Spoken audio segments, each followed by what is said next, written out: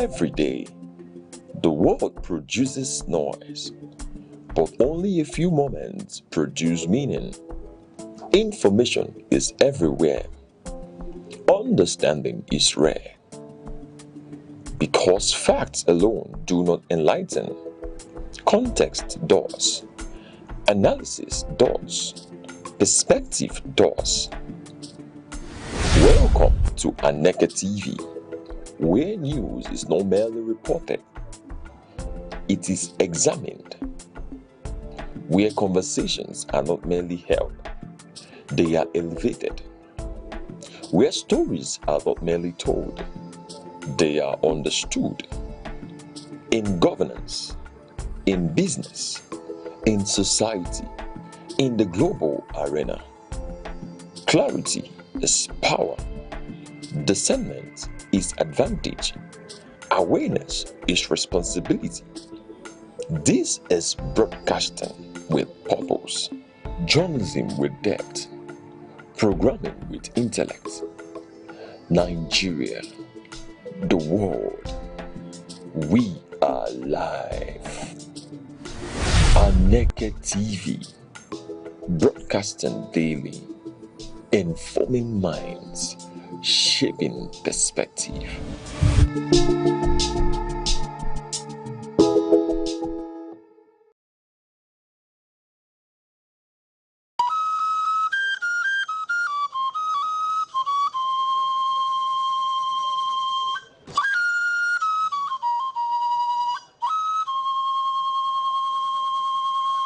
There are two types of kola nut produced in Nigeria: kola nitida, otherwise called gworo, and widely eaten in northern part of Nigeria. Kola acuminata, also referred to as Igbo kola, is of local origin and occupies an important position in social, religious, and sacred ceremonies in Igbo society. It is seen as a vital and sacred fruit in Igbo land and serves as the major instrument of prayers connecting the ancestors. It cements discussions and also the fundamental bedrock of philosophy and proverbs. It is a symbol of welcome, unity, and peace. If kola nut contains one cotyledon, it is regarded as dump kola nut and thrown away. Kola nut with 4 cotyledons represents the 4 Igbo market days: Eke, Orie, Afo, and Nkwo. If kola nut contains more than 6 cotyledons, it signifies blessings and wealth, and it is celebrated. There is also another type of Igbo kola nut called Ojugo, which is referred to as the king of Igbo kola. The reproductive organ of the kola nut is referred to as the tongue, and it is removed after prayers and thrown to the spirit of the ancestors.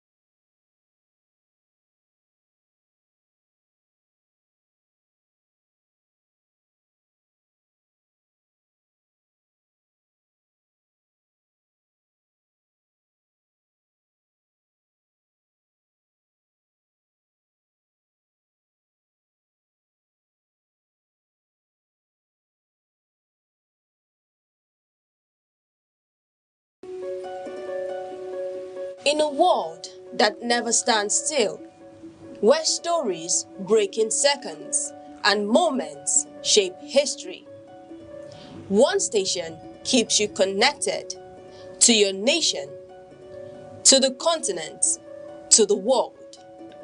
From breaking news to powerful stories, from business and politics to culture, lifestyle and entertainment, we inform, we inspire, we keep you ahead.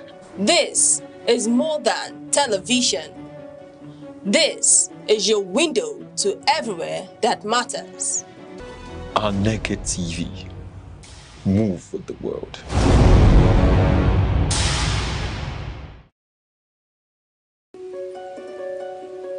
In a world that never stands still, where stories break in seconds and moments shape history, one station keeps you connected to your nation, to the continent, to the world. From breaking news to powerful stories, from business and politics to culture, lifestyle and entertainment, we inform, we inspire, we keep you ahead. This is more than television. This is your window to everywhere that matters. Aneke TV.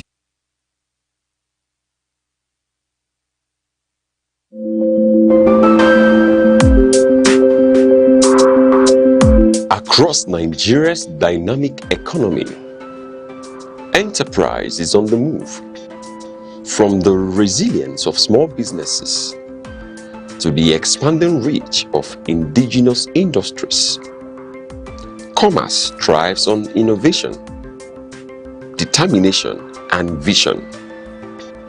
Finance is evolving, powered by technology and driven by a new generation of entrepreneurs. In a rapidly changing world, digital transformation is redefining how we save, invest, and grow wealth. From energy to agriculture, manufacturing to tech, Nigeria's economic landscape continues to diversify. Policies shift, markets respond, and opportunities emerge. Every figure tells a story. Every trend shapes the future. The question is, where is the next opportunity? On Aneke TV, we bring you clarity beyond the numbers. This is Business Outlook on Aneke TV, tracking the markets, analyzing the trends, and spotlighting the drivers of economic growth. Aneke TV, informing enterprise.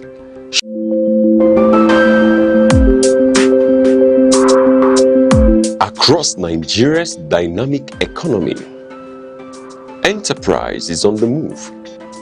From the resilience of small businesses to the expanding reach of indigenous industries, commerce thrives on innovation, determination, and vision.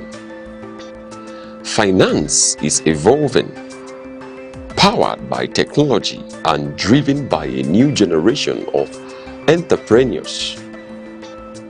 In a rapidly changing world, digital transformation is redefining how we save, invest, and grow wealth. From energy to agriculture, manufacturing to tech, Nigeria's economic landscape continues to diversify. Policies shift, markets respond, and opportunities emerge. Every figure tells a story. Every trend shapes the future. The question is, where is the next opportunity? On Aneke TV, we bring you clarity beyond the numbers.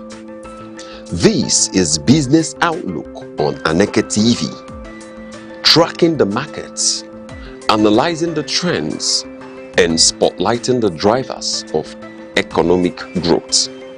Aneke TV, informing enterprise, shaping perspective. From the trading floors of Lagos to the commodity hubs of Enugu, we say thank you for joining us and welcome to Aneke TV Business Outlook. Coming to you live from Enugu, global equities are ending the week under pressure as high-tech sell-offs and Brent crude crossing $100 a barrel weigh on sentiment. Yet, local markets are charting their own path. The Nigerian Stock Exchange surged over 1.5 trillion naira yesterday, powered by Tier 1 banks and upstream energy, while the naira remains firm under 1,370 naira. This morning, we unpack where the smart money is, how to capture 18 to 26% fixed income yields, and the key moves your portfolio needs today. And this is the Business Desk, where data meets destiny, and your weight finds his voice. I am Uche Osai.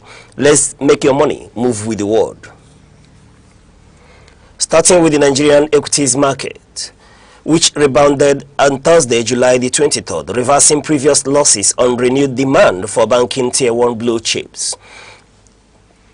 Nigerian All-Share Index advanced 0.98% to settle at 247,831.40 points. Market capitalization rose by 1.58 trillion naira, adding additional 1% to close at 159.89 trillion naira. Market breadth stood positive as 40 stocks recorded gains against 31 decliners. Then looking at the sectorial performance, where the banking index-based market jumping a positive 3.92%, followed by industrial goods, which stood at 1.27% daily adjustment, and insurance, at a positive 0.75%. And quickly, here are the top 5 volume drivers. Total shares traded volume stood at 782.30 million shares across 46,215 deals. Now we saw First Holding Company yesterday, moving by volume the highest number at 104.54 million shares, taking a chunk of 13.6% of the volumes traded. Access Corporation followed with 92.58 million shares, taking 11.8%. VFD Group yesterday moved 92.35 million shares, taking 11.8% yesterday, and GT yesterday moved 74.48 million shares, taking a 9.5% of the market share by volume. Dangote Sugar yesterday took 4.0% of the market volume by moving 31.48 million shares. Turnover on value reached 56.27 billion naira, and here are the top value drivers. Yes, First Holding Company equally led this pack, moving 12.27 billion naira worth of shares, taking a percentage of 22.2%. GTCO, yes, GT Company yesterday moved 9.73 billion worth of shares, 9.73 billion naira worth of shares, taking 17.3% chunk of the value market. And then MTN Nigeria yesterday moved 11.4% of the total value in shares, moving 6.43 billion naira worth of shares. Seplant traded 5.59 billion worth of shares, yes, on a share of total value of around 9.9%. Aradel, another energy equity, moving 2.68 billion naira worth of shares, taking a value of 4.8%. And quickly, here are the top 5 gainers for yesterday. Yes, taking a look at the top 5 gainers for yesterday, we saw Guinness. Yes, Guinness Nigeria PLC, you heard correctly, moving with the pack, making a positive bullish adjustment of a positive 10% to close at 365 naira 20 kobo. Yes, Thomas Wyatt yesterday followed suit, making a bullish adjustment of a positive 9.78% to close trading at 4 naira 49 kobo, having open trading at 4 naira 9 kobo. And then UPDC rates yesterday open trading at 12 naira 80 kobo, closing at 14 naira to make a bullish adjustment of 9.37%. Access Corporation yesterday closed bullish, making a bullish adjustment of 9.4% to close at 28 naira 95 kobo, having open trading at 26 naira 55 kobo. First Holding Company yesterday opened the market at 110 naira, making a positive adjustment to close at 119 naira 75 kobo in the bullish rim of 8.86%. And quickly taking a look at the Lagos, where Legend International yesterday closed in the negative of 4 naira 10 kobo, making a bearish adjustment of 9.89% in the dip. RT Briscoe, also in the dip, made a bearish adjustment of 7.84% to close at 11 naira 75 kobo. Omatech yesterday closed at 1 naira 78 kobo in the dip of a 6.32 bearish adjustment. Yes, Cornerstone Insurance yesterday closed in the dip as well, as he closed the trading book at 5 naira 40 kobo, making a dip of 6.09% negative adjustment. Yes, Living Trust yesterday, equally in the dip, made a bearish adjustment of 4.88% to close at 3 naira 90 kobo. And quickly, here is the market outlook for today. We are looking at a sustained banking momentum, where demand for banking tickers like First Holding Company, Access Corporation, GT, and Zenith is expected to stay active as investors position ahead of upcoming earnings releases and recapitalization deadline. Another factor is the selective bargain hunting, which we expect to characterize the market today. Expect mixed trading towards the closing weekend session, while blue chips retain buying pressure.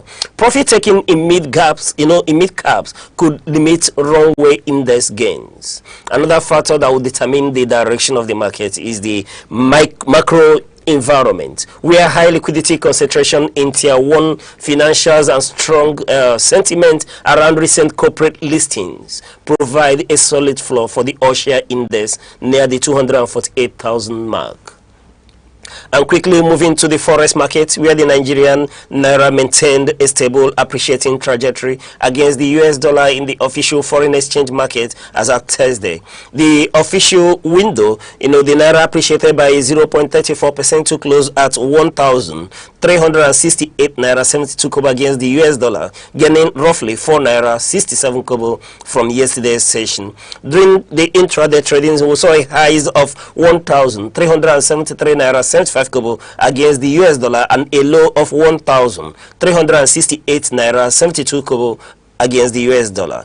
And at the street market, we saw trades holding stable between 1,395 naira against the US dollar and 1,405 naira against the US dollar, maintaining a narrow premium over the official rate. And quickly, here is the market outlook for today. Expect the naira to remain broadly stable and range bound, between 1,365 naira to 1,385 naira against the US dollar. While high domestic interest rates and CBN market intervention, backstops currency stability, underlying import demand towards the weekend, will keep price movements within a narrow band.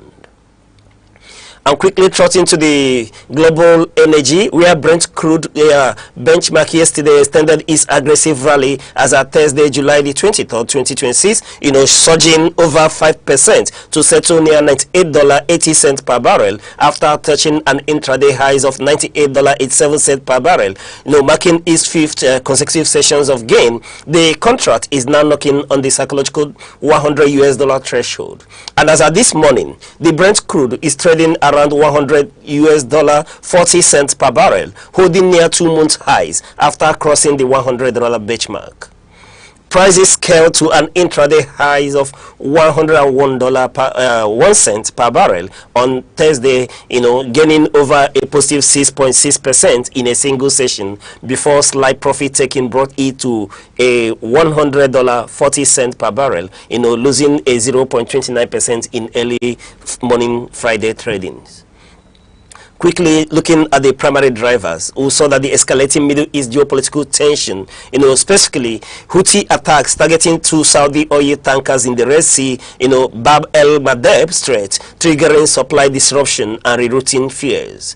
And quickly, here is our market projection for today. We are taking a look at the geopolitical risk premium to be a high factor in shaping the market, where high geopolitical volatility and potential maritime blockades will keep a strong floor under price near $98 to $101 per barrel throughout today's section. Another factor is the trading range. Expect Brent crude to consolidate within $99.50 to $102.50 per barrel, while elevated summer travel demand and inventory drawdowns support the upside. Minor profit taking heading into the weekend may cap immediate further surge. And quickly moving to the Nigerian commodities market, where the market saw mixed but firmly elevated trading across major grain counters as at Thursday. Industrial and export demand continue to support grain valuation on domestic exchanges, such as the Affairs and the Lagos Commodities and Futures Exchange, even as seasonal inventory drawdowns tightened spot availability across major regional aggregation hubs. Export-focused agricultural commodities, and particularly, speaking to sesame seed and soybeans, which maintained steady price floors, buoyed by international off-taker demand and a stabilizing foreign exchange environment. Meanwhile, local field staples like maize and shogun, continue to trade at elevated levels ahead of the primary harvest season.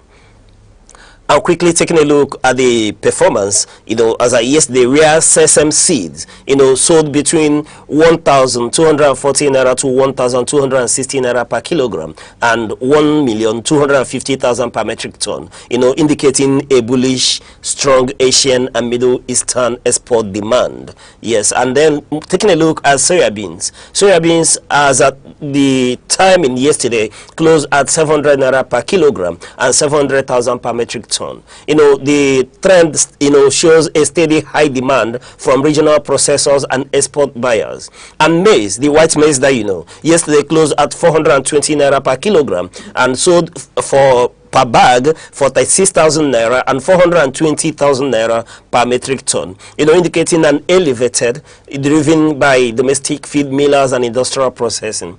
And taking a look at Shogun, yes, Shogun at 50 kg bag of it, went for 32,000 naira, indicating a trajectory of a firm sustained buying from beverage and industrial food sectors. Yes, paddy rice, as at yesterday, stood at 370 naira to 420 naira per kilogram, and per metric ton sold for 370,000 naira, indicating a mixed commercial meal aggregation ahead of the wet season harvest. Then quickly taking a look at the key market drivers, where we saw a robust offtake for export cash crops, high international appetite for clean grade sesame seeds and soybeans continue to incentivize local aggregators, maintaining tight spot supply and premium pricing in northern warehouse corridors.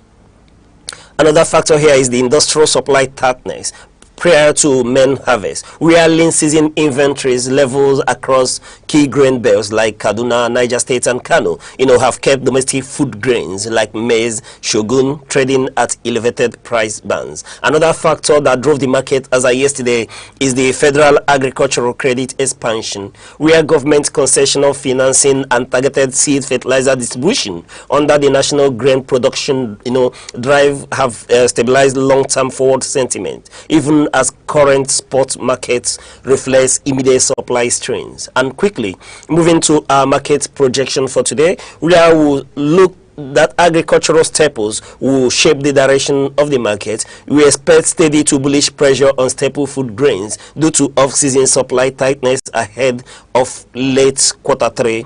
And another factor here is the export and cash crops, where high global commodity benchmarks and stable forest settlement conditions will keep export-oriented agribusinesses trading active. Another factor that will determine the pace of the market today is energy-linked products.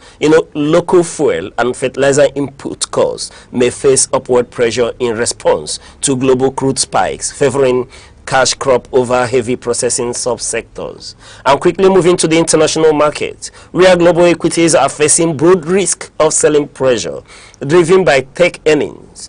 disappointments and escalating Middle East geopolitical tension. Brent crude crossing $100 per barrel and new US tariff measures. Now quickly running to take a look at Wall Street, where US indices recorded their sharpest single-day loss in a month, led by heavy tech selling, following earnings and AI spending concerns.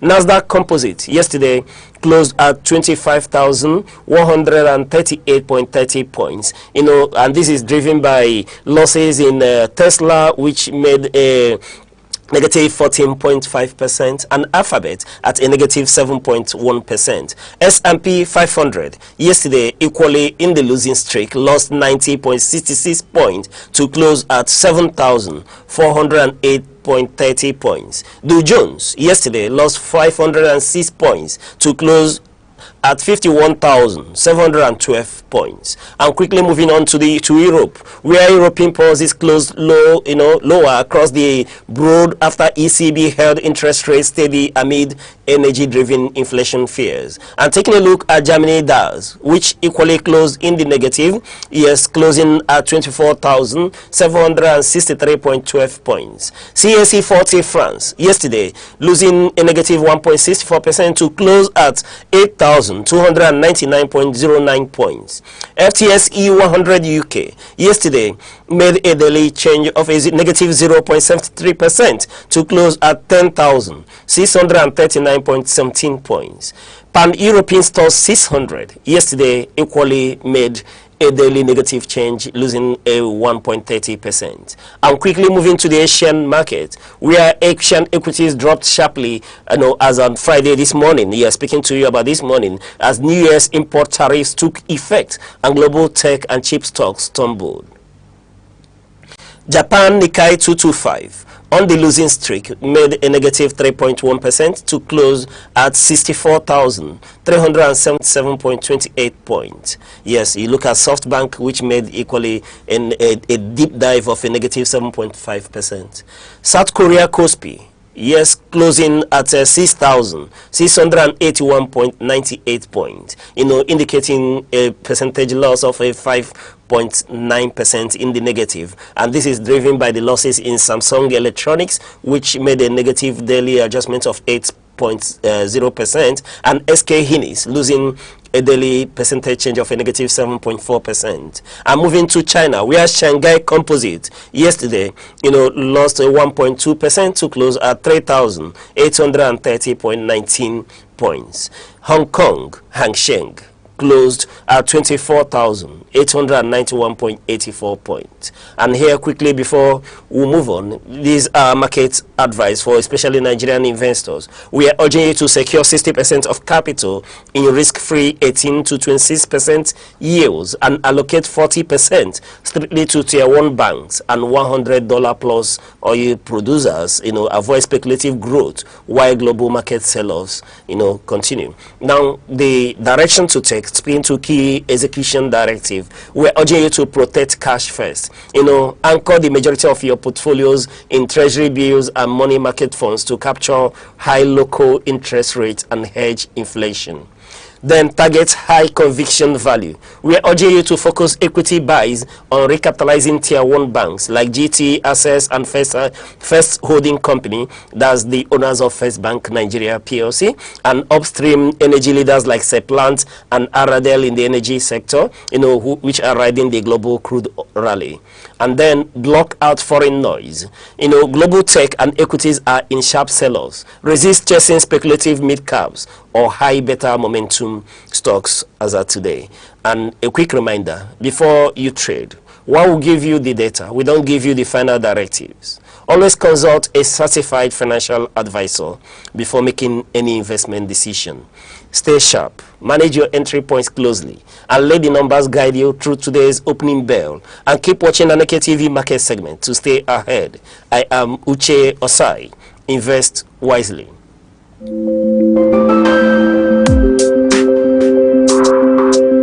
Across Nigeria's dynamic economy, enterprise is on the move. From the resilience of small businesses to the expanding reach of indigenous industries, commerce thrives on innovation. determination, and vision. Finance is evolving, powered by technology and driven by a new generation of entrepreneurs.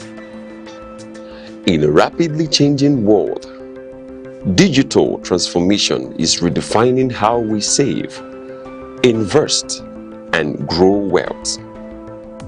From energy to agriculture, manufacturing to tech, Nigeria's economic landscape continues to diversify.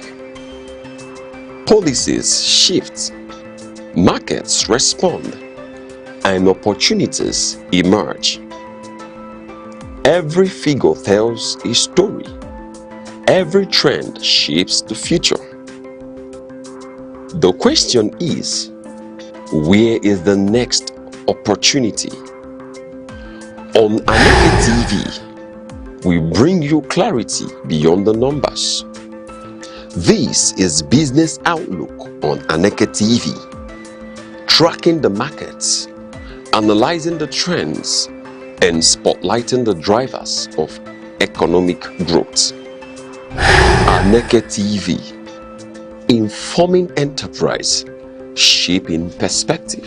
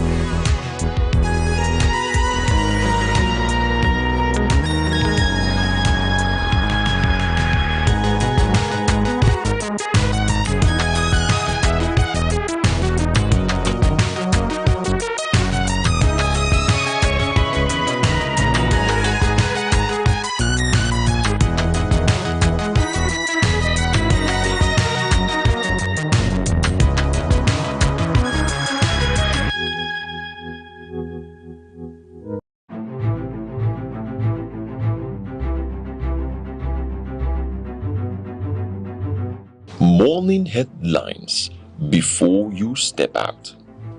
Midday updates while you work.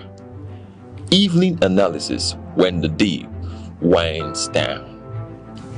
Wherever life takes you, Aneke TV keeps you informed, connected, and ahead.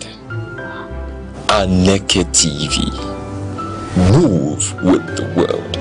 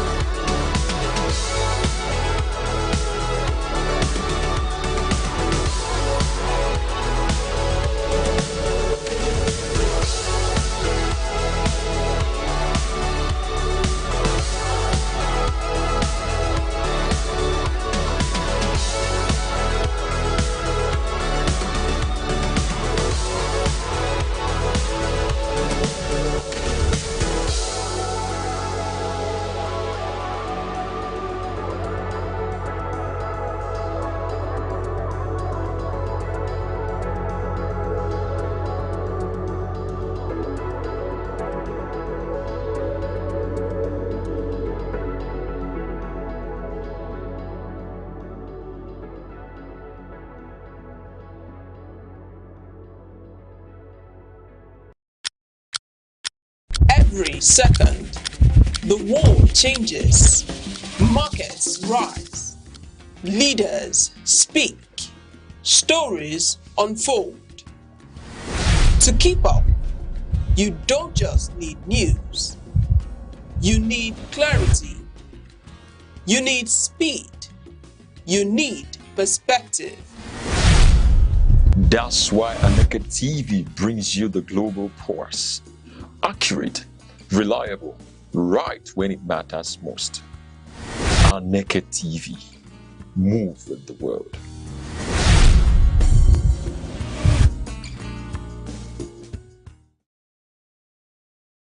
Security is not just police on patrol. It is safety in homes, schools, markets, and mines. Without it, progress is impossible. Be alert, report danger, support community watch. True security is collective responsibility.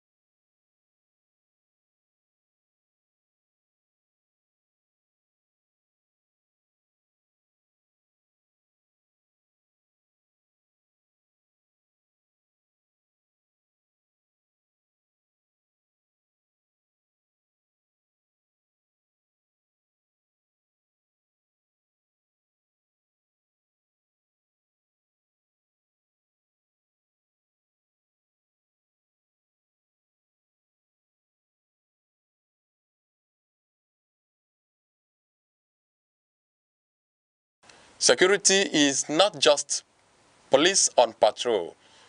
It is safety in homes, schools, markets, and mines. Without it, progress is impossible. Be alert, report danger, support community watch. True security is collective responsibility.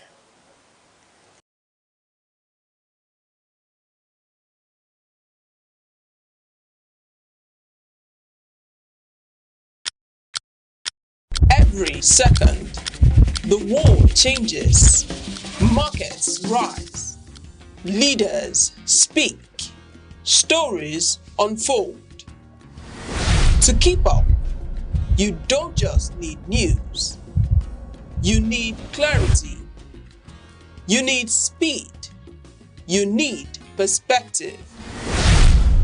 That's why Aneke TV brings you the global pulse. Accurate, reliable, right when it matters most. Aneke TV. Move with the world.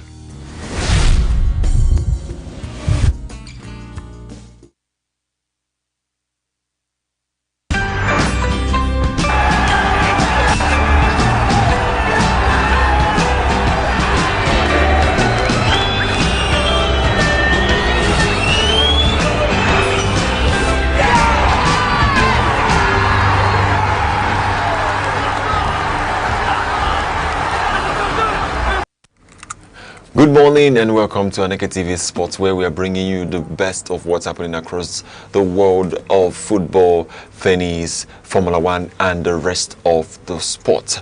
Today promises to be interesting while we are on the Thank God It's Friday edition, where we're going to be bringing you how the week was, how the week had to be, and the things that happened. Of course, we may not bring all this because we're still having fresh information that we would like you to know, from the transfers in the Premier League down to the events which has happened and the events which we're expecting. Of course, tomorrow is the fight between Anthony Joshua and Prenga. On that same note, we are having other games, other fights that are coming up. And I'm sure that you are willing to stay with us and see this. My name is Good Hope Chuguma, the Sports Oracle.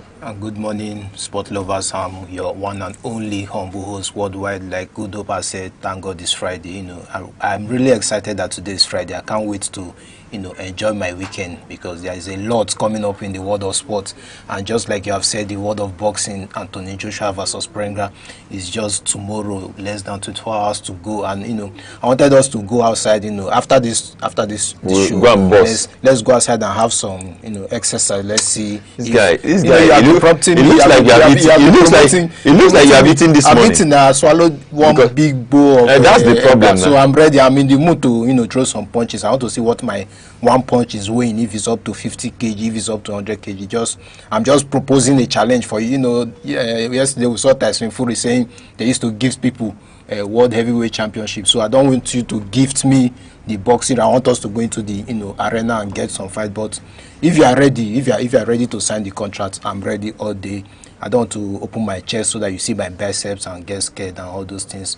My pectoralis are very, very, you know, strong this morning. So, and I'm energized. I've eaten, so I'm willing to take. Well, on if you are Mr. eating, me, I've not eaten. Please. Don't worry, I'll buy you food. No, don't buy. I want you to be ready. I don't want any excuses. You have been promoting. Are you the one that is fighting me? Am I the one challenging you? You have to accept. You can't challenge me, and I can't challenge. You can't challenge me. It's under duress. You must still challenge you. You are the one I'm challenging this Friday. Me and you after the show will go outside. No, you are forcing this challenge. There's a ring outside. It's not by force. It's just that it's an obligation for you to do it. It's not by force. So I'm challenging him today. It's me and him. If on Monday you don't get to see him, just know that I've knocked him out. This guy is willing to destroy me. No, I'm ready. I'm in the mood because this Joshua and Prenga's match today is something we have been looking up to. Yeah, it's something we've been looking up to. Counting down to this fight, and finally is here. Just tomorrow we are going to see the fight. Just tomorrow we're going to see the fight. Of course, I would love to see that game fully, what it holds. Yeah. I'm sure many Nigerians would see the match because this is our very own Anthony Joshua, who suffered a lot just because he came down to celebrate Christmas, and that was what made him to lose two of his associates. It becomes a sad event while we are still weighing the fact and that he is just one of the best in this world of boxing. But we are seeing that he is going to face Prenga, and is going to be a British shutdown. While we're still talking about that, Tyson Fury on the other side had to, you know, come up with his own fight, and his fight is going to take place probably today into tomorrow. Of course, Anthony Joshua's game is going to last for that 24 hours of boxing. Yes, it's going to last for 24 hours. And it's included in Ultimate. This is the flyer, Saturday fight night, 24 hours of boxing. Joshua pay-per-view, 1 p.m. Eastern Time, 6 p.m. British Standard Time. They're telling you the time that you can watch the game. Don't forget the Spence versus Sizu match is also tomorrow. Sizu match is also tomorrow. So it's going to be a boxing match that everyone would want to see what happens. While we're still talking about the UFC night, we are still talking about the Saturday night that is coming up, where, you know, fighter odds, that's in the bet 365, where they are going to, you know, they have already arranged those who they want to, you know, who you can bet in that's this. The UFC. Yeah, UFC game, UFC fight. Wow. Yes, you could see them. They are ready to. The way they get this, their statistics, having to put 82% on Ankalev, and of course 19% on this Guskov. Is it just trying to? Is it the bookmakers? For me, are they trying to? Because I'm looking like this is a strategy. What if Guskov gets a win from this match and is having 18% chances to win? Are you not seeing that direction? It could be a trap, like the bookmakers trying to tip everybody to go for Ankalev. And at the end of the day, of course, this is a boxing match. This is for the light heavyweight bout. These two have been preparing, they have been competitive. You cannot tell me that someone has 18% when you want to fight. So for me, this percentage is too low, and I believe this is like a trap for people that are into betting that, okay, this guy has 82% of winning. They might probably all go out and stake for him. Then the little percentage of people that are going to stake for this guy will probably get the win, but you know that more money has gone into that person that has 82%. So for me, I'm just looking at it as a trap for people that are into betting. But of course, they have their reasons why they placed him on 82% chances of winning and Guskov on 80%. I would not know their reason, but I'm just saying that this might be a trap for you guys that are into betting. Be careful of what you are staking this time around. This is a competitive match. It's just like Anthony Joshua and Prenga. Somebody will now say 82% on Anthony Joshua, 18% on Prenga. The ratio is the difference is too much for me. And anyway, we'll see what's going to happen at the end of the day for this fight. Of course, it's coming up same time tomorrow. It's still 25th Saturday, so we are having a lot of boxing matches to watch. Anthony Joshua match is coming up. This one is also coming up. The Taizu match is also coming up. All in the same, tomorrow. So that's why I'm excited about tomorrow being Saturday, because there are a lot of boxing matches coming up. Are you having any favorite for any of these, apart from Anthony Joshua, of course? This match, Ankalev versus Guskov.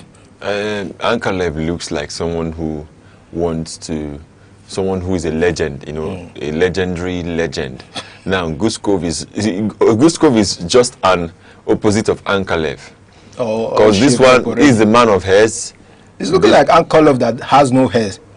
If you take it, just remove the beard, remove the hair. I'm saying that both of them are the opposite of each other. Yeah. Because Ankalev has more hair and Guskov. But these are not the things that you check.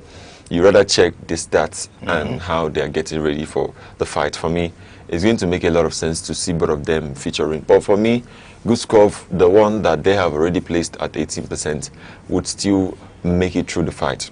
So it's going to be an interesting one. It's really, really going to be an interesting one. I want us to take a look at the Punch Sports Extra. Let's just start to examine and extray facts and figures which we have there, especially in the world of sports. We are seeing our very own Nigerian athletes going over to Glasgow in Scotland, going over to Glasgow to participate in the Commonwealth game that has been holding that will start in the coming weeks. Now, I want us to see the Punch Sports Extra, where we have some update on the news surrounding the Nigeria sports arena, and also the football world, where we have some transfers which has really been done, or which is yet to be done. Of course, Punch Sports Extra is so special that they tell us who the gods are intending for Manchester United to sign. They are so wonderful with their intentions. They have the recent updates, of course, and starting by the right hand side here, we can see Falcons will get their WAFCON Larges. That's talking about Dico said Falcons will get their WAFCON Larges. Then, of course, Joshua not ready to move on from friend's death. Of course, he's going to be involved in a fight later tomorrow, so he's not ready to move on. He's going to show that in the ring. Then, Rangers adopt Remo Stadium for CAF Champions League. Rangers have adopted the Remo Stadium for their CAF Champions League match. Then, of course, talking about Aroko Dario of Wolves, debunks Wolves training ground ban. There are issues talking about him being banned from training in the Wolves pitch, but he has debunked the rumors that there is nothing like that. Talking about Genk break transfer record to sign Duro Simi. This is our own Nigerian footballer that has been signed to Genk. Then, of course, Baka complete Adeyemi 5-year deal. They are going to avail Adeyemi today. Is a confirmed deal, and is a Barcelona player. We are going to see him next season. Then, just by the right down there, you are having Arsenal, United chase Pulisic. No, United. What do they mean? Okay, but is it Christian Pulisic that has played for Chelsea before? Christian Pulisic, that that has played for Chelsea, that went to the Italian Serie A side, that has played, so he has not just been in one place. And of course, he's someone that is, has featured in, of course, the just completed World Cup for USA. So I'm quite surprised to see Manchester United going for him, Arsenal going for him. I don't want to believe this. In fact, this should be just, let's classify it as just a rumor for now, but I'm not seeing the possibility. Then, of course, we still have down there Reds, Leeds, 100 million euros Bacola raise. that's talking about Liverpool. They are still interested in this particular. Then at the front page, which is almost like the headline, we have Kanye Sola Ajayi exclusive, talking about my family has always supported me and never stopped me from chasing athletics. I know they are proud already, but I also know winning medals for Nigeria at the Commonwealth Games, the World Championships and the Olympics would make them even happier. This is talking about his family is already proud of him despite what he has achieved. Maybe he has not even gotten to the Olympics or winning the Commonwealth game, but he has already come out to say that his family is already proud of him, what he has done so far, and it's a good thing. Then of course, let's not skip the ones that are down there. FG charges Team Nigeria to surpass Birmingham feat. FG, talking about federal government, charges Team Nigeria to surpass Birmingham feat. Then AFN boss Okowa targets 7 gold in athletics. Okay, we hope we'll get that target out. And of course, we have just down there Saliba faces 12 weeks injury spare. This is going to be a real situation for Arsenal. It's going to be a real situation, and they're going to try to sign someone who in defense, someone who could replace him very fast while he comes back and start making the mark. I trust him so much. I trust the quality Saliba brings. Yeah. You saw when they played against Spain, when they played against the top teams in the World Cup, the quality he brings. I mean, having William Saliba and having him, it's really sad, and I must say. And it's a back injury, something that probably he will not recover so soon. Yeah, it's 12 weeks estimated, but we are seeing that he could recover and come back. And that's now already going for John Stones, like a replacement for Saliba, who is currently injured. Rodri is also having that same kind of back injury, but he does not want to go for surgery. He has opted out, and of course the physicians and the medical professionals have said that he might not really require surgery. So sometimes the players go for surgery just to resolve everything, but sometimes they don't want to do surgery, and it will take another extended period to recover from this. They have to go through so many training, through so many therapy to get back on their feet. And we are wishing Saliba, of course, good time to recover and get back to his feet to come back to Arsenal. And also, what are we having in the world of this is the weekend where we are going to see Formula 1, talking about the Hungarian Grand Prix, and that's why I say this weekend is just filled up. We are having the boxing matches that are coming up, not just boxing. Now we are still talking about Formula 1, where we have talked about Anthony, talking about Kimi, talking about Sir Lewis Hamilton, talking about Verstappen, talking about the rest of them. It's going to be this weekend, Formula 1 Hungarian Grand Prix. We are going to have to see who is going to come up with a winner. The guys are come up with a winner. But while we're talking about the Hungarian Grand Prix, you will see Mercedes. That's they have the safety cars. You will see the safety cars just beside it. The safety cars, 20 years of Mercedes AMG safety cars. You know what the safety car does? It helps to assist, so that cars, it's as fast as Formula 1 cars. Imagine having this is what people buy and they claim they have luxury. This is the one we drive around that we are saying. Imagine them using it as safety car. Look at all the Mercedes brand that you will have said you have seen before, almost all on our roads, and they are being used as safety cars. So these cars are faster. They are very fast.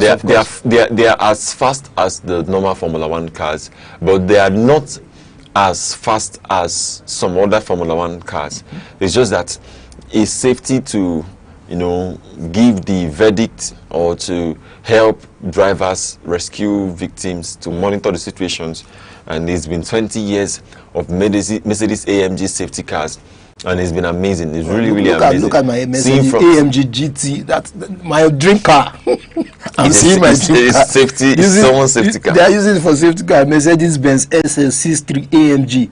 Mercedes-Benz CLK55 AMG, Mercedes-Benz CLK55 AMG, Mercedes-Benz C36 AMG. Almost all the AMG that I've been dreaming about are being used as safety cars. Mercedes-Benz CLK. So your car is safe. Anyway, it's nothing bad. But let's start from the beginning. Mercedes-Benz C36, Benz C-Class 36. This is one of the oldest brand of Mercedes that we used to know then. And people still drive this car till now. People are still cruising. Enjoying it, having a good time. Mercedes turns 360. Their wheels and their steering, you can turn around 360. So I believe people are still going to be enjoying this car. Look at Mercedes-Benz CLK55 AMG. Almost all these products here are all AMG. Mercedes-Benz CL55 AMG. Mercedes-Benz SL55. Different brands of Mercedes-Benz CLK. Just take a look at these ones that are just down below before you get to the final. They are the beautiful Mercedes that we are seeing around. Mercedes-Benz SLS AMG, Mercedes-Benz SLS AMG GT, then Mercedes AMG GTS. Then coming down, you're having Mercedes AMG GTR, Mercedes AMG GT Black Series. I love this car. Then Mercedes AMG GT63 Pro Formatic. I think this is the one you should buy for me. Yeah, I've already this very last one. Yeah, that last one. I mean, the other day I was cruising with it, so I had to just ride this one.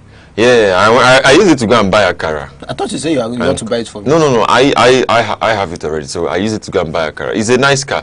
Wow. I will send one of my boys to get it to you. Please. If not, at least this weekend, let's use it. Yeah, so that we cruise around and see what. I really love this car. If you can get it for me, anything you want me to do, I'll be doing it. Okay, if I get it for you, I want you to cancel the fight.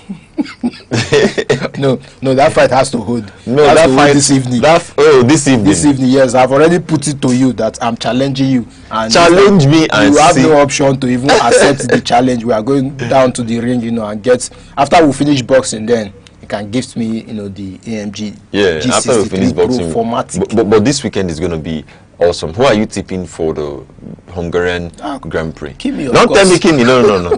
Apart from Kimi, okay, and we should Lewis, let's see if someone else could just. Last time I went for Verstappen, he did not give me the result, so I don't want to try again with Verstappen. I want to go with Leclerc. Okay, he's saying Leclerc. Yeah. He's tipping Leclerc. Me, I'm tipping Lewis. Lewis, you said we should remove Kimi. Those two cannot be there. Okay. I think I would tip. No, I would tip. I wanted to say Fernando Torres. No, I would tip.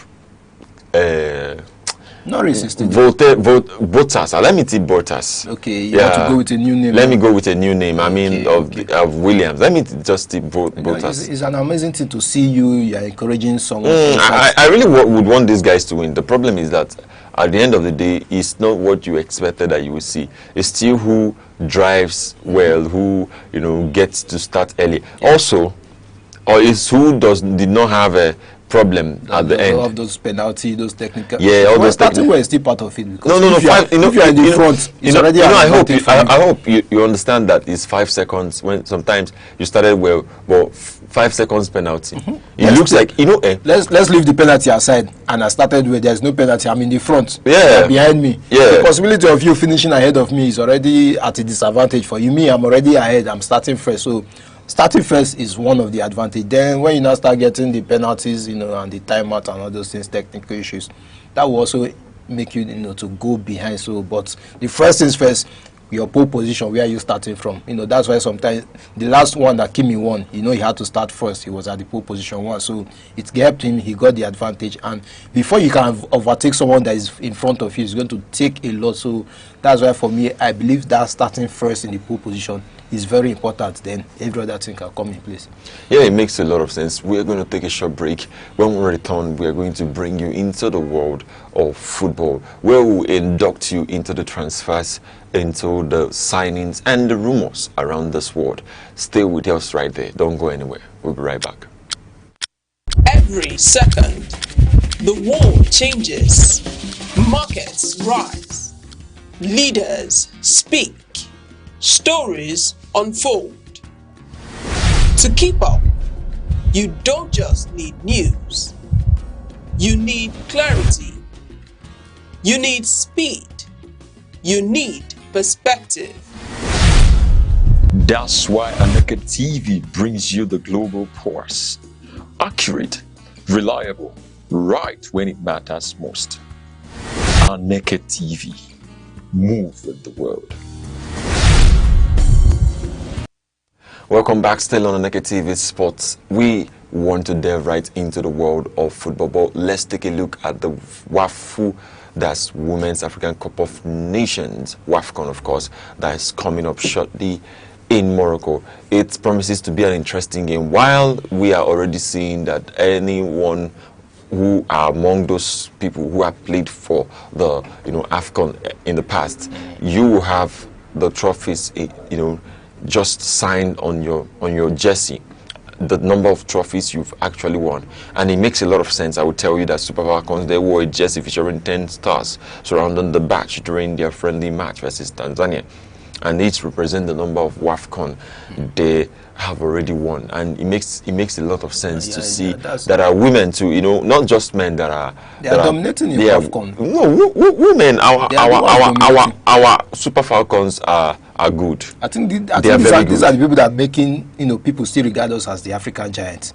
Because imagine what did you just say? Yeah, they're the ones making people still referring to us as African giants, having 10 of these trophies. 10, not even 2, not even 3, 10. Imagine that with the men had 10, then the African giants will be like the super African giants. So these people still make us, they put us somewhere in the map, representing Africa, in the world. Talking about Nigeria being the 1998 winner, being you can just see the 2000 winner, 2002, 2004, 2006. Then of course they had to come 3rd place in 2008. Yeah, they have never finished outside top 4 in WAFCON history. This is an incredible record. Before any other African country talking about the WAFCON, talking about the female is going to break this record, winning the title back to back for 5 times before going 3rd place, then coming back, then entering 4th place, then coming back again to win it back to back. That you can't even count how many back to back they are doing. It's like they should be called back to back of the WAFCON. Just keep doing back to back. Did back to back 3 times, entering for they won it 2024, and of course the next one is coming out 2026. Probably we are going to also tip them to win it. So these ladies are making us proud. They should be called the champions of WAFCON, if not for anything, having to win it. And that their jersey is so beautiful. That one that has the 10 stars on it. It's really beautiful. Really so beautiful. I love the jersey.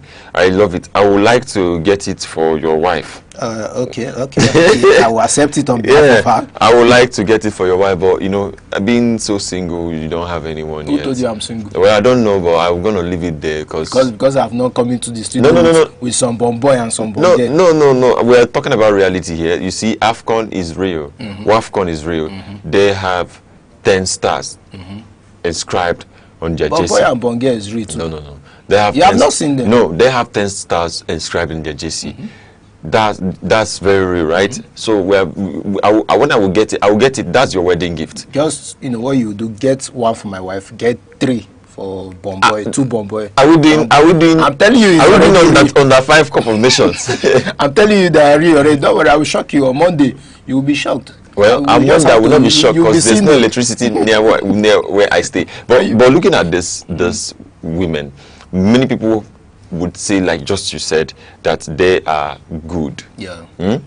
I hope you know that they're not generating as much as income as much as the men. Of course, we know the women football cannot generate as much income as the men. If the women had their World Cup, you would not see as much as you will not see up to 6 million fans coming out to support them. Women, let's start from the first place. Women, do they even watch their football?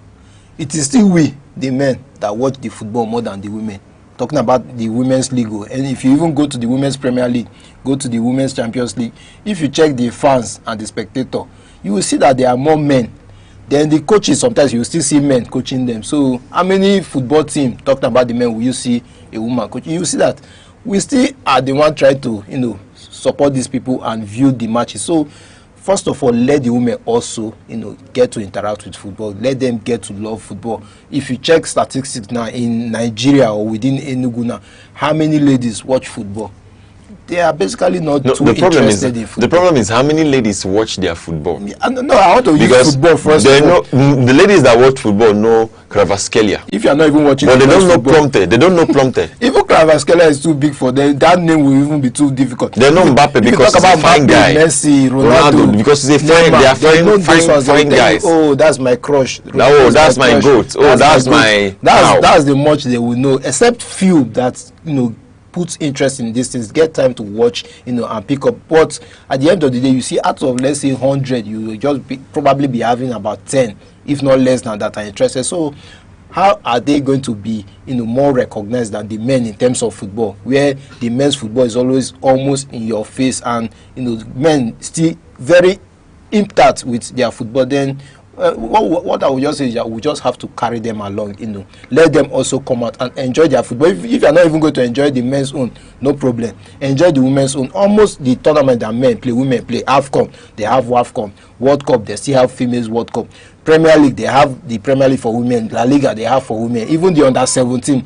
So any category you're checking, they have the female version of it. So let them also come outside to watch this one. Let it not just be the men. So I believe that is the reason why you can't say that they will earn more than the men. So the viewership, I mean, the sponsorship, I mean, so these are the factors or things, you know, that we are still looking at. Let them also come outside, you know, to enjoy their own football. Then, of course, the men has been enjoying the football. The women also has to show support in terms of watching their own football. Women should still show support in sports generally, because we just have few names that we could say, okay, this person is there, that name is there, the other name is there. We just have few names, those who are really, you know, showing up in this world of sports. While we're still talking about, let's just go straight to the world of AFCON that's coming in 2027. Talking about teams, around 24 teams will participate in the AFCON that is coming up, and it tells you that, you know, the increment in the number of teams that are going to participate is going to be interesting. That if any country doesn't qualify for AFCON, it's going to be somehow for me. Going to be so. Now, it's going to really be somehow. So it's more opportunity, just like what they did in the World Cup. They expanded the number of teams, you know, that are going to play the World Cup, and you saw how many, having 10 African countries, you know, coming into the World Cup. That was the first time, because they increased the number. So at the end of the day, I know we would not still qualify, but imagine out of that 10, the number of people, before it used to be 4 that you see in the World Cup. Now 10 we are involved, and though we did not even go to the, will I say, the round of 16, but we did well. We cannot say some of them did not do well. So now AFCON, having 24 teams, is going to open doors and opportunities for other countries to come in, you know, and play this wonderful game of football. And of course, I know our own team, of course, talking about Nigeria, we will be there, and this tournament runs from June 19th to July 17th. That's almost a month, just 2 days that will not make it a month. So we are going to see what happens talking about the AFCON. But just as we are talking about football, we are having Luka Modric, you know, the great talent, talking about Modric, who has also signed for AC Milan to, you know, extend his contract to 2027. This is someone that has played for Real Madrid for more than, will I say, more than a decade. He has been in Real Madrid for more than 10 seasons, enjoyed football. You know, he came from Tottenham Hotspur, played for Real Madrid. Now he has played for AC Milan last season. He's still there. He has signed a new contract till 2027. Of course, he's going to be under Ruben Amorim. Don't forget Ruben Amorim. Ruben Amorim, the Manchester United coach. I see the moves he's making. Of course, he wants to let Rafael Leao go because of he was one of the guys who earned so much in the team. And it's so much, and you're not bringing. And he's not bringing anything. So he would want to just take care of that, so that he will go and find a place where he could, you know, engage himself in the competition. For me, I think that having someone like Ruben Amorim in your team, he will give you the best. He would see the quality that he will bring in to AC Milan. AC Milan will be so stable right now. As much as we understand and believe that tactics in different jurisdictions matters a lot, in different, you know, exposures matters a lot. I won't take what I will play that will earn me the mark, that will earn me a point, and play it in Rome. What I'll play in Jerusalem, I'm doing it in Rome. So I play according to teams, and of course Ruben Amorim should just be lenient a bit on his I believe he has learned from what happened to him in Manchester United, where they were complaining of, you know, even the training session being so rigorous. He has learned. It's not all about, you know, having a rigorous section in the training, and when you enter the field, the players are almost fatigued that they cannot even move their leg, move their body. So those training, those rigorous sessions might not really be the best for some players. Let's look at, for instance, Luka Modric, who is already, will I say, above 35, and you are coming to give him another rigorous training. You know, this man is just going to bring experience to you, to your team. There will be no need putting him through those rigorous training to just see if he's going to be fit. You know, he's fit. Those things even tend to put footballers to injuries, because when you have rigorously trained over time, when you enter into the pitch, you're almost always fatigued, and any slight tackle might, you know, get you down and, you know, lead you to injury. So for me, Luka Modric is a good signing. You know, this is a man that is well experienced. He's going to be like a motivation to the younger talents, that are willing to learn. When you have such a player in your team, you have one or two things to learn from him, just like having Lionel Messi in your team, having Cristiano in your team. These people will not be there to, run so much. They will not be there to give you those physicality that you need, but what they'll be bringing is more of the experience, showing you how football is being played. He's a midfield maestro. He throws the passes, and if you are going to be open, you enjoy him as an attacker. Anybody that AC Milan will bring in now as their attacker will also enjoy football under Luka Modric, because he has a good, if you are talking about long range pass, he has it. If you are talking about short passes, he has it. The accuracy, we know he possesses all these things. So this is the experience Luka Modric will bring for AC Milan, and that is why I believe Ruben Amorim also wanted him to stay, because he was part of the people that convinced him to still stay for an extra season. Of course, this contract is just running till 2027 with an option to extend to 2028, but for now we are going to see Luka Modric is quality for me. He's a great quality. He's a great guy, and he has actually showed that class always and always. I mean, right now it just dawned on me that I've missed my game a lot. And where you used to use him? I used to use him and be wiping Chelsea. It's Chelsea I always wipe. Why do you always prefer to wipe Chelsea? I wipe Chelsea because there are other clubs that you I wipe Chelsea, I wipe Newcastle, I wipe enemies of Manchester, even both Manchester City. On the game and even on real life, you just want to be wiping. I wipe. There's no time. Allow these people to breathe. I allow them to breathe, but if they don't want to breathe, I give them what to breathe from. Well, it's interesting seeing that people are just getting to renew their contract. Same thing looking at Chelsea going for the Crystal Palace midfield defender, the French Lacrosse, seeing how he has played in the World Cup and how upon all the tackles he made, his hairline was intact. So Chelsea are making a lot of moves this season.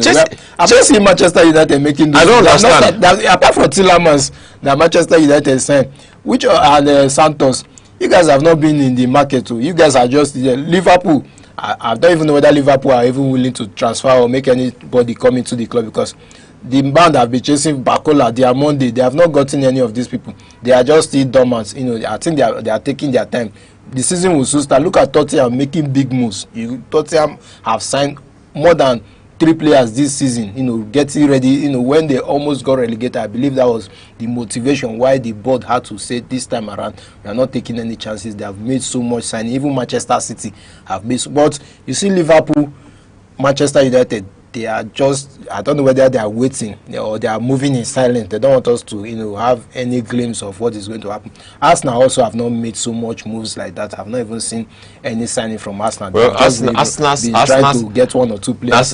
Arsenal's own case is that they have been also making progress. You see, going for the likes of Bruno Guimaraes, they are going for for some quality to. They are going. They have not gotten. They are going. See. And they placed a bid on what's it called, Guimaraes, 70 million euros. Yes. Is that the valuation for Guimaraes? If how much trouble? How much was what's it called, Fernandes? What? Which Mateus Fernandes? Yes, to Manchester City. Who's that? 80 million euros. The one from West Ham. 85. They are placing 70 on Guimaraes. Are you? Stingy. These guys are stingy. Before they even place the bid, Newcastle have already stated that it will be rejected. How can you be placing 70 million on Guimaraes? Do you know Guimaraes? I don't know how they do this bidding. Okay, when you place 70 million, Newcastle will now say, okay, just give us 70 million. It's not possible. Morgan Rogers was signed 17 million. Then you are talking about Guimaraes. You are putting Arsenal. I don't think they are ready. They want to be playing. They will be there. Another person will come for it. That's what I know. What really pains me here is that Arsenal will be there. Manchester United will come for Bruno Guimaraes. I think it's better for me. And let him go there. And then Manchester United will go for Enzo Fernandez. And Manchester United will go for Tchouaméni. Yes, Tchouaméni. You see, of course, these 3 names now, once they come into that team, Premier League, Champions League, and Shakira sang for the World Cup. And Shakira, I think she's still there. Just so everything. We are looking at. We have given you the tips. Probably this coming Premier League is looking like it's going to favor Manchester United from what has happened in 2010. Yeah. Coming to happen once Spain wins the World Cup, and Shakira sang. Spain win. Shakira sang. Don't forget these 2 statements. Spain won the World Cup. Before the World Cup, Shakira sang. secular side. And you know, she sang, what's it called the other time? She sang Die Die this time around. You know, just get the tip, just get that intuition that probably Manchester United might take. Don't forget, underline might win the Premier League. But still talking about transfer, the man they call Klopp, Jurgen Klopp, he's probably going to be unveiled later today or tomorrow as the German head coach. You know, I think the countryside, they are making a lot of big moves. We have talking about Klopp, but the countryside are making moves. Of course, Germany, Klopp, Italy going for of course, Guardiola. They even turned down. Italy turned down. Sorry, Guardiola had to turn down the Italian job because of family time, prioritizing family time, and also the fee. You see, so we're seeing big names knowing their worth. You know, that fee, I believe that fee, they will still revisit it. Well, they will revisit it because they need Guardiola. If they wanted to, they will revisit it. Him saying family time, I don't believe the country, coaching is more tedious compared to the club which runs for a season. Country now, you have family time because you are not going to country. How many times will you be playing football? Once the league starts now, you will not be hearing of country football anymore. What you will now hear, maybe friendly matches which will not come up every time. So he's going to have that family time once he's coaching the Italian side. But that fee, I believe, with seriousness, the way the Italian side have been approaching him, I believe they will work on that fee, because if it's that family time that's the issue, I believe just know that he's going to have that time, but that fee is what they just have to look into. It's actually for me, it's actually the fee. It's not about the other factors that are inside. It's the fee. So when the fee works out, then we will see family. I know someone like you say family should come later. No, family cannot come later. But this is. I'm just looking at the circumstances. It's country football. Country football. If you say just like I've said, club football. You go into the season, when you start the season, you just know that you are going to run almost 12 months. You might not have that space to spend a lot of time with your family. But country football, the World Cup is over. Probably when we are going to see the World Cup is the 2030. What you are going to be having is maybe the Euros and other competition. So these things don't come every time. It's not like in a month you might not even have anything to do with the Italian side. You will just be coaching and doing so you are going to have a lot of time for your family. So they should just work on it. It's been long. I also saw the Italian side in the World Cup. It's been long. It's been long. We saw the Italian side. So let them do something for the Italian side so that we can see them. They can resume alongside Nigeria. Nigeria and Italy have missed out of the past two World Cups. So it doesn't really go well for me. And this is where we're calling today on this edition of Aneke TV Sports. Thank you very much for watching. We'll come your way same time, same station tomorrow, where we bring you latest updates on what's happening across and around the world of sports. I'm Good Hope Chukuma, the Sports Oracle. Thank you for watching. All right, I remain your humble host worldwide. Don't forget, today is Friday. Thank God it's Friday. Go out there, enjoy your time, spend some lovely time with your family. Don't forget family first. Have a lovely Friday. Bye-bye. Bye.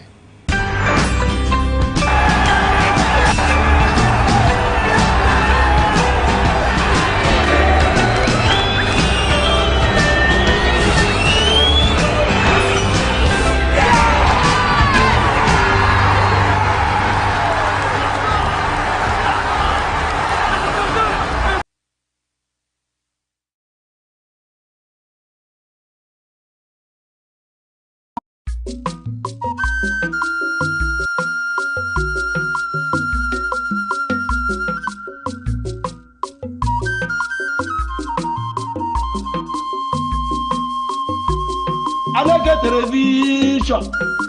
How I get one with the Quaza and I am what you go How Mbo Wabian here, Bube, Mbo, what I want here, Bube, Aneke television on the Melo, Yamela Madia, in our uncle, in America, Putanwa, in our Kozu, in our uncle, the one Aneke television, the Arcade, your man. Television, you do man. Help the little way, Melamadia. Who me, Bodia, Nanka, Bunkai. You might have a girl, if you won't have to come over soon. You better have you what I look at television. Oh, boy, I'm a social media. What the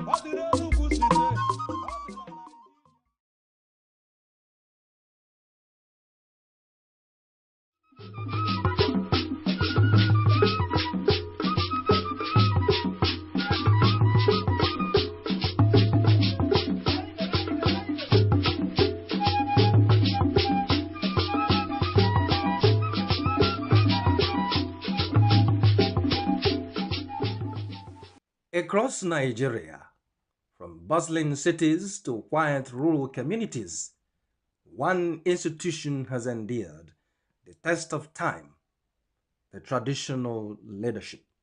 Long before modern governance structures emerged, these institutions were the heartbeat of society, providing leadership, justice, and social cohesion in ways that remain indispensable to this day. Traditional institutions are not merely ceremonial. They are custodians of Nigeria's rich and diverse cultural heritage. From the Obas of Yoruba land, the Emirs of the North, to the Iwe and Obi of Igbo land, traditional rulers preserve centuries of customs, language, festivals, and rituals. They ensure that the stories, values, and identity of their people are not lost in a rapidly changing world. What sets these institutions apart is their organic legitimacy. Unlike elected officials whose authority depends on periodic votes, traditional rulers derive their influence from ancestry, community consent, and deeply rooted cultural norms. This legacy makes them trusted arbiters, moral authorities, and stabilizing forces within their communities. Their position above partisan politics allows them to mediate dispute and guide society with a unique combination of wisdom and authority. At the grassroots level, traditional institutions are indispensable for governance and social order. They resolve dispute, manage land and chieftaincy matters, and act as intermediaries between local communities and government policy. In rural areas, where formal structures are often distant or overstretched, the presence of these leaders ensures continuity, fairness, and accessibility in governance.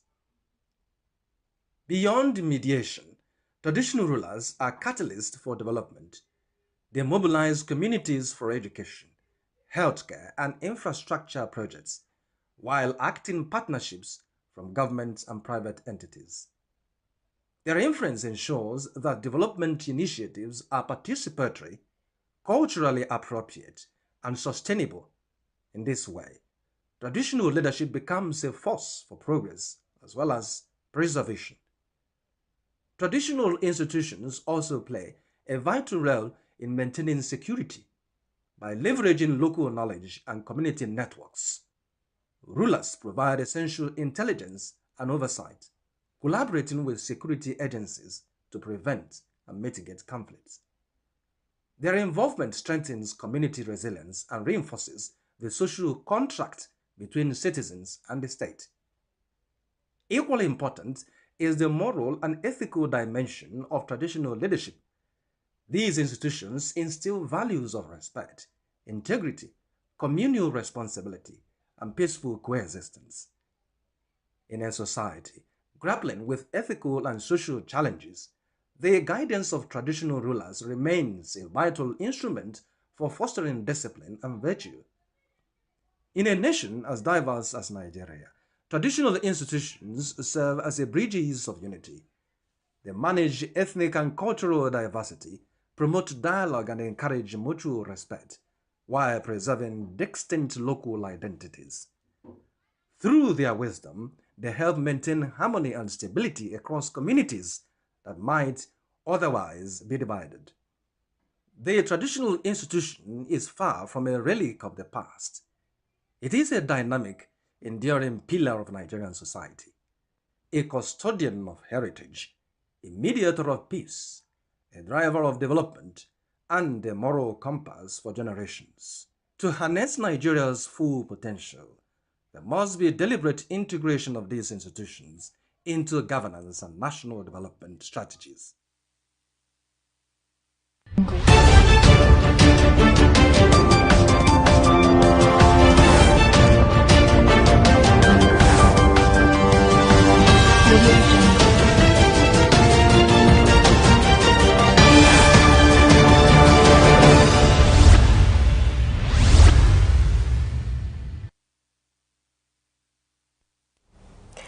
Good morning and welcome to news around the globe on Aneke TV. I am Princess Ken Ochoma. Glad to have you join us. On the headlines, President Tinubu approves expansion of the Nigerian Army from 8 to 12 divisions. House of Representative passes constitutional amendment bill establishing state police. On the foreign scene, United States military carries out a 13th consecutive night of precision strikes on strategic Iranian military targets. On business, United States imposes a 12.5% tariff on selected Nigerian imports. Now the news in details. An Enugu Air passenger aircraft carrying 68 people yesterday veered off the runway after landing at Benin Airport in Edo State. The Embraer E-170, operating flight 4264 from Lagos, came to a stop in nearby vegetation after overrunning the runway. Emergency responders immediately evacuated all 63 passengers and 5 crew members. Aviation authorities confirmed that no injuries or fatalities were recorded.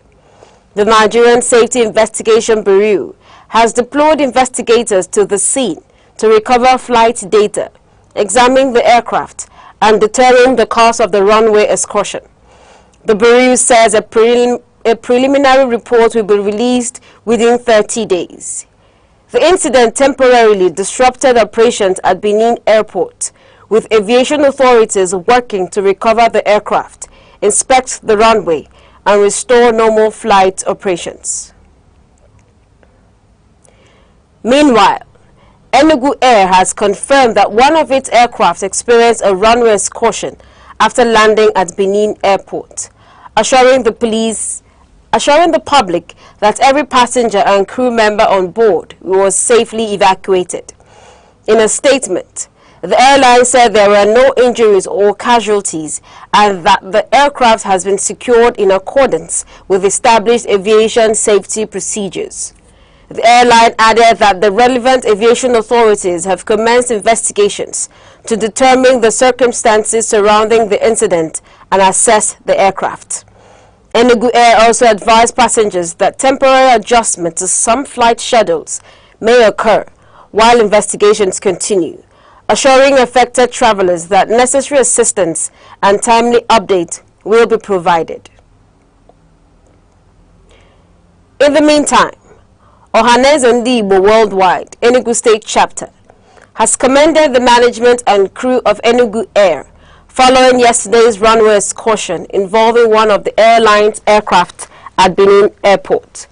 In a statement jointly signed by the Vice President General, Professor Fred Eze, the State Chairman, Chief Damian Obisi, and the National Treasurer, Dr. Peter Chidera Aneke, the organization expressed gratitude to God that every passenger and crew member survived the incident unharmed. The group commended the professionalism, competence, and prompt decision-making of the flight and technical crew, describing their actions as a demonstration that safety remains the cardinal principle of aviation. Ohaneze also encouraged Enugu Air to sustain its operational standards while operating fully, with aviation authorities investigating the incident, reaffirming its support for the airline and the Enugu State Government Aviation Initiative. Meanwhile, United Nigeria Airlines has suspended all flight operations to and from Benin Airport, following the temporary closure of the airport runway by the Federal Airports Authority of Nigeria.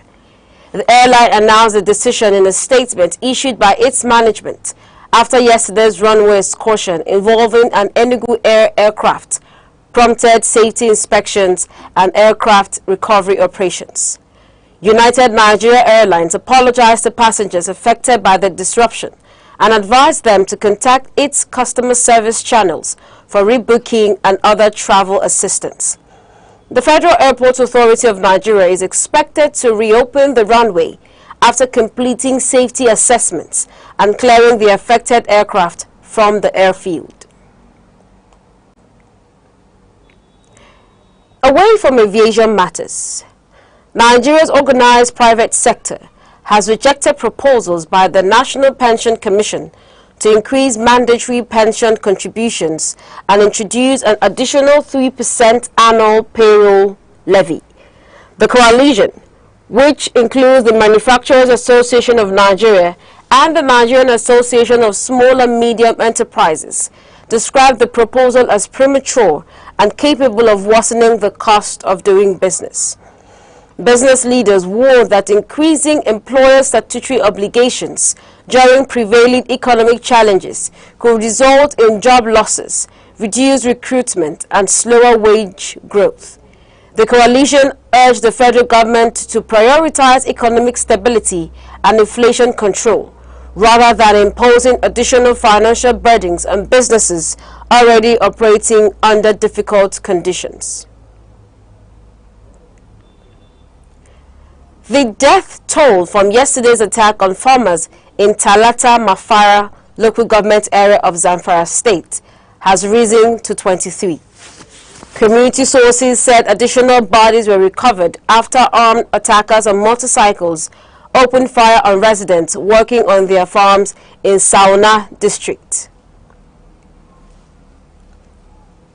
Survivors conducted a mass burial for the victims at the palace of the district head, while some residents fled the affected communities over fears of further attacks. Police authorities have yet to issue an official statement on the incident, which again highlights the continuing security challenges facing farming communities across northwest Nigeria.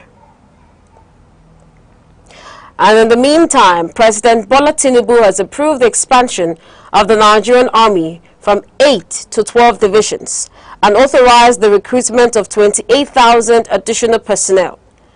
The President's Special Advisor on Information and Strategy, Mr. Bayo Onanuga, announced the approval, describing it as part of the administration's commitment to strengthening Nigeria's security architecture.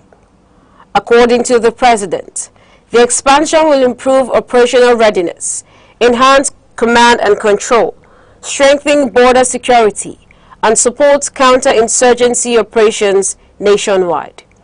The federal government said the initiative also includes continued investment in troop welfare, military equipment acquisition, and border armed force modernization. The House of Representatives has passed the Constitutional Amendment Bill establishing state police services across Nigeria. The executive bill, transmitted by President Bola Tinubu, secured the required 2/3 majority and proposes a dual policing structure in which federal and state police will operate alongside clearly defined responsibilities. Proceedings ended in controversy after members of the minority caucus staged a walkout, alleging that constitutional procedures were not fully observed during consideration of the legislation. The bill includes safeguards against political interference, independent oversight mechanisms, and dedicated funding arrangements, although it must still secure Senate concurrence and approval by state houses of assembly before becoming law. The Christian Association of Nigeria, CAN, Southwest Zone, has rejected provisions of the proposed Federal Road Safety Corps Amendment Bill 2026, which seeks to prohibit preaching and hawking in commercial vehicles. In a statement, the Southwest Chairman of CAN, Bishop Barnabas Akinsoya, argued that the proposal violates constitutional rights to freedom of religion, conscience, and expression. The association also noted that many Nigerians depend on roadside and vehicle-based trading for their livelihoods amid prevailing economic hardship. CAN has appealed to President Bola Tinubu to withhold assent to the bill and instead initiate wider consultations with religious leaders, legal practitioners, and road safety experts. The Independent National Electoral Commission, INEC, has assured Nigerians that technological shortcomings experienced during the 2023 general elections have been addressed ahead of the 2027 polls. Speaking at a policy roundtable in Abuja, INEC officials said improvements to its electoral technology and operational procedures would enhance transparency and credibility. Executive Director of Yaga Africa, Mr. Samson Itodo, urged the Commission to strengthen transparency by publishing ward and local government collation results on the INEC results viewing portal alongside polling unit results. INEC also said that more than 2.9 million Nigerians have completed Phase 3 of the continuous voter registration exercise, while the Commission called for amendments to the Electoral Act to address pre-election disputes within political parties. You are watching news around the globe coming to you live from Aneke TV. For more updates and breaking stories, stay connected with us on our social media platforms, Facebook and YouTube at Aneke TV. And now here is a recap of some of the major stories making headlines. President Tinubu approves expansion of the Nigerian Army to 12 divisions. House of Representative passes landmark constitutional amendment bill establishing state police across Nigeria. And coming up shortly on the foreign scene, United States military launches a 13th consecutive night of precision strikes against strategic targets in Iran. And business, United States imposes 12.5% tariff on selected Nigerian imports. Stay with us. 7 days, countless moments, stories that shape the week. From decisions in the corridors of power to developments affecting everyday lives. From moments of challenge to stories of resilience and progress. This is where the week comes into focus. Week in retrospect, only on Aneke TV. You're welcome back. A federal high court in Ibadan has restrained the Economic and Financial Crimes Commission, EFCC, from proceeding with its planned investigation into the finances of the Oyo State government. Delivering judgment, Justice Nkonye Maha held that although the EFCC has statutory powers to investigate financial crimes, its request for the state's contract and payment records covering 2021 to 2025 was not supported by any specific allegation and amounted to what the court described as a speculative fishing expedition. The suit followed the Commission's request to the Oyo State Accountant General for extensive financial documents without identifying the companies or transactions under investigation. The Oyo State government maintained that Governor Seyi Makinde approached the court to clarify the constitutional limits of the Commission's investigative powers, insisting the administration had nothing to conceal. Meanwhile, the Oyo State chapter of the All Progressives Congress, APC, criticized the judgment, accusing Governor Makinde of attempting to shield his administration from scrutiny. Separately, the Oyo State House of Assembly has approved the governor's annual leave from August 10th to September 11th, with Deputy Governor Barrister Abdul Rahim Bayo Lawal expected to serve in an acting capacity. On the foreign scene, hundreds of demonstrators have taken to the streets of Madison, Wisconsin, following the fatal police shooting of Corey Rui, an incident that has renewed debate over the use of force by law enforcement officers in the United States. Madison Police Chief John Patterson said officers confronted Rui while responding to reports of a suspicious individual looking into parked vehicles. According to the police, Rui allegedly attacked an officer with a knife during a struggle after a taser deployment proved unsuccessful. Authorities said one officer then discharged his firearm, fatally wounding Rui. Video footage of the incident, recorded by bystanders and widely circulated on social media, has intensified public criticism and prompted large demonstrations across the city. The Wisconsin Department of Justice's Division of Criminal Investigation has launched an independent homicide investigation, while the 4 officers involved have been placed on administrative leave pending the outcome of the inquiry. The United States military has carried out a 13th consecutive night of airstrikes against Iranian military targets, further escalating tensions across the Middle East. According to the United States Central Command, the latest 2-hour operation targeted command centers, drone facilities, and coastal surveillance installations, with Washington saying the strikes are intended to protect international shipping through the Strait of Hormuz and the Red Sea.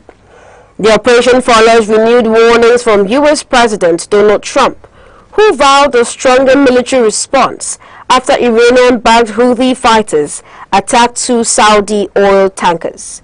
The conflict, which intensified earlier this year, continues to threaten regional security and global energy supply routes.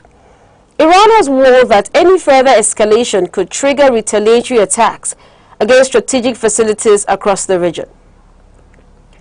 Meanwhile, international legal experts have urged all parties to comply with international humanitarian law and avoid actions that could endanger civilian infrastructure. Leaders of India's youth-led Cockroach Janata Party are preparing to meet government officials as nationwide protests over alleged examination paper leaks continue to spread.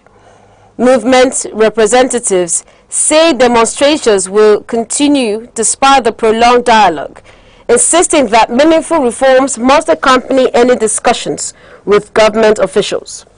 The protests, now regarded as one of the most significant youth-led movements during Prime Minister Narendra Modi's administration, have drawn thousands of students and young people to New Delhi, where they are demanding the resignation of Education Minister Dharmendra Pradhan. Indian authorities have responded by tightening security, temporarily shutting several metro stations and restricting mobile internet services in parts of the capital. Prime Minister Modi has pledged tougher legislation against examination malpractice, although protest leaders insist broader reforms are urgently required. The United Kingdom says its armed forces remain fully prepared to defend the country after Iran warned against the use of British military bases by United States forces. A British government spokesperson said defense assets remain on high alert in coordination with NATO allies to protect national interests and maintain regional stability.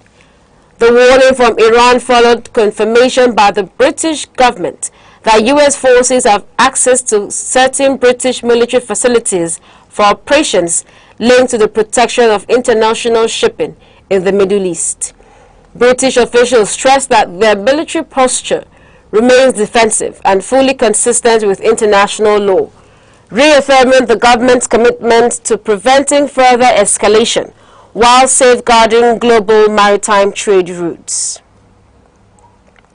And on business news, the United States has imposed a 12.5% tariff on selected imports from Nigeria under a new trade policy targeting countries that Washington says have failed to prohibit goods produced through forced labor. The decision was announced by the Office of the United States Trade Representative, which said the measures followed investigations conducted under Section 301 of the U.S. Trade Act involving 60 major trading partners. According to the USTR, countries that have adopted or committed to enforcing bans on imports linked to forced labor, including India, Indonesia, Malaysia, Mexico, and the United Kingdom, will instead face a lower 10% tariff. U.S. Trade Representative Jamieson Gray said the measures are intended to encourage stronger enforcement against forced labor in global supply chains. The tariffs follow President Donald Trump's decision to invoke Section 122 of the Trade Act after a U.S. Supreme Court ruling blocked broader emergency tariff measures. On to sports news. The Python Golf Club in Port Harcourt has been confirmed as the host venue for the Nigerian national finals of the International Pairs Golf Championship. The tournament will take place from July 31st to August 2nd and will bring together leading amateur golfers from across Nigeria, competing for the opportunity to represent the country at the World Finals in Tenerife, Spain this year. Organizers, Falcon Golf Development Company, say preparations have been completed, with logistics and tournament facilities ready to deliver a world-class championship. The competition is open to amateur golfers with recognized handicaps and is expected to further promote golf development while showcasing Nigeria on the international sporting stage.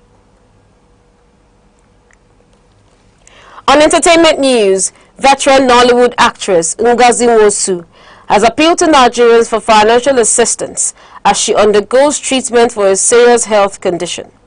In an emotional video posted on her social media platforms, the actress disclosed that she requires 3 major surgeries, estimated to cost about 30 million naira. Nwosu said making the appeal was a difficult decision, but explained that her deteriorating health had left her no alternative. She expressed hope that support from colleagues, fans, and members of the public would enable her to receive the required medical treatment. The actress, widely respected for her decades-long contribution to Nigeria's film industry, thanked well-wishers for their prayers and appealed for continued support as she battles to regain her health. And now to end the news, the main points again.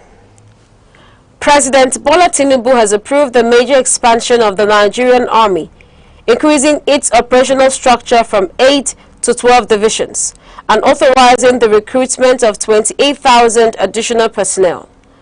According to the President's Special Advisor on Information and Strategy, Mr. Bayo Onanuga, the initiative is aimed at strengthening Nigeria's security architecture, enhancing operational readiness, and improving the armed forces' capacity to respond to evolving security threats nationwide. Meanwhile, the House of Representatives has passed the Constitutional Amendment Bill establishing state police services across Nigeria.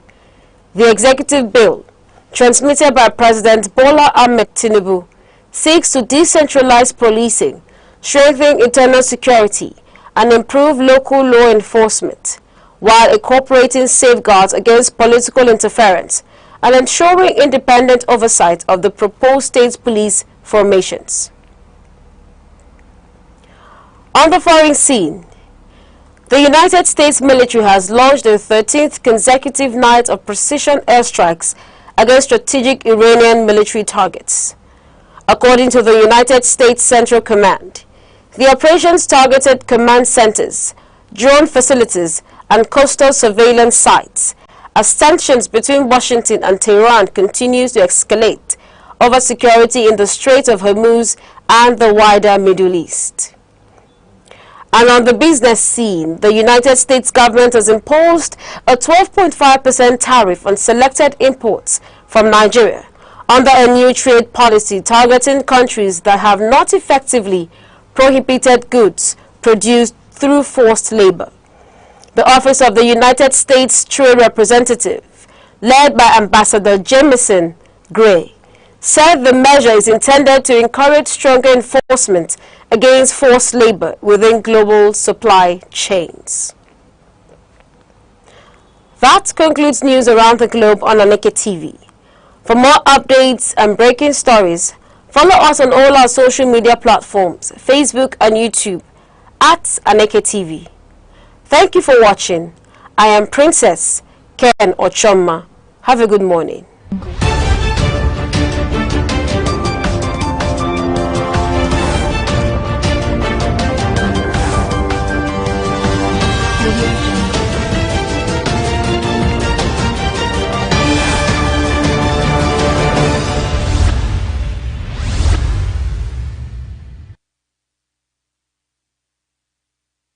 I want to gently recommend this to you.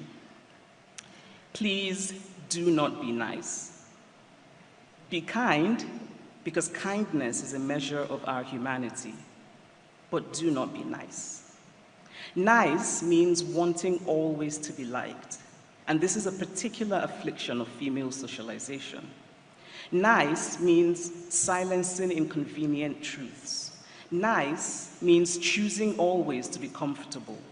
Nice means letting go of courage. Nice means talking about peace, but not about justice. Nice will not remake the world, and there is so much about our world that needs remaking. There is no such thing as a perfect human being. The longing for perfection will hold you back. It doesn't help any cause to start with perfection as yardstick. We do not need to be perfect before we are able to do what is right. I wish you everything you wish for yourself that causes no harm to others.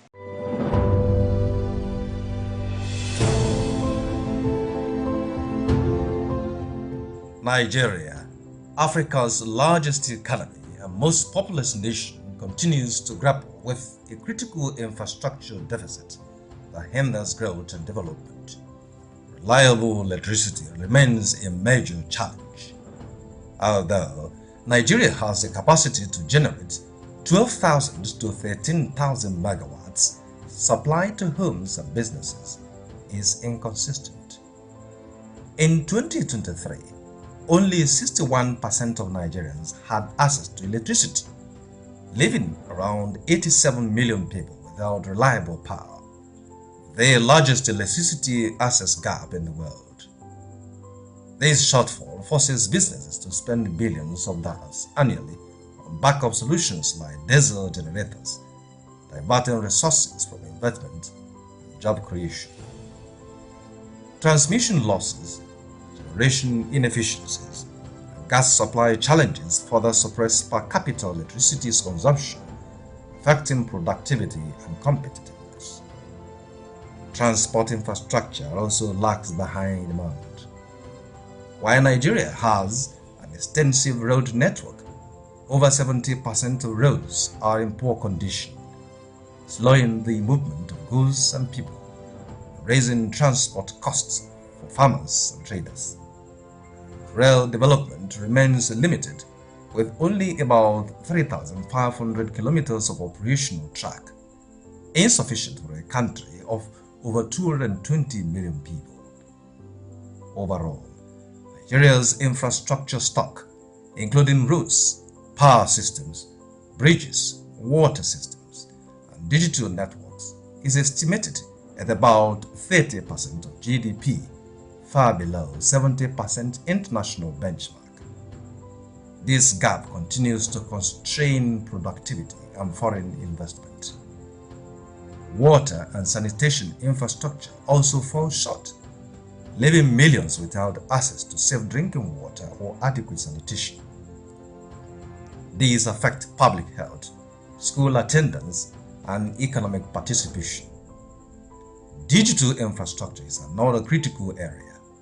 Broadband penetration and data center capacity remain limited, concentrated mainly in Lagos, while other states lag behind. These restricts growth in fintech, cloud services, e-government, and emerging technologies such as artificial intelligence. Experts estimate that hundreds of billions of dollars will be required annually over the next decade to close these infrastructure gaps. Mobilizing investment from private sectors, international finance institutions, and public-private partnerships is essential. For Nigerians, improving infrastructure is more than convenience, it is a path to safer roads, stable power, efficient transport, modern digital networks, more jobs, business growth, better health outcomes, and increased competitiveness on the global stage. Bridging this infrastructure divide is crucial to transforming Nigeria's potential into tangible progress for every citizen.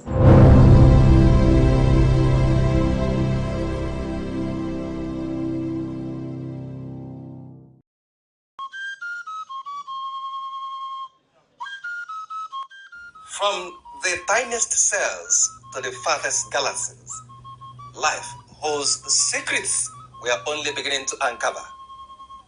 Why are we here? What connects us all? What unseen forces shape our destiny? Join Professor Jude Udenta as he explores the wonders, the questions, and the revelations that define existence. Mysteries of life, where every answer sparks a new discovery. Watch now on Aneke TV every Monday.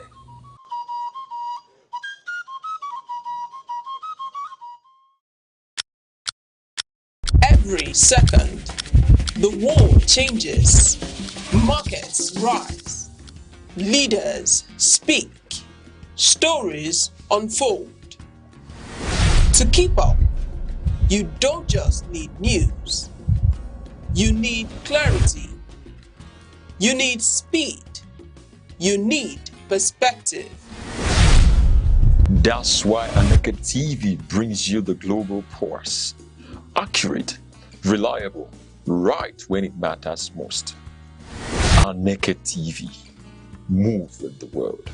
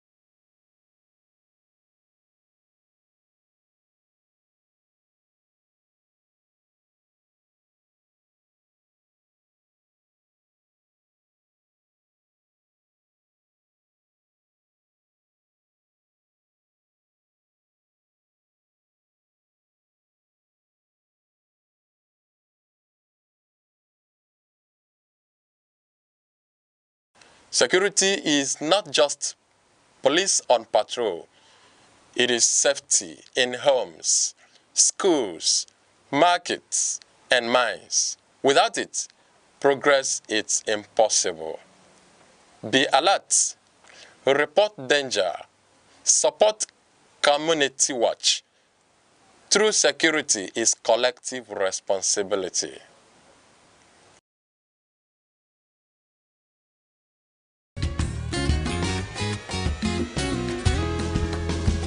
Every day, your health shapes your life, your strength, your choices, your future. Because knowledge is the first step towards well-being. This is Health Matters, only on Aneke TV.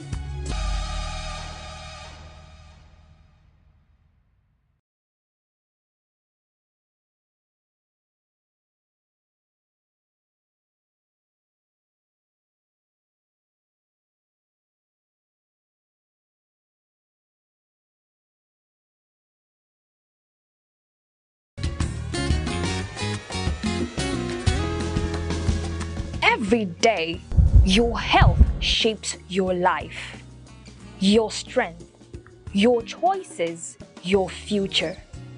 Because knowledge is the first step towards well-being. This is Health Matters, only on Aneke TV.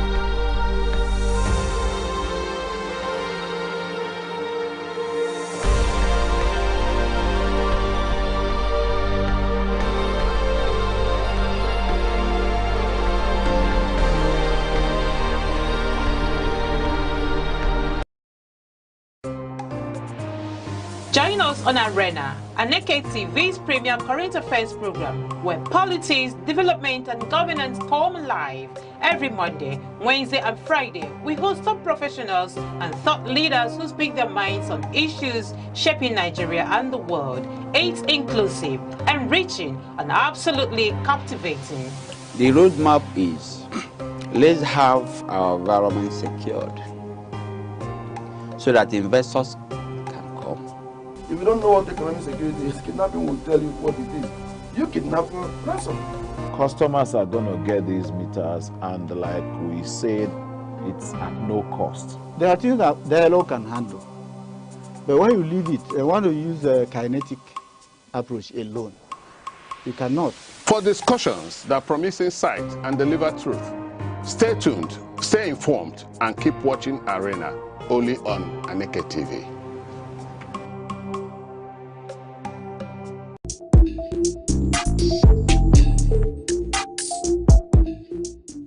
Law is the architecture of civilization, the silent force that orders society and defines justice.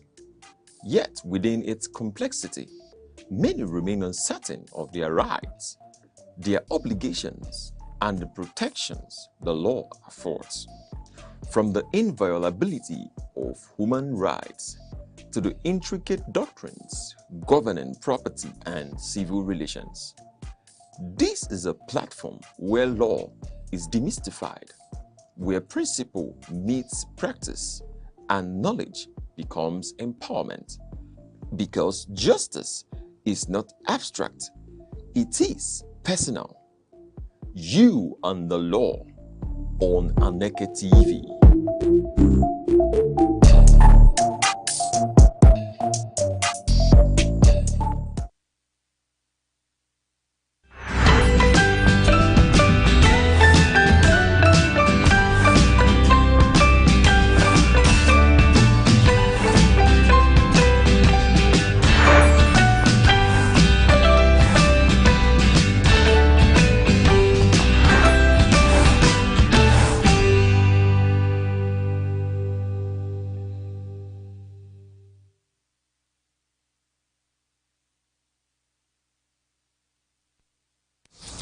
Good morning, Nigeria. Good morning, 042. Please and greetings to everyone watching. You're tuning to Sunrise here on Aneke TV, where every sunrise begins with love, purpose, and delightfulness. Bringing you that daily dose of brightness and joy, I'm Good Hope Chukuma, coming to you live from our studio here in vibrant Enugu. And to you, our global audience, who say good morning. I'm Uche Osai, wherever you are, at home, in your office, or in transit. Thank you for letting us into your space this morning. We're here to refresh, inform, and motivate.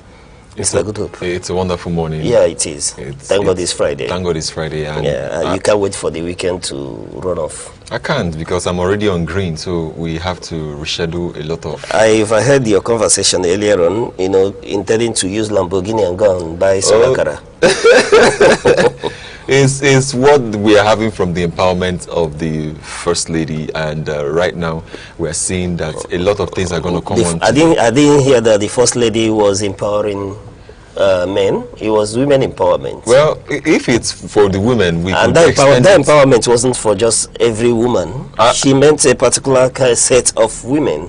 You know, those who are not doing nothing, perhaps widows who don't have anybody to help them, at least that they could start frying akara. Yes, of course. But and obviously the whole Nigeria has took it off. Everywhere you see AI created AI creation, trying to, you know, do people try to work that out. But today is Friday, and it's already the day going, and we are here on Sunrise on Aneke TV trying to catch up with what happened over the week. Yeah. Of course, we still have tomorrow to round up the week, but so far this week, would I say Nigeria has been awesome, or the changes are really going to the right direction? Anyway, Nigeria is a place that is always on continuous move. You know, just like you see Lagos traffic, not ceasing, moving, but not moving. So there's always a continuous movement. You know, I don't know if you've been caught in traffic in Third Mainland Bridge. You know, at the end of the day, you're wondering what's causing this traffic. And when you get to that end, you don't see what's causing the traffic. But you're stuck. You see, you move, you stop, you pause, you move. You understand? And that's Nigeria's movement. And what do we say? You know, when you ask the likes of Rex Arum, you know, they will tell you that you just have to be hopeful once you're a Nigerian, that we have no other country we'll call our own, but you have to be here, make it home, that sometime, hopefully, things may begin to work. Yeah, sometime, hopefully, things may begin to work, and it's a wonderful Friday, while we're bringing you what's happening around the world, even in politics and other climes. Now today, let's just go further to the quote of today. Our quote, there's the inspiration segment on what we have today. we could see this quote from Dr. Nnamdi Azikiwe. That's the quote we have this morning. It says, "Let us dig our trenches deep and wide, not to divide us, but to discover the common golden heritage that binds us." That's the quote today. It says, "Let us dig our trenches deep and wide, not to divide us, but to discover the common golden heritage that binds us together." This is from Dr. Nnamdi Azikiwe. He is explaining to us this morning that it's important that we do what we have to do, and let us go deeper in the connections we are building. Let us not just be on the surface. Let's not just be, looking at our nation perishing. Let's not just be, seeing things that we should do and we're not doing it. When we go deeper in our trenches, digging deep, we would eventually, land the gold. We will eventually excavate the gold. We will eventually, bring out what we need to bring out. That makes a lot of sense. That today is Friday, and we are motivating you that even though the election is coming up and it's just very close, talking about a few months to the presidential election, there's also that place where we are and where you are, that you can be part of the digging of the trenches. You can be part of the discoveries. You can be part of the decision-making process, even though it gets blurry. Of course, at the end of the tunnel there could be light and there will also be clarity. Yeah, you quite highlighted it well. Listening to this pan-Africanist nationalist, one who fought for the independence of Nigeria, held the unity of Nigeria at heart. Nnamdi Azikiwe is a true nationalist, and here he is telling us about digging our trenches deep and wide. And you quite highlighted it. When you dig deep, you have to dig up resources. So in digging deep in these trenches, is about digging up the things that make us unique. And when you traverse the length and breadth of this nation, you see those unique qualities. You see the unique culture. You see the cuisine. You see the terrain. The geographical and location, the beauties, the vegetation of this nation. And then you talk about the individual that make up and populate this nation. And this is what the great Nnamdi Azikiwe, the Zik of Africa, is talking about here. That when we dig deep, we shouldn't dig into those things that divide us. Rather, we dig up, the gold, the unique features that set us apart, that make us, that when we come together, we become richer, we become better, unified, and then he is speaking to discovering the golden heritage that binds us together. And unfortunately, we are still on this trajectory. We are still searching. Though I bet the fact that it stares us in the face, that uniqueness, that golden era, that golden heritage stares us in the face. But the point is that we'll harp on the things that divide us. So if we hearken to the words of this great man, the great Zik of Africa, if we listen to him, you will discover that Nigeria, to borrow some leave, is the best country in the world that could be. The best country in the world that could be. I don't know of any other place with rich culture, the richness in diversity. You can imagine what it will be like when we unify around our strength and begin to project a common front. It's a point where we begin to talk about the Nigerian, no longer about the tribe, no longer about the region, no longer about ethnicity.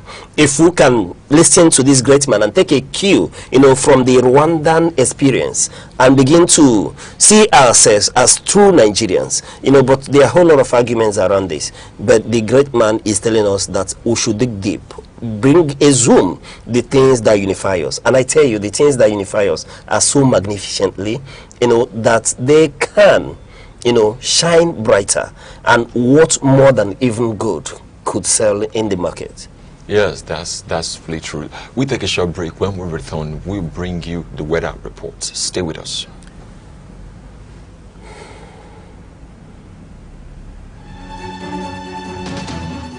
Seven days, countless moments, stories that shape the week. From decisions in the corridors of power to developments affecting everyday lives. From moments of challenge to stories of resilience and progress. This is where the week comes into focus. Week in retrospect, only on Aneke TV.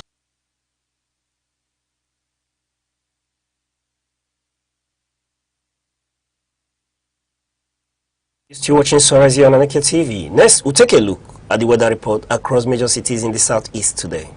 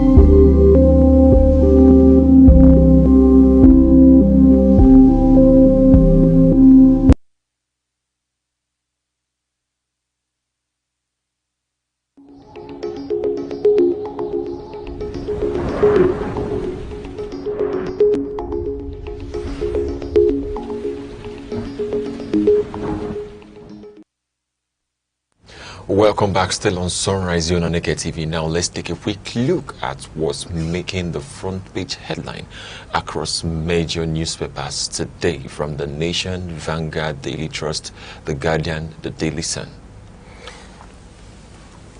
And joining us for deeper analysis on these news issues is Aneke TV's in-house analyst, Res Arum. Mr. Res, a pleasure to have you. Thank you for having me this morning. How does it feel to be a Nigerian this morning? I am a Nigerian. I'm proud of being a Nigerian. There's no place like home. Okay, no matter the situation. So how is Nigeria treating you? My signature question. Fair. Why fair? Oh, fair is a very good standard. Fair, and you look this handsome this morning, Mr. Res. What about being handsome? Handsome does not put handsomeness does not put food on the table. Remember. Okay. So looking handsome is. But looking handsome comes from being well fed. No. Somebody that's handsome is handsome. Then when the person is fed or taken care of, the person now glitters. Anyway, there's a middle ground here. At least you've accepted that there's handsomeness somewhere. So it's a pleasure to have you as Sunrise. Thank you. And we're starting to the introduction of the papers from the Daily Sun. The headline says, Orire kidnapping. DSS insists on death penalty. Rejects life jail handed to 3 convicts. Now on the Daily Trust, we have Transport fares rise as petrol hits 1,400 naira per litre. Now on the Vanguard we have Christian killings, Nigeria hiring lobbyists to mask insecurity, third cross. Now on the Guardian headline we have Southeast in throes of tertiary healthcare infrastructure crisis. Now the Nation says Presidency Obasanjo hit Atiku for US adventure, disloyalty. Now on the Punch headline we have Walkout rocks house as state police bill passes. Walkout rocks house as state police passes. We're starting this morning with the Daily Sun, where we have Orire kidnapping. DSS insists on death penalty for the kidnappers of those Orire, the school in Orire community, the children that were taken captive, sometimes the children and the teachers. Now, the Department of State Services is appealing the life sentences handed down to Ansau commanders for 32 terrorism charges, including the Orire school kidnapping, where 2 teachers were killed. All right, Mr. Reyes, we are still on this very issue. At the point of rescue, we were told that about 8 persons were arrested and some persons were decimated. However, we've gone ahead to see prosecution, and the court has come out to taking a position upon which the DSS disagrees. Let's get your perspective. You see, this is very commendable that at least within this shortest period, these people has been arraigned for prosecution and of course sentenced. So we have not seen such speedy action in Nigeria. This is the first time I'm seeing that criminal litigation is done so speedily and conviction gotten. So the DSS is insisting, by insisting on death sentence, is a position they have taken, and they're appealing against it. But it is their right to appeal. The court may either grant or not grant and uphold the sentence that were already given. Meanwhile, the issue of death sentence has been an issue being discussed world over. Some sections of the world, especially the advanced societies, are beginning to campaign against death sentences. They're now thinking about the capital punishment as a life jail, where the people will be excommunicated from the society, since they have done things that will not allow the society to accommodate them. They should be excommunicated but not killed. Let them live their lives and possibly think about it and repent of their sins, come back from their evil ways. If DSS is insisting, then what is the position of the law on kidnapping? Were there provisions for death sentences or provisions for capital punishment? So if it has a capital punishment, it is at the judiciary, the decision of the judges to either sentence to death or life jail. So if it is the discretion of the judge to do that justice, the issue of insisting that it must be this is neither here nor there. It is the thinking of the DSS that they have committed heinous crime. And of course, anything that has to do with terrorism, of course, the sentence should be very punitive, it must be very strong. The sentence must be strong, either death or life jail. But I think the life jail is still commendable. I think the life jail tends to give the picture that the government is not playing with that situation. And oftentimes, people who are sentenced to death, oftentimes are even freed from such sentence if certain situations are found to be that was not accommodated during the litigation. So, DSS has the right to appeal, and of course those who were sentenced were properly sentenced, I believe. All right, you know, you've highlighted this issue quite well, Mr. Rez. I'm happy that you pointed out the sort of capital offense that this is, and one will be thinking that what is the law, like you rightfully pointed out, from the point of law, what is the DSS position tenable? So we'll have to argue these issues from the point of law. And from where I sit, yes, somehow, I am not excited that these individuals have to get just a life sentencing. I do not know if it's as a result of their pleading guilty to these offenses that made the judge, in his wisdom, decide to commute to life imprisonment. We know what capital punishment is meant for capital offenses in Nigeria. I am not in a position to question the powers of the judge or the wisdom of the judge in this very sentencing. However, I am quite worried that we are sentencing this individual who saw the heinous crime that was committed. It was not hidden. It was done, before the cameras, butchering. Some may say murder. I've not seen the sentencing to read the wordings, and somehow I didn't get to, see what the DSS presented before the judges. But what we saw was not just murder. Besides, we saw butchering, slaughtering of a human being. It is not, it's not, I don't know the sentence to use to paint such a picture where human beings with blood and water flowing through them, get another human being and slaughter like a cow in the abattoir. And we're talking about life sentencing. Knowing Nigeria for what it is, we've seen situations where people are pardoned for capital offenses.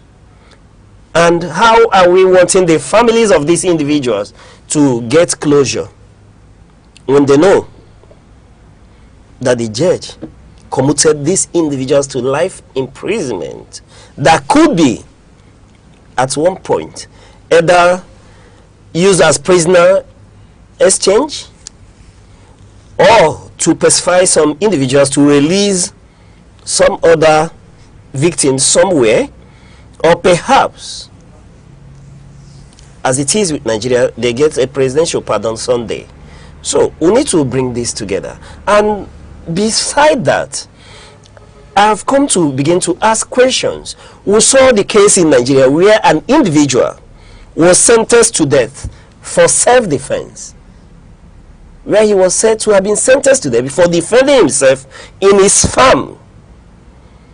And then he has to take on, I'm not a lawyer, but from where we sit, you see this situation, and this one pleads not guilty for self-defense, that he was in his farm. And because of defending himself, he somehow decimated his attacker, and then he was sentenced to be hanged. And here, an obvious situation that played out in the limelight in Nigeria before children, teenagers, adults, and the aged. So I would want the judge, when the sentence in the documents to these sentences are released, I would want to know upon which grounds that he decided to commute to life sentencing. However, I must not celebrate the DSS that they are insisting for the capital punishment. It points me to one thing. Who are the lawyers to EFCC? There are questions that we'll have to raise. Who are the lawyers to ICPC? Who are the lawyers to DSS? Who are the lawyers to policemen, to the police force? Who are the lawyers to the Nigerian armed forces? Who are the lawyers to most of these government agencies? And how do they get inducted?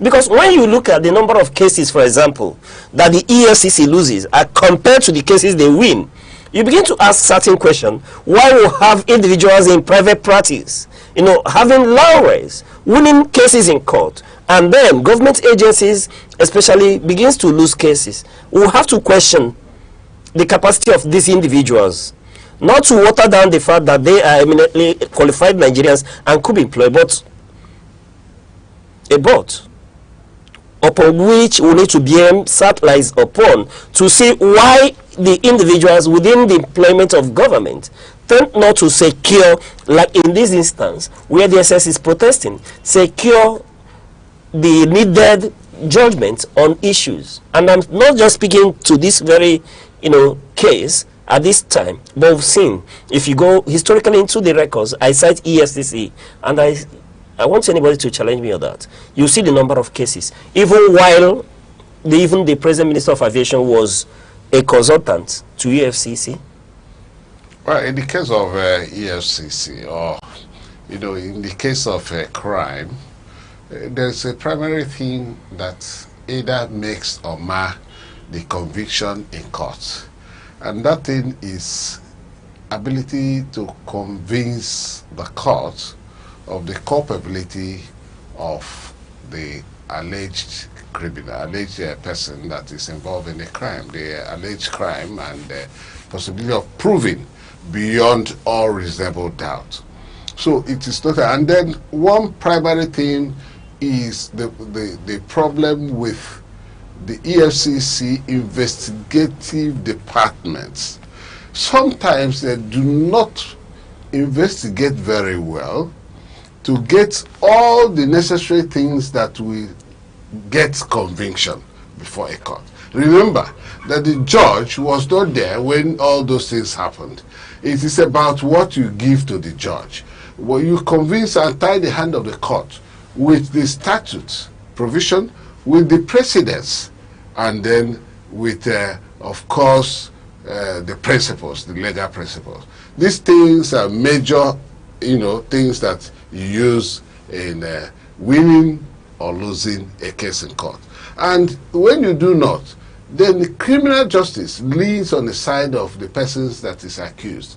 That the moment there's any reasonable, any shadow of doubt, which now tends to give the judge ample opportunity not to jail somebody who did not commit that offense proper.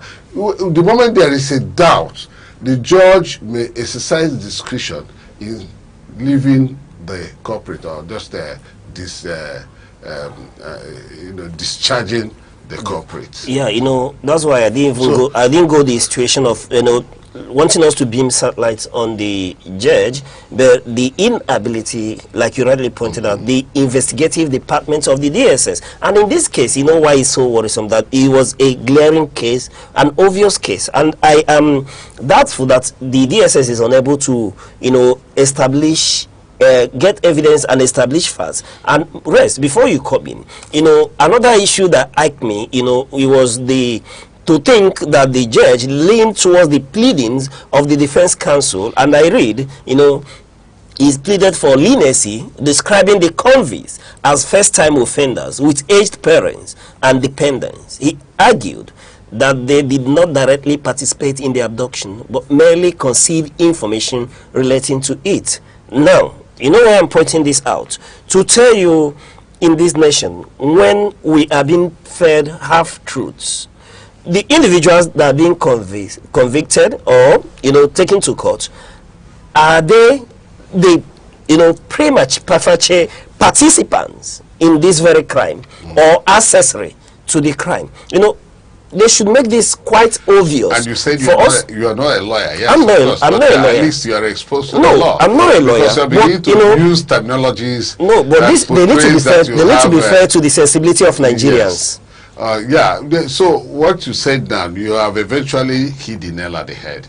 That is why somehow, when you begin to talk about discretion and when it relates to giving judgment by the members of the bench, you find out that there are certain considerations upon which a judge anchors to give a judgment either in favor or against. So that is the situation. And now that you pointed it out, it is clearer that these persons were not directly the people that butchered, but they had some things to do with the act So, leading us to the next question, where are the 8 individuals that were arrested on the scene? You know, one may not want to backtrack into this whole issue. You remember that it's degenerated into argument between the government of your state and the federal government, where Sheyi Makinde is asking for an independent investigation around the circumstances leading to the kidnap and the release of this people of Oyo State. And when you see things like this, if we are prosecuting accessories to the crime, where are the people that were arrested at the scene of the crime? We are told that 8 persons were arrested. When is their prosecution coming up? We held the speed upon which this judgment was given, the prosecution. But where are these 8 individuals? Are they telling us that investigation is still ongoing? Why are they not in court? They are probably trying to put all the things they're going to present in court together. All the things they are going to present in court? Yes. When arrested at the crime scene? Yes, seen at the crime scene, you're arrested there, but you have to make a presentation to the court. And you have to make a reasonable, solid presentation to the court for them to convict.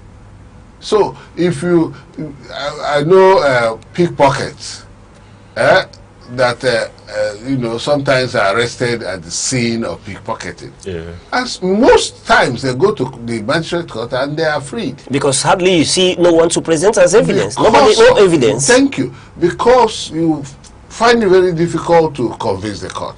The Evidence Act is very clear and you must conform to the rules. So if you do not conform to the rules, the chances of actually, you know, you see, overseas, the security agencies, they'll even watch a drug cartel. They'll be doing the drug cartel until they have concrete evidences that way. That is when they will come to arrest. They might even leave them for years, for about 2, 3, 4 years, and they'll be watching them. Watching them is that within the period, they are thinking about where to get their evidences to make sure that the moment we get them, they'll be nailed before a court. You know, Mr. Ressa, I agree with you wholeheartedly, but I understand that the criminal jurisprudence is anchored on he that alleges must prove. But in this instance, if we are prosecuting accessories to the crime, one is supposed that perhaps to get a bigger conviction, this one should be star witnesses in the prosecution of these 8 supposed arrested individuals at the scene of the crime. But let me submit to your taking that perhaps the DSS is still, you know, carrying out investigation in this matter. So whatever is about witnesses is exactly how the prosecutor wants it to be done. The investigating officers will be able to provide the witnesses, and whoever they deem necessary to give witnesses that will give conviction. Conviction, that is, you know, the witnesses they'll bring. All right, we take a look at the issue. One of the headlines where we saw in the news about the Enugu aircraft which veered off Benin runway.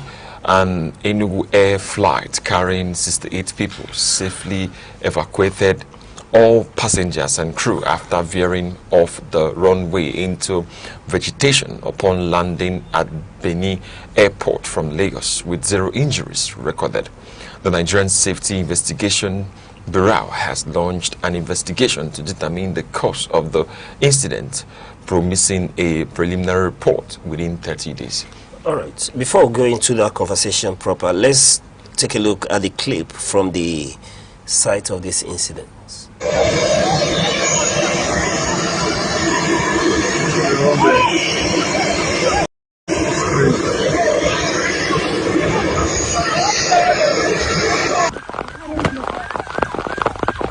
Oh my goodness.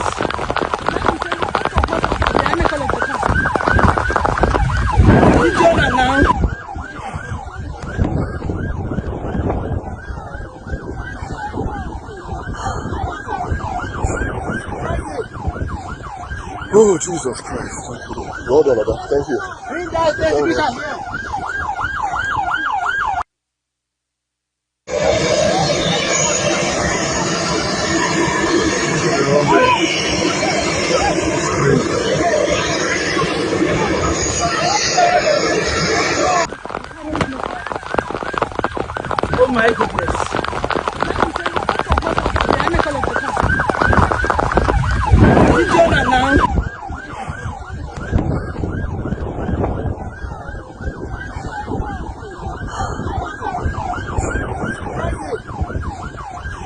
Jesus Christ.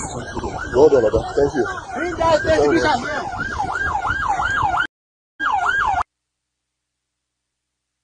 Yeah, we are so excited that no harm befell these 82. Yeah, there were no casualties. 68, people evacuated safely. We thank God that it was just that. Mr. S, let me bring you in first of all before we begin to have this conversation, because somehow, immediately I saw this news, I just remembered the Dana air crash. I was in Lagos, somewhere at around Iju. That flight at a very low level passed my house, before going to crash in Iju, and I saw how up close, and I kept imagining after the crash. It was less than 5 minutes of, passing through my roof while I was at the balcony, everywhere shaking, and I was so screaming that if this thing gets near the mast, there's no way it's not going to crash against it. But somehow it was able to maneuver, get so far away to Iju before crash landing. And I kept on in my mind wondering what those aboard that flight at that point when it passed through my building, my roofs, were thinking and what was in their mind until they crash landed. And then coming to see this very one now, no harm to any individual. Despite how bad it may seem, I somehow want to meet the pilot, because more often, if you've seen where aircrafts overshoot the wrong way, where there are incidents like that, I've had one fatal experience where we had to be on air for several hours, unable to land, and we are running out of fuel. At a point in time, I've forgotten his name. I later made to meet the captain, and we became much friends later, and he stubbornly, at a point, navigated the wrong way and landed that aircraft. He was out of fuel, and I discovered that we hovered even beyond Nigerian borders, near Cameroon, before he could pace back. And then finally, against all, I think he was suspended a while. He was able to prove his case. He was running out of fuel and was being told to return to, look for the nearest airport to land. I say he doesn't have enough fuel to leave without landing. And I point, it was during harsh weather condition, and he navigated his way, and we got back safely, and everyone on board, despite the prayers, the fears, and all that, people calling on different gods, different things they serve, and all that, And at that point, when he landed that flight, everyone stood up, was clapping, celebrating this man for his courage and all that, saving everyone aboard. So I can imagine, how these passengers of Enugu Air, a brand new airline, and how they will feel. And I feel, though investigation is ongoing, I saw the Nigerian Safety Investigation Bureau, carrying out investigation. But somehow, even before everything is concluded, either through one error or the other, I somehow would want to, shake the hands of the pilots and the host and the hostess on board, everyone, for this. Mr. S. Well, you say, when people say they can call, some people do not believe there's miracle, but I believe that these are one of the things that those who believe in miracle call miracle. The plane was landing, and like you said, overshooting. It went beyond where it should have landed ordinarily. It should have landed safely, but it now went into the forest, but a green area which has no trees, such big trees that it could crash on. Even within the airport's perimeters, yes, because you could see another flight, Epi's flight. Yes. I don't know if it's grounded or one that is still in use. Around telling you that it's still within the airport vicinity. It is within the airport, so that's why it was a wrong way thing. And then, the pilot managed to skid it. He skidded to a stop, and then nothing happened. Incidentally, it didn't happen like when planes land under such conditions. The engine will blow up, resulting in fire. You saw the fire brigade people, they were expecting that it could burst and then the fuel will begin to burn and everybody will be, because most often when plane has accidents, it is preceded by fire immediately. So, but incidentally, there was no fire, and then the fire service, the airport fire service were right on hand, and they were all there to ensure that nothing happens. And of course, the passengers all came out. It's something that for us who are Christians, we should be giving glory to God. Yeah. And whoever is whatever he is should be giving glory to whatever he believes in. And that is exactly what should be on our mind. But it is not good. It's not a very beautiful, although investigation is still going on, but it's not a palatable news for an airline that just started, a new airline. It is not a palatable news. It could tend to sell discomfort for those who believe in patronizing that airline. Skepticism will arise as a result. So marketing the airline will even become more difficult than it were, especially when it is still new. So it's not a very good thing. So the establishment that are in charge of the airline should be able to do all they could to ensure that the circumstances surrounding is truly packaged, sold to the people, so that they should know that it is not as a result of lackadaisical attitude or not being efficient.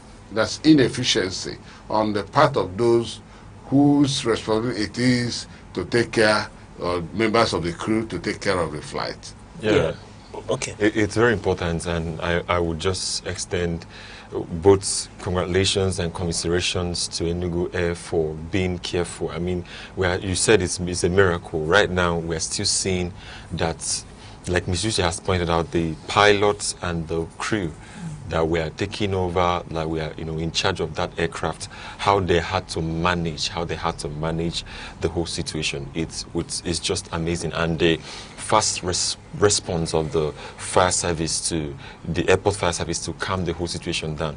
Also, I would say that this is the very first time for a while we are hearing about such a thing happening in Nigeria. Of course, there has been situations around that too that nearly had to take place, but seeing that it's Enugu Air, we are now getting to the fact to ensure, I will really say that it's going to touch that side. But if the facts are set straight and the accountability checks are taken, they are being set in order, and the people get to receive an information that this is not the end. Of course, every business has its challenges. Every establishment could face one or two issues, but that's not the end of anything. Of course, it has to be taken into custody to find out what really happened. Yeah, there has to be proper investigation, but I need to point out that the Nigerian aviation sector has so much improved. We saw the swiftness with which the airport fire service and protocols and personnel were activated. So safety in Nigeria aviation has so much improved. You remember there was a time when we always come about this news of crashes in Nigeria. You remember Dana, you remember Sosoliso and the likes of them. But things have so much improved. In as much as one may not want to admit it, the aviation sector in Nigeria has so much improved over time. I could begin to call the ministers that have headed that very parastatal, the aviation sector, the tremendous work they've done over time. Then one is so sure that being Enugu Air, it may be difficult to dismiss the fact that these airlines are airworthy, that they must have passed their SIG checks, being a new airline, that they are airworthy, and a lot of things could have, caused these sort of issues. It could not be because the aircraft are not airworthy. They must have passed their C check, like I did mention, and they must have quality and well-trained pilots with experienced pilots, being a new airline, and the way the governor of the state, carefully manages the Enugu Air, and one overall is happy that there were no casualties, because if there were casualties, we won't be talking about maybe if it is pilot error, if it's so, just like Mr. Arrest called it. Let's celebrate the miracle that it is, while investigation is ongoing to find out what could have led to this very incident. All right, we'll take a short break. When we return, When we return, we'll bring you more updates on this. Do stay with us.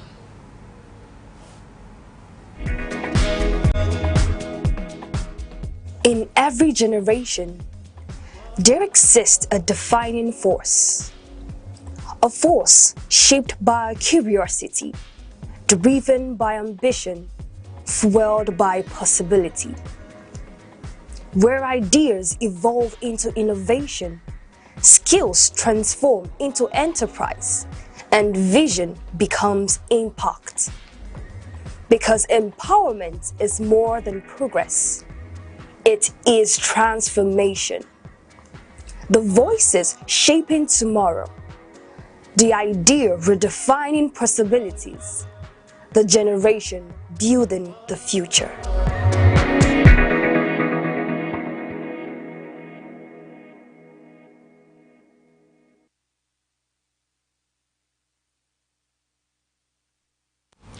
Welcome back. Now let's take a look at the Daily Trust major headline, which says transport fares rise as petrol hits 1,400 liters for 1,400 naira per liter. That's what we are having on the Daily Trust headline. It says transport fares rise as petrol hits 1,400 naira per liter. Commercial transport fares across Nigeria have surged as petrol pump prices hit 1,400 naira per liter, driven by international Brent crude crossing $100 per barrel and Middle East supply versions. This sharp escalation has created severe commuting and triggered widespread fears of further inflationary impact on essential goods. Mr. S. Well, we already know that it is a recurrent decimal in Nigeria. Any slightest thing that happens in the economy tends to have a spiral effect. You can see, transportation in Nigeria goes up almost all the time. The moment there's any small thing about PMS, especially PMS, the other ones, diesel and all that, anything that happens tends to have very negative effect on the economy. But look at it. When you have fuel coming to 1,400 per liter, then it means people will now pay through their nose, to transport themselves to places which ordinarily one should have used 50 naira or 30 naira to.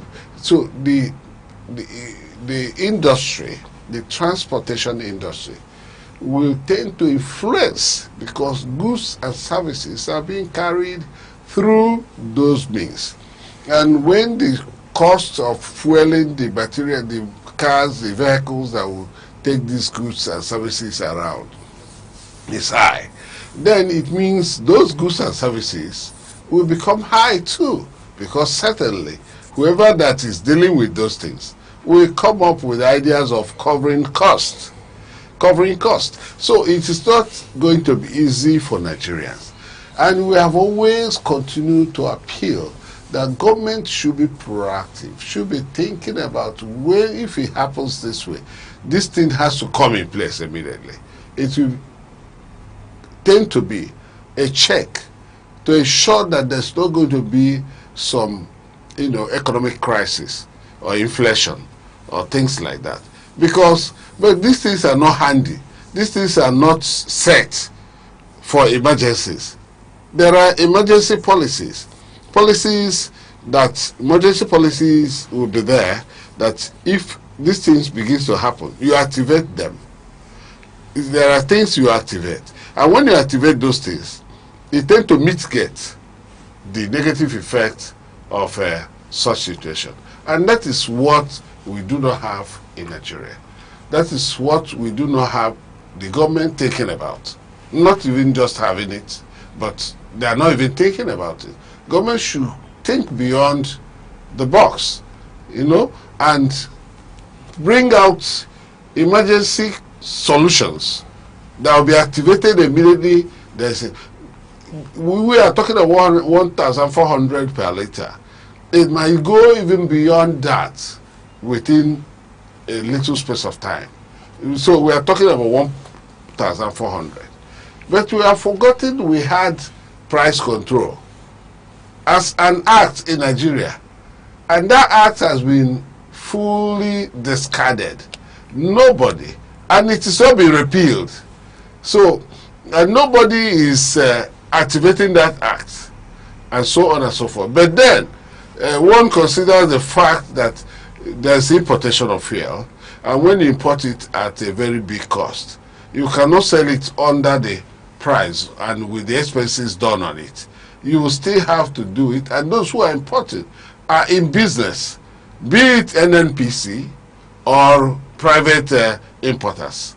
So they are all in business. NNPC is in business. So they will have to now get up to cover their costs and, of course, make profit. And the profit is being made for the nation. Although sometimes there are allegations that they do not pay into the federal account most of the monies they are making for the nation. There are allegations like that. And very soon, the National Assembly may think in the direction of trying to see their accounts and the audited accounts and all that, and then be able to compel them to actually explain what happened to some of the monies that should have been paid into our national revenue coffers. Yeah, I would say for a fact that it's not what we saw that is going to happen in 2026 that's happening right now, even with the way our budget, the budget planning, and also the benchmark for the Brent crude that was slated to be at about $68, sorry, and now it has gone up to about $120. That aside, we are also seeing that the war, the escalation in the Middle East is also contributing from a general, international perspective.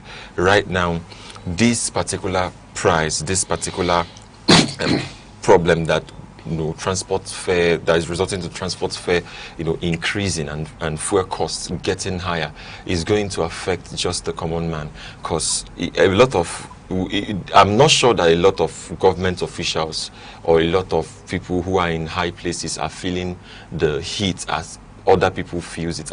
As other people in the country feels it, because if you are earning a particular amount of money, you already have a budget for the month. At times, it shoots way into another month. So seeing this thing and transport fare getting into, the price of fuel getting into this kind of amount is really ridiculous. It's so ridiculous that yesterday in the evening, okay, let's say in the afternoon, we came to where the driver wanted to get some fuel. It was about 1,300.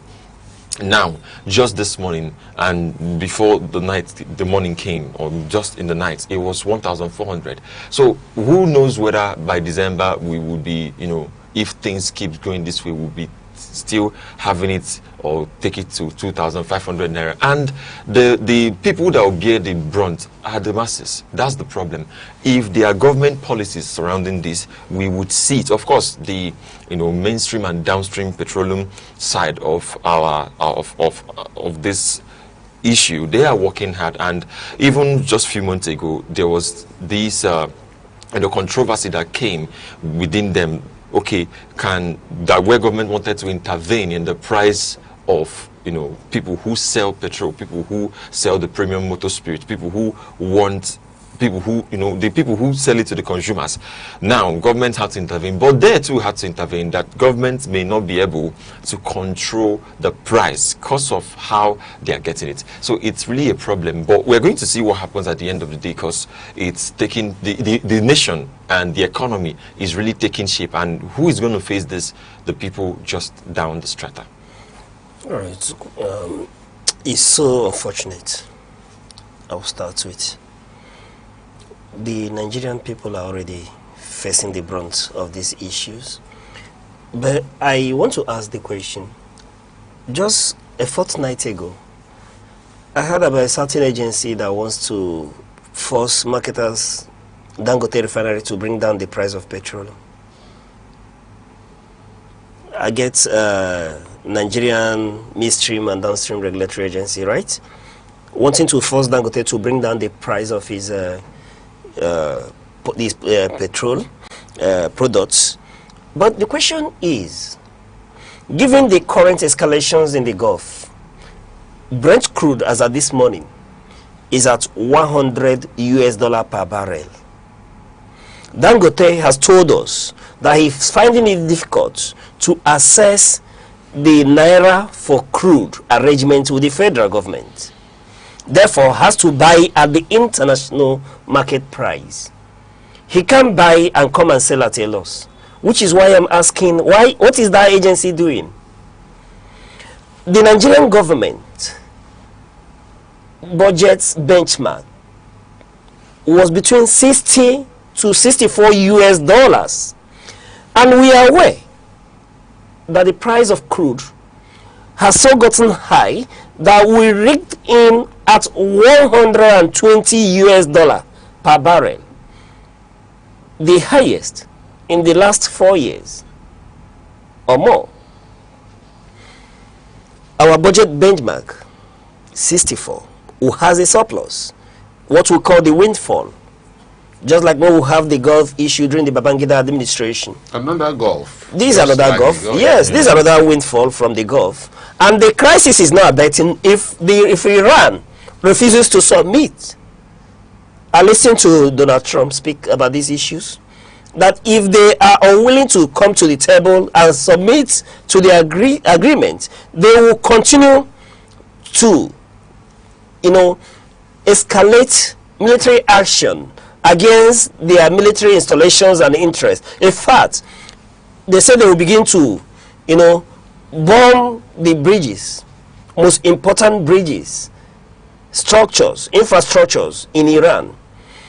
And with that, we'll see how tankers are being attacked, even beyond the Strait of Hormuz, as far as the Red Sea. Meaning that if escalation is on, maybe by tomorrow, the price of Brent crude could get beyond the 100 US dollar mark. Therefore, we are talking about the common Nigerian bearing the brunt. They will continue to suffer if nothing is extraordinary is being done, which is why I ask the question, if we were asking the Dangote refinery to reduce their pump price, so what are you doing? Nigeria is a net producer of crude. Why can Dangote not assess crude in naira terms? What's making it difficult? Is it because there are interests? Or is it the interest of NNPCL? Or the interest of the unknown people? These are the issues.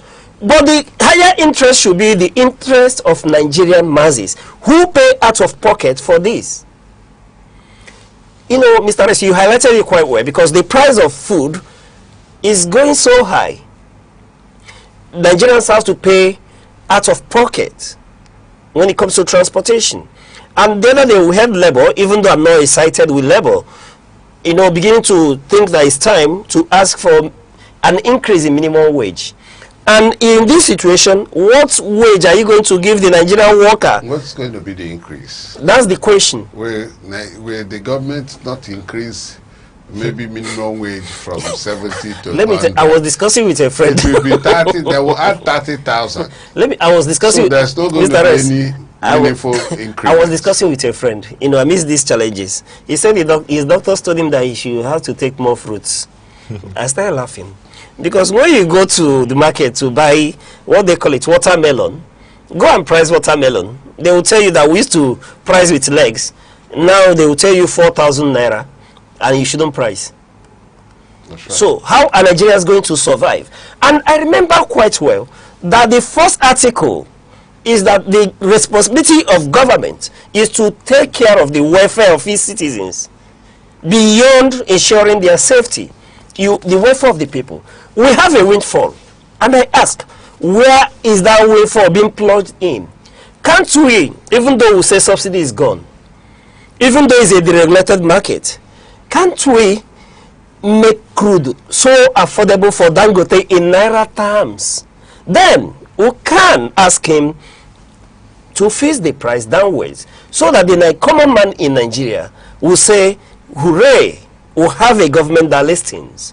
The situation in the Gulf has been on for more than 3 months. 4 months. So, what are we really doing for the common man? What are we really giving the common man? Is it to hand out hangouts, share handouts to the people, and then empower them to fry akara? For how many years will you fry akara? Till you leave the status, the lower strata of the society, and begin to climb to get to be. There's no middle class in Nigeria, unfortunately. So it's so worrisome. You know, when we talk about these things, and Good Hope rightly pointed it out when he said, they don't pay. They don't know the price of petroleum at the stations. Most of them ride free rides, provided and funded by the taxpayers' money. So they don't bear the brunt of it. But however, who am I? I will tell the Nigerian people, just like in the words of the spokesman of the Kwankwasia movement, what's his name, that told Nigerians, you voted for it. But unlike him, I will be telling you, INEC is calling. Soon, 2027 election will be here. You have your voter's card in your hand. If you choose, you buy fuel for 2,000 naira per litre. Or you choose, you vote for people that work towards bringing it down to, maybe, I don't know, if you can ever get back to 800 naira or 400 naira. I grew up in this nation when the price of petroleum, when Nigerians were angry that the price of petroleum got to 1 naira. And today, 8,400, 8,350, for you to fuel the tank of your car, your salary per month is gone. And we are here speaking Turenchi. It's so worrisome. And I am so angry because even the people in the Gulf are not experiencing this sort of hardship. Yeah. I rest. All right, on the Nation headline, we have Tinubu expands army to 12 divisions. OK's hiring of 28,000. That's what we have on the Nation's headlines. It says Tinubu expands army to 12 divisions. President Bola Ahmed Tinubu has approved the expansion of the Nigerian army from 8 to 12 divisions to enhance national security and counter-insurgency efforts. This structural restructuring involves the creation of 4 divisions across specific regions scheduled for completion in phases by December 2026. Well, these are part of the strategies to reshape the security architecture of Nigeria, and he has added 4 more divisions. We had 8, and most of these 8 were taking care of multiple states under the eye, with some, battalion, battalions situated at various states and in 1 division. Now it's about 12, which means there will be more in terms of cantonment.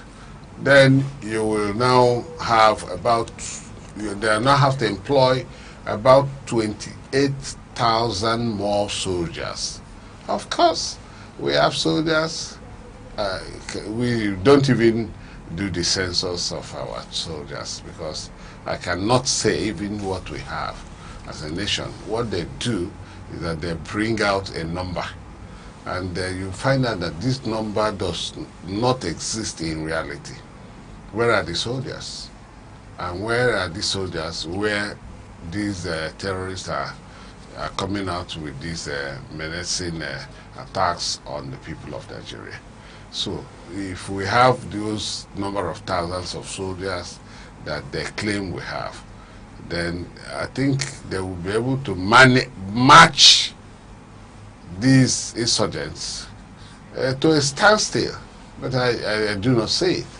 So our expectation is that by the time we recruit 28,000 soldiers, but remember that recruiting 28,000 soldiers is neither here nor there. It's just like asking Oyo State to recruit 10,000 forest guard or whatever security by Tinubu again. So if you have 28,000 soldiers and you are unable to take care of them as people who put their lives on the line for the country, it will be counterproductive. When they were being paid 49,000, they said it's now 100. 100 is even too poor. That's my position. My position is that 100,000 is too poor for the last graded soldier in Nigeria. So we should be expecting that government will still review. And even with the new 28,000, they should be able to review the salaries of these soldiers upwards. And all the other security agencies, so that they will put in their best for securing the country. Very well said. You know, I'm not surprised that the president is doing this part. This is one of the first policies I expected he would execute. Remember during the campaign, that popular slogan, what would they eat? Recruit more men into the army. What would they eat? Abado and all that. So I expected this to be the first policy. Yes, because from what he said, they are obviously feeding Nigerian soldiers shouldn't be a problem. And I expected that under him, that more men should have been recruited into the army. I bet the father is coming now. For me, it's a win-win for us if we are able to take, like you rightly submitted, if we're able to take care of these soldiers to their welfare, you will see maximum loyalty. You will know the mettle of Nigerian soldiers. All right, on the news, we have a veteran Ngozi Nwosu appeals for 30 million naira for life-saving surgeries. This is concerning the veteran actor Ngozi Nwosu, who is said to have been out there, appealing to Nigerians to, come in for her just for the surgery, which she should actually take. All right, let's see the clip.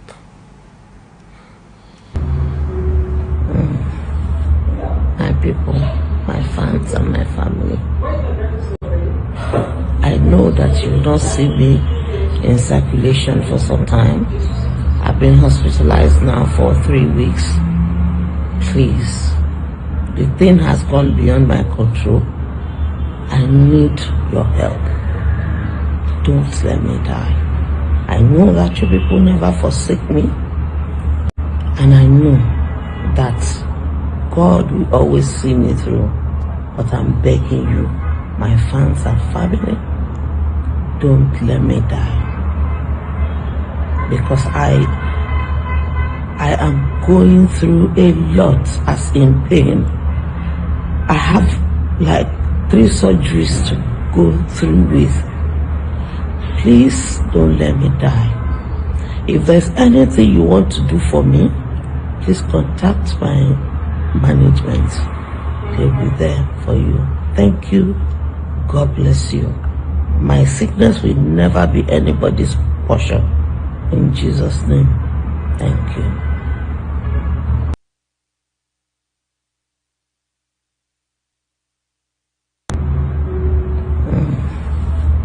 My people, my fans and my family, I know that you will not see me in circulation for some time. I've been hospitalized now for 3 weeks. Please, the thing has gone beyond my control. I need your help. Don't let me die. I know that you people never forsake me, and I know that God will always see me through. But I'm begging you, my fans and family, don't let me die. because I am going through a lot, as in pain. I have like 3 surgeries to go through with. It's quite unfortunate. Don't wish sickness on anyone. Imagine our own veteran, who remember she adorned our screens, growing up, the various roles she played. Though listening to her, I didn't get to hear the helmet. However, we urge Nigerians to come to her rescue. Yes, any way we can. I will know Nigerians to be quite sympathetic people that will not let her down. Is another life there. However, we'll pray for her quick recovery. And moving on beyond this, we welcome with us the men that eat sports, dream sports, live sports. Yes, joining us is the man known as Worldwide.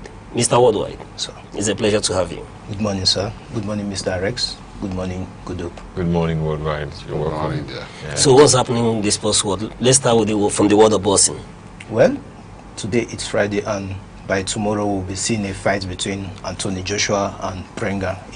For the past 7 to 8 months, Anthony Joshua has not been in the ring, so he's having a fight tomorrow. Then it's going to be against, will I say, a lesser opponent in the terms of the kind of person Anthony Joshua is. It's just like a training match. It's not the real match, because later in this year we are going to see a fight between him and Tyson Fury, which is the main match. But Petermbah will be like a warm-up match for Anthony Joshua to come back. He has not been in the ring. And just to let Aneke family know that prior to that match, later today by 8 p.m, we have a boxing match between Worldwide and the Sport Oracle. We have fixed the venue, and Mr. Rex, you didn't get this. we have fixed the match. I challenge him. Where's the venue? I hope the venue is not around the Aneke vicinity. No, it's just a walk downstairs. A walk downstairs. A boxing match or something. No, it's just a challenge. Mr. Rex, come to the rescue. Or else you'll be the referee of that match. I am just hearing about the match now. Yeah, it's a surprise. And then you suggested I should be a referee. I think I should know. Like you, I'm so surprised. I'm thinking it may be a food contest match. They say it's a boxing. It's a boxing match. There are different kinds of boxing. There are different kinds of boxing. He now had to challenge me. Wait, what kind of boxing? There are different kind of boxing. I don't even know, because when we get to the rings, we get to discuss. To the rings. Which rings are you? And then we have the setup already. And then I am being suggested to be a referee. Is it kickboxing or the kind of Anthony Joshua's boxing? So that we will know, and I will know exactly what kind of kicks I'm going to come with. Because sometimes when these people do their kickboxing, sometimes the referee takes some blows. Take some blows. Yes. But I've seen where someone directly gave the referee some blows.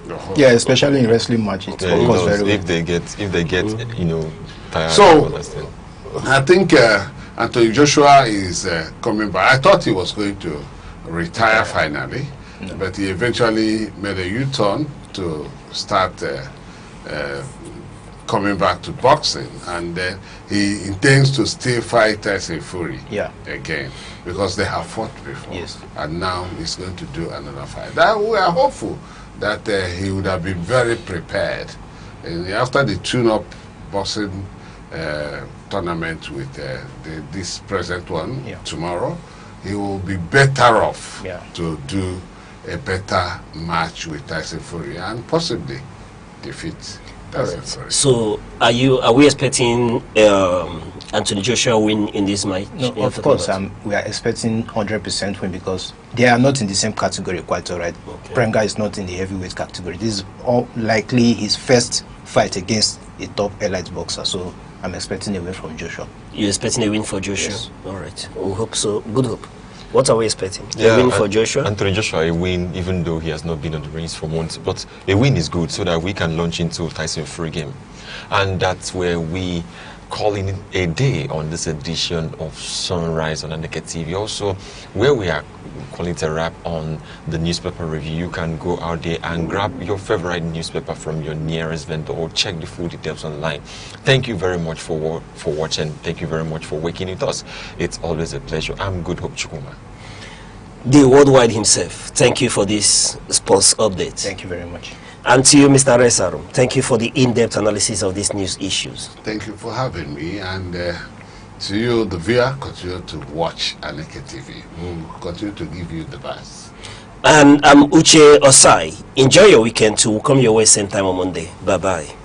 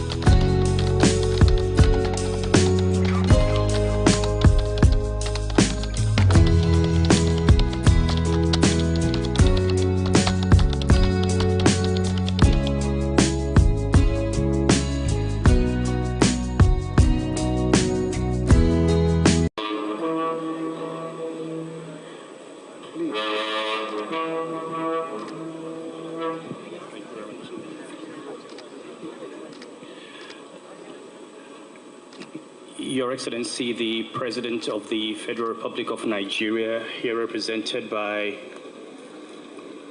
His Excellency, my brother, Senator Kashim Shettima. Your Excellency, General Gowon, Your Excellency, Mrs. Gowon, Your Excellencies, General Abdul Salami and President Jonathan, Your Eminence, please permit me to stand on already established protocol. It is a great honor for me to have this opportunity to speak for 2 minutes on this occasion of the presentation of the book from our father. Unlike Kingsley, I would like to say that I'm here in a personal capacity. If my father were alive, he would be the one seated there. General Gowon appointed my father High Commissioner to Canada, Ambassador to Belgium, and First Ambassador to China. And my parents remembered the visit of General Gowon to China when he was ambassador. And I'm proud that I was able to continue that relationship, father and son, up to this day. President Jonathan spoke about leaders be remembered for policies and infrastructure. the reality is that policies change, infrastructure also changes. What is abiding in the memory of people about their leaders is who those leaders are. Do they remember you for your integrity or for corruption? Do they remember you as a patriot or as a parochial person? Do they remember you for justice or for injustice?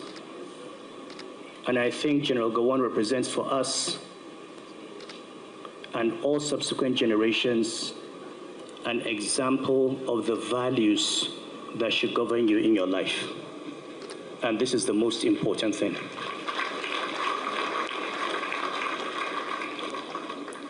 I'll leave you with one memory abiding for me.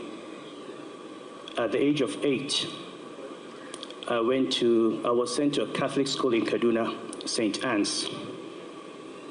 And I was classmates with a young man called Yusuf Opam, whose father, Colonel Pam, unfortunately was one of the victims of the 1966 coup. But what I remember at the age of 8 was that General Gowon, as head of state, would send a handwritten letter to Yusufu, signed Uncle Joe. That is a window into the person that you're dealing with, that as head of state, commander-in-chief, he would write a handwritten letter to the son of his dead friend so that the boy would continue to feel he had a father. That is our memory. Thank you for being a father. Thank you for being a role model. Thank you for being an example of what a true Christian or Muslim leader ought to be. Thank you.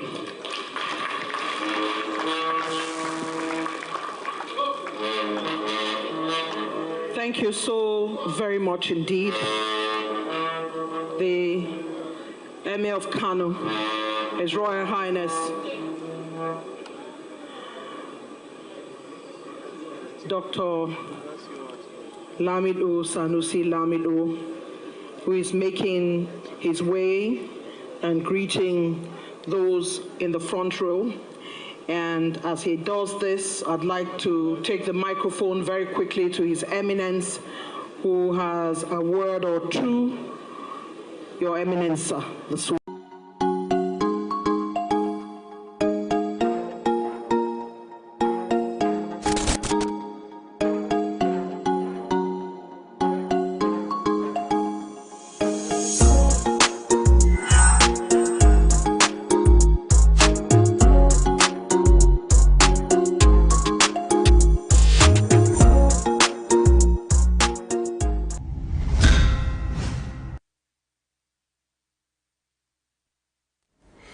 Many thanks for joining us and welcome to The Insight. Remember, The Insight is that program where we bring to you a heartbeat of issues, politics, personalities shaping our nation.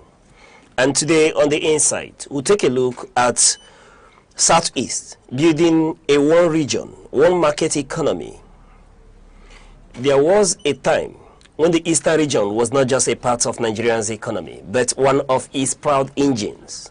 In the 1960s, the Southeast stood tall as a center of industry, commerce, innovation, and productive energy. It was a region driven by enterprise and defined by resilience. But that story was interrupted, first by war, then by years of neglect, crumbling infrastructure, policy exclusion, and the relentless destruction caused by gully erosion that continues to consume roads, homes, farmlands, and entire communities. Yet, even in the face of these setbacks, the spirit of the Southeast has never died. Today's conversation is therefore not just about memory, it's about recovery, it's about restoration, and more importantly, it is about the future. The idea of building a one region, one market economy is not a slogan for political decoration. It is a bold economic rescue mission. It is the attempt to reconnect a people to their productive strength, to replace fragmentation with unity, and to turn 5 separate states into one formidable economic force. Because the truth is simple. No region rises by operating in pieces.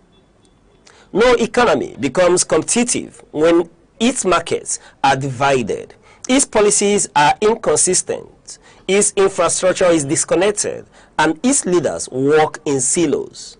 The Southeast can no longer afford a system where trade is burdened by internal barriers, where investors face uncertainty, and where economic potential is trapped by administrative rivalry. What is at stake here is far bigger than commerce.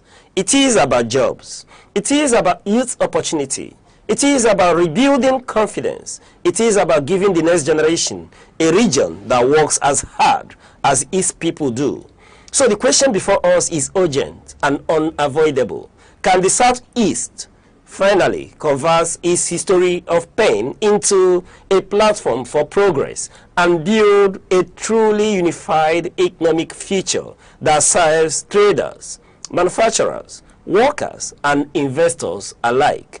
And joining us with deeper insight on this issue is Onyedika Abo, who is a public affairs analyst and one who has over the years championed the development of Southeast Nigeria. Mr. Onyeka, it's a pleasure to have you one more time on the Insight. Thank you very much. Yes. I'm excited to have you, but on the other hand, before I really go into this proper, it would be right to understand if you agree with me. Why I love having you on this program is that you're one person that will tell me, I disagree with you on this, that this is the way it should be. So do you, first of all, like the governor of Enugu State, petermbah, he called for Southeast Common Market and warned that the region can no longer operate as 5 parallel states. In practical terms, he said we need to somewhat unify and have a common market. And I'm asking you, do you really agree when we talk about the Southeast building a common market? Obviously, in your intro, you quite read a lot of line that connotes the same position of the governor, which means if we are still fragmented as 5 separate states, the strength of what we can do as a region is divided. But if we are looking at an independent single economy as a region, we can see the strength of what the Southeast can achieve. And then we look at what we used to be in the days of the old Eastern region, when Nigeria was still operating just three regional sectors of the country. You could see what we were able to do because we came together as a people. And, the strength in unity, what Southeast can do with having a single market, does not necessarily mean that the entire Southeast will probably maybe use Aba as the Southeast market.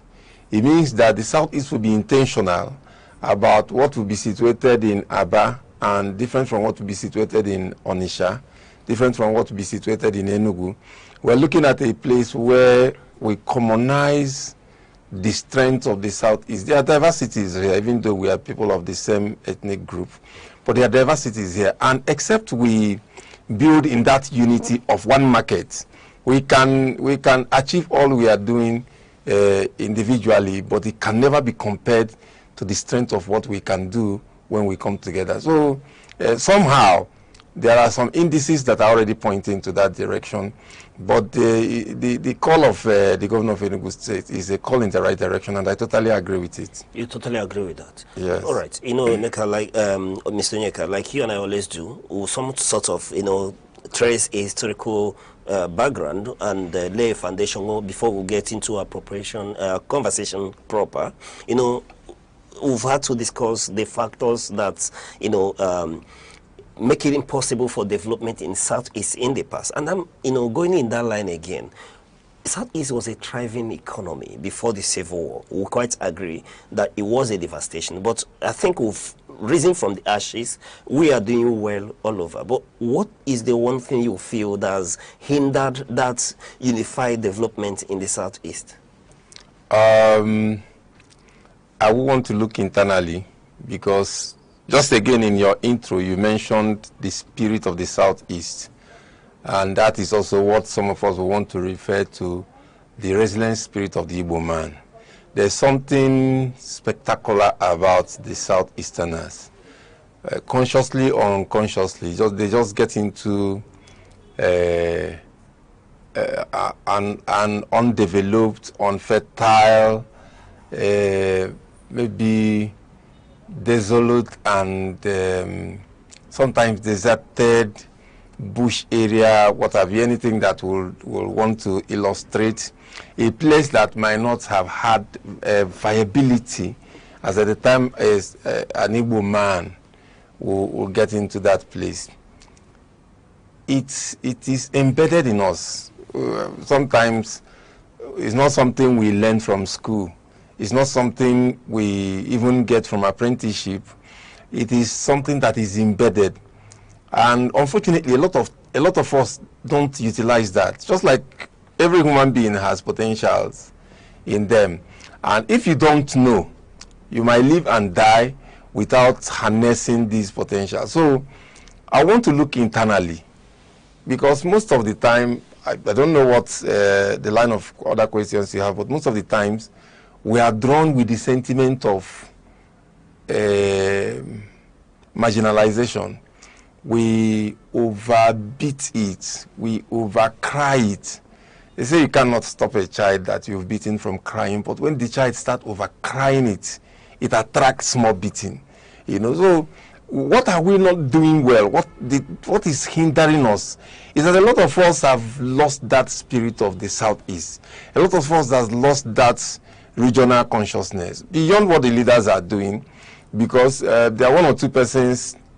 Okay, I think I'm seeing a sort of a collabo from what the governor of Abia State did in the recent past in visiting Enugu to take from some of the things that the governor is doing, and proudly went and replicated it.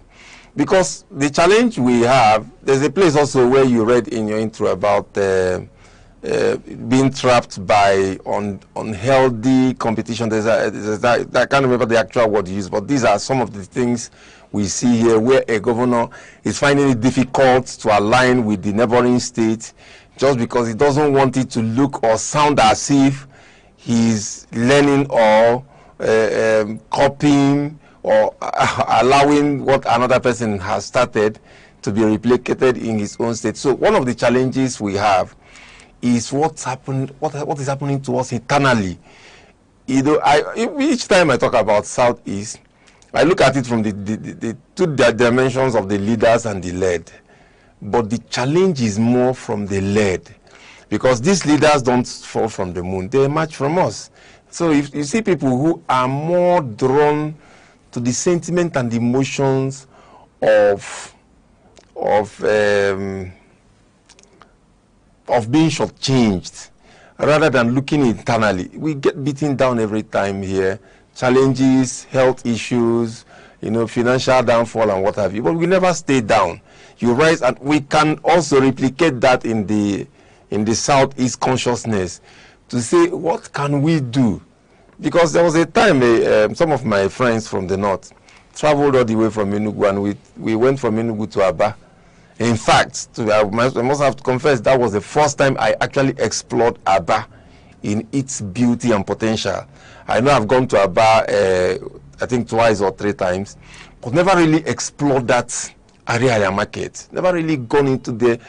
I went with them because they that were not from Southeast were telling me that they heard that they can buy things like this and that in Aba. I said, okay, if he's Aba, just come. And it was even at the time of this height of insecurity. So they needed somebody on ground who is a Southeasterner to guide them. They were talking about police. I told them, forget about police. And they were shocked that they came here, landed in Enugu, we traveled to Aba, and then nothing scary happened. So there was so much, the fact they bought beyond what they budgeted. That is to show you what we have here in the Southeast. So if we become that conscious to say, how can we even harness what is within? Because I also agree that there are things that have been done to the Southeast that undue. that after the war, some of the challenges we had and all that, but we can't continue to cry. So we can build and rise from the ashes in your own terms. Rising from the ashes is not just in rhetorics. Rising from the ashes is in action and being very intentional about it, because there's never been a time Southeast had it this good as it is today. And it's an opportunity for us to go beyond what the leaders are doing and start imbibing that spirit of the Southeast in us, each and every one of us individually, so that we can harness to the fullness the potential of what we can achieve as one region. Right. You know, you were asking, you don't know what my next line of question will be, and somehow you've dealt, with that line of questioning. But okay. Let me ask, before I even flow back into those questions, you talked about the spirit of the Igbo man, and I'm asking, is that spirit of the Igbo man still there? Because obviously, it seems that that spirit, which is known for communal thriving, aspiring and competitive positiveness towards development, seems to now be lacking or somewhat segregated. No, it's obvious that any person who have followed the events of the South, who have read history, who are maybe in the floor where we belong now, who are not children, will attest to the fact that the spirit of the Igbo man we're looking for it now. It's not there predominantly as it used to be. The resilience and the entrepreneurial spirit we had are beginning to fizzle away. There are very few people. We talk more than we do now. There are very few people that you can come across and say, this person really has. The way I used to put it is the Igbo profile in you. I say this man has a lower Igbo profile than the other person, because you might be a professor, you might be the loudest social media influencer. If I see the spirit of the Igbo spirit in you, I will know. So we're beginning to look for it, because just like you use the word communal, the Igbo man has this unyang and awanya mentality. It's something that people don't just answer by name.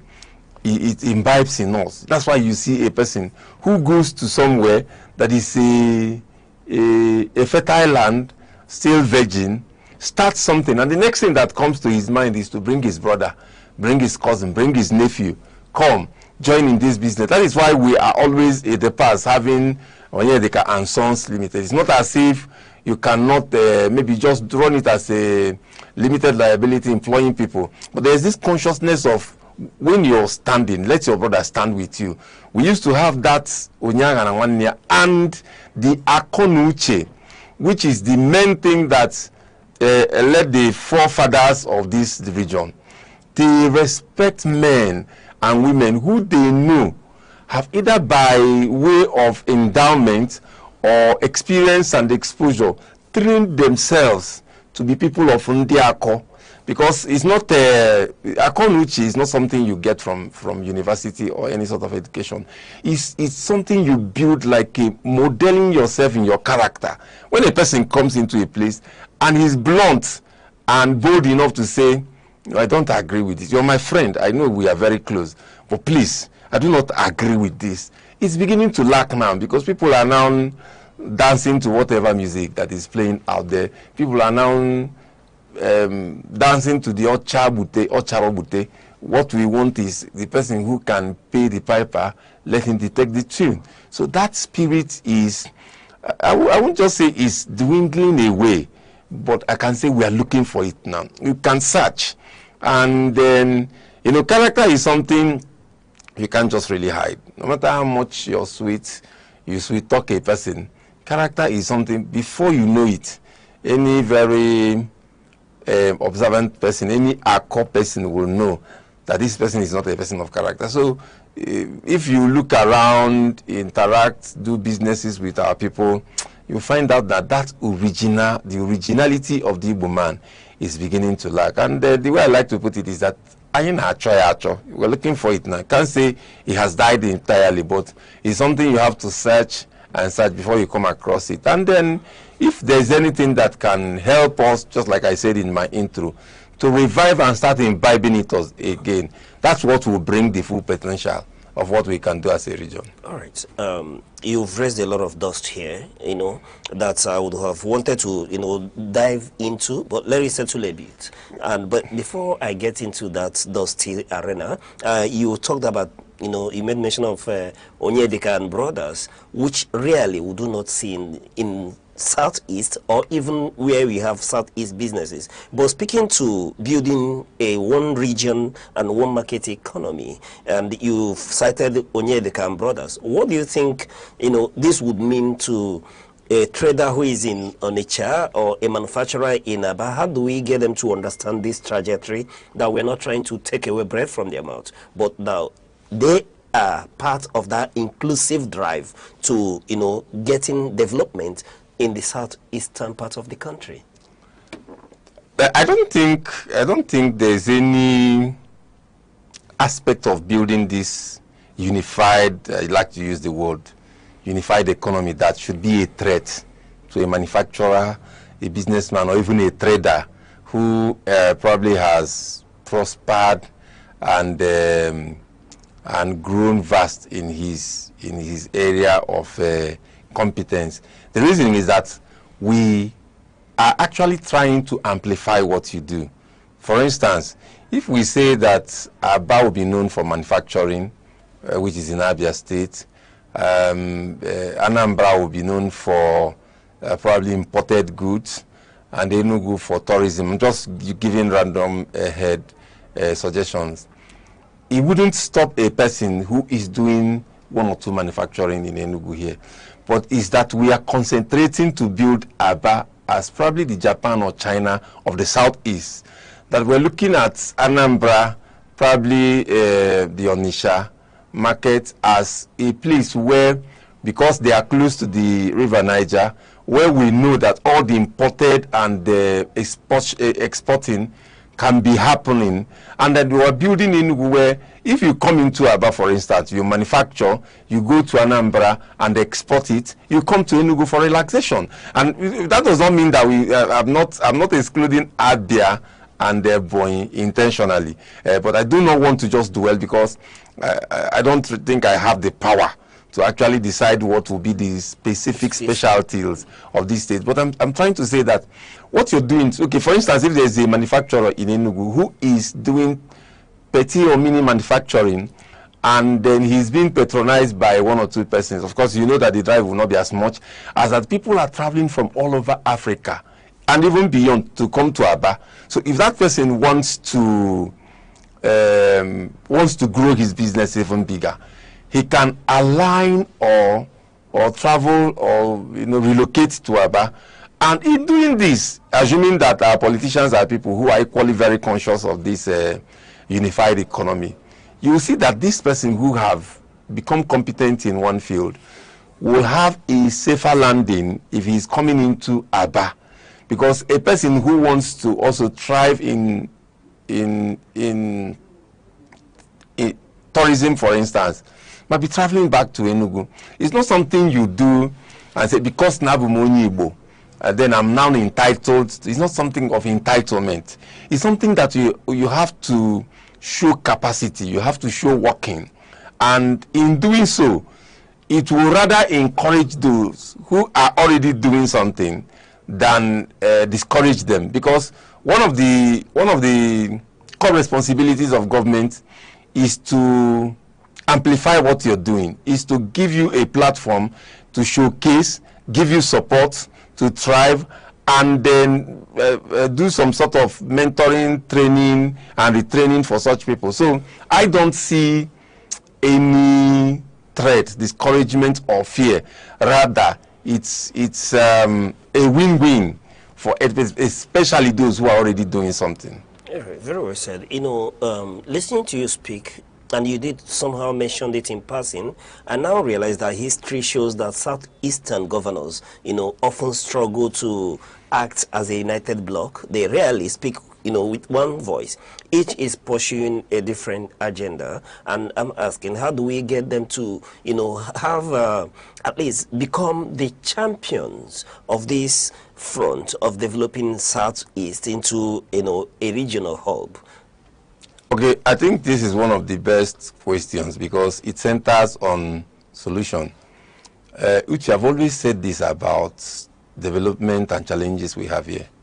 Citizens' structure has a very bigger role to play than the people in power. Of course, it's a normal English saying that the power of the people is stronger than the people in power. But the people, do they know they have power? Because most of the time when I do programs like this, I used to say I call on the governors. You call on them, most of the times they won't even hear that call. It ends either on social media or DSTV. And sometimes we'll write to them. Those writings are good.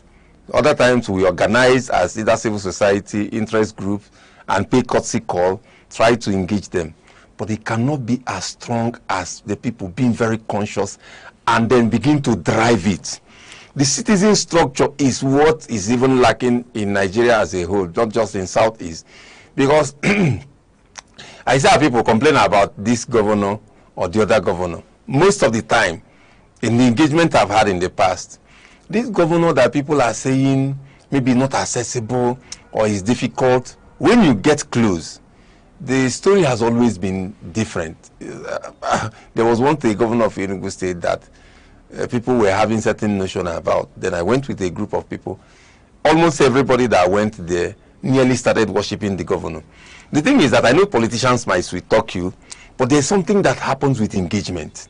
If we don't build that consciousness, engagement consciousness, we can complain and do analysis and cry foul all we can and banter on social media, nothing will change. So the way to engage and get these governors to start thinking right is to have more voices, have programs like this, have interest group, individuals, social, civil society, cultural groups come together to say, we can, when the security issue was at the height and Yoruba people were doing Amatekun and the South is supposed to do Ibubago, it wasn't really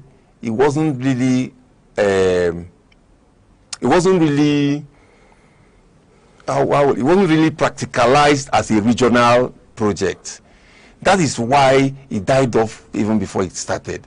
If we know that there's nothing wrong in something that started in Ebonyi flowing into Enugu, there's nothing wrong in Professor Charles Soludo doing something and petermbah saying, I think I like this.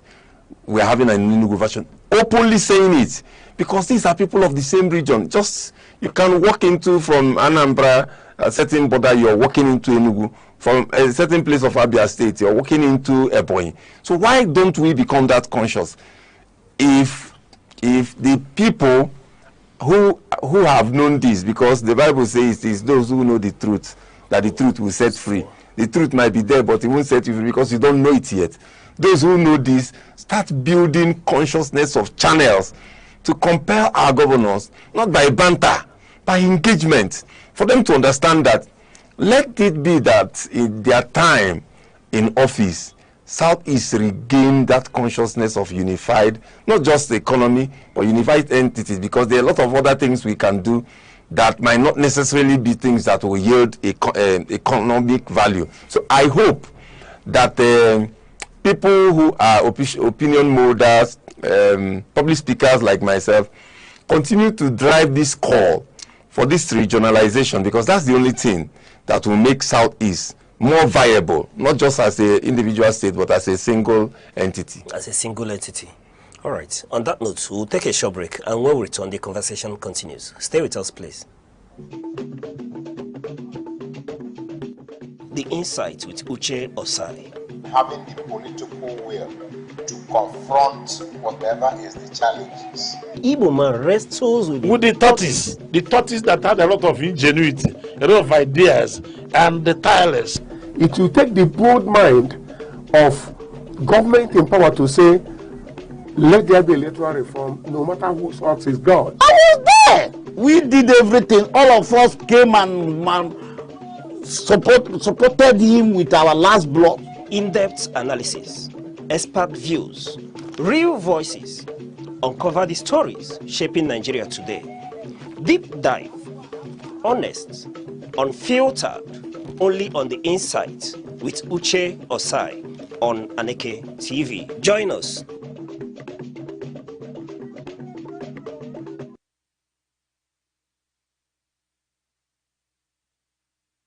You're still watching the Insight, and with us on this issue is Onyedika Abo, and we are talking on building one region, a one market economy. And our guest here has helped us so far in walking us through this part and what needs to be done, where we are working, where we are coming from, what we need to do, and the need for the citizens, to be more aware, talking about citizen structure, for them to know what to do to, champion the cause, especially that of engagement, not that of banter, for us to have a cohesive front in building a unified common front in developing the Southeast. However, Mr. Onyedika, it's been a pleasure speaking with you so far.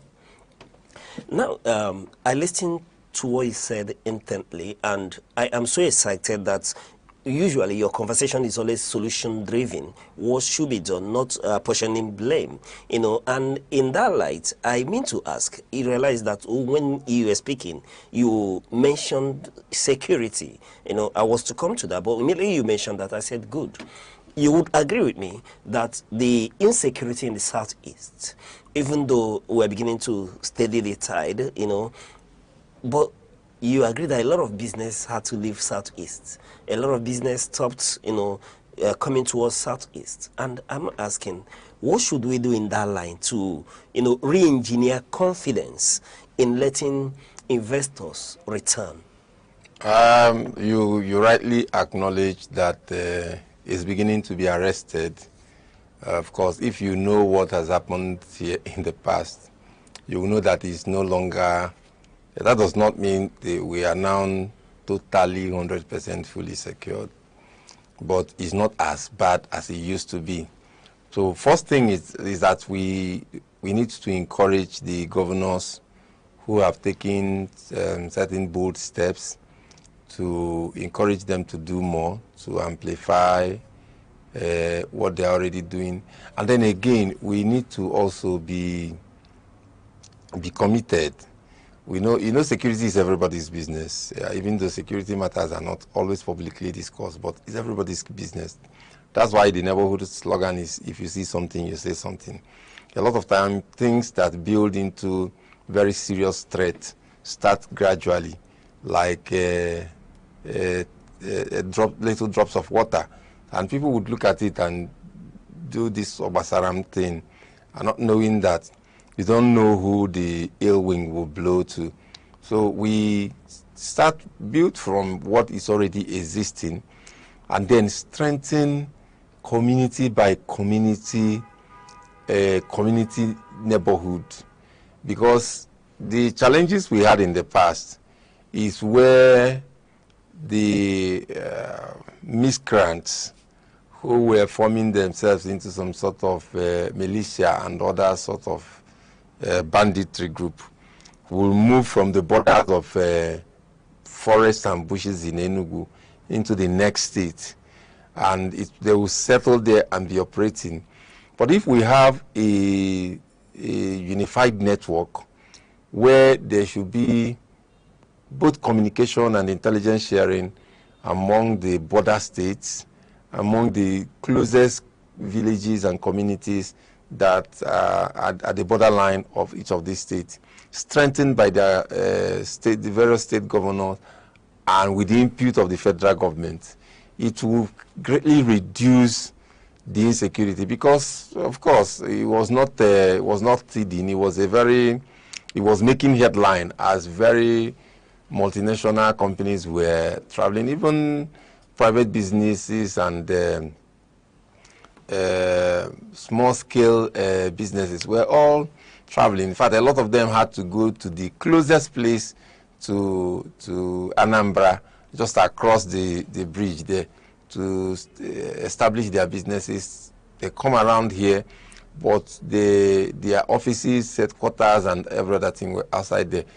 I think we are already doing well, but more can be done, because recently in one of the states I wouldn't want to mention, I got a report that certain location in that state, once it gets to a particular time in the day, every hotel will have to shut down their lights, both inside and the outside light. They will tell their guests, please, once it's so time, don't allow your lights to be off. Not order from government, but from non-state actors, up till this moment, because somebody that traveled, there should be last 2 weekends, came and was shocked that such thing is still happening. So, and most of the times we overlook things. After I heard that, I've made some calls. I've tried to engage some persons because I was shocked that this thing is still happening. And I was like, why is the state governor not doing anything? So, and I've not really come to that conclusion that a lot of people from that location have actually intimated the state, because we can assume that the governor is aware and he's just playing hanky-panky with them, but I can't substantiate that now until it's proven that he's aware. So in such things, bringing it to spotlight in this manner is also calling out that our governors should be totally intentional about security, because if you don't secure your state, there's no investor who wants to come into your state and risk being kidnapped or killed or what have you. We are doing something already.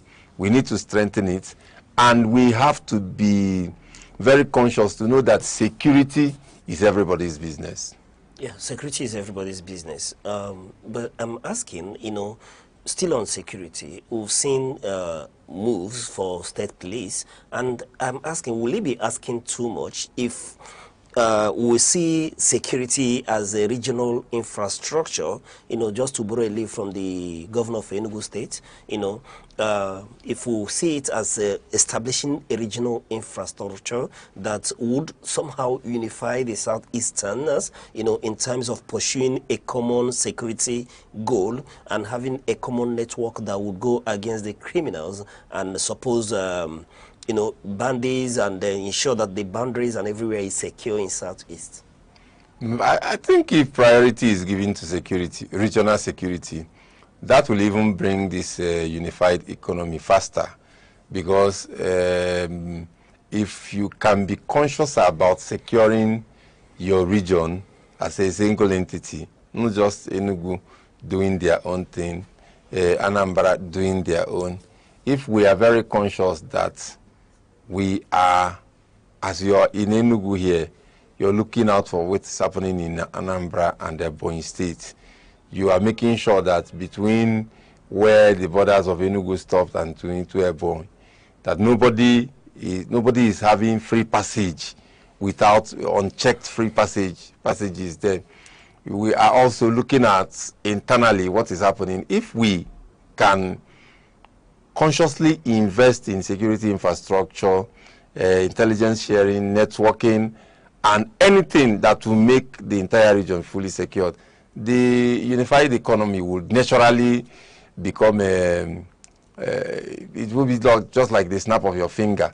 But because there are still challenges here and there, a lot of people who would even want to invest, big investors who are interested in a regional presence, will be finding it difficult to come, because maybe one or two states, especially the state I mentioned now, somebody who knows that this type of thing is still happening there, will not be very comfortable to invest even in the neighboring states in the southeast, because it will be like these militias might find their way to flow into that state to the next one and cause havoc. So it won't be asking for too much.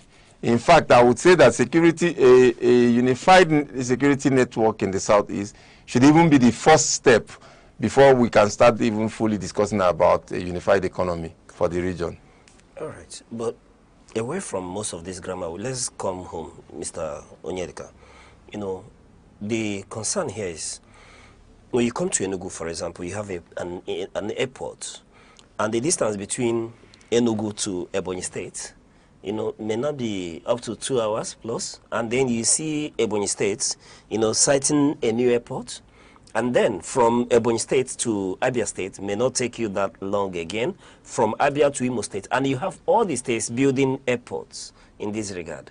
Is this part of development, or is it a wasteful venture? If we could have at least 2 airports in the southeast and then develop other infrastructures, because while we were even building airport, the road network that will connect the states, speak to the Nnewi auto spare parts market, you call to about garment factories and the trading on each other, and then you don't even have the roads that would properly connect these places, and then we're building airports. I would not want to say that the airport is not a necessity for each state. I also do not have the, how will I put it? I'm not an expert in the field of maybe geographical mappings. And so it might be easier to travel from Ebonyi in Abakaliki to Enugu Airport here, because Enugu Airport is also very close to the exit from Enugu to Ebonyi. But the way I want to see it from my own personal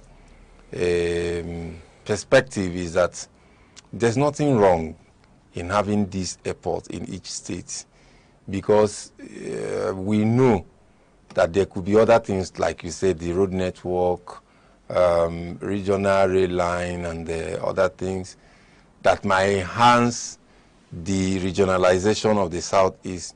But I see the airport from the angle of people who are taking off from each of these states should be able to exit without even having to travel. No matter how short the distance is, having to travel from a state into another just for them to travel. And airport equally has its own economic value. It adds to a state. So that's not competition per se, or maybe unhealthy one even if it has to be. That somebody will be feeling that my state is generating economy for another state, when we know we have free land that we can actually build this also. Some other things that we regionalize is, for instance, I'm sure that if we fully get into operational status for Enugu Airport, that the cargo airlines and all this will be landing here, while some of the domestic and some smaller aircrafts will be landing in the other neighboring states. So it's something that I look at as a development per se, but we can also build that consciousness of a unified regional economy into it equally. Asking this question because there are concerns that some of these airports may not be as viable compared to some others. So why put resources into it? And why not develop areas that that could be viable? And you mentioned railway system as well. Why are we as a region not looking to tap into the railway system?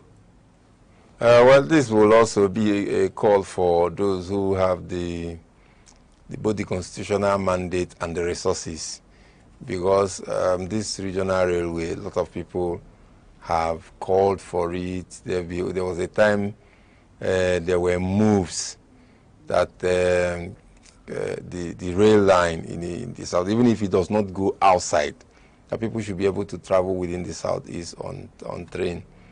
But beyond the insecurity challenges and other things, government, bureaucracy, and their own wahalas, I feel that we can still call for this and make intentional moves to actualize them, because I want to give credit to some of the governors now in the strides they are achieving, but there's a very genuine call for more to be done.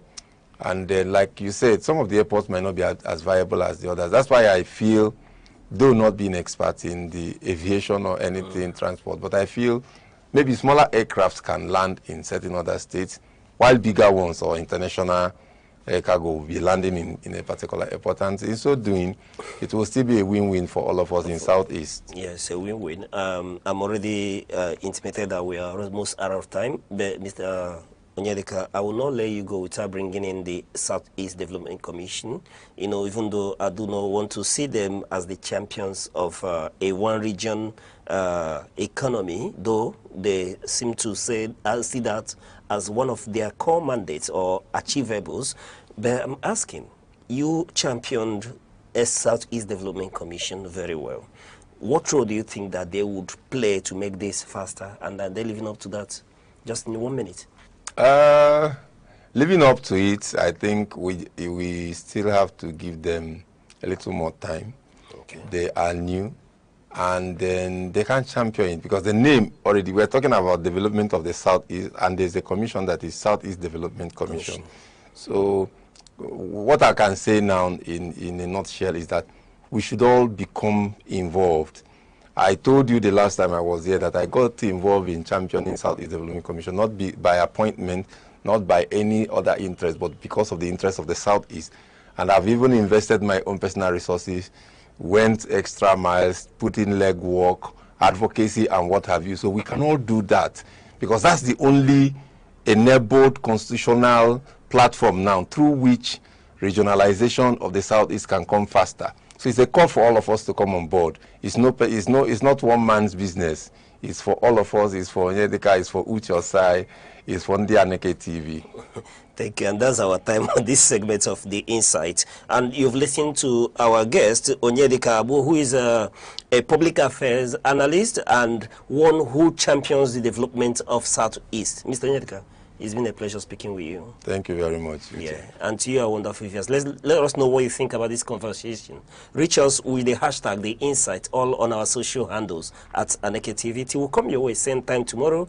I remain your host, Uche Osai, saying bye-bye.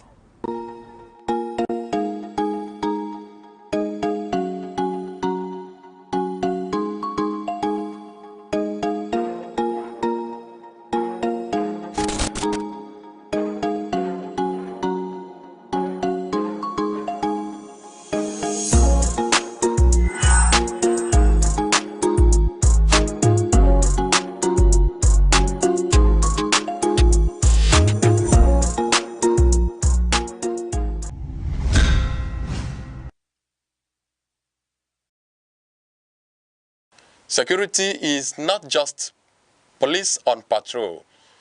It is safety in homes, schools, markets, and mines. Without it, progress is impossible. Be alert, report danger, support community watch. True security is collective responsibility.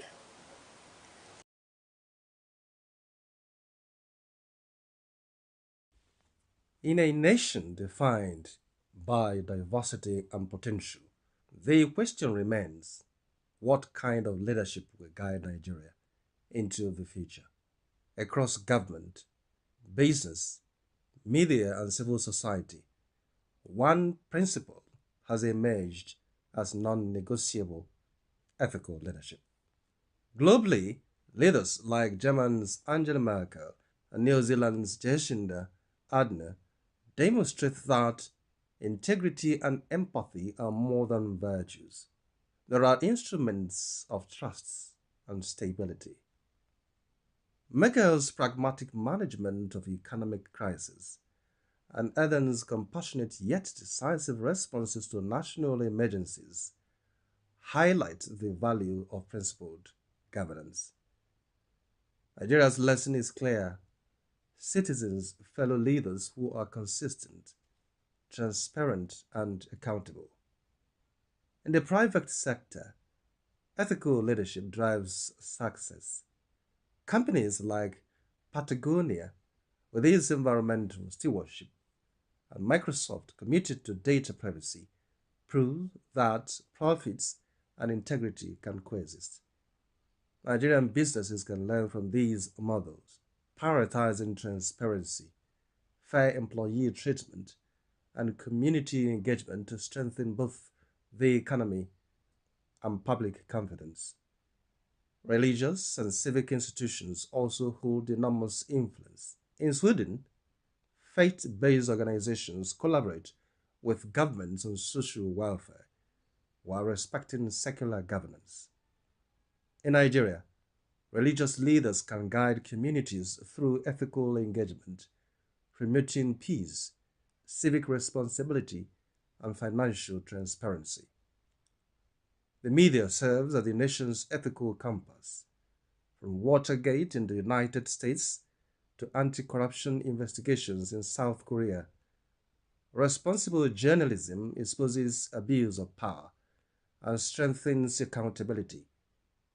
Nigerian media, by upholding truth and resisting political pressures, can elevate public discourse and encourage ethical governance.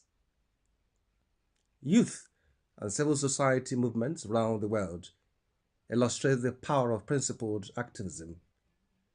Evidence-based campaigns in Kenya, climate initiative in Europe, and grassroots civic actions globally show that organized engagement reinforces accountability.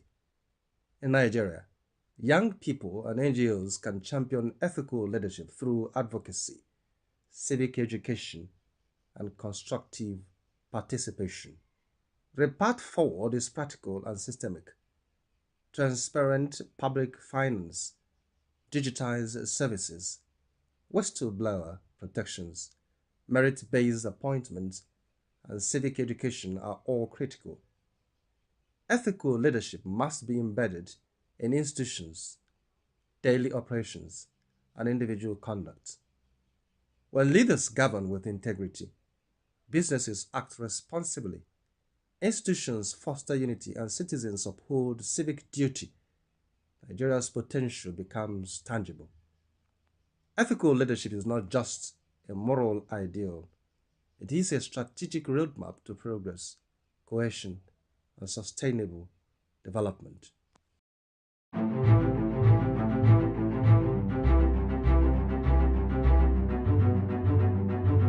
Morning headlines before you step out. Midday updates while you work. Evening analysis when the day winds down. Wherever life takes you, Aneke TV keeps you informed, connected, and ahead. Aneke TV. Move with the world.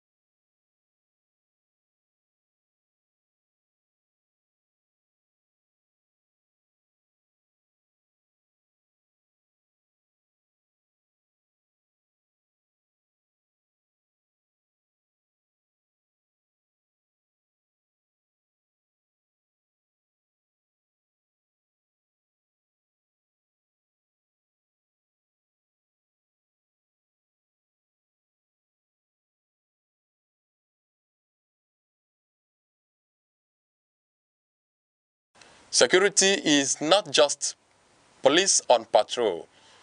It is safety in homes, schools, markets, and mines. Without it, progress is impossible. Be alert, report danger, support community watch. True security is collective responsibility.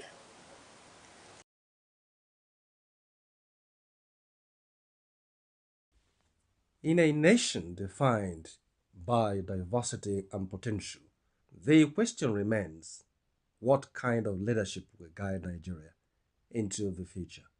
Across government, business, media, and civil society,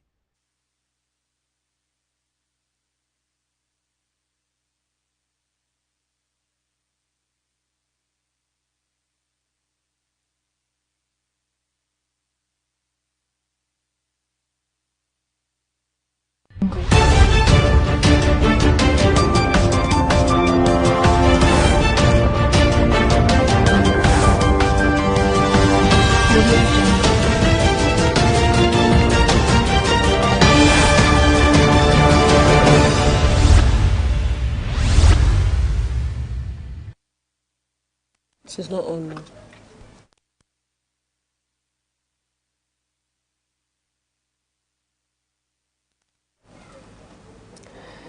Good afternoon and welcome to news across the country on Aneke TV. I am Princess Ken Ochoma. The headlines.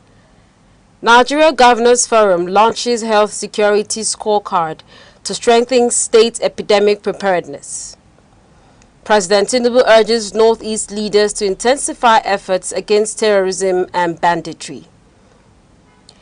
Lagos Assembly approves 200 billion naira infrastructure bond and FARC receivables financing program. Details of the news. The Nigeria Governors Forum, in partnership with the Nigerian Center for Disease Control and Prevention, the World Bank, and Resolve to Save Lives Nigeria, has launched a health security scorecard to strengthen states' preparedness for infectious disease outbreaks. The assessment framework was unveiled during a validation workshop in Abuja and is designed to provide governors and policymakers with a standardized tool for measuring health security performance, identifying operational gaps, and improving emergency preparedness across the 36 states and the Federal Capital Territory. Public health experts at the workshop said effective prevention, early detection, and rapid response to outbreaks depend largely on strong state-level leadership, surveillance systems, and accountability. They noted that recent outbreaks of cholera, Lassa fever, and other infectious diseases underscore the need for sustained investment in health security. Officials from the partner organizations explained that the scorecard consolidates key health surveillance indicators in a single monitoring framework, enabling state governments to make evidence-based decisions, strengthen disease preparedness, and improve coordination during public health emergencies. President Bola Tinubu has called on governors and political leaders from Nigeria's northeast to identify efforts to combat terrorism, banditry, and other security threats confronting the region. The president made the call at the Presidential Villa, Abuja, while receiving a delegation of northeast leaders led by Governor Babagana Zulum of Borno State. He stressed that sustained collaboration among federal, state, and community leaders remains critical to restoring lasting peace, protecting lives, and promoting economic development. The delegation visited the president to express appreciation for his decision to retain Vice President Kashim Shettima as his running mate for the 2027 presidential election. Governor Zulum commended the administration's ongoing infrastructure projects, particularly major road networks linking the northeast to other parts of the country. Governor Zulum reaffirmed the region's commitment to supporting the federal government's security and development agenda, while President Tinubu assured the delegation that his administration would continue strengthening security operations and expanding critical infrastructure to improve the welfare of Nigerians. The United States has condemned the killing of members of the family of Plateau-based cleric Reverend Ezekiel Dachomo, describing the attack as horrific and calling for those responsible to be brought to justice. In a statement issued by the United States Department of State's Bureau of African Affairs, Washington expressed condolences to the bereaved family and urged Nigerian authorities to intensify efforts to protect vulnerable communities and prevent further attacks across the country's Middle Belt. The United States said it has continued to engage the Nigerian government on the worsening security situation, reaffirming its commitment to supporting efforts to combat terrorism, violent extremism, and other forms of insecurity. It stressed that all Nigerians should be able to live and practice their faith without fear of violence. The statement followed the June 12th attack on Kum community in Riyom local government area of Plateau State, where 9 members of Reverend Dachomo's extended family, including a 2-month-old infant, were killed.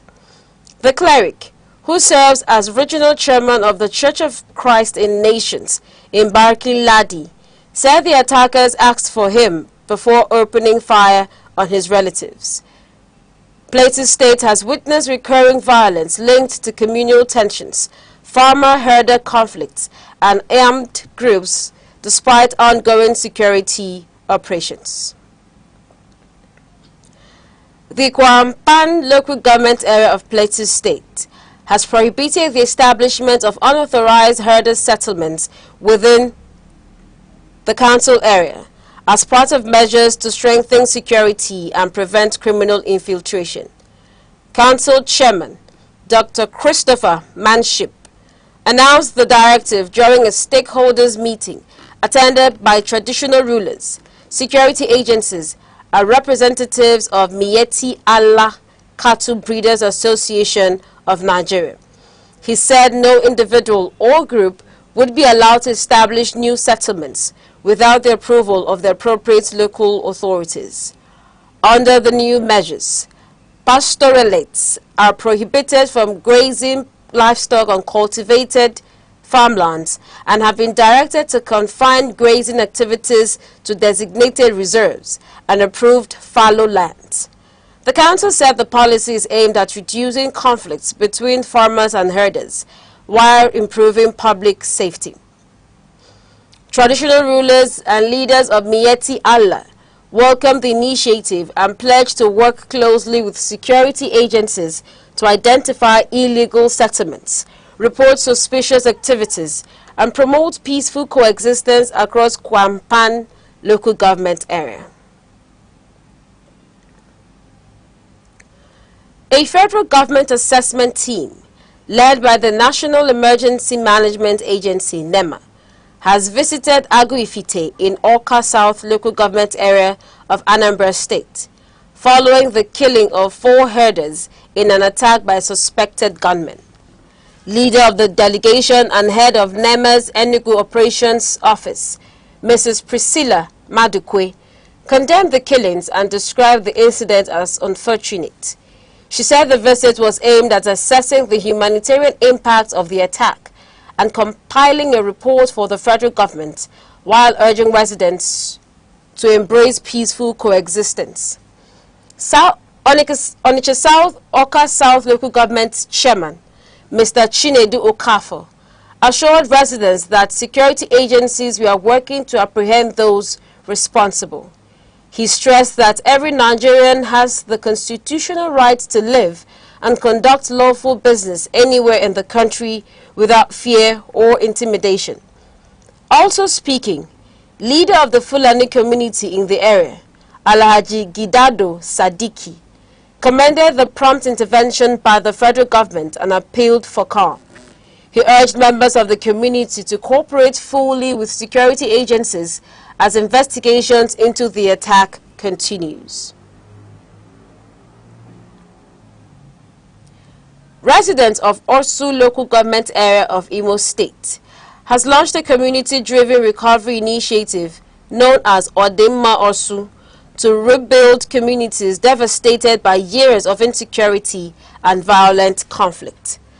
The violence, linked to clashes involving armed groups and security forces, displaced thousands of residents, destroyed homes and businesses, and disrupted education, healthcare, and commercial activities across the area.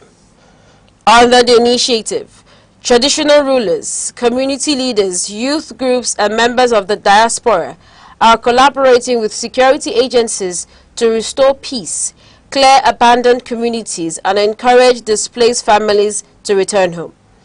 Local vigilante groups are also supporting security operations aimed at keeping major roads and communities safe.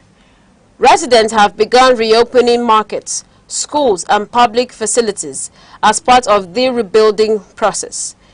Community leaders say although significant challenges remain, the initiative represents a major step toward restoring normalcy, rebuilding livelihoods, and promoting lasting peace in Orsu.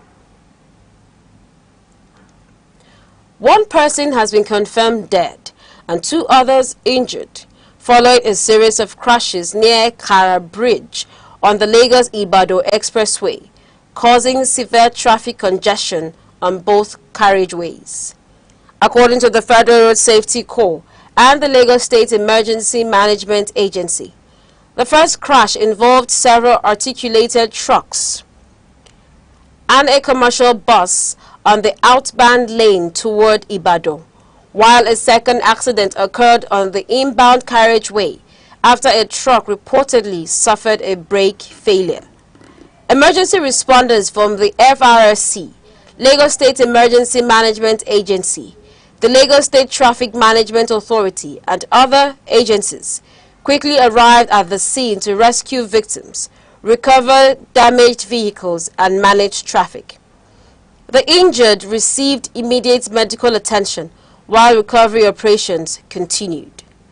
The Lagos Sector Commander of the FRSC, Mr. Kehinde Hamzat, expressed condolences to the family of the deceased and advised motorists to obey traffic diversions and speed limits. He urged travelers to use alternative routes, including the Ikorodu-Shagamu Road and the Lekki-Epe Expressway, until normal traffic flow is restored.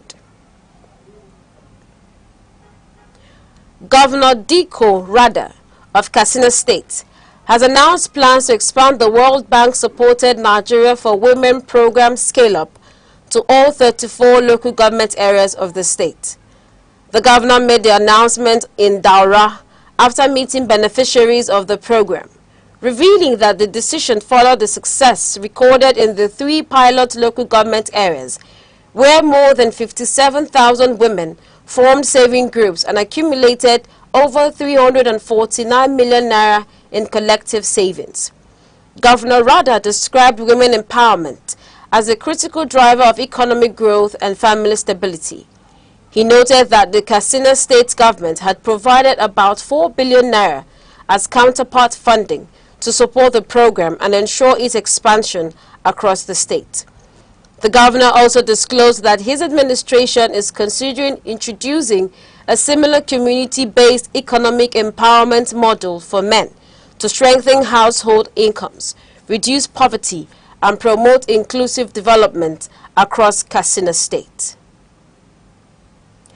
You're watching Aneke TV news across the country. Remember, you can follow us on Facebook and YouTube at Aneke TV. Now a quick reminder of major developments in the story. Nigeria Governors Forum unveils health security scorecard to strengthen states' preparedness for disease outbreaks. President Bola Ahmed Tinubu calls on Northeast governors to intensify the fight against terrorism and banditry. And coming up shortly, Lagos State House of Assembly approves 200 billion naira bond to finance critical infrastructure projects. Stay with us.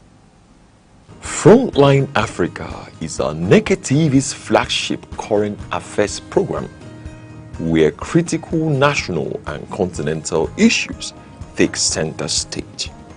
On Frontline Africa, we examine politics, the economy, security, business, health, and a wide range of other key sectors shaping society. The program is insightful, engaging, and interactive, providing a platform for informed analysis and meaningful public discourse. Here, issues are discussed raw, balanced, and expertly with depth, clarity, and a commitment to fact and accountability.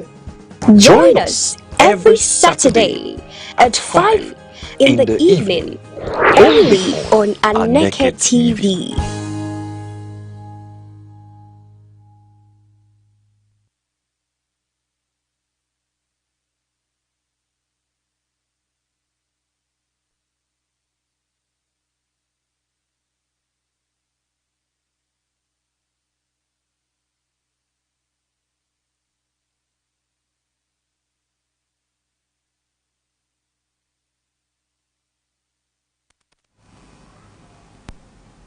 You're welcome back.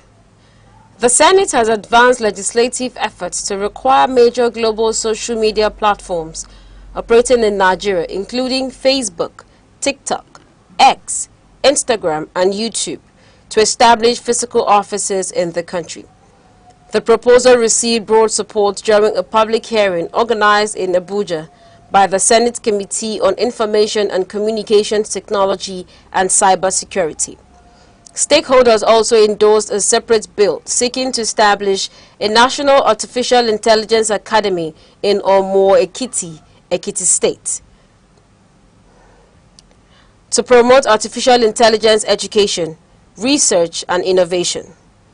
Sponsor of the bill, Senator Ned Nwoko, representing Delta North Senatorial District, said the legislation is intended to strengthen accountability, improve regulatory engagement, protect users' data, and encourage multinational technology companies to become responsible corporate citizens in Nigeria.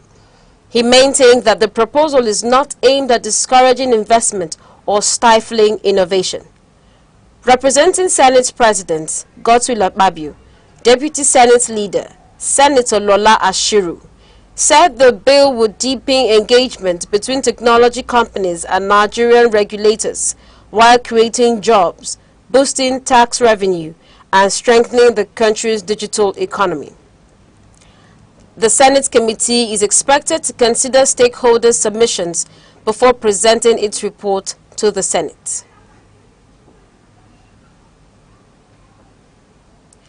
The Lagos State House of Assembly has approved the state government's request to raise 200 billion naira bond and participate in the Federal Account Allocation Committee Receivables Discounting Program to finance critical infrastructure projects across the state.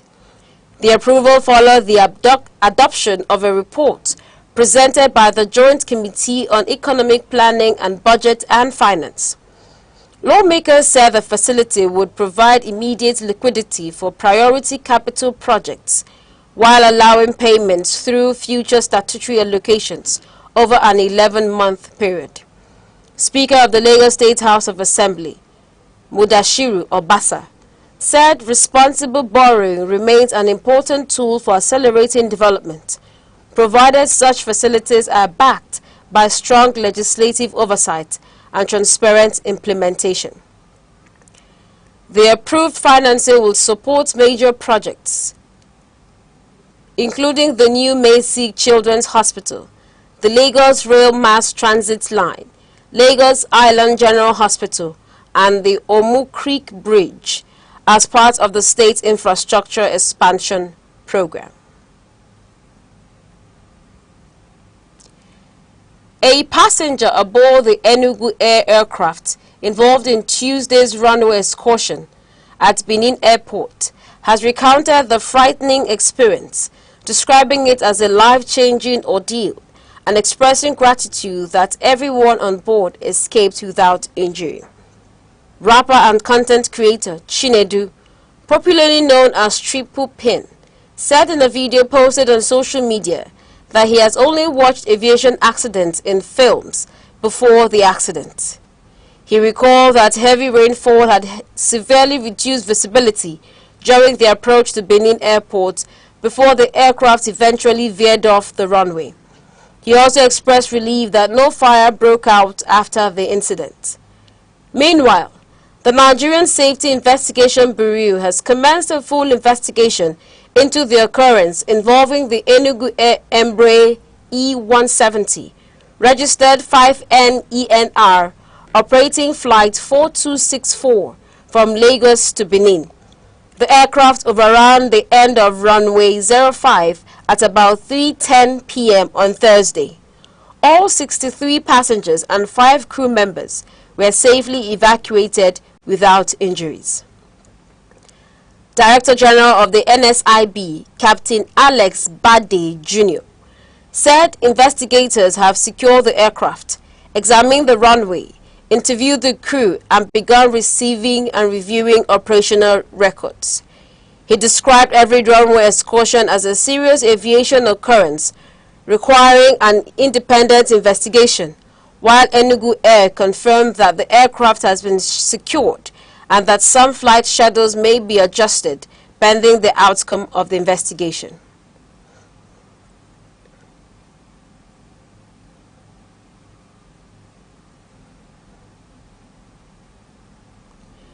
Residents living near Benin Airport have described the tense moments after an Enugu aircraft veered off the runway while landing during heavy rainfall on Thursday afternoon. One witness, Mr. Michael Udo, said he heard a loud bang and initially believed something had fallen from the sky before discovering that an aircraft had left the runway. Another resident, Mr. Moses Idowu, said he observed the aircraft's descent, climb again, and later leave the runway. However, his suggestion of an engine problem has not been confirmed by aviation authorities. The Nigerian Safety Investigation Bureau has cautioned against speculation, stressing that the cause of the runway excursion will only be established after a thorough investigation. Investigators have already secured the scene, interviewed crew members, and begun examining the aircraft and runway conditions. Enugu Air confirmed that the aircraft experienced a runway excursion after landing at Benin Airport and said all passengers and crew disembarked safely without injuries. The NSIB also confirmed that all 68 occupants were safely evacuated and said the preliminary reports will be issued after the initial phase of investigation. And to sports news. Defending champions Nigeria will begin their campaign at the 2026 Women's Africa Cup of Nations in Morocco, aiming to retain their continental title and secure qualification for the next FIFA Women's World Cup. The expanded 16-team championship opens this weekend in Rabat and Casablanca, with the Super Falcons seeking a place in the semi-finals to secure an automatic World Cup ticket before pursuing an unprecedented 11th African title. Head coach Justin Madugu assembled a squad blending experienced international stars with emerging talent under the captaincy of Rashadat Ajibade. Nigeria has been drawn in Group C alongside Zambia, Egypt, and tournament debutants Malawi. The Nigeria Football Federation has expressed confidence in the team's preparations as Morocco hosts the Women's World Cup of Nations for the 3rd consecutive time.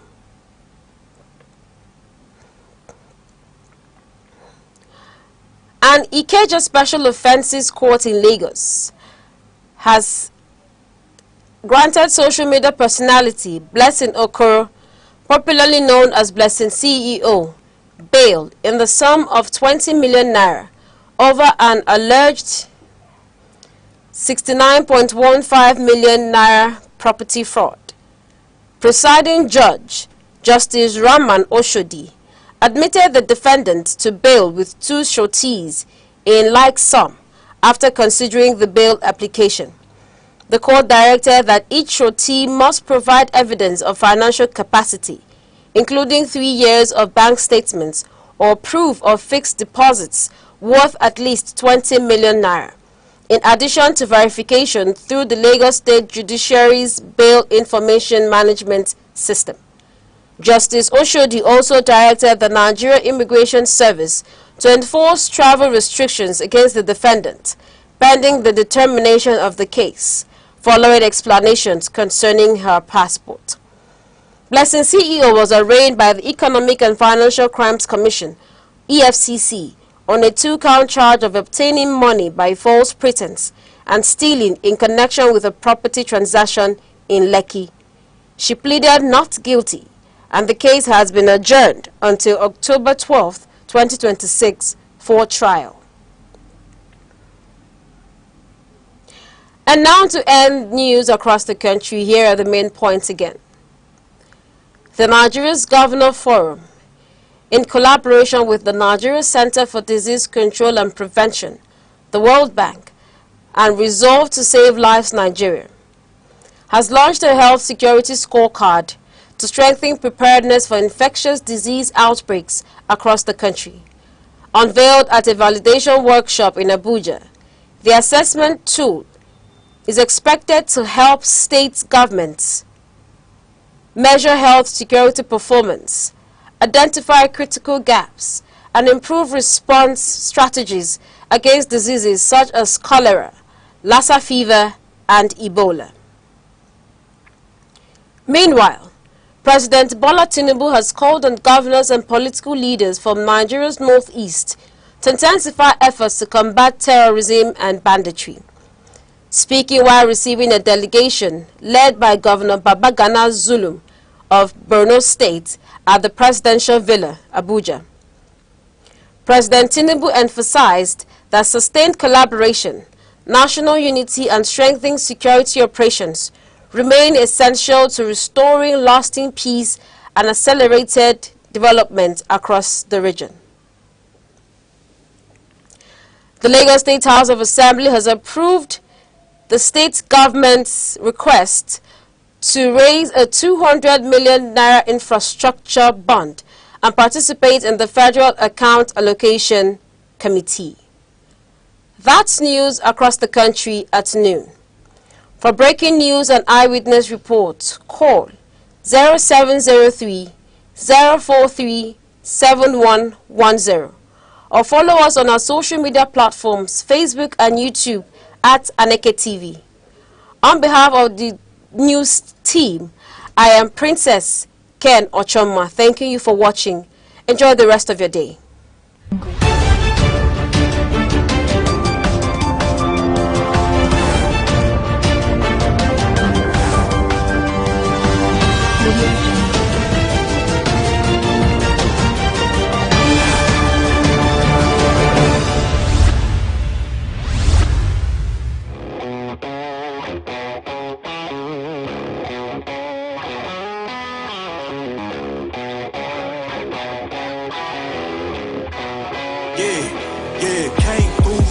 Cause they know I got the sauce. Got the presence on me, I can't ever take it off. That's why I came, country boy stepping. Yeah, I'm country boy stepping. Country boy stepping, yeah, I'm country boy stepping. Yeah, they can't get like me. Rockin' boots and white tee. Designer on my cuff ring, something like a movie. Country boy stepping, yeah, I'm country boy stepping. Country boy stepping, yeah, I'm country boy stepping. Artist out the ranch, I just told you that I'm bout it. I might take offense if you tell me that you doubt it. It's just what it is, yeah, I'm known to make it rowdy. Then I'm for the fit, and I drive a wide body. Who you know, but like this, nobody. Can't go slow, I gotta hit that body. I'm the top, but the top, I can't never take a break. Yeah, I'm hot, and you not, that's why all my records bang. Oh, it's been a long, hard road, gotta go home.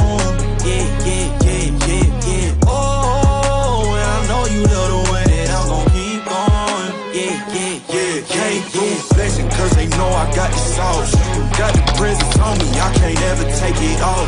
That's why I came country boy stepping, yeah, I'm country boy stepping. Country boy stepping, yeah, I'm country boy stepping. Yeah, they can't get like me, rocking boots and white tee. Designer on my cuff, ain't something like a movie. Country boy stepping, yeah, I'm country boy stepping. Country boy stepping, yeah, I'm country boy stepping. Yeah, why they mad at a man like me? I went too crazy. Better take that knee and kiss my ring, cause I be royalty. Everywhere I go, my scene, and they be hating. That's such a lame thing. Yeah, y'all be lame things. I could never ever go outside like that. Yeah, my people got my back, and I know that that's a fact. So I won't worry about a thing. I'm gonna keep on burning track. Do you get what I mean? I got faith in my dream.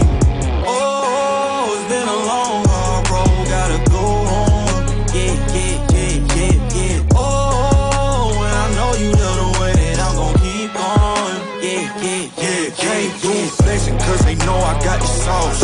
Got the presence on me, I can't ever take it off. That's why I came country boy stepping, yeah, I'm country boy stepping.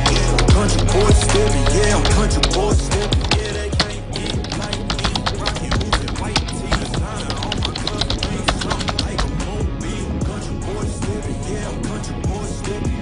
Country boy stepping, yeah, I'm country boy stepping.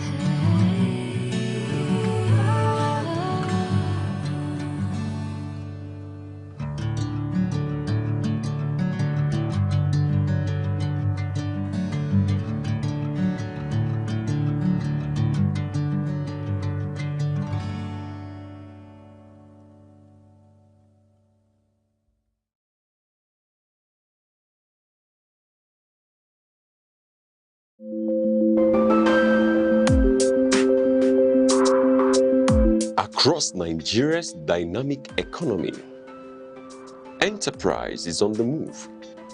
From the resilience of small businesses to the expanding reach of indigenous industries, commerce thrives on innovation, determination, and vision. Finance is evolving, powered by technology and driven by a new generation of entrepreneurs. In a rapidly changing world, digital transformation is redefining how we save, invest, and grow wealth. From energy to agriculture, manufacturing to tech, Nigeria's economic landscape continues to diversify. Policies shift, markets respond, and opportunities emerge. Every figure tells a story. Every trend shapes the future. The question is, where is the next opportunity? On Aneke TV, we bring you clarity beyond the numbers. This is Business Outlook on Aneke TV, tracking the markets, analyzing the trends, and spotlighting the drivers of economic growth. Aneke TV, informing enterprise, shaping perspective.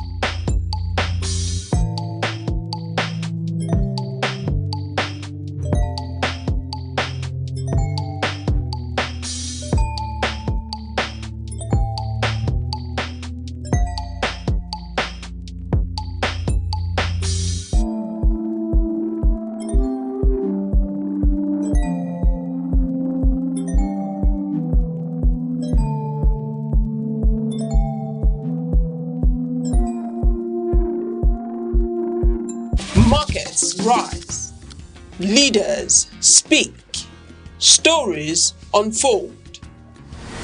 To keep up, you don't just need news. You need clarity. You need speed. You need perspective. That's why Aneke TV brings you the global pulse. Accurate, reliable, right when it matters most. Aneke TV. Move with the world.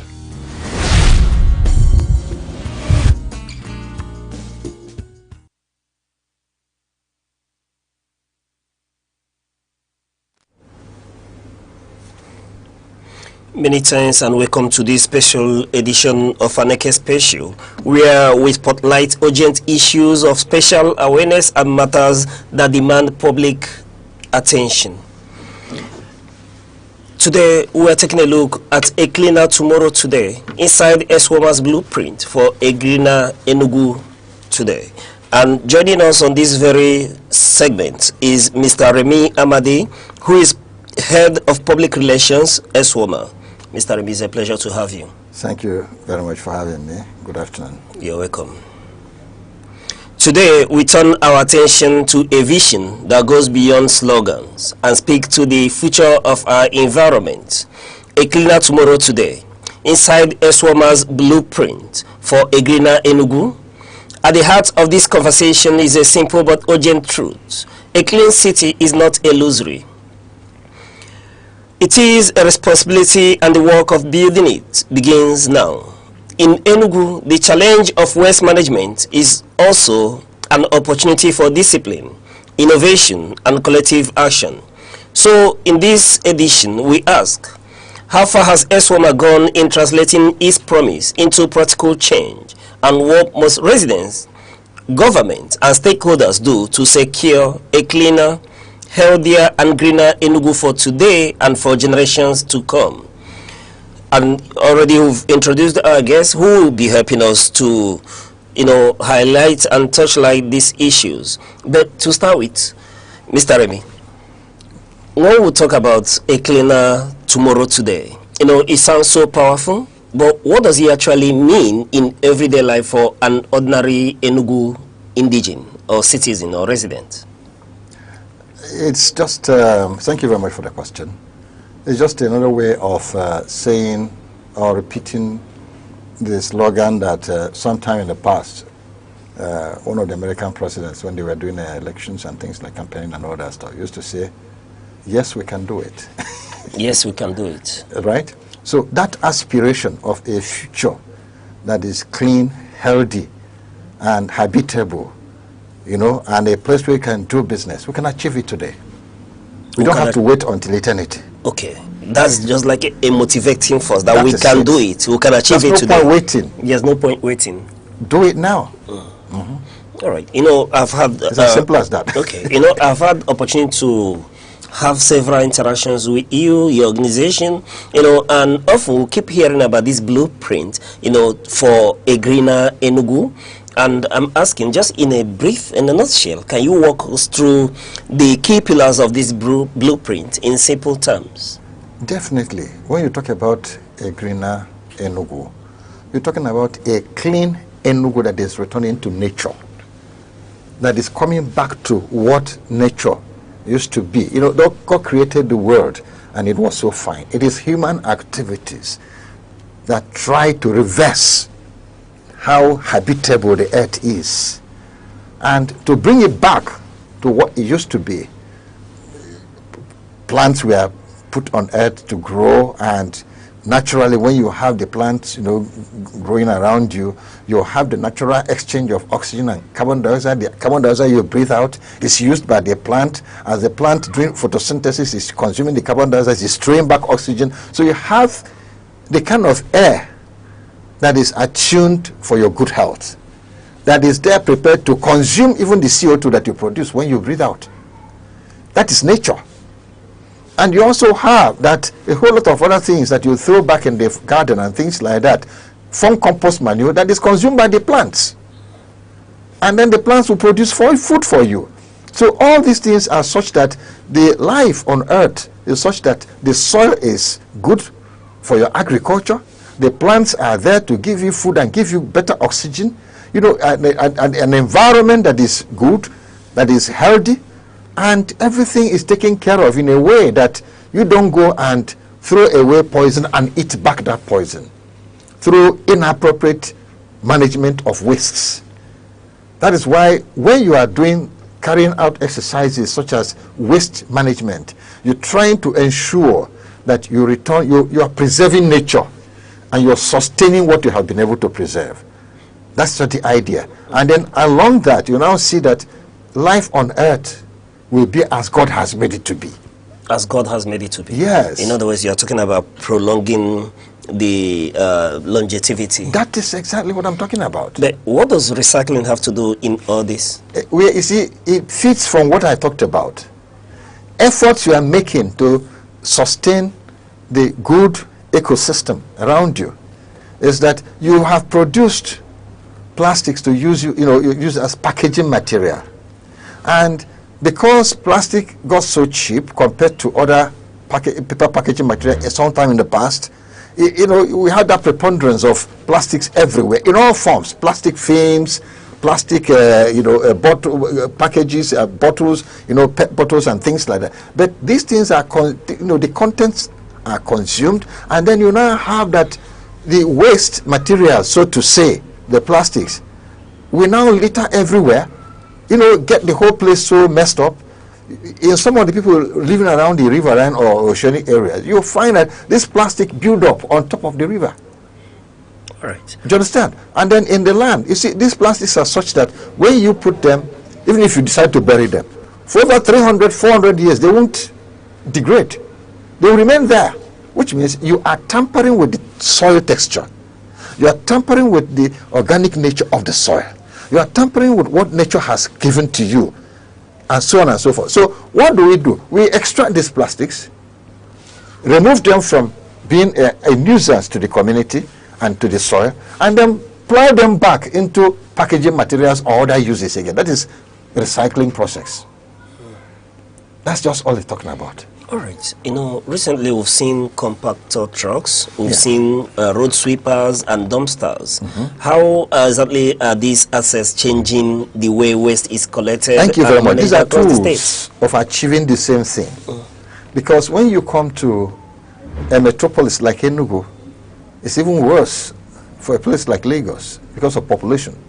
You see that every human being generates waste. From your normal human activities, you generate waste.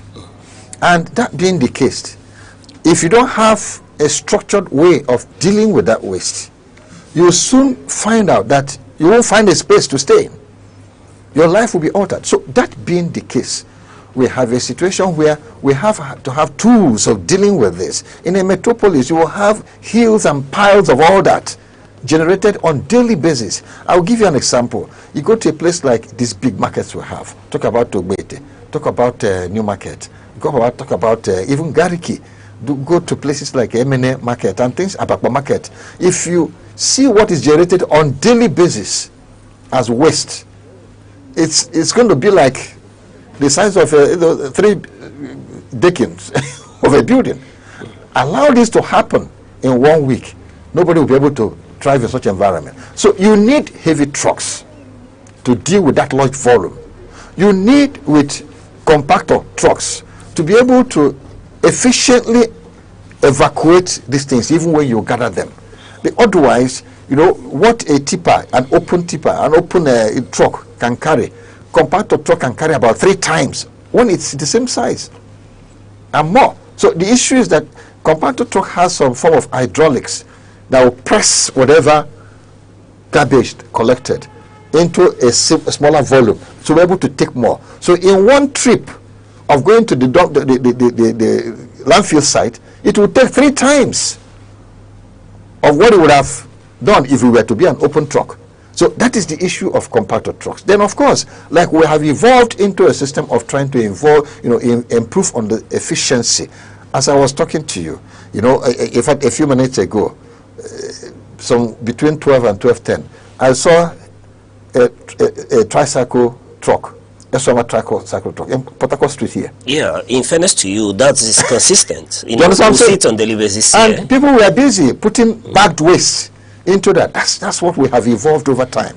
Out of the challenges. Before you brought up this now, I was going to ask you how the door-to-door collection, has been coming along so far. I remember the last conversation we had, you mentioned it. That of when you work on a system, you see challenges, you now work on to innovate and conquer the challenge. Yes, that's it. That's how you continue to pursue efficiency, continuous improvement. That's the idea. So it's a situation. These are trucks you need. Some other places where you have scarcity of labor and things like that, you may choose to use road sweepers instead of human beings sweeping, kind of thing. These are the trucks and the equipment to use. Of course, by the time you get down to the landfill site, you can imagine that on daily basis, over 300 metric tons of these garbages are gathered in one spot on daily basis. Site, on daily basis. How are you managing that? That's what I'm saying. So if you don't have, bulldozers and other heavy earth-moving equipment, the thing would have, blocked the road. Nobody would be able to pass that road to anywhere. I would have loved to ask again about that recycling issues, the plant, I will come to that. When it comes to recycling, you see, there are issues. When you embark on a project, you move from one stage to the other. The most important issue, and when it comes to solid waste management within the metropolis, is public health. Public health. That's number one. Public health. You realize that if you don't manage your waste properly within a metropolis where you have millions of people, as already I said, that every human being generates waste. So if you don't put a structured way of handling that, you are going to run into some kind of crisis, public health crisis. You start having issues. Last time, I ran into a proposal, into a publication. I was talking about that between January and first week of April, over 170 people had died from Lassa fever. Do you understand? April is usually the peak period. Now, recently, we heard also of what happened in DRC. Congo, all right? Within a space of 2 weeks, over 220 people died from Ebola disease. These are viral diseases. Why? How do they come about? Rats. A specific strain of rats, urine from rats, droppings from rats. So if you have these things cross over your food or anything that you touch, you are in contact with the virus. And then you keep spreading it. And people will keep dying. You see what I'm saying? So these are the things.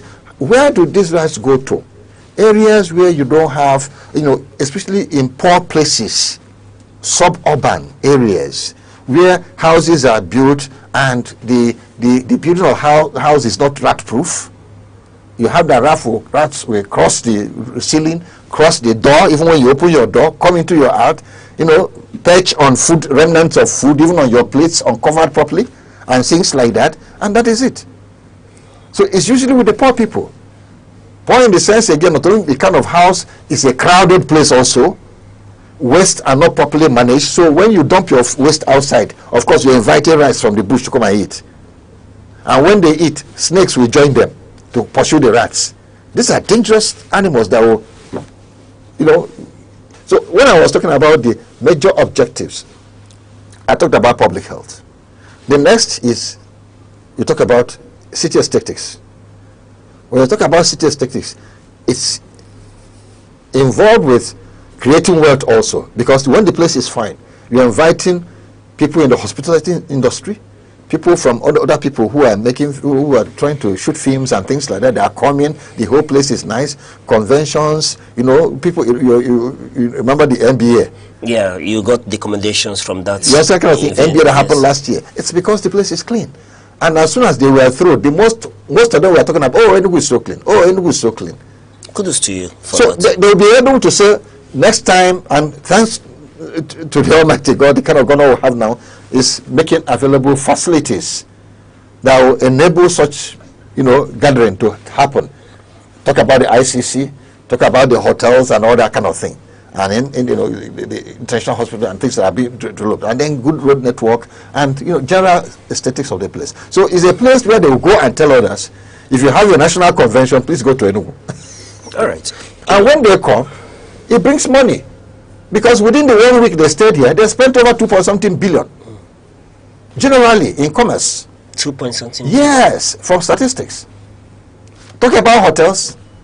Talk about the fact that people will say, we don't care for this hotel food. Let's go and see what is outside there. They'll come out and eat akara from the roadside because the place is clean. That's wonderful to hear. You know what I'm saying? Yeah. So a whole lot of issues come out from just trying to keep the place clean. All right. Then you start talking about waste to wealth, which is about the recycling. Yes. And compost manure. And that's the last phase of it. Right? Yes. Yes. All right. That's quite interesting to note. But let's walk me through the disposal window from 5 p.m. to 9 p.m. Has that changed? And how is it coming along? The issue is that, like I said, we keep adjusting as we monitor whatever new procedure we bring out. All right. Initially, it was like, we build dumpster stations in streets. Go there and put your in. Then we now realize it's still a big problem. So we say, bag your waste, please. When you bag your waste, please there. And then we still have issues with scavengers and all that stuff. No, we started going after that. And very soon we now saw that almost every now and then requests are coming from everywhere. We don't have a dumpster station in our street. Our street is too long. We need two there. We need 3 and things like that. For how long? Well, I said, okay, we evolved into the door-to-door scheme. In the door-to-door scheme, we now said, okay, they converted these compactor trucks into mobile dumpster stations. When it is your zoned place to happen, it happens at least 3 times in a week.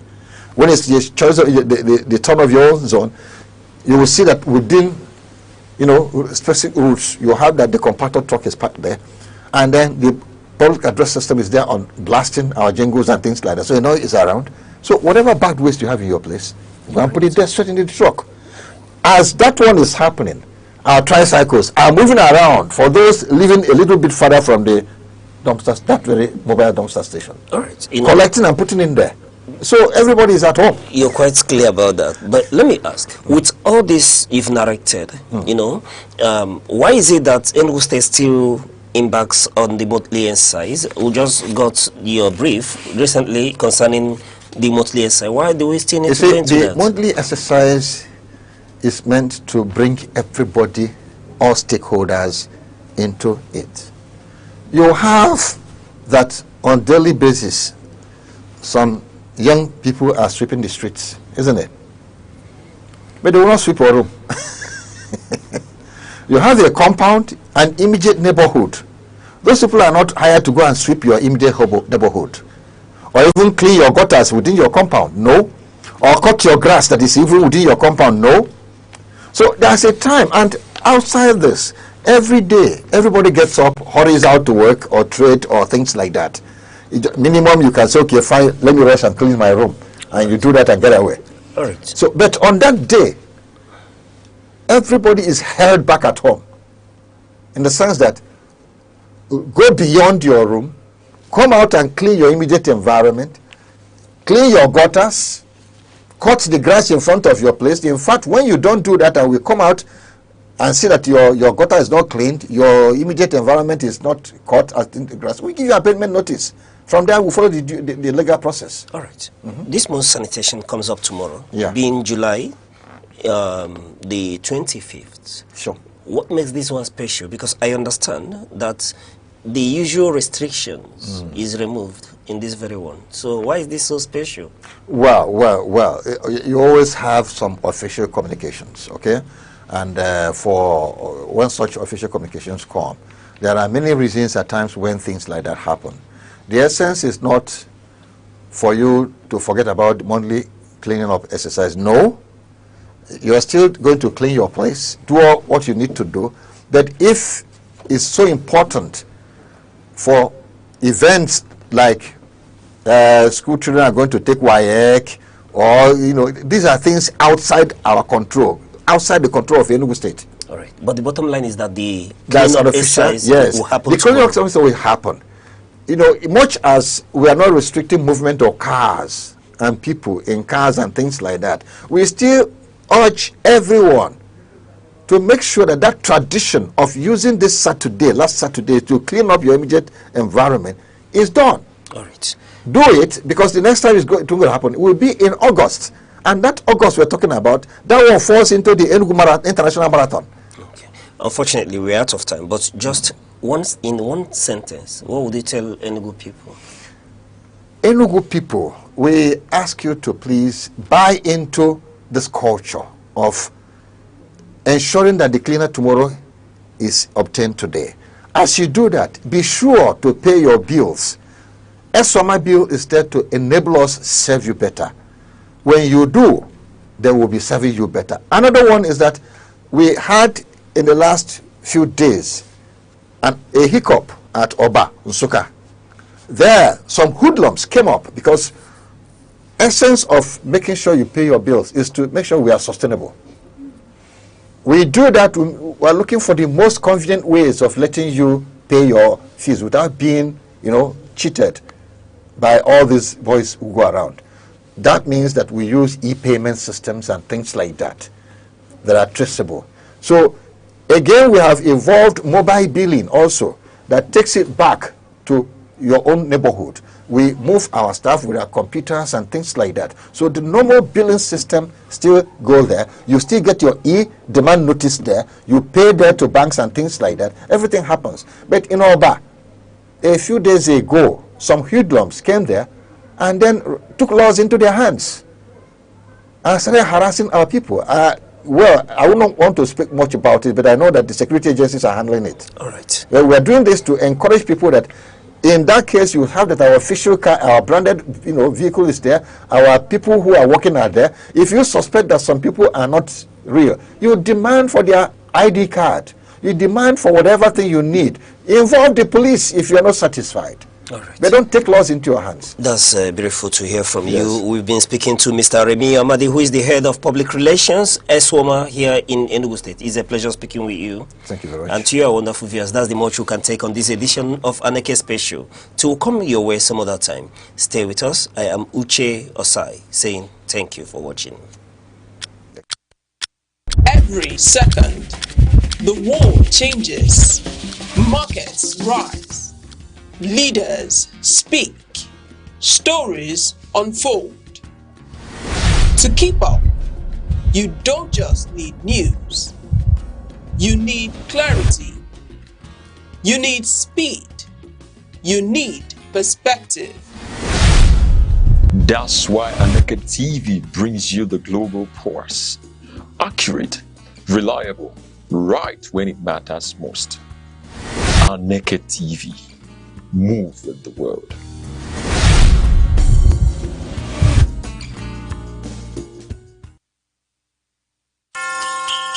Time, the silent witness to human courage, the keeper of memory, the archivist of greatness.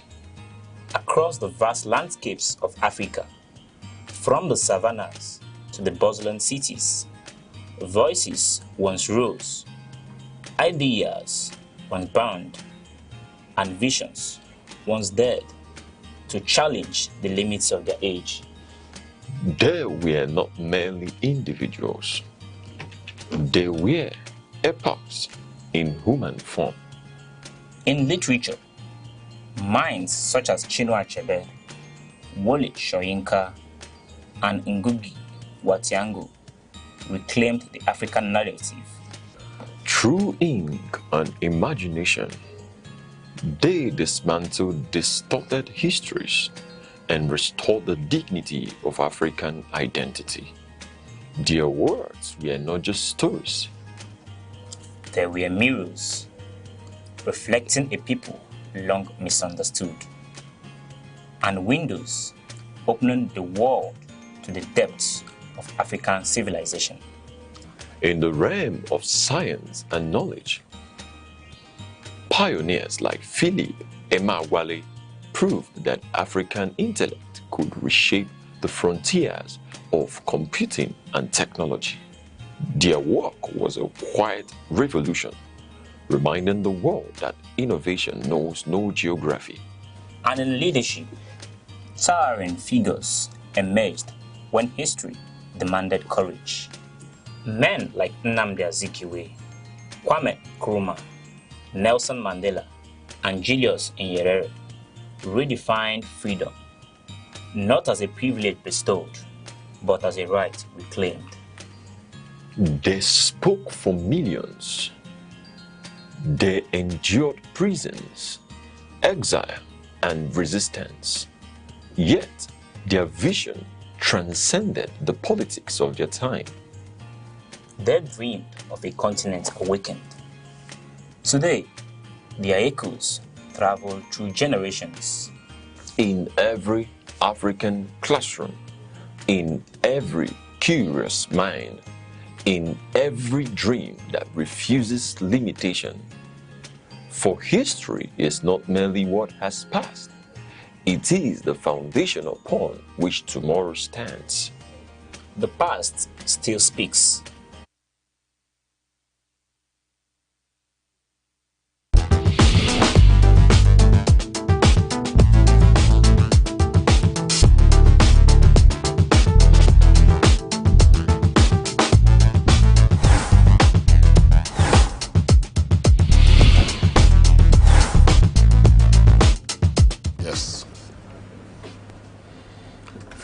You're welcome to our program, Arena, on Aneke TV, Enugu, Southeast Nigeria.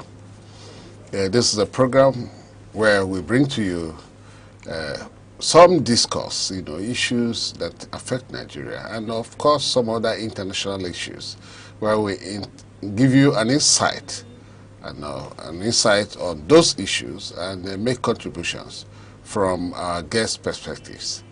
You're welcome. I am still your anchor, Rex Harum. I have here in the studio, well, before I do that, let me introduce you to the topic of the day. The topic we are going to discuss in the studio today is Nigeria's budget and transparency. That is the budgeting in Nigeria and how transparent it goes. So that the people will be given the confidence to believe that those vested with the responsibility of governing them are doing the best of it all. So, Nigerian budgets and transparency. And our guest is an erudite counsel, that's a barrister at law. We also comrade, I still call him Comrade Achikano. Are there other initials? Just call me Mazi Solomon Achikano. Okay, Mazi Solomon Achikano. It's also the same thing. You are a lawyer. He's a public affairs commentator. These is the credentials. Are neither here or there. Oh yeah, of course. Most often, our viewer would want to know exactly who is actually contributing to the discourse. So, the issue of budgeting in Nigeria has been budgeting accountability in Nigeria has been a recurring decimal. Some people have cried foul over the way budgets are being done. Sometimes our budgets do not run up to 40% in Nigeria, especially in the last 3 years. We have not had a budget that run beyond 40% since last 3 years. This is as a result of the level of debt servicing that Nigeria happens to be into. The greater percentage of the monies gotten from our revenue are used for debt servicing. Consequently, the budgets run very low, especially where it affects the capital expenditure. So that is why the critical infrastructure we have in Nigeria has not been progressing so much. It's not as if nothing is being done, but it has not been done with the kind of demand by the system to ensure that Nigeria moves up to another level. So it becomes very obvious that we must talk about Nigeria's budget and transparency. We have also had problems where there are claims and counterclaims about budget issues not being very clear or very transparent, especially from the Minister of Budget and Planning and the supervising or the legislature that does the passing of the budget and scrutinizing what has been submitted to them by the executives. And most often, we have also seen situations where budgets were not funded adequately, and then the role of the oversight function of the National Assembly comes into play. Whether they have actually played that role effectively or not is part of the discourse today. Comrade or Mazi Solomon Achikano, please, what is the role of the Ministry of Budget and Planning in actually ensuring the national budget is done yearly? Yes, thank you for having me here today again.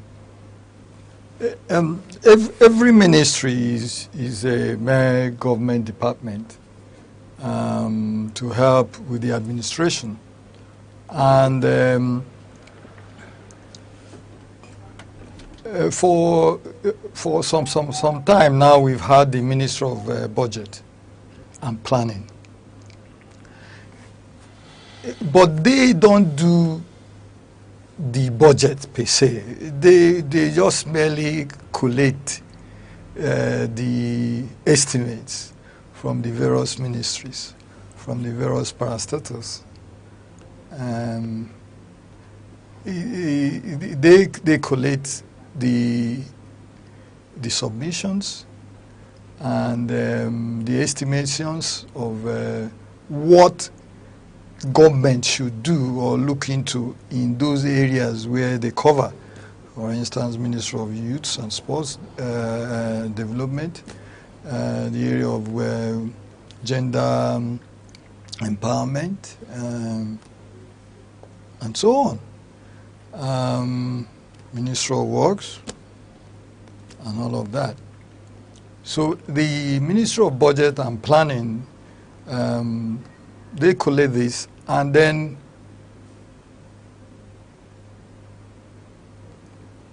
pass on whatever it is as a total to the president, who now presents it to the National Assembly, because by law, the president is really not supposed to spend any of Nigerian money without the appropriation of the National Assembly.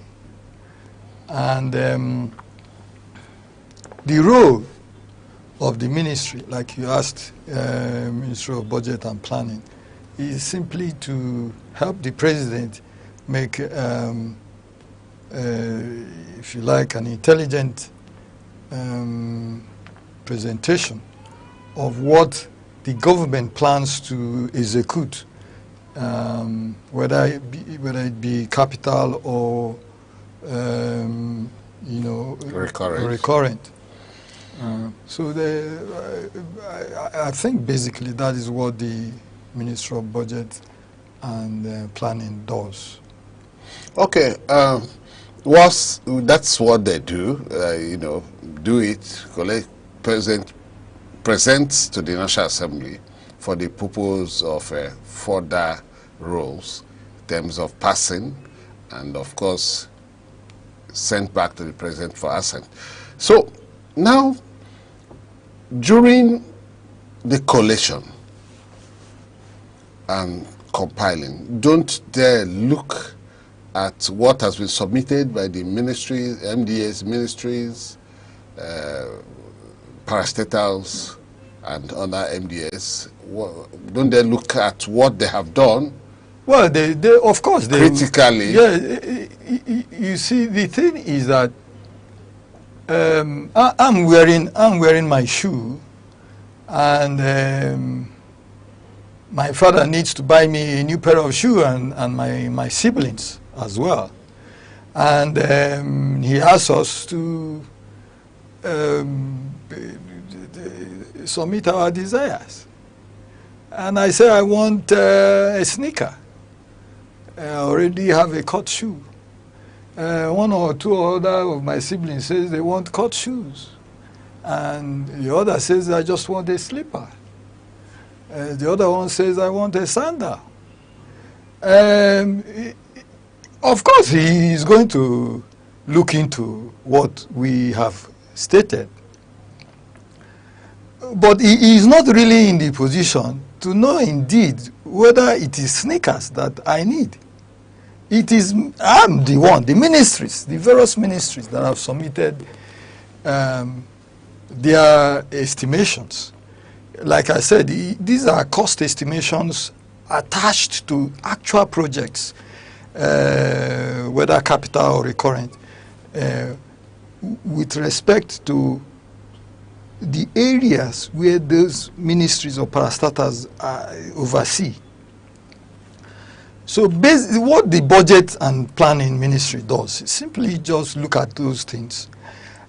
Maybe they do an evaluation of the actual pricing to those things. If, for instance, they say they need, say, Minister of Sports and Youth Development says they need footballs, or they need to reconstruct the Nnamdi Azikiwe Stadium, and all of that. Maybe they will look at the cost estimations in terms of what proposals that were, or bills of quantities that were submitted. But then again, these things are neither here or there. Usually there's a benchmark. You can't have it all. That's why it's called an estimation. That's why it is a budget. Most times it is not the real thing. You know, it's a plan. It's a monetary plan of what you intend to do and what it will cost you to achieve what you want. So of course, yes, they will evaluate it based on their own criteria that they will give. But of course, it will still meet further evaluations at the National Assembly when it gets there. Because I recall that the Committee on Appropriation would do their own evaluation of those estimates. Yes, but coming to... Before we come to the committee's level, yes. You see, you know why I asked you the question of the ministry?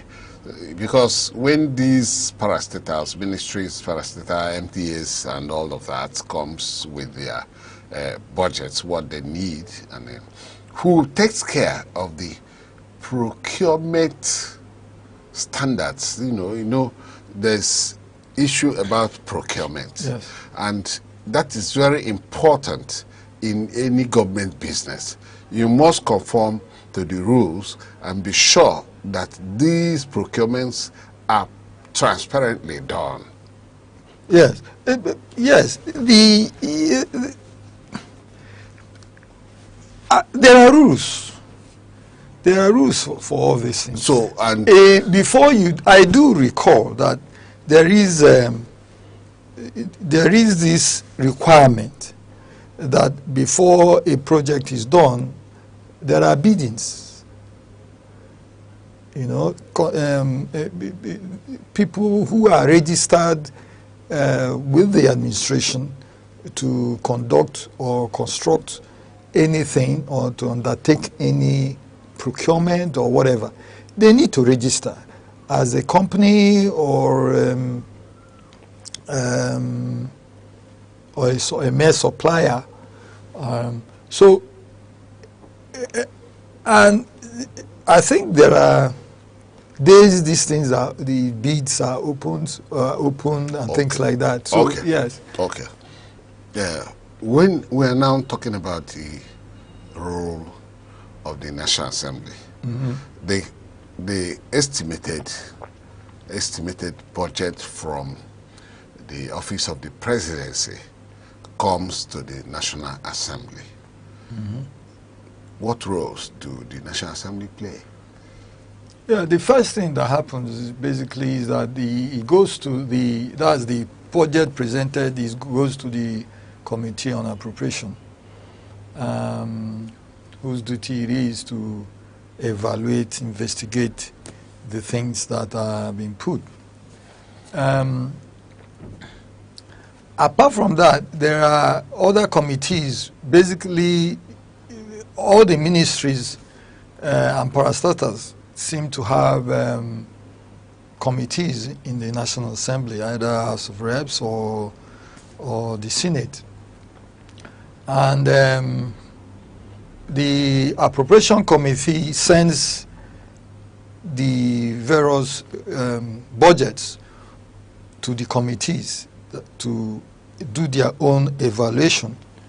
And that's when you have some of the ministries, parastatals, in fact, all the ministries and parastatals have to be invited by these committees, and during which there are investigations to their submissions.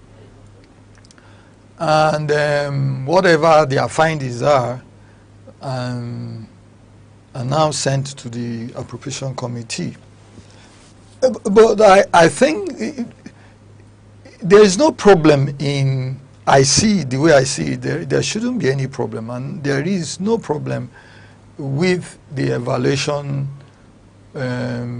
role of the National Assembly on the budget submissions. What I find as a problem, and it's been recurring over the period, and when you were doing your analysis, you were talking about 40% implementation. I want to believe that is what you mean, 40% implementation of the budget. We'll come to that. Budget. Okay. We're going to come to budget performance. Okay. I'm now talking about the National Assembly, the budget in the National Assembly. Yes. Yeah, these ministers and parastatals are invited to come and defend their budgets. That's correct. And this defense is a normal thing that must be done. Yes. But in Nigeria here, we had an agency which the federal government said is not existing. The Presidential Foreign Intervention Promotion Council. Who put it there? The federal government says the federal government says it's not existing. It is not existing. It is fake. Yes. In quote, it's still under investigation. But the federal government where did it come from? So that is a question that is still there being asked by Nigerians. Now, by the way, Rex, federal government is the judiciary, the executive, and the judiciary. When you say the federal government, okay, the presidency, says it does not exist. Okay. The presidency, all right then. But Nigerians are questioning how can it not exist when the organization already have discharged their functions represented in Nigeria in international meetings, and of course held, with diplomatic agency, held meetings and programs with diplomatic, held meetings with the National Assembly and all that. Yet they were all there and nobody actually raised a brow until at a point the head of the agency was arrested and is still being investigated. And some investigation has been done, and there's a court case, arraignment. But I want to, because we are talking about budget, I want to talk about a budget of 1.3 billion was passed through the budget and planning to the National Assembly, and finally this year was signed into law by the President, and is presently in the Appropriation Act. That 1.3 billion has been approved for a fake agency. And we are talking about transparency, we are talking about scrutiny, we are talking about the role of oversight by the National Assembly. And we have talked about the heads of agencies coming to defend the budget. And we have not been told that anybody defended the budget of 1.3 billion for the fake agency, so-called fake agency in quote. So now the question is, has the National Assembly done due diligence in ensuring that there is transparency in what they are doing that necessitated their passing of 1.3 billion, possibly without any defense, and of course sending it to be assented by the President? So have they done the necessary things? Have they transparently scrutinized the budget? Yeah, Rex, it's easy for me to say the National Assembly have not done due diligence in this particular matter. But you see, like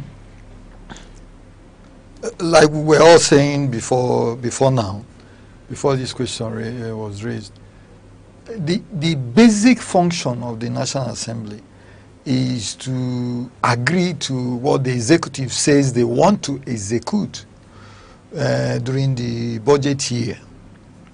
It is not for them to begin to inquire whether, yes, there is an agency through which a particular project should be executed or not, whether it's a fake agency or not, and all of that.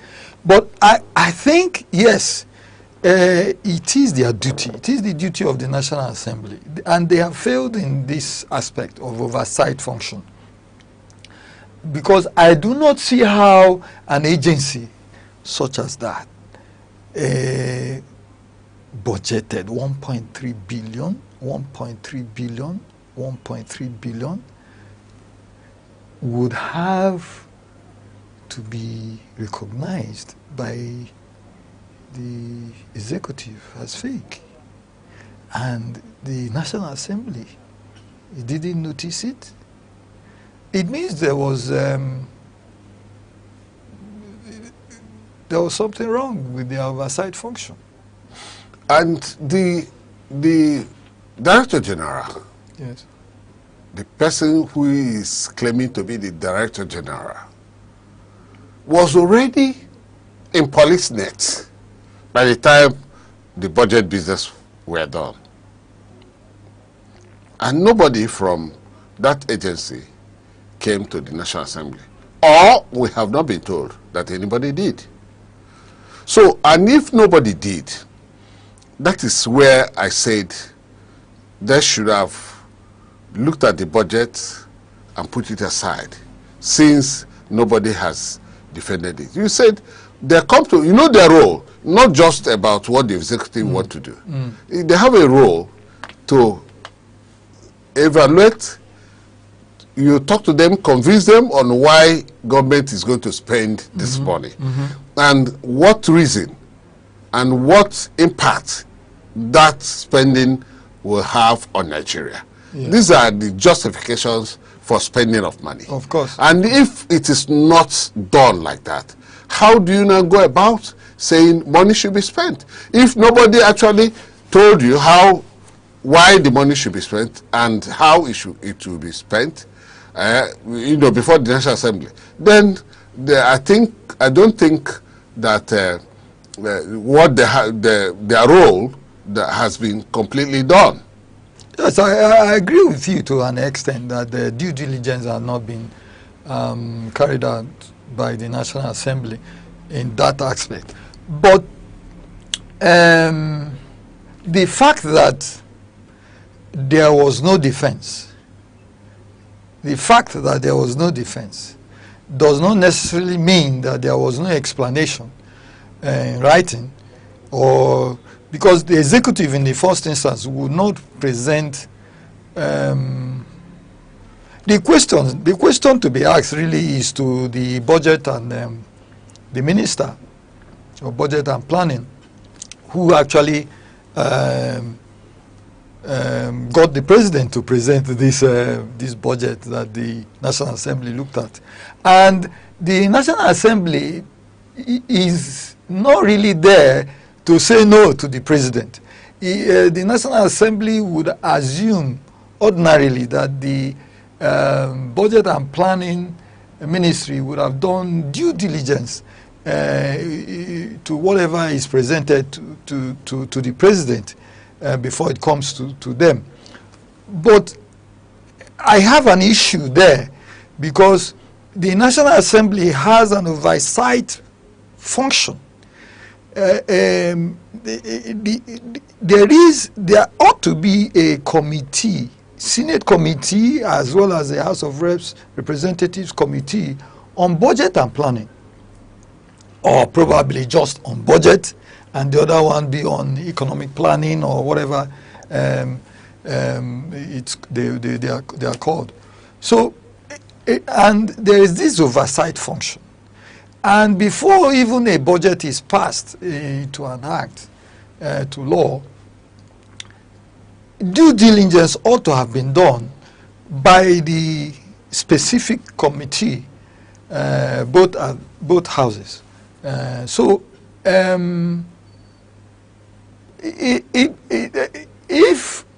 If the so-called, the purported so-called fake agency scaled through the budget, and now the same executive that submitted the budget that has been passed is saying that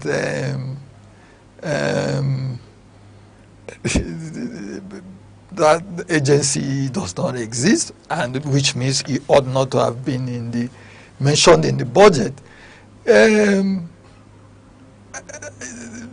It crowds foul. I mean, I don't see how it is, because somebody originated something, and so if the presidency, actually sent the budget to the National Assembly, yes, and they come back to say the agency does not exist, yes, then how come they sent now a budget of 1.3 billion to the National Assembly? So submitted our guest on this program, Mazi Solomon Achi Kano.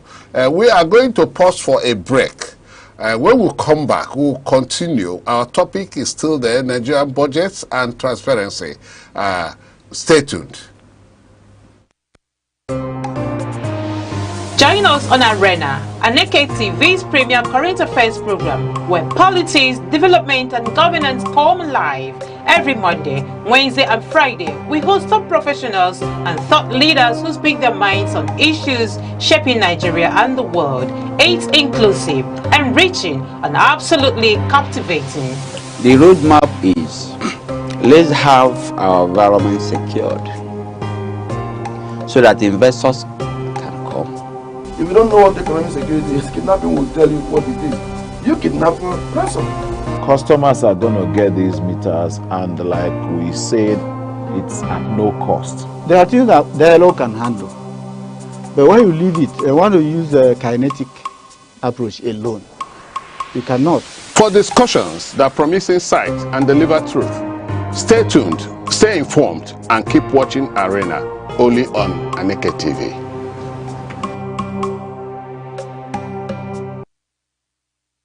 You're welcome back. We're still on our program, Arena on Aneke TV.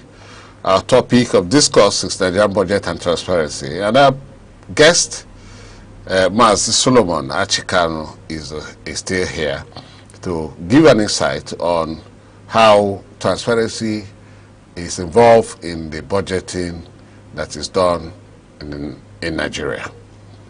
We were talking about the due diligence that was supposed to be done in the National Assembly, and then the presidency presenting and that of course they assented to that 1.3 billion budgeted for an agency that said is fake. And our guest is questioning or interrogating why the fake attached to that agency, since the federal government on their own pushed in a budget that is attached to that agency, if that agency does not exist. And beyond that, that agency was approved by the Secretary to the Government of the Federation to represent them in Canada. And the the DG, Director General, was sent to Canada. So, well, that issue is still under investigation by the ICPC. And then even the House of Representatives having sittings on that too. They created a committee so on trying to unravel the mystery behind those issues. But in terms of budget transparency, that's what it is.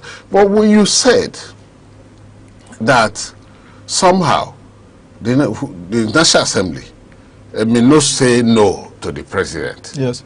No, I don't think I actually agree on that. You know why I said so? We have seen where budgets come to the National Assembly, and sometimes they increase the budget. Sometimes they reduce the budget. Sometimes they put on hold a particular budget until they are given a convincing answer on how the monies released to that agency, Ministry of Parastatal, has been effectively used or judiciously used. So that is why I said that I don't want to agree with you that why should National Assembly is not rubber stamp. These are representatives of the people, and they have that mandate. You know, we see the people see that they are franchised to them to represent them, and of course do things that will conform to the collective aspiration of the people that elected them. And that is exactly collective will and aspiration. And that is exactly why there cannot be rubber stamp. It is not as if the presidency will say anything and it will be done by the National Assembly, because we do know that this is the people's representatives. The executive on their own, the legislature on their own, and of course the judiciary on their own. And these are created for checks and balances in government. Sure. Therefore, I do not want to agree with you, because there are issues of budget padding, budget step down, budget on hold, and all that in the course of trying to, do the appropriation bill. Yes, Rex, you are correct in all the three instances you've given. One, the budget on hold. But you see, it is not for the legislator to say no. And I've never heard of any situation where the National Assembly succeeded in saying no to the presidency or to the executive. They've never succeeded. And even in your saying so, you said unless the executive or the presidency explains why. And once they explain, so what is they can only keep whatever it is on hold. That is the best the National Assembly can do. Of course, yes, we've heard about padding, that is adding to the comfort or the resilience, or defending a project or a budget estimate or item. But it is impossible. it is impossible that the National Assembly will say no to the presidency. They can only delay in saying yes until they get sufficient explanation. To that extent, I agree with you, but they cannot say no. That is why I am baffled that the presidency would, after submitting a proposal mentioning an agency through which 1.3 billion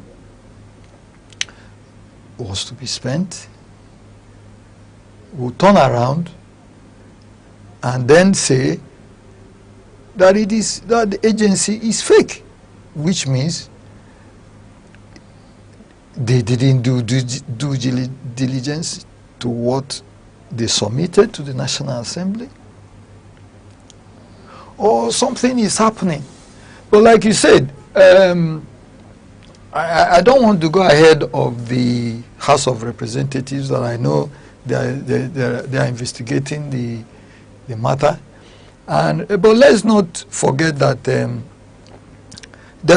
administration, in the process of administration, we have all these idiosyncrasies of the officials, and it's easy for one that is so affected in maybe his idea or her idea, it was turned down during the planning situation process or level, and then turns around and then encourages something else to be called fake or something like that. But like I said, I don't want to go ahead of the House of Representatives in particular, because the executive cannot at this time investigate themselves, because they ought to have done this in the first instance before having it presented. So I respect more, I will respect more the outcome of whatever it is that the House of Representatives will present on this matter. Okay, more than the other investigations being done by the Executive Department of Government. Because so many other people are calling for an independent forensic, investigation or inquiry. There is no. I do not think that there will be any. Which may be headed by an eminent jurist, retired, and other people from other sectors. If you are asking for a judicial investigation, yes, judicial inquiry, that is a different thing. That means another arm of government, another arm of the federal government, the judiciary, handling the investigation or carrying out the investigation. Which is why I said I'll prefer the outcome of the House of Representatives, because the House of Representatives is a different arm of the executive. No, but whatever the ICPC, FCC, all of them are doing, they are all part of the executive arm. Yes, but you already said the legislature doesn't say no to the executive. Yes, but this is an investigation. This is an investigation for what the executive have said. The same executives presented something or somebody, an agency, to the House of Reps, and like I said, because they didn't have the right to say no, now, because they didn't say no, the same executive that presented the agency is saying, look, these people we presented, they are fake. Of course, the people, the House of Reps that were part of the process in the first place of the budget, and the House of Reps that somehow, somehow possibly getting indicted, is already investigating it because they didn't do their own due diligence in the course of the passage of that budget. No. Even if they did do diligence, they can't say no. That was why in the first instance, that budget was passed. They can't say no. I stand to be challenged on your that. opinion. Well, of course, that is my opinion. Because if they could say no, they would have removed that agency. They would have questioned the agency. They would have investigated even there was no sense. I don't think there was a sense initially of the authenticity of the agency, because the word fake is only questioning on the authenticity of an existence, you know. But I think the National Assembly or the House of Reps merely looked at the cost of what that agency was to do, you know.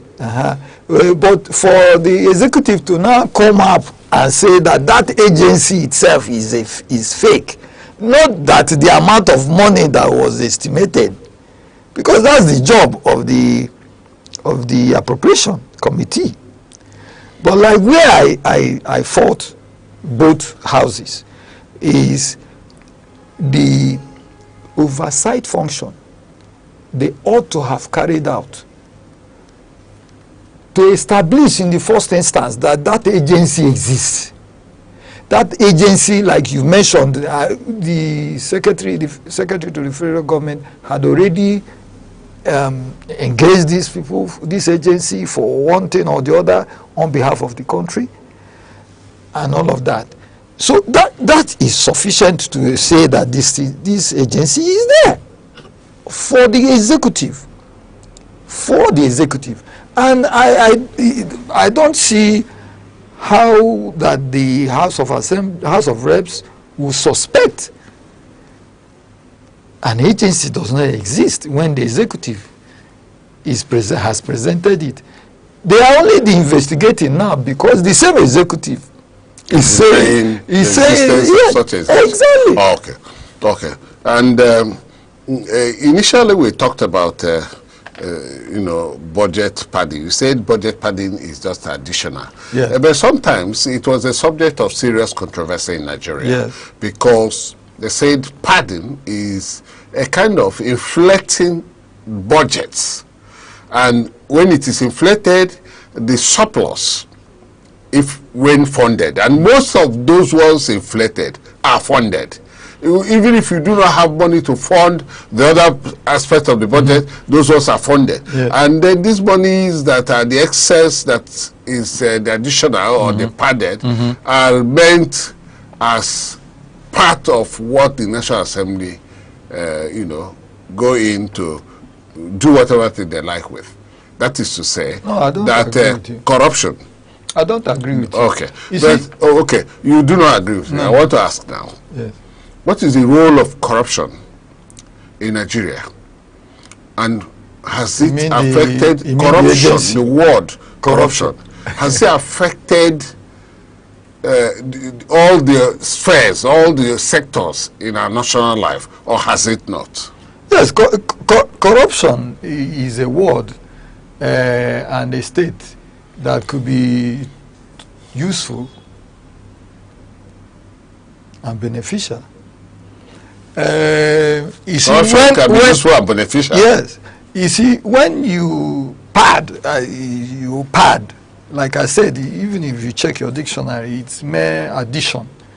Addition to comfort or to some an initiative. When you add, by experience, when the National Assembly adds to the budget, it is usually connected to the constituencies. It's usually connected to the constituencies. It has to do with the benefits to the people that the senators represent, because you don't most of the people in the ministries may not be representative of all of Nigerians. But the senators are. They are coming from the senatorial districts that are obviously unequally endowed. So a senator looks into the budget and says, look, there's a road going through the express, Enugu, for instance, Enugu-Port Harcourt Expressway, and it's in the budget to be done by the Ministry of Works.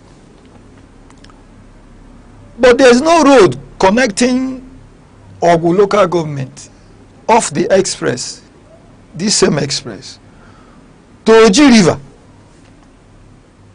And there are a lot of people on that express, on that road from Ogu to Oji River. And that is where Enugu State, even though it is Enugu West Senatorial District, but that is where most of the food eaten in Enugu State comes from. And the senator for Enugu West Senatorial District will have to add a spur from that express, Enugu-Port Harcourt Expressway. Look, I want a road here constructed from the express, off the express, connecting to at least Mako. All you have said now that is the padding. Yes, that is the padding you are talking about. So that's why, but it has corrupted the original budget submitted by the president. That is the corruption that I said. Corruption can be, or corrupt act can be beneficial, can be useful. So in this case, corrupt acts can also not be useful. You have done. Of course, it depends on the intent. That's why it depends on the intent. That's why I said corruption, or the word corruption, can be beneficial, can also be useful. So I've looked at, because what we are looking at, basically, we think that corruption is basically bad. But what we are looking at, it's just like a cup with water. So how do you see it? Is it half empty or half full? I prefer to look at corruption as beneficial to in this case of pardon. And it could still not be good, of course, if it attracts catalog of criticisms and people keep crying foul, because sometimes you padded the budget and reason for which it is padded is not seen. There is no judicious use of it. It means that padding is meant to be negative. And if it becomes negative, people start crying foul. And that's why I said sometime it was a subject of serious foul crying, controversies in the National Assembly, that some members of the National Assembly came out to say it was wrong. Yes, Rex. If I sit down and do nothing, I will have criticism. If I stand up and do everything I want to do, people will criticize. In fact, I right from 1999, we've had people criticize the distinguished senators of the Federal Republic of Nigeria, where they've had to add to the budget depending on the needs of their constituencies. And I agree they should do that, because most ministries sit down in their offices in Abuja and they write up all these things, and they forget that there are people who have been elected to do something or the other. For want of time, let us look at releases and budget performance. Let us look at budget performance in Nigeria. What is the problem? Even when we make a benchmark for a budget, and then we begin to have windfall. Yet, sometimes the budgets do not perform optimally. It does not even perform up to 50%. Like I said earlier, about since 3 years, budget has not performed more than 40%. Rex, I've never, right from 1999, that we have this civil change. We've never had any budget perform at more than 40% or even 30%. Even when we have excess revenue. Yes. Why? That is a problem. That's why I said, even before you finished, I said that is where we have the problem, because when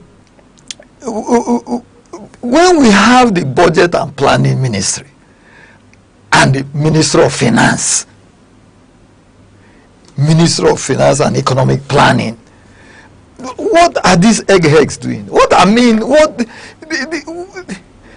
I find it difficult to understand why they would not perform up to even 50%, because like you said, there's always a benchmark.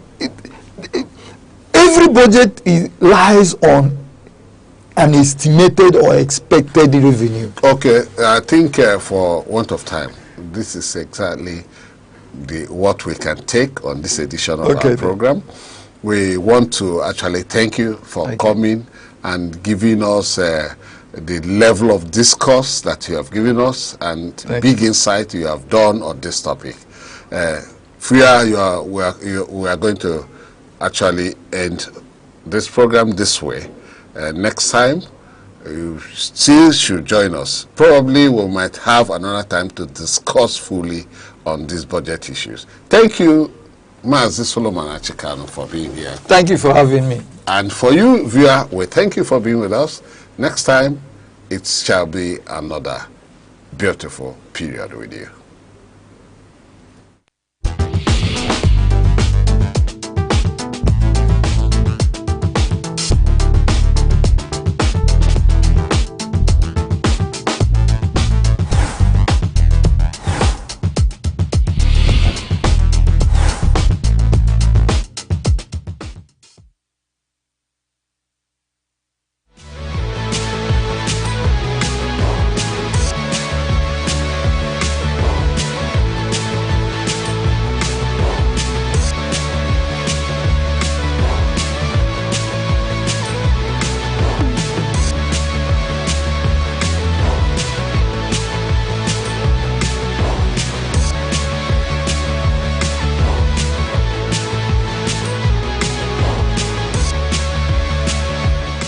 Nigeria's democracy is evolving, but its opposition politics is under growing pressure. Across the political landscape, shifting alliances, internal dispute, and allegations of interference are reshaping the balance of power. At the heart of it all lies a deeper question. What truly defines opposition politics in Nigeria today? Ideology, ambition, or survival? The opposition space in Nigeria is currently marked by fragmentation and contestation. In recent political circles, key opposition figures such as Mr. Peterobi and Senator Rabiu Musa Kwankwaso have remained influential in shaping national discourse. However, the parties and structures around them continue to experience internal dispute and realignments.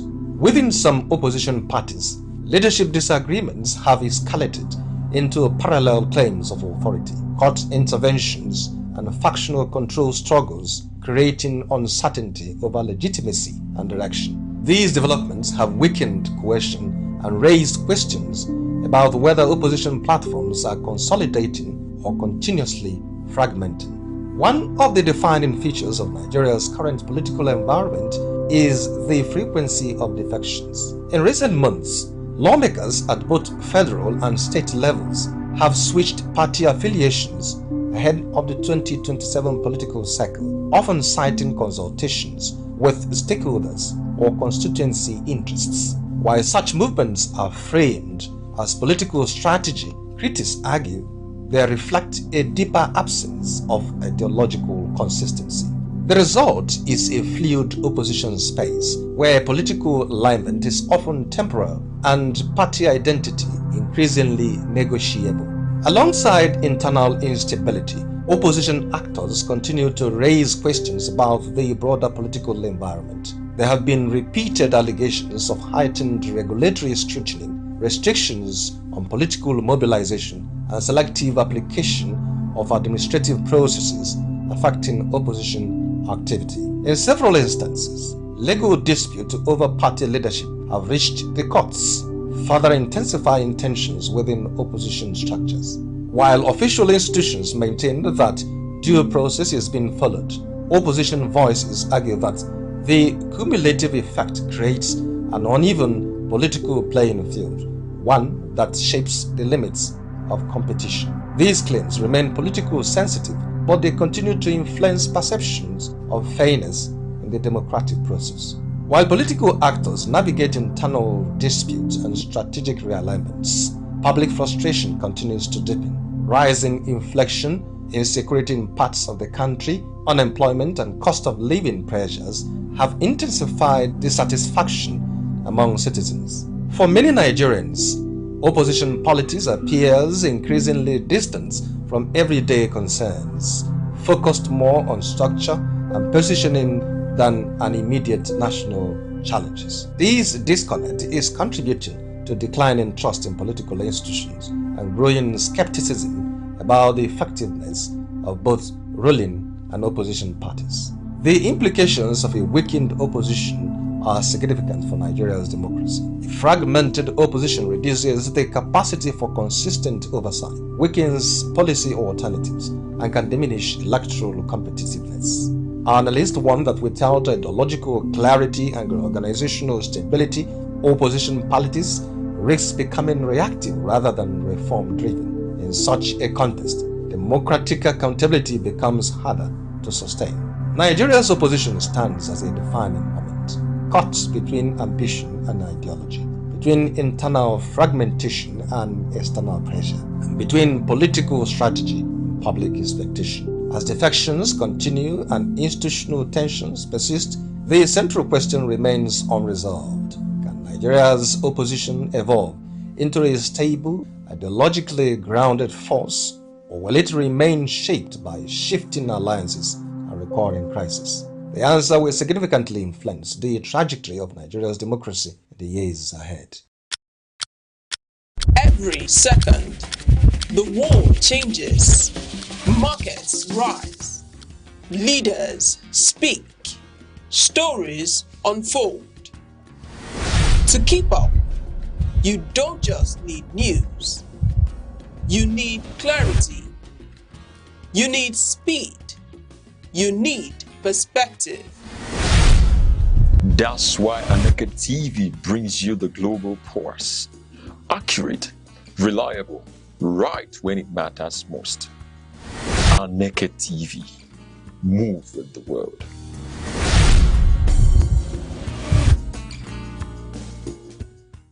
Nigeria, a land of striking contrasts, where nature unfolds into dominant ecological identities. The lush southern forests and the vast northern savanna belts, stretching from the humid Atlantic coast to the dry fringes of the Sahara. Nigeria's vegetation is shaped by climate, rainfall and human activity. Broadly, it is divided into the southern forest zones and the northern savanna belts. In the south, abundant rainfall gives rise to tropical rainforest, thick, multi-layered ecosystems, rich in biodiversity, towering trees from a continuous canopy, sheltering countless plants and animal species. These forests are not only ecological treasures, but also economic lifelines, supporting agriculture and livelihoods. Closer to the coast, fresh water and mangrove swamps dominate. Here, water and land intertwine, creating unique habitats adapted to flooding and salinity. The mangrove forests of the Niger Delta are among the largest in Africa, vital for coastal protection and marine life. Moving northward, forests gradually give way to the Guinea savanna, a mix of tall grasses, and scattered trees. This region supports farming and livestock, forming Nigeria's agricultural heartland.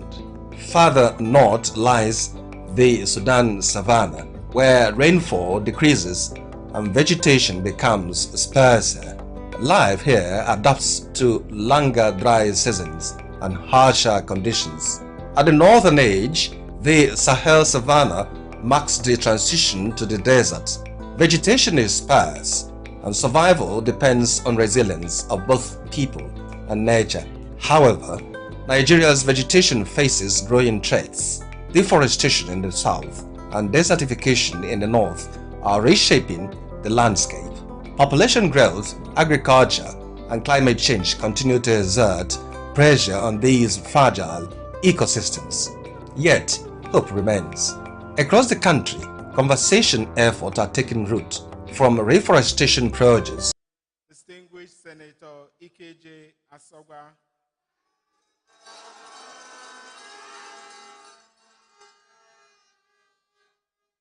the member representing Nsukka Igboeze South at the Federal House of Representatives, Right Honorable Mark Obeta. The Honorable Minister of Innovation, Science and Technology, Dr. Kingsley Ude, SAN.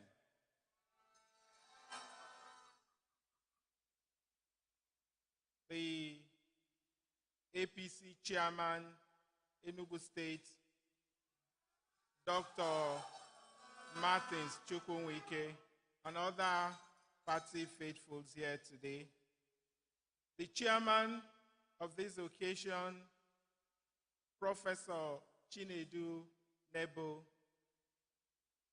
the Catholic Bishop of Nsukka Diocese, His Lordship, Professor Godfrey Gwebike Ona, the Deputy Speaker, Enugu State House of Assembly, Right Honorable Ugochukwu Ezenta Ezani, and other principal officers and members of the Enugu State House of Assembly here with us today. The Pro-Chancellor of this great university, Professor Karim Adeboyega, and his adorable wife, the Vice-Chancellor, Professor Simon Otoanya, and your amiable wife, Chairman of the Board of Trustees, Virginia University, United States of America, Dr. Franklin Richardson, and your beautiful wife with us today. Visiting Vice Chancellors of other universities here, Deputy Vice Chancellors and other principal officers of the university, members of the Governing Council, members of the University Senate, Secretary to the State Government and other members of Enugu State Executive Council, Chairman, Enugu State Traditional Rulers Council, His Royal Majesty, Igwe Samuel Asado Ogada Gidi. Special advisors here, Chairman and Nsukka Local Government and other chairmen of local governments here with us, deans of faculties, our revered royal fathers, the clergy, heads of boards, departments, agencies, and parastatals, captains of industry, top government functionaries, professors and emeritus professors, academic and non-academic staff of the university community, student union president, distinguished guests, lions and lionesses, gentlemen of the press, ladies and gentlemen. I am deeply honored to deliver the 55th convocation lecture of this great university. A university that was born not merely to award degrees, but to redefine the purpose of higher education in Africa. Permit me to express my appreciation to the Governing Council, the Pro-Chancellor, the Senate, the Vice-Chancellor, University Management, and other principal professors that are here with us. It is most fitting that today's lecture is titled Restoring the Dignity of Man, Enugu's Quantum Leap in Human Development and Inclusive Prosperity through Experiential Learning. I cannot imagine a more compelling theme. It speaks directly to the socio-economic imperatives of our age, when states are challenged not merely to pursue economic development, but to ensure human dignity, expands opportunity, equips citizens with practical and competencies, and leaves no community behind. Every great university has a philosophy that transcends its fiscal structures. The University of Nigeria and Nsukka gave itself an even more profound mission, which is as relevant today as it was at its founding, to restore the dignity of man. Those 6 words, chosen by Dr. Nnamdi Azikiwe as the guiding purpose of this university, answered one of the defining challenges of their time. Nigeria stood on the threshold of independence, emerging from colonial rule that had denied millions not only political freedom, but also the agency to realize their potential. Across Africa, a new generation was asking whether education could do more than produce graduates. Could it restore self-worth? Could it equip a people to think for themselves, shape their future, and take their rightful place in the world with confidence? That was the challenge into which this university was born. Today, 65 years later, we inhabit a different world, yet one that poses a similar question. Artificial intelligence, biotechnology, automation, climate change, demographic transformation, and the knowledge economy are shifting the foundations of prosperity. The wealth of nations is increasingly determined by what lies beneath their soil than by what has been cultivated within their citizens. Ingenuity, creativity, adaptability, and capability. What then does it mean to restore the dignity of man in 21st century?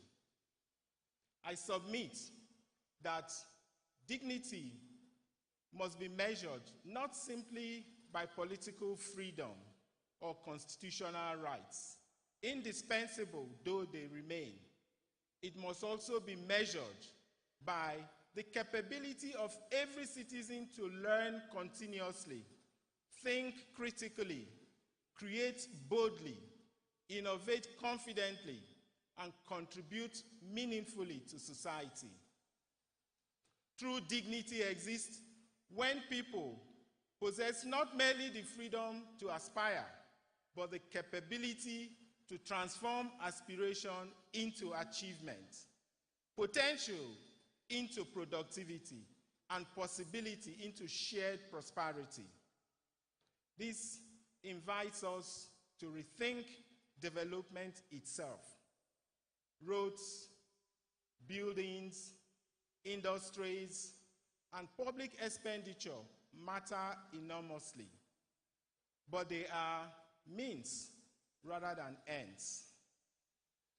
The true measure of development is the expansion of human capability, the capability to live a long and healthy life, acquire meaningful knowledge, participate productively in society, solve problems creatively, and improve the lives of others. This understanding resonates with Dr. Azikiwe's vision for what is the restoration of human dignity, if not the expansion of people's capability to live lives of purpose, contribution, and flourishing. The Human Development Index reflects this principle through 3 dimensions: a long and healthy life, access to knowledge, and a decent standard of living. The challenge before us is therefore not education, healthcare, infrastructure, industrialization, or economic transformation considered separately. It is human development in its full sense. Education develops capability. Healthcare protects it. Infrastructure connects it to opportunity. Industry converts it into productivity and enterprise. Strong institutions sustain it. Together, they form an architecture in which dignity can flourish. Education occupies a distinctive place because it is a catalyst through which every other investment acquires enduring values. Yet, education itself must evolve.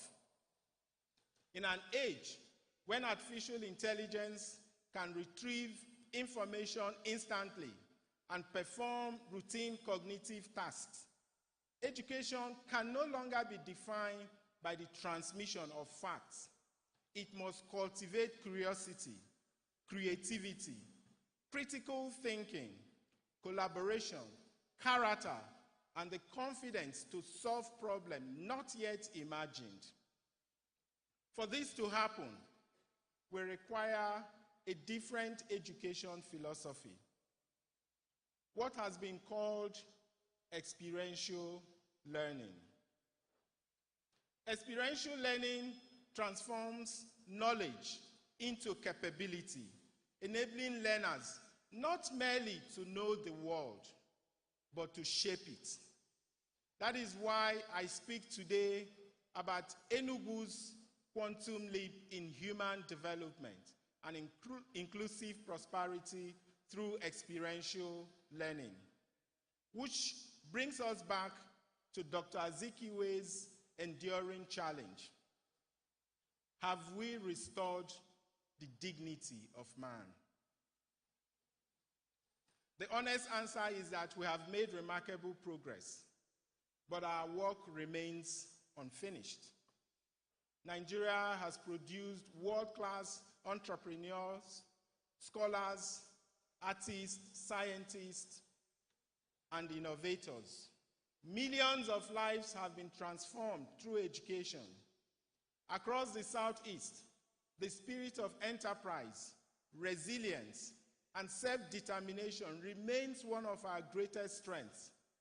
These achievements testify to the extraordinary capability of our people. Yet, too many young people still leave university with qualifications, but without clear pathways to opportunity. Too many families invest everything in education, only to discover that it ends with a certificate rather than productive participation. Too many communities continue to wrestle with insecurity, unemployment, inadequate health care, weak infrastructure, and the migration of talented people who no longer believe their future lies where they were born. For too many citizens, dignity remains an aspiration rather than a lived experience. Human development asks us to look beyond income and examine whether people live long and healthy lives, acquire meaningful knowledge, and possess the material conditions required to participate fully in society. Multi-dimensional poverty reminds us that deprivation is seldom only a shortage of income, poor learning, inadequate health care, insecure work, deficient housing, limited sanitation, weak connectivity, and exposure to shocks reinforce one another. Poverty is rarely one problem at a time. Education revealed one of our most consequential deficits. The Enugu academic field study of December 2023 confronted us with a crisis. Half of the assessed children could not read a single word in English after 4 years of schooling. More than half of primary 6 pupils could not solve basic subtraction. And the average teacher assessed read a primary 6 passage at only 107 correct words per minute. These are interconnected chains. Children outside school, children inside school without foundational learning. Inadequately supported teachers, dilapidated infrastructure, a rural-urban digital divide, exclusion of vulnerable learners, and insufficient data to show who was learning and where the system was failing. Beyond foundational learning stood a skills gap. Our institutions were not consistently producing the technical, digital, entrepreneurial, creative, and transferable capability demanded by changing economy. Beyond the skills gap stood the activation gap. Even where knowledge and talent existed, too few systems connected them to opportunity. Learning did not reliably become livelihood. Research did not consistently become innovation. Skills did not readily become enterprise. These deficits were reinforced by inadequate healthcare, unreliable electricity, weak connectivity, deteriorating roads, limited finance, low industrial capacity, and fragmented institutions. A sick child cannot learn effectively. A qualified graduate cannot build an enterprise without power, transport, capital, connectivity, and markets. A community cut off from infrastructure is also cut off from opportunity. This is not simply an economic challenge. It is a systemic one. Our people did not lack intelligence, talent, enterprise, and aspiration.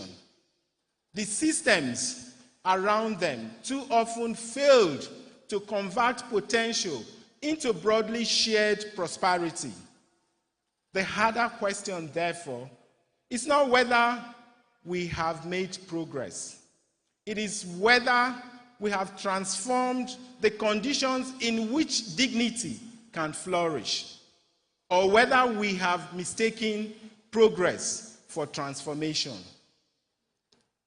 The scale of these deficits may tempt us to believe that the answer lies simply in more money, more schools, more hospitals, roads, programs, or policies. These investments matter. But investment alone does not guarantee transformation.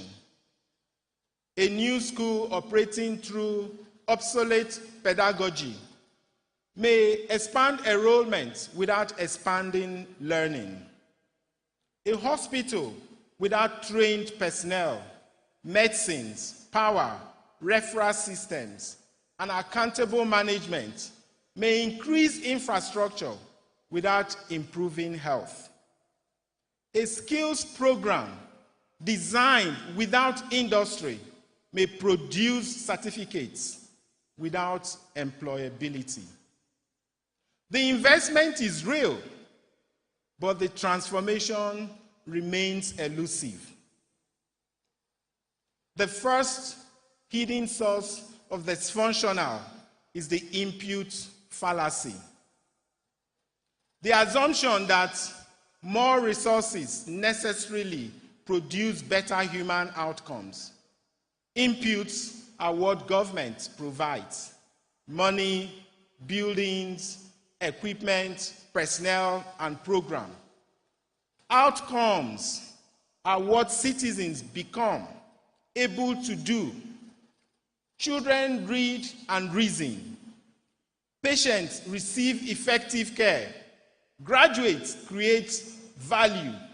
Farmers reach markets. Communities connect to opportunity. The distinction between provision and performance, as development scholars such as Douglas North and Peter Evans have shown, determine whether institutions convert investment into capability. More recently, Matt Andrews, Lan Pritchett, and Michael Woolcock have warned of capability traps, in which institutions adopt the visible form of successful systems, plans, agencies, laws, building, and reporting structures without acquiring the practical capacity to solve problems. They call these isomorphic mimicry, looking like a functioning institution without reliably producing its outcomes. The second is path dependence, which refers to the tendency of systems to continue along inherited trajectories long after their original assumptions have ceased to serve us. For instance, our political independence from colonialism changed the ownership of our institutions without transforming their underlying logic. We expanded education, governance, and healthcare as we knew them, but too rarely asked whether the assumption upon which they were built remained adequate to the future. The third inhibitor is sectoral fragmentation. Government is organized into ministries, but human beings do not experience life in sectors. The hungry child carries nutrition into the classroom. The graduate without electricity or connectivity carries infrastructure into the labor market. The rural community without a road is simultaneously excluded from healthcare, education, markets, and investment. And as the systems analyst, Donella Meadows, has argued, individual projects may succeed while the larger system continues to fail because the parts do not operate as an integrated architecture for human capability.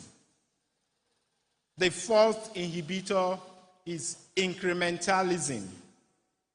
The belief that systems producing inadequate outcomes need only be somewhat larger, faster, or more efficient.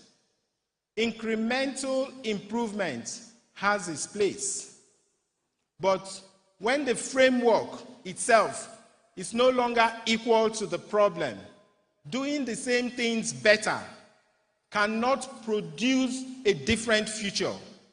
It becomes a management of decline.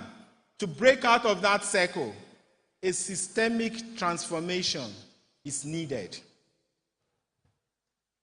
This is the context for understanding Enugu's quantum's leap.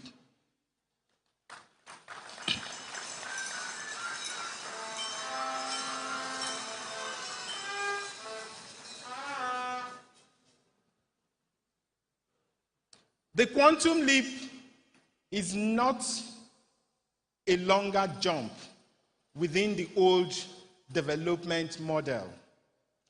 It is a different way of seeing, questioning, connecting, and acting. It is what I have called the disruptive innovation.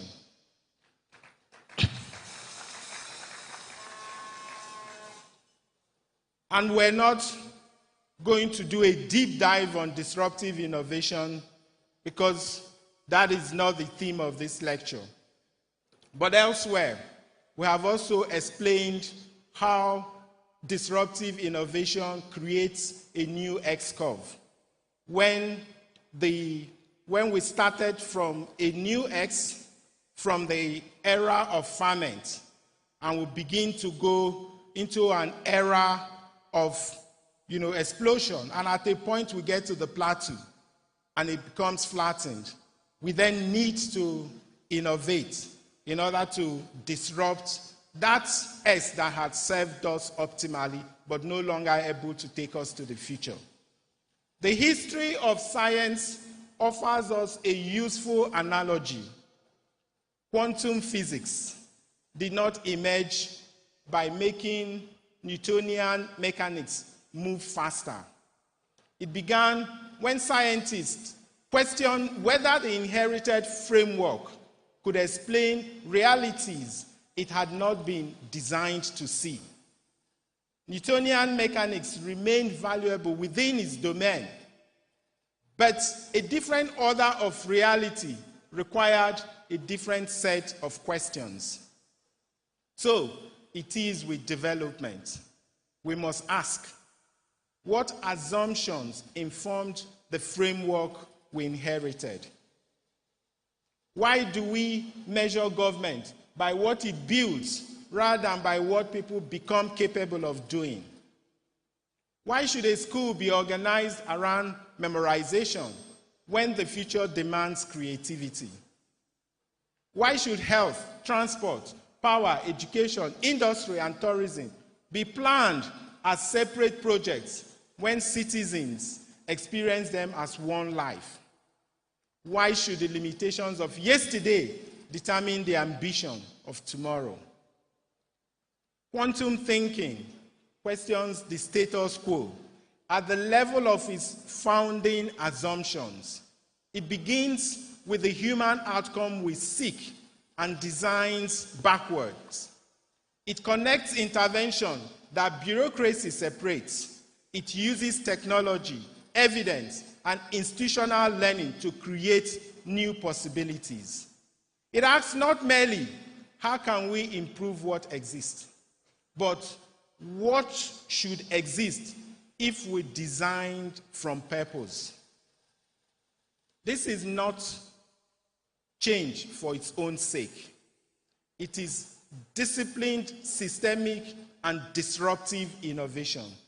It recognizes that a classroom connected to power, broadband, nutrition, healthcare, a prepared teacher, and an experiential curriculum is not merely a better classroom.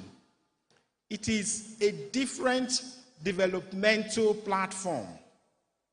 A road linked to agriculture, industry, aviation, tourism, and markets is not merely a transport project. It is an economic network. Enugu's quantum leap is therefore a paradigm shift from projects to systems, from inputs to human outcomes, from inherited assumptions to purposeful design, from isolated sectors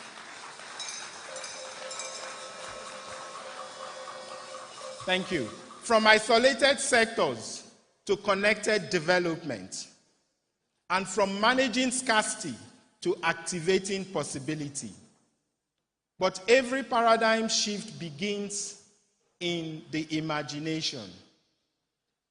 Before we can build differently, we must first believe differently and confront the constraints that makes inherited limitations appear permanent, what we call the poverty of imagination.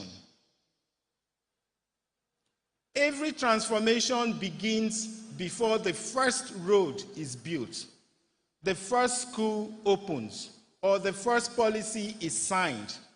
It begins in the human imagination. Every invention, scientific breakthrough, institution, and movement that changed history first existed as an idea that refused to accept the world as it was.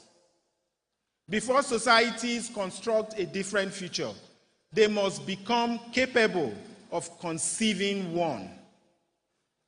By poverty of imagination, I mean the inability of individuals, institutions, and societies to conceive, design, and build possibilities beyond inherited constraints.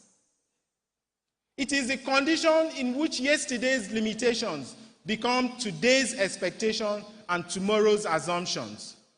When what has not yet been achieved is treated as what cannot be achieved, and when past experience becomes the boundary of public ambition, it is not poverty of intelligence, talent, determination, natural resources, or in the first instance, money.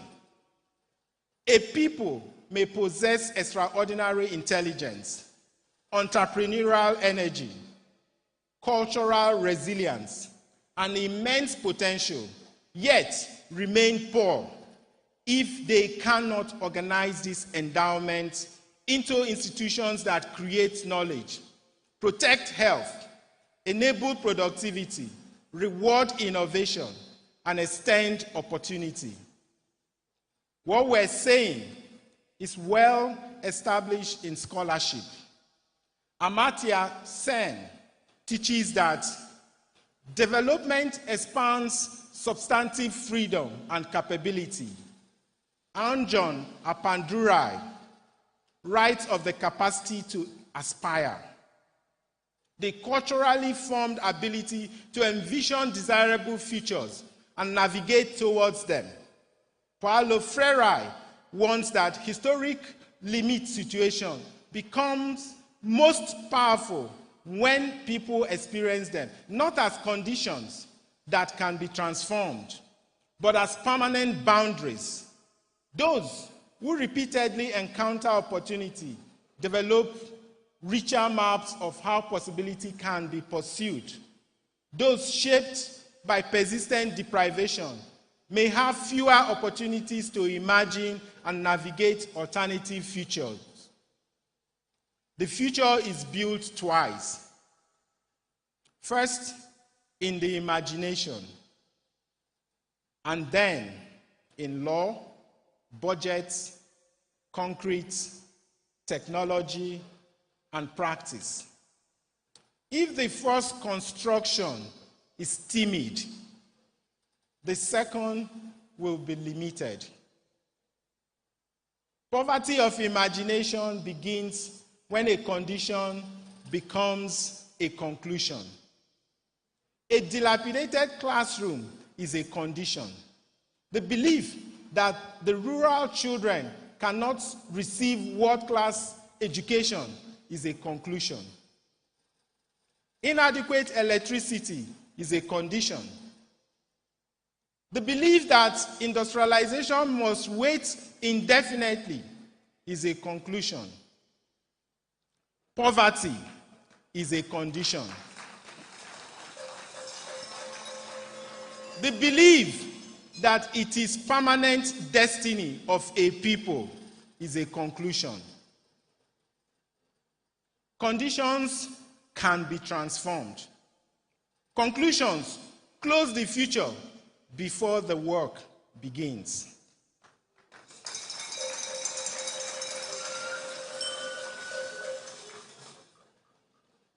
Albert Hirschman possibilism offers a disciplined alternative.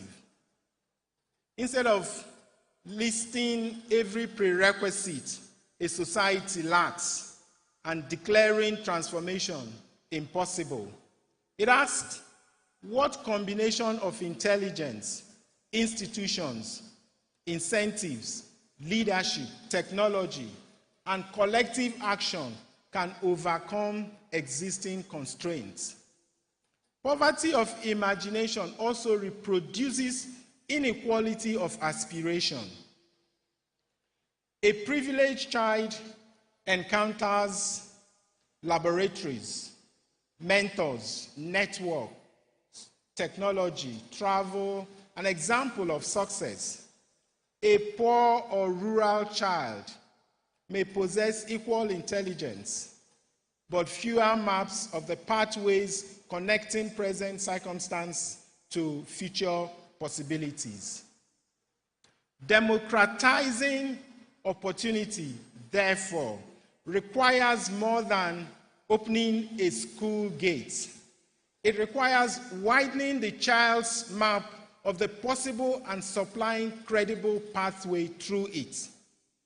A poorly supported child performs badly, and the failure is attributed to the child rather than the school. A farmer works without power, storage, finance, technology, or market, and is called unproductive. A graduate enters an economy without pathways connecting knowledge, industry, enterprise, and capital, and is accused of lacking initiative.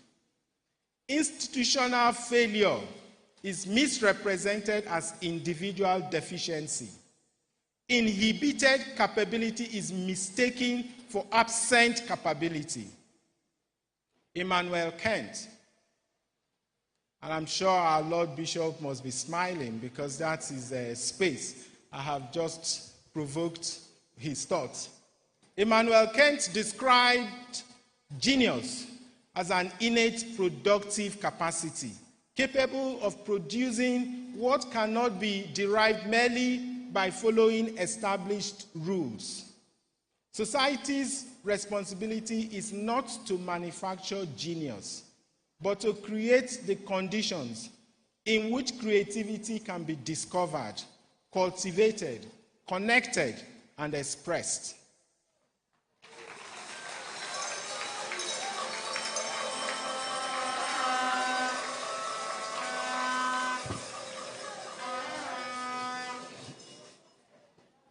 Genius may emerge in the village child, artisan, farmer, teacher, or young entrepreneur.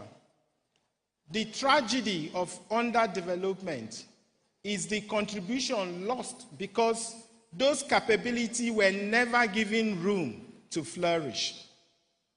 The question before government is therefore not simply what can we provide for our people.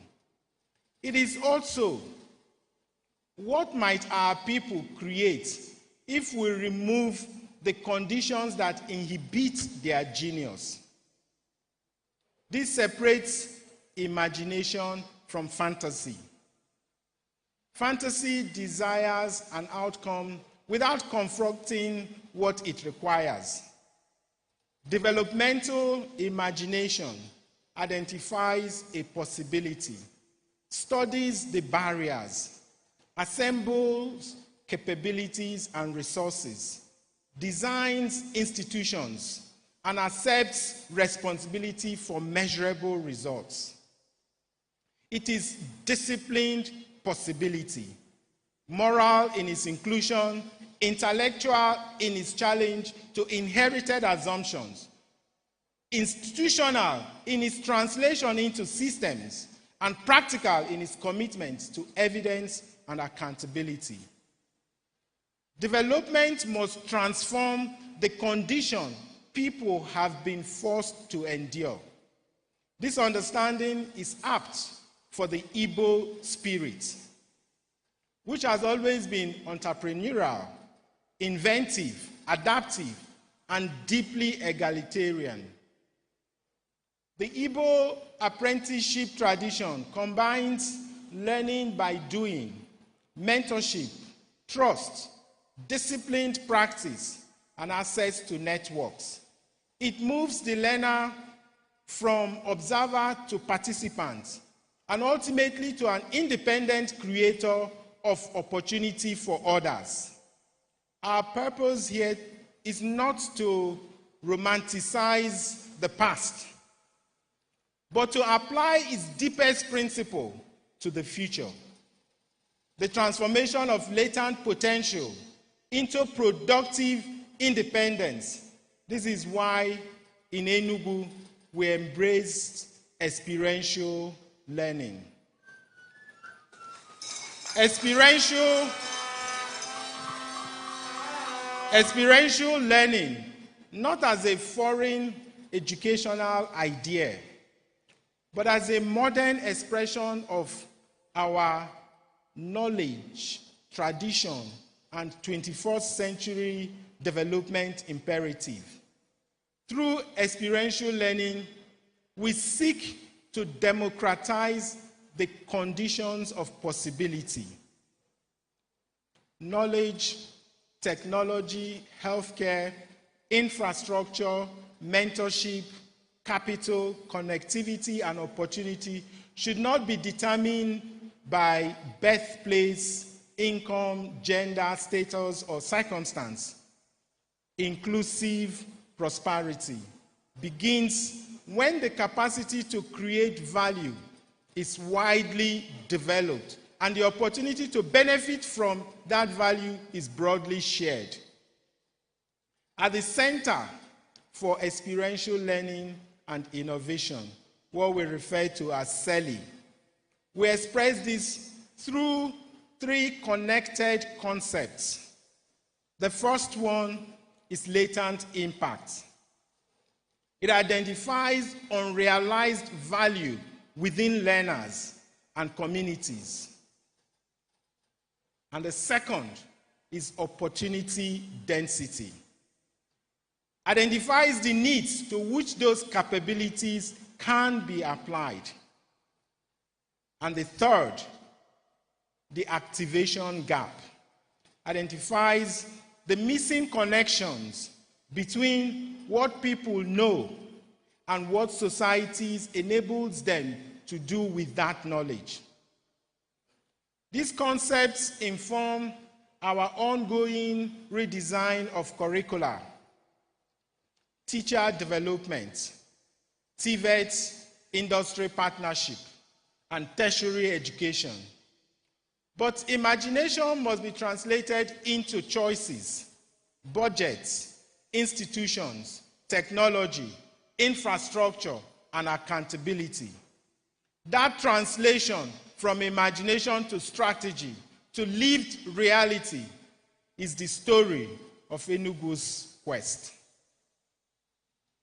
When I stood before the people of Enugu in 2023, I did not offer a larger version of the status quo or incremental improvement. Instead, I asked them to believe in a different future.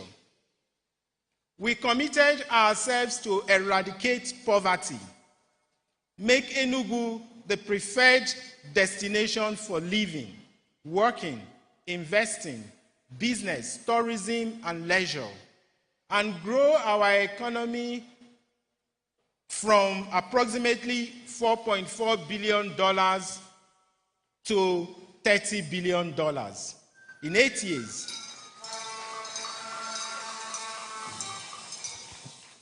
Now, some believed ambitions of this scale belonged before a commission on lunacy rather than in an election manifesto. But the greatest danger was never thinking too big. It was thinking too small.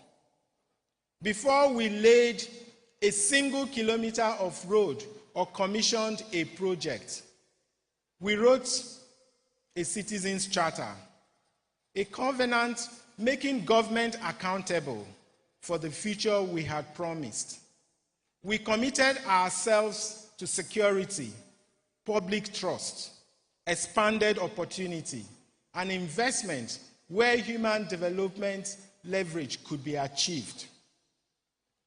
This became the foundation of Enugu's quantum leap. The deliberate acceleration of human development by removing multiple structural barriers simultaneously and building the integrated conditions through which capability can flourish.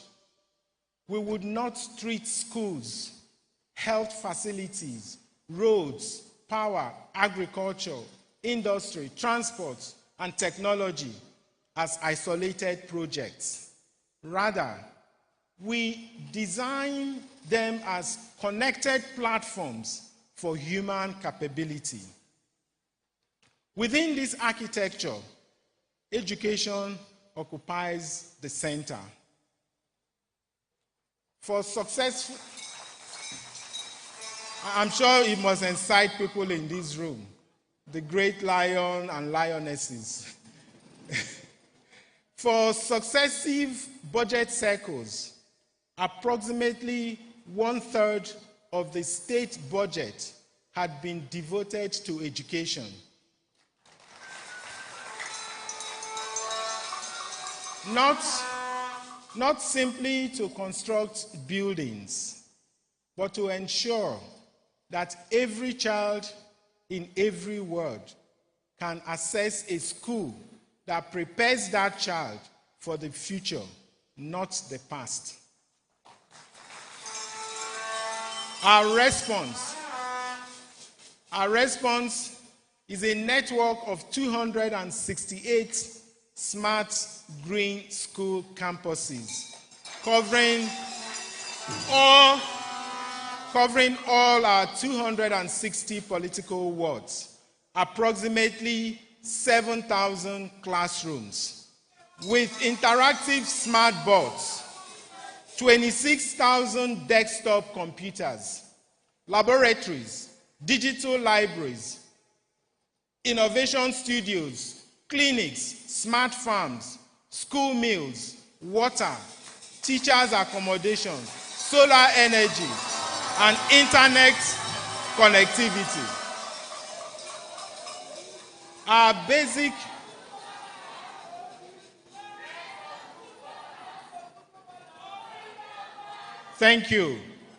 basic education, uniforms, and learning materials are free of charge. The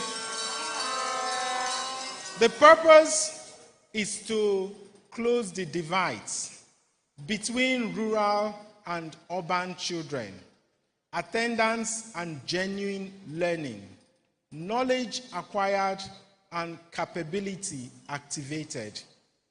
The pathway continues through our smart senior secondary schools, modern TVET colleges, and transformed tertiary institutions.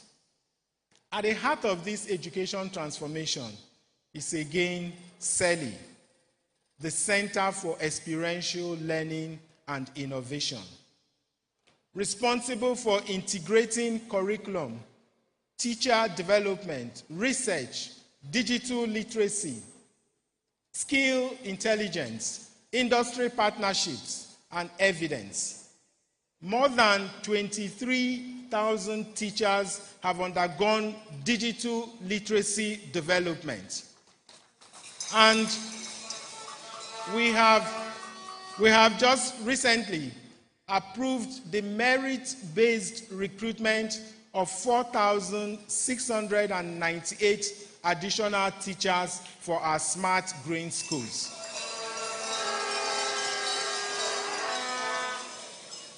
Buildings and devices do not create learning. Their value depends upon teachers capable of awakening curiosity, guiding inquiry, and connecting knowledge to application.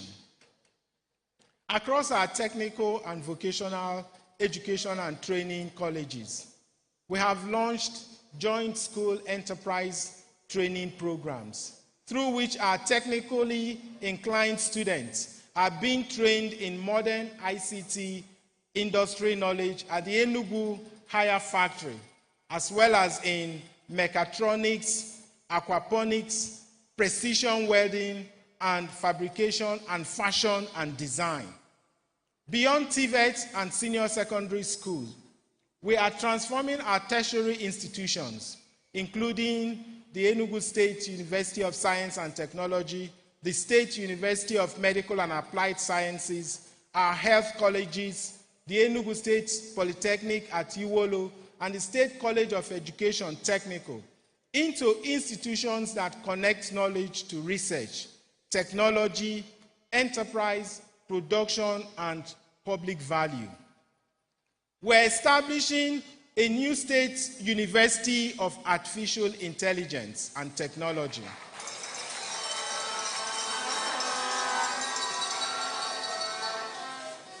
A new state university of education and technology, and a new state university of agriculture, agro-industrialization, and technology.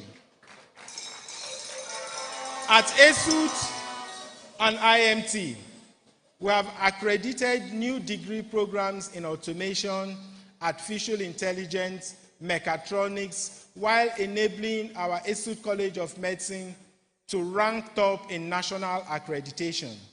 Meanwhile, our State University of Medical and Applied Sciences at Ibuano demonstrates how teaching, research, innovation, and service can meet.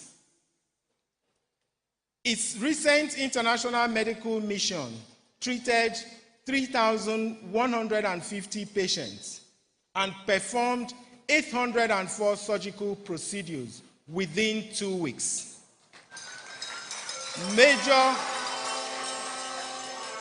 Major institution-based and national-sponsored research projects are underway. Our ambition has never been simply to educate children. It is to develop citizens who think critically, solve problems creatively, embrace technology confidently, act with character, and imagine possibility beyond those they inherited. But government must be judged not by the scale of its projects, but by what those projects make possible in human lives. What does this architecture look like in the life of one child? What does a quantum shift in education look like? It begins when a child walks through the gates of a smart green school. That child enters not a system designed simply to transfer information, but an environment designed to awaken curiosity, character, confidence, and capability. Learning extends from the classroom into the laboratory, library, farm, innovation studio, community, and the wider world. Children investigate real problems, test ideas, build solutions, learn from failure, and reflect upon what they discover. Permit me to illustrate what that journey can become. Recently, a young learner named Arinze Edoga from our pilot Smart Green School in the rural community of Owo stood before a room filled with students in Enugu City, not as a visitor or observer, but as their instructor. Confidently, he taught digital literacy, demonstrated practical ICT skills, responded to questions, and displayed the problem-solving habits he had developed through experiential learning. Only 2 years earlier,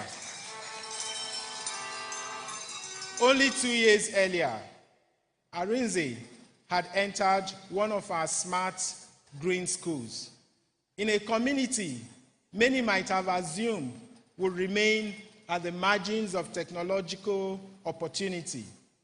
Yet, he had acquired the competence and confidence to teach children whom conventional thinking might have expected to teach him. For too long, we accepted that knowledge flows in one direction, from cities to villages, the privileged to the overlooked, those with opportunity to those without. But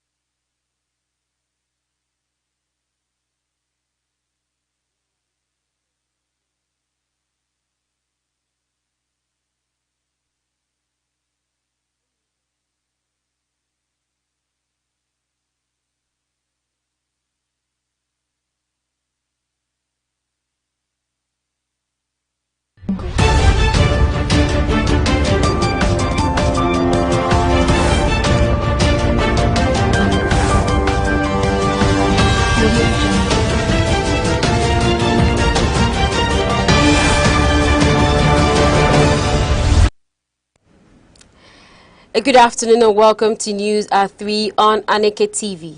I am Princess Ken Ochoma. The headlines. The Nigerian Education Loan Fund has officially commenced bad disbursements of June and July upkeep allowances to tertiary students nationwide. The International Monetary Fund has advised African governments to strengthen macroeconomic stability, raise productivity, and improve data disclosure to attract global capital. Now the news in details. The National Emergency Management Agency and the Cross River State Emergency Management Agency has launched a joint assessment tour of flood-ravaged riverine communities in Etong local government area. Navigating by boats alongside the Nigerian Red Cross Society to reach remote locations, officials inspected widespread damage to local homes and cocoa plantations, which serve as a primary economic backbone for area residents. Leaders from the disaster response agencies confirmed that the field exercise was critical for gathering verified data to drive urgent government relief efforts and guide long-term recovery planning. Community leaders in impacted areas, including Itaka and Mkpot, and commended the response team for navigating difficult terrain to evaluate the scale of destruction firsthand. With recurring rainy season floods continually threatening agricultural livelihoods in the region, emergency officials engaged residents on disaster risk reduction and early warning protocols. NEMA and CRSEMA reassured affected families that detailed impact reports are submitted to state and federal authorities to expedite immediate humanitarian assistance.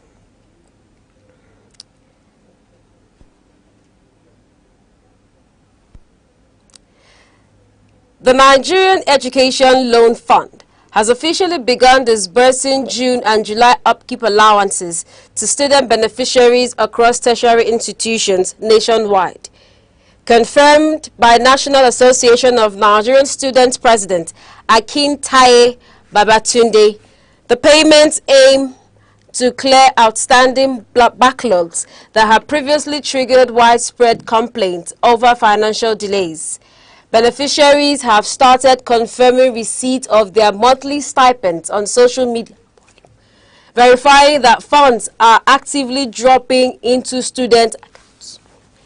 In response to concerns from students who have yet to receive their alerts, NAN's leadership urged calm, clarifying that disbursements are being processed systematically in batches. Student representatives reaffirmed their commitment to safeguarding student welfare and ensuring that all eligible beneficiaries receive their statutory financial support. The monthly upkeep stipend forms a core component of the federal government student loan scheme, providing crucial living expense assistance alongside direct tuition funding for public higher education. The Adamawa State Government, in partnership with UNICEF, are funding from the Church of Jesus Christ of Latter-day Saints, has launched the 1,000 Days of Life campaign to combat severe child malnutrition across the state. Unveiled in Yola by Deputy Governor Kaletapwa Farautai George on behalf of Governor Ahmed Umaru Fintiri, the initiative aims to strengthen healthcare systems, boost maternal and infant feeding practices, and expand community tuition nutrition services. The urgent intervention addresses alarming statistics from the latest demographic and health survey, which reveal that Adamawa faces a child stunting prevalence of nearly 49%. State officials and health leaders emphasize that the window from conception to a child's second birthday is the most crucial period for physical and brain development. UNICEF Field Office Chief Nuzhat Rafiki noted that the program focuses heavily on prevention by ensuring pregnant women receive proper care, supporting continuous breastfeeding, and promoting nutrient-dense diets. While ready-to-use therapeutic food remains available for severe cases, leaders stress that protecting a child's health early is the most effective way to lower child mortality and build a healthier future for the state. The Ondo State Government has launched an extensive digital education initiative across secondary schools, equipping 50 public institutions with modern computer equipment and providing specialized technology training for teachers and students. Disclosed during the 4th edition of the state's digital quiz competition in Akure by the Commissioner for Education, Science and Technology, Professor Igbekele Ajibefun. The ongoing program aims to modernize classrooms and ensure teachers pass high-level digital skills directly to their students. Organized in partnership with ICT firm Quickens Computer Limited, the initiative reflects a major government commitment to transforming traditional learning into a tech-driven system. Education leaders highlighted that boosting digital literacy is crucial for preparing young learners to excel, innovate, and lead in a rapidly evolving global economy. Permanent Secretary Akindele Ige noted that initiatives like the state's digital competition could go beyond academic testing by fostering critical thinking and creative problem-solving skills among secondary school students. Featuring top participating schools like Fiwa Shaye Girls Secondary School and Oyemeku Grammar School, state officials affirmed that continuous ICT training for educators will remain a core priority to build a tech-savvy future workforce. The Anambra State government has officially inaugurated its 2027 Budget Committee, tasking members to deliver an appropriation plan built on strict fiscal discipline, transparency, and evidence-based project selection.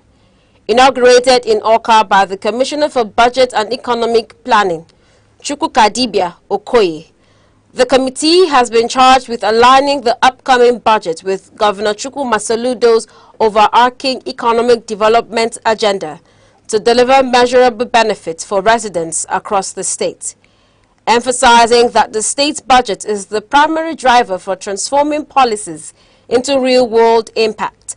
Commissioner Okoye directed the committee to eliminate project duplications while giving top priority to finishing ongoing initiatives. State officials stressed that critical state challenges, particularly erosion control and infrastructure needs, must be tackled through smart prioritization and accurate costing. With the official budget calendar now unveiled by Permanent Secretary Chinyere Nwabachili, the government aims to run an early, seamless preparation process that incorporates community input and drives sustainable economic progress. The news at 3 comes to you live from Aneke TV. For more updates and breaking news stories, follow us on Facebook and YouTube at Aneke TV. Here is a recap of the major stories making the headlines. The Nigerian Education Loan Fund has officially commenced batch disbursements of June and July upkeep allowances to tertiary students nationwide. Coming up shortly, the International Monetary Fund has advised African governments to strengthen macroeconomic stability, raise productivity, and improve data disclosure to attract global capital. Stay with us. 7 days, countless moments, stories that shape the week. From decisions in the corridors of power to developments affecting everyday lives. From moments of challenge to stories of resilience and progress. This is where the week comes into focus. Week in retrospect, only on Aneke TV. Welcome back. Osun State's Governor Ademola Adeleke has officially commissioned the first phase of the 3.5-kilometer Ila-Oragun Township Road dualization, describing it as a transformative project designed to boost commerce, mobility, and community safety. Unveiled in Osogbo through a statement by his spokesperson, Olawale Rashid, the dual carriageway forms part of a broader 10-kilometer infrastructure initiative intended to link key commercial areas and improve access to local institutions, including the Federal University of Health Sciences. Governor Adeleke emphasized that the milestone underscores his administration's commitment to driving grassroots development across rural and historic communities in Osun State. Ministry of Works and Infrastructure officials confirmed that the initial 3.5-kilometer stretch was delivered within the governor's strict 12-month deadline. Special Duties Commissioner Dr. Tokumbo Salam praised the project as a major landmark for the state's urban renewal agenda, highlighting that over 7 kilometers of additional intracity cities roads have already been completed within Ila-Oragun. State engineers confirmed that construction on the second 3.5-kilometer phase will commence immediately, advancing toward the final project scope to elevate the regional transport network and drive economic growth.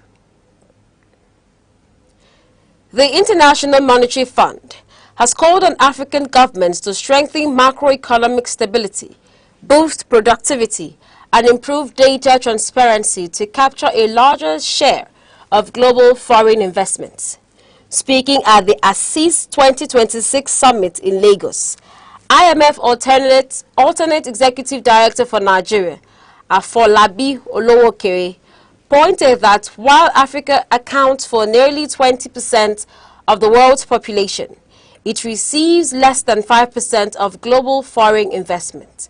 He stressed that improving data availability is especially critical as international investors increasingly leverage artificial intelligence for capital deployment decisions. Financial leaders and summit panelists emphasized that attracting capital requires both structural economic reforms and better domestic resource mobilization. Olowokere urged African governments to raise domestic revenue collection above 15% of gross domestic product to adequately fund health, education and infrastructure while reducing debt reliance. Industry experts from Acumen Fund, the Nigeria Infrastructure Fund and Rockefeller Philanthropy Advisors added that overcoming currency instability, enforcing contracts and deploying catalytic philanthropic capital will be crucial to making African ventures bankable for global investors. Abia State Lands Commissioner Chaka Chukwumerije has announced major milestones in the state's ongoing land administration reforms aimed at creating a transparent, fast and investor-friendly environment. Speaking on the live radio program, Chukwumerije revealed that over 4 million land documents have been digitized alongside high-resolution aerial mapping and upgraded geographic information systems. Under the leadership of Governor Alex Otti, the administration has introduced a strict 30-day mandate for issuing certificates of occupancy upon completion of valid documentation, with over 5,000 CFO applications processed since the administration took office. In addition to digital modernization, the state's government is prioritizing financial settlements for landowners affected by key economic development projects, including the Abia International Airport, the Abia Industrial Innovation Park, and the proposed medical city at Owerenta. Chukwumerije urged property owners across the state to meet their statutory obligations by paying ground rents and renewing building leases. To streamline compliance and protect property rights, the ministry has begun issuing direct demand notices via SMS and phone calls to remind residents to authenticate their survey plans and secure valid land titles. On to sports news. Nigeria's Super Falcons has unveiled a striking new jersey featuring 10 stars around the team's crest, proudly celebrating their unmatched dominance in African women's football ahead of the 2026 Women's Africa Cup of Nations. Each star on the kit represents one of the team's 10 continental titles, underscoring their status as the most decorated side in the history of the tournament. The 9-time African champions debuted the special kit during their 2-1 international friendly victory over Tanzania's Twiga Stars on Thursday evening. Head coach Justin Madugu's squad will wear the new kit in Morocco as they launch their campaign for an 11th continental title. The Super Falcons began their WAFCON title defense on Tuesday against tournament debutants Malawi at the Al Madina Stadium in Rabat. With momentum building and a clear message written on their shirts, the Nigerian side looks to reaffirm its supreme standing on the African stage. On the entertainment news, music executive Ubi Franklin has broken his silence on his battle with severe depression, revealing how close he came to ending his life following intense public pressure and personal heartache. The talent manager recalled driving to Lagos's third mainland bridge with plans to commit suicide, only to be saved in the nick of time by his cousin, Omini Stitches. Despite achieving massive career success managing Nigeria's top artists at the time, Franklin admitted the overwhelming emotional turmoil left him feeling completely helpless.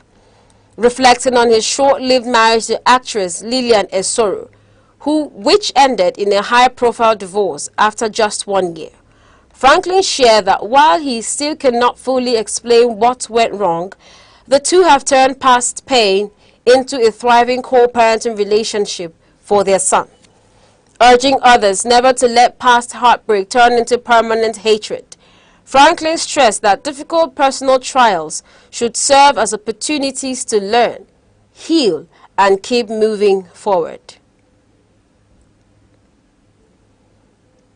And now to end the news, here are the main points again.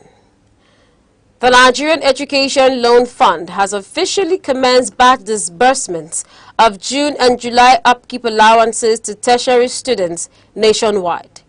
Student union leaders confirmed the payments are underway to clear outstanding financial backlogs and support student welfare. Meanwhile, the Adamawa State Government and UNICEF have launched a 1,000 Days of Life campaign to address a severe child stunting rate of nearly 49%. Funded by the Church of Jesus Christ of Latter-day Saints, the initiative focuses on improving maternal health, infant nutrition, and early disease prevention. In the meantime, the International Monetary Fund has advised African governments to strengthen macroeconomic stability, raise productivity, and improve data disclosure to attract global capital. Speaking in Lagos, IMF officials stressed that boosting domestic revenue generation above 15% of GDP is critical for sustainable development. And that concludes the news. Thank you for watching. I am Princess Ken Ochama. Good afternoon.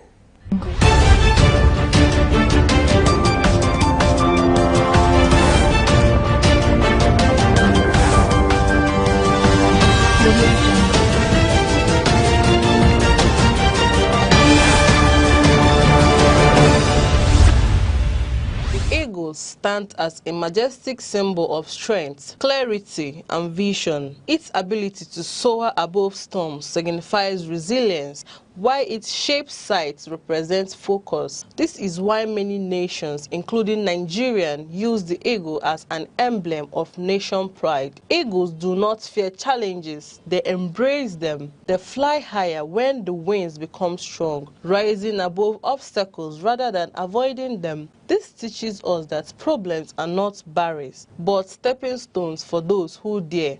To live like an eagle is to stay focused, courageous, and disciplined. It is to see opportunities where others see only difficulties. The sky is not your limit, it is your launch pad.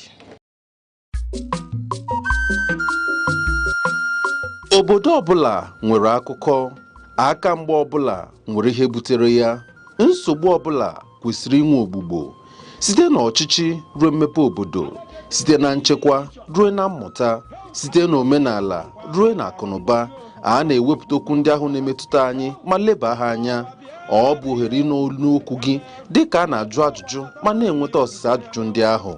Ọ bụ ihe mmemme a na-ele anya n'okwu ndị ahụ metụtara anyị ya na ọdịnihu anyị chọrọ iwulite. Sonyere Joshua Ozioko n'Otobo dịka ọ ga-akpọta ndị ọnụ na-eru n'okwu, ndị ma ha ekwe na-akụ nakwa ọha na eze ka ha tinye ọnụ n'okwu ndị ahụ gbasara anyị niile. Otobo maka inweta ozi ndị ahụ bara ezigbo uru. Ọ na-abịara gị kwa ụbọchị Tuesday na Friday ma ọkụ elekere 5 nke uhuruchi na Aneke TV. Otobo maka ọdịmma anyị niile.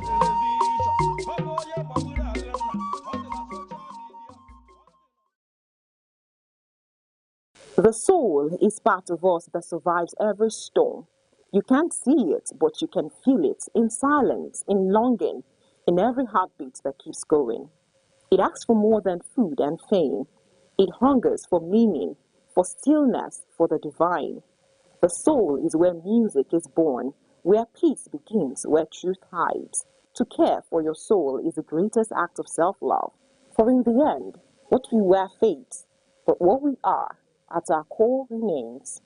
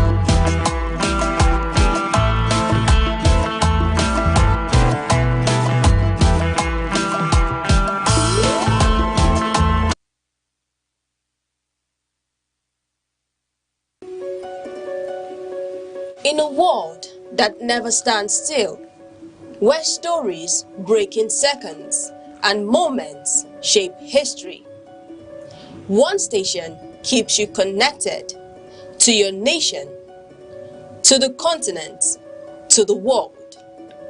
From breaking news to powerful stories, from business and politics to culture, lifestyle and entertainment, we inform, we inspire, we keep you ahead. This is more than television. This is your window to everywhere that matters. Aneke TV. Move with the world.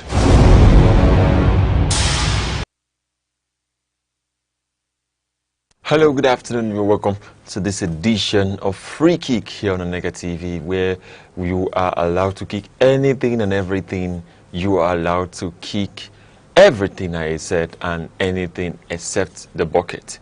Because when you kick the bucket, that's the end of kicking. And Free Kick promises to be interesting while we bring you information in the world of sports, especially football. Football gets to be one of the highlights of sports that you don't get to overlook. And so far, it has been interesting. Just in the concluded World Cup, FIFA World Cup, where we had Spain to win this World Cup. Of course, a lot of people predicted Argentina. A lot of Messi fans would have by now been rushing me now to, do one or two. But today promises to be not just to take you through that journey of the World Cup, but also to give you the transfers that are coming, because there's a lot happening in the world of transfers. And yes, it is what we do here. My name is Good Hope Chukwuma, the Sports Oracle. We are kicking off Free Kick. Give me your whistle, let me blow. First of all, I would like to let you know that there's been this rumor on transfers, which I'm going to bring you. We're talking about Jurgen Klopp, who is said to be rumored to be the next or to be the current German coach, after Julian Nagelsmann had to depart from that position. Right now, you would have him to take position, to take over that managerial seat and to sit on the hot seat after he had a spell with Liverpool for years. Also, we're still talking about transfer. Pep Guardiola has refused to take the Italian job, looking at the salary and also prioritizing his family time. He has refused the offer that was given, but right now it would be reviewed and revisited just in the neck of time.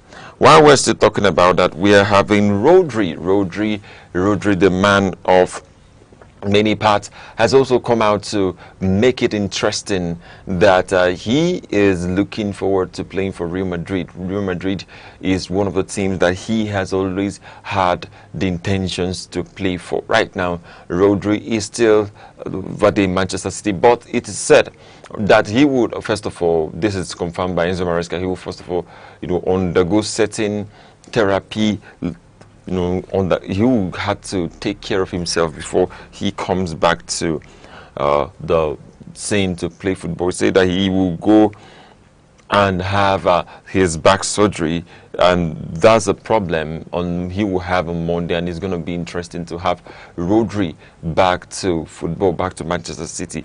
And while we're still talking about Rodri, we're talking about goalkeepers who has really been so influential in this world. We're talking about Vozinha. Vozinha had to make it to the list of those who were, for official FIFA selection. While we're talking about Torino are closing in on Luca Peridio with Leeds United as new goalkeeper. Final details being sorted. Then Leeds United will proceed for James Trafford as new goalkeeper, with player keen on the move. Yes, the player is keen on the move. I'm talking about James Trafford. Now there's a news coming to us from the Senegalese national team, talking about Patrick Vieira, who is said to be linked to the Senegalese national team. It is what we are looking at right now for him to take over the champions team. I mean, talking about the AFCON champions. It's going to be interesting to have someone like him at the helm of affairs. But right now, it's still going to be where the beat, because he started his career on a good note where he has played for teams across Europe and Africa. It's going to be interesting to have Patrick Vieira do it as he always would do it in Senegal. While we're still talking about that, we're talking about Chelsea. Chelsea is interested to sign to let Chalobah out of the team. Chelsea is interested to let Chalobah out of the team.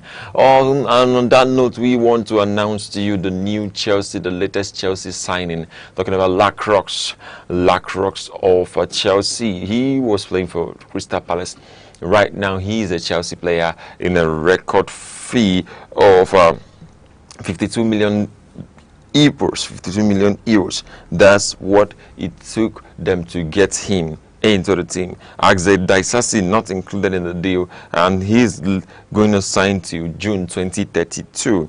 That is what we are seeing right here, and it's making sense. And still talking about that, yeah, Phil Foden, that's the next slide. Phil Foden has renewed his contract with Manchester City for the next 5 years. He's going to be 4 years. He's going to be in Manchester City, and he's going to play his best, and he's going to deliver at the top notch and at the top level, where he will do what he knows best how to do. And it's going to make a lot of sense to have Rodri, and now we have Phil Foden to renew his contract. Phil Foden is going to show the talent. Of course, he was not included in the English squad for the World Cup, which was a disappointing one for him, but right now it's making a lot of sense. And I really like the fact that it is coming together right now. It is really coming together.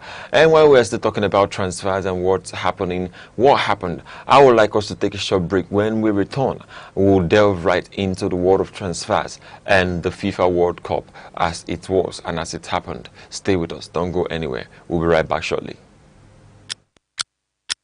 Every second, the world changes. Markets rise, leaders speak, stories unfold. To keep up, you don't just need news, you need clarity, you need speed, you need perspective. That's why Aneke TV brings you the global pulse. Accurate, reliable, right when it matters most. Aneke TV. Move with the world.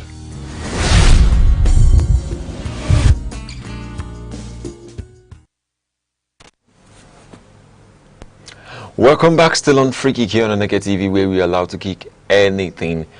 Garnacho has been transferred to Aston Villa. Just the other day, we are seeing the deal and how it's going. Garnacho, who was not able to make a mark in Chelsea when he was signed by Enzo Maresca just in a season-long transfer. Garnacho so far has been poor in his performance. That would be the reason why, or could be the reason why, Xabi Alonso had to let him go, Of course, noting so far that he was, to our information, that the best of our information, was eager to sign Garnacho. And I would see that happening with the likes of Marcus Rashford too. Not that he is a bad guy, not that he doesn't play well, but there are particular people that nobody wants to sign, nobody wants to bring to their team, nobody wants to bring to their club. And it's not just about playing football on the pitch, it's about attitude off pitch. This is very important, and I've keep on repeating that when you play in a team, you are not just playing football, you are playing your life. Oh, sorry for that. But you are playing your life in the sense that you are to act or live in a great or mighty way. Like, you have to live better, you have to be guided, your attitude should be top notch. But we are seeing this Manchester United players, of course, talking about Garnacho, who is an ex-player of Manchester United, who rose from the academy levels down and up to the first starting 11 in Manchester United just in the season of Erik ten Hag. We're seeing Garnacho still trying to get his mark and still struggling. Of course, it's a sad thing to see how the youngster has not been able to register or make an impact in the Chelsea's team since he signed for Chelsea. That's what we're going to be seeing And that's what's going to be happening so far that we are concerned. Also, we are talking about transfers. We are talking about the guys who Arsenal has been going for. Arsenal has been so brilliant in this transfer. Talking about Bruno Guimaraes. Bruno Guimaraes is still on the radar of Arsenal. Arsenal really wants to take this guy, but it looks as if they don't even know what to do about him. They don't really know what to do about Bruno Guimaraes, because they are offering him 70 million euros. Okay, 70 million euros. Yes, that's what they are offering, but it's poor from the inside and from what is going to happen. It's poor. Looking at Morgan Rogers of Aston Villa, who may not even be at the level of Bruno Guimaraes, getting to be signed by Chelsea for 117 million euros. You see what's going on? So it's really taking shape that Arsenal had to do their thing.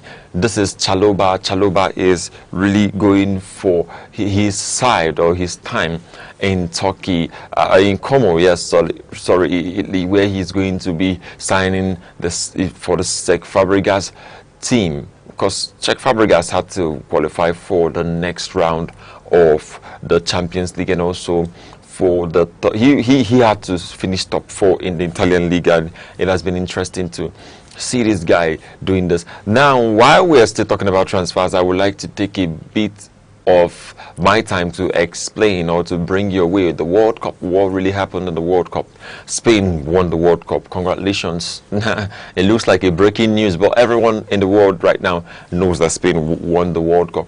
Now, the year Spain won the World Cup in 2010, Manchester United just the next year had to win the Premier League, and we are going to see if this is going to repeat itself, if this is really going to happen this time around. That's the Manchester United squad and the Spanish side, both of them, you know, celebrating the wonderful feat they just achieved. So you could see that no player in Spain had beards. Of course, none of them in Spain had beards, and that's why their football, their ball game, and the way they play has been clinical.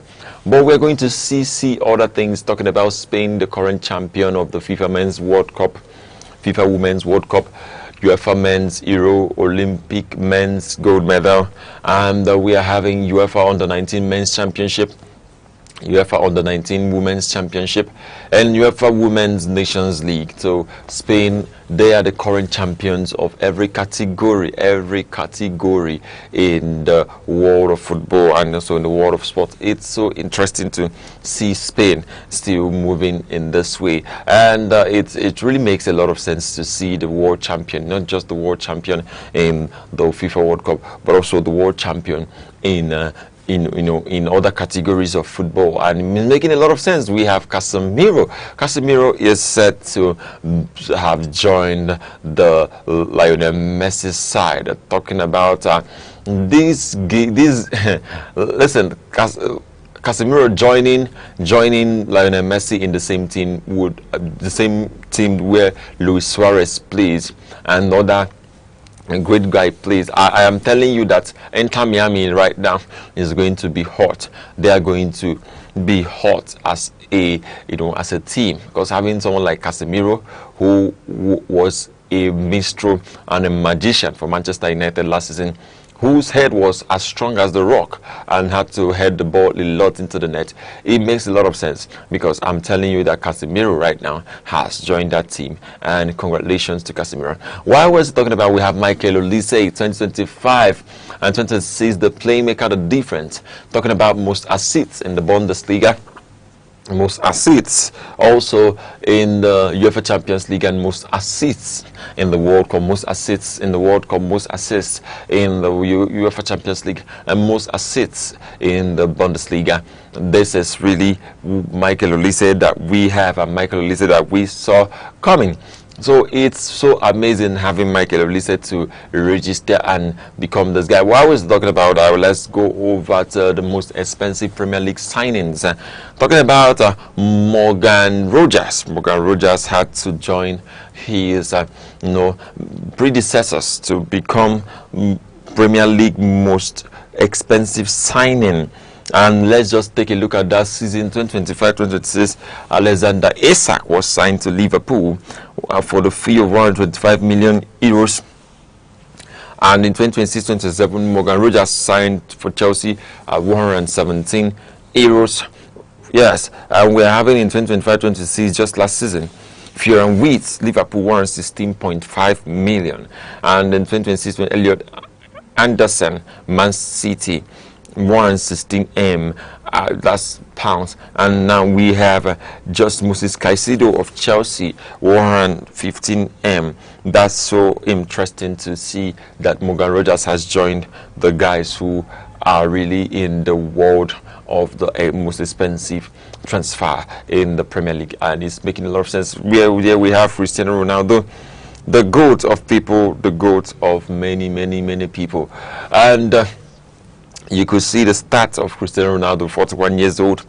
Let me just read it out. A legacy for the ages. Talking about Cristiano Ronaldo, Ballon d'Or, who won Ballon d'Or 5 times, Ballon d'Or winner, FIFA World Best 3 times, and he had the Golden Boot 4 times, the Puskas once, Euro once, UEFA Champions League 5 times, FIFA Club World Cup 4 times, Premier League 3 times, La Liga 2 times, Serie A 2 times, UEFA Super Cup 3 times, and the Nations League 2 times, FA Cup once, Coppa del Rey twice, Coppa Italia twice, Super Coppa Italiana twice, Community Shield once, Portuguese Super Cup once, Saudi Pro League once. And this is the legend, and this is the man who is the champion of the world. And it's making a lot of sense to having Cristiano Ronaldo, and with those stats, of course, we could see Lionel Messi's own, but it's not ready yet. We're going to find out that Cristiano Ronaldo has toured and played all around the world of, football. He has conquered Europe. He conquered England, he conquered Italy, he conquered Spain. It's only the Bundesliga he was able to play. I'm sure if there was pretty much offer that came from Bundesliga, he would have signed for he would have signed for a team. He would have played for teams like Bayern Munich. Cristiano Ronaldo is a serial winner, and he is a wonderful guy who really loves to play and make a lot of impact. Now let's take a look at the FIFA team of the tournament in the World Cup 2026, where we have Lionel Messi by the right wing, by the left wing, sorry. We have Haaland on the .9 and Mbappe by the right wing, and we have Jude Bellingham, Rodri and Olise, these 3 playing in the midfield. Then we have Cucurella, Upamecano, Martinez, and Pedro Porro. Then we have Vozinha as the keeper in the tournament. Unai Simon, Nida, Dibu Martinez. None of them was able to take that Vozinha's place, because Vozinha really had to, make it to this World Cup. It's amazing seeing Vozinha in this World Cup. And let's just analyze it a bit, where we have Mbappe, who was the Golden Boot winner in this concluded FIFA World Cup, who has scored 21 goals in 21 matches. That's the most consistent player in the FIFA World Cup. And you have Erling Haaland of Norway and Manchester City, who also was contending for the place of the Golden Boot. Then we have Lionel Messi of Argentina, who is said to be the GOAT and was trying to defend his World Cup, escapade, I would say, his World Cup trophy. They were defending champions of the last World Cup, so they wanted to defend it, but it was not possible because Spain was there to make it not to be possible. Now we have Jude Bellingham of England and Real Madrid, who had to score important goals for England, and I'm telling you that Jude Bellingham is the man. And we have Rodri, who is the FIFA World Cup best player for 2026 FIFA World Cup that was hosted by US, Canada, and Mexico. Then you have Michael Olise, who is said to be the most given the most assists in the UEFA Champions League, the most assists in the in the World Cup, and also the most assists in the Bundesliga. It makes a lot of sense having him to do a lot of assists. Then we have Cucurella. Cucurella is there to Cucurella since he signed for Real Madrid. He has been special and clinical with his finishing. He is the only player in Spain who has beat, apart from Merino. Maybe I'm going to find this out. But we have there Upamecano, the bully and the bull, who will stand your way when you go into the French defense. He has done well, and he's so sensational this time around. And I must tell you that there's no one like this guy. There's no one like Upamecano.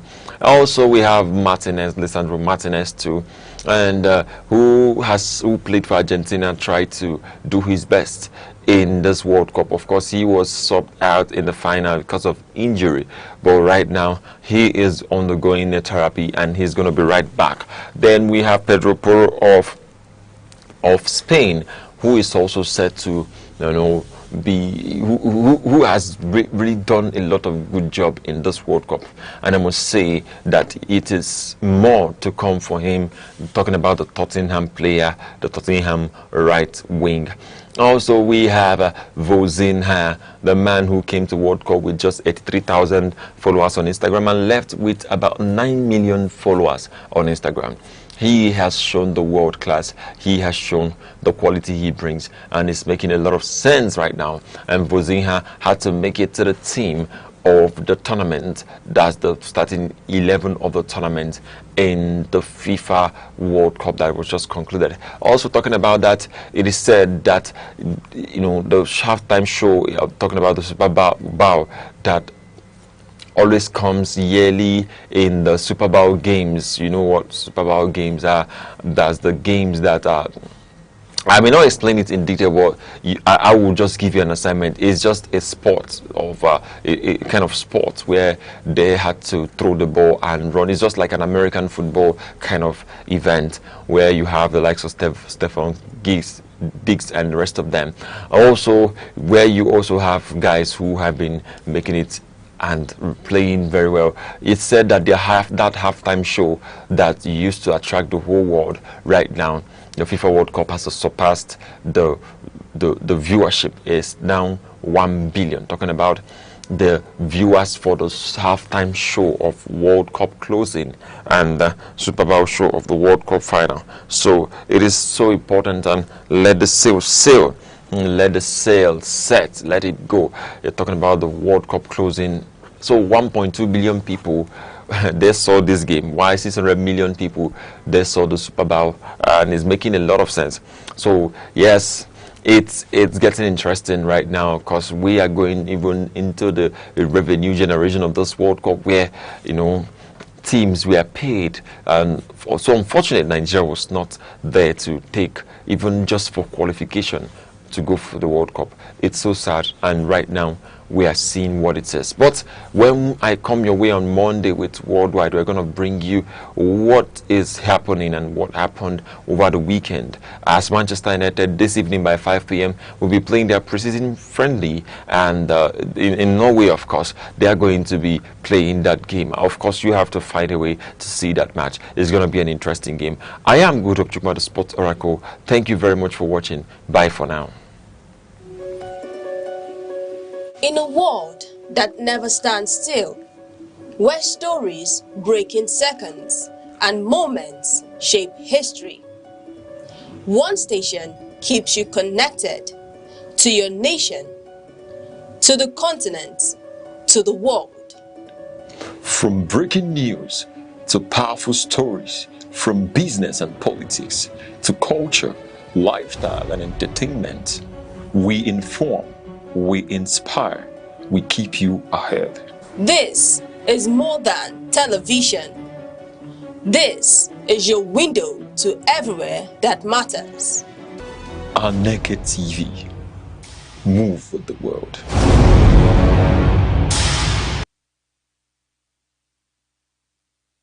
Abia State, nicknamed God's Own State, was created on August 27, 1991.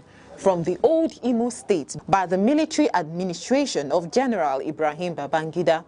Its name, Abia, is an acronym for Aba, Bende, Isikwato, and Afiuku Umahia, the four major areas that initially comprised the state. The state lies in Nigeria's southeast and is inhabited predominantly by the Igbo ethnic group, who are known for their enterprise, hospitality, and vibrant cultural practices. Before state creation, the region was part of the Eastern region and played notable roles in Nigeria's pre- and post-independence history. One landmark event was Aba Women's Riot of 1929, a mass protest by women against colonial taxation, which began in the Aba area and influenced policy changes across Nigeria. Abia State is naturally endowed with fertile soil for agriculture and solid mineral resources such as limestone, kaolin, and laterite. Oil and gas are also found in some parts of the state, making it one of Nigeria's oil-producing areas.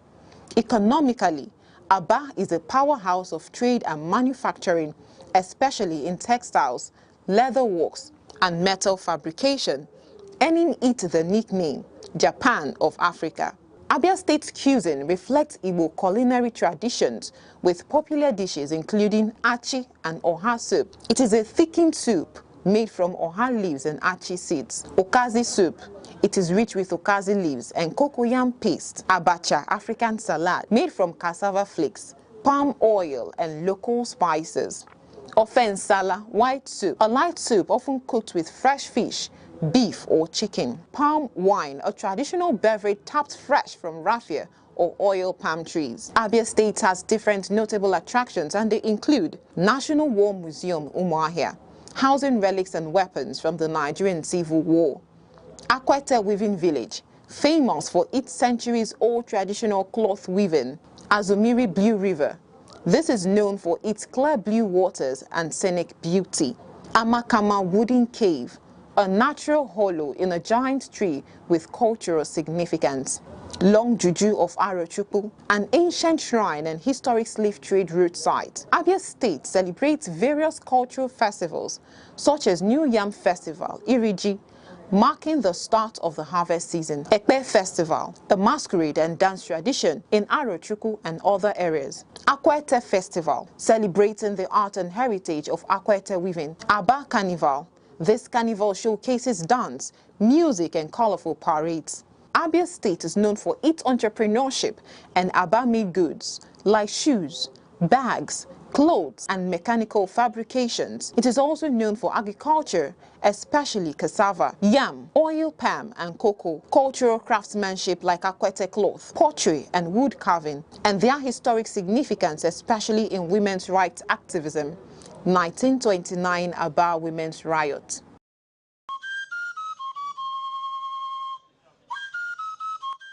From the tiniest cells to the farthest galaxies, life holds secrets we are only beginning to uncover. Why are we here? What connects us all? What unseen forces shape our destiny? Join Professor Jude Udenta as he explores the wonders, the questions, and the revelations that define existence.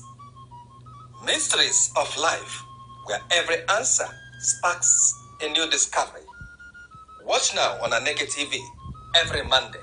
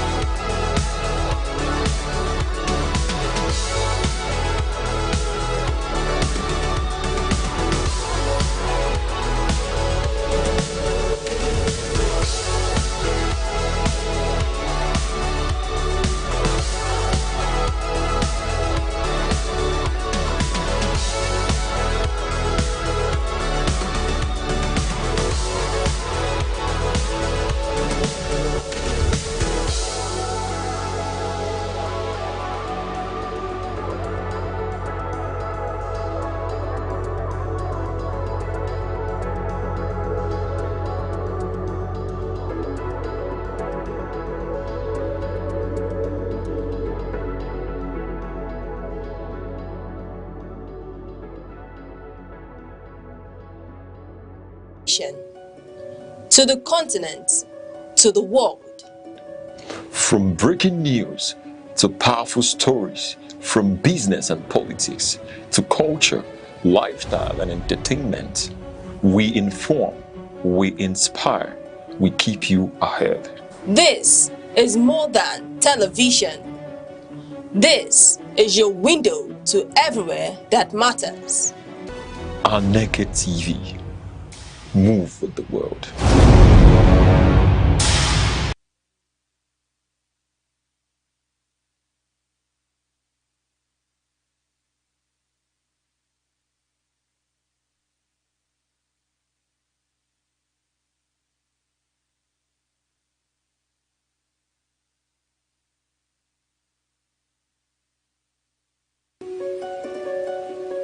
In a world that never stands still, where stories break in seconds and moments shape history, one station keeps you connected to your nation, to the continent, to the world.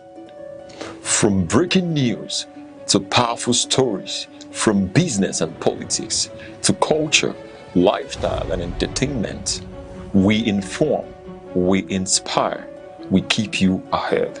This is more than television.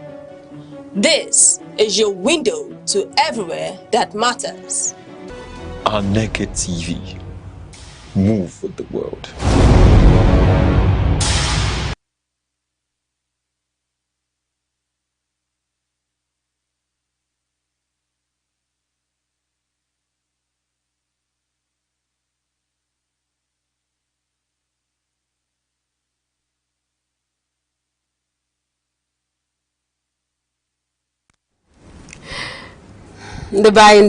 Welcome. This is Aneke Brief here on Aneke TV, the show where we bring to you conversations as it, affects us in the Southeast, be it economical, spiritual, cultural, financial, of course, cutting across all 5 eastern states: Enugu, Anambra, Imo, Ebonyi, and Abia State. I'm your host, Princess Kenochoma. Now, before we get into the main conversation as it is, how we operate on this show, we'll first bring to you highlights from the news bulletin as it has appeared in the news today. My guest is already seated with me in the studio and will be introduced in a moment. But before we get to the news, we'll take a short break. We'll be right back. Every second, the world changes, markets rise. Leaders speak, stories unfold. To keep up, you don't just need news. You need clarity. You need speed. You need perspective. That's why Aneke TV brings you the global pulse. Accurate, reliable, right when it matters most. Aneke TV. Move with the world.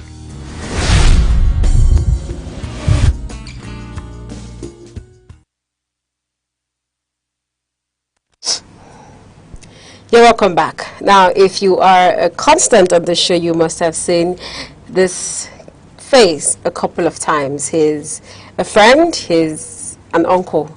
He is Mazi Namdi Adiibe. You're welcome to the show once again. Thank you. It's always a pleasure to have you. I mean, it's fast becoming an utmost pleasure to have you on the show. The pleasure is always Thank you for coming today. All right, we'll get right into, before we, talk, let's look at what has made the rounds in the news today. Now, on the first story, an Enugu Air passenger aircraft carrying 68 people yesterday veered off the runway after landing at Bini Airport in Edo State. Now, the plane said to have been landing and then veered off from the runway. The 68 persons on board are safe, and then there have been some suspensions, some regulations. Of course, the state authority, Enugu Air, have commented and said, that everything will be, the investigations are ongoing, and results as to what caused the excursion, as they call it, will be announced in about 30 days.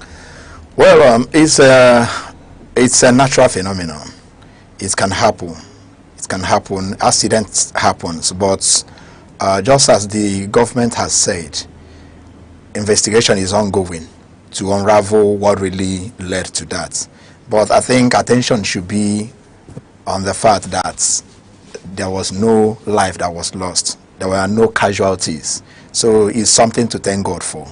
So it's not something people will start speculating. You know, because before you know it, it's Nigeria. This is Nigeria. Yes. This is Nigeria. Before you know it, people with different versions of the story. It's a simple thing. Yes, it can happen. Even your vehicle. Sometimes your vehicle refuses to come up. So it's only when you carry out an investigation you find out what the problem is. So it's not something anybody should bother about. The only happiness there is that there were no lives lost. Yes, lost. All right. On the second story, this is reacting to the first. A certain rapper and content creator, Chinedu, popularly known as Triple Pin, has shared his experience. I mean, he was a passenger aboard the Enugu area yesterday, has shared his experience, saying he recalled that heavy rainfall has severely reduced visibility during the approach to the airport before the aircraft eventually veered off. He said he has expressed relief that no fire broke out. This is something that is often common when planes veer off runway, but as we see, no fire was, no fire broke out, but he was obviously and visibly traumatized after the incident yesterday. It is only natural. It is only natural. Normally, when a situation that seems like maybe there is going to be an accident, you will normally hear people begin to thunder Jesus, and the rest. Everybody will begin to call their chi, that is their creator. So that is only he is reacting according to nature. I mean, from the video, when we saw the video yesterday, it was really the first thing that you would even say is thank you, Jesus, because the way as usual the aircraft is, just trailing off, and then 68 persons came out. So it's really something that one would want to be thankful to God for. Yeah, you see, that tells the atheist, that those who don't believe that there is God. True. I think that should send a message to them. All right, now moving over to Anambra State. This is quite a sad story. The federal government assessment team, led by the National Emergency Management Agency, visited Agri-Fite in Oka South following the killing of 4 herders in an attack by suspected gunmen. The minister or the leader of the delegation condemned the killings and expressed that the incident was unfortunate. But this is fast becoming an issue where people go into their farms and they're being killed by herdsmen and gunmen. That's the problem. It's been a long way we've been hearing these kind of stories. In fact, it has become a recurring menace. Something really needs to be done to, reduce this kind of thing, this kind of incidents to its barest minimum. Government, it behoves on government to do something. You see, farmers no longer go to the farm because of fear. Okay, unknown gunmen. Nobody can. You can't place a hand. You can't point a hand at this is the person that carried out that dastardly act. So the government really needs to beef up security. In fact, they really need to do something to address it. It's been long we've been hearing clashes between herders and farmers. Then, what happens to having a place where these herders, graze their cattle? So the government have questions to answer. All right, and over to Imo State. This is resident of the Osu local government area launching a community-driven recovery initiative, and they call it Odemo Osu, to rebuild communities devastated by years of insecurity and violent conflict. Now, this conflict, as we remember, is linked to clashes between armed groups and security forces, and it has displaced thousands from their homes, destroyed homes and businesses, and disrupted education. Now, with this initiative, they have reopened schools, reopened markets, and public facilities. I think it's a step towards the right direction, because from history, over the years, over centuries, history has proven that there is no gain. That is, in fact, wars do not benefit mankind. Rather, it is the opposite. And that is why we have such thing as war and its aftermaths. Yes. Those people who go, when people go to war, count the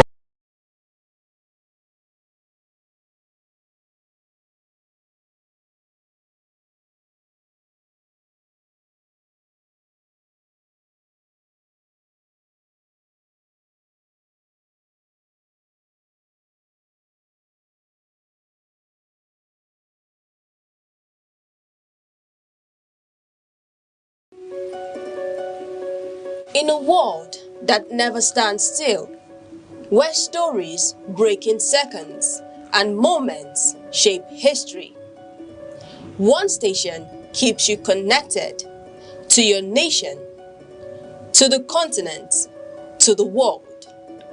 From breaking news to powerful stories, from business and politics to culture, lifestyle and entertainment, we inform, we inspire, we keep you ahead. This is more than television. This is your window to everywhere that matters. Aneke TV. Move with the world.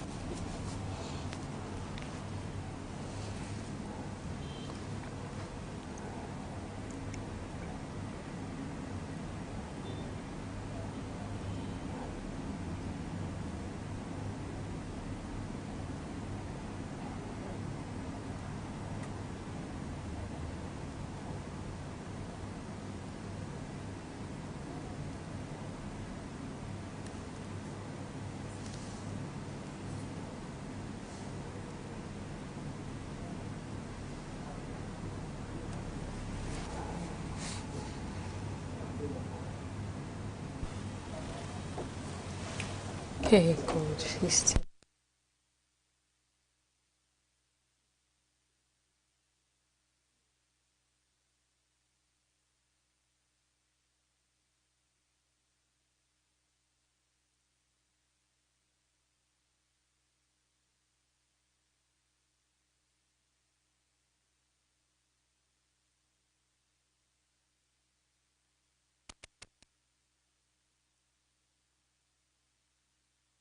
You're welcome back. Now to the conversation of the day.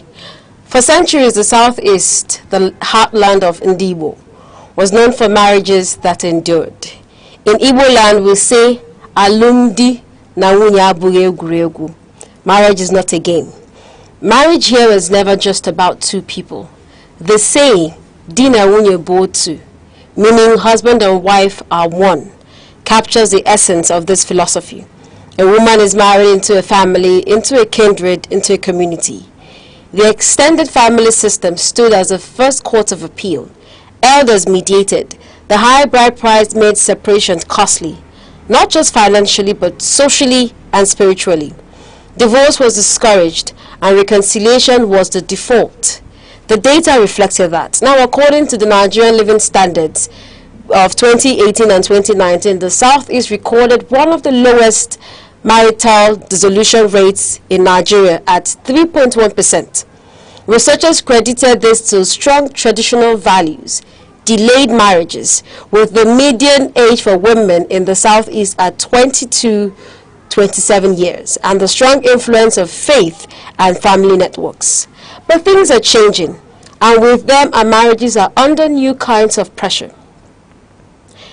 Recent studies now show a steady rise in marital instability in urban-rural areas. Between 1995 and 2018, the crude marital dissolution rate in the Southeast climbed from 11 to 29%. This raises important questions. Have we moved too far away from the traditional values that once sustained marriages in the Southeast? Is it the economy? With rising costs, unemployment, and financial stress, are they tearing couples apart? Is the social media and exposure to new ideas about independence and soft life that make walking away seem easier?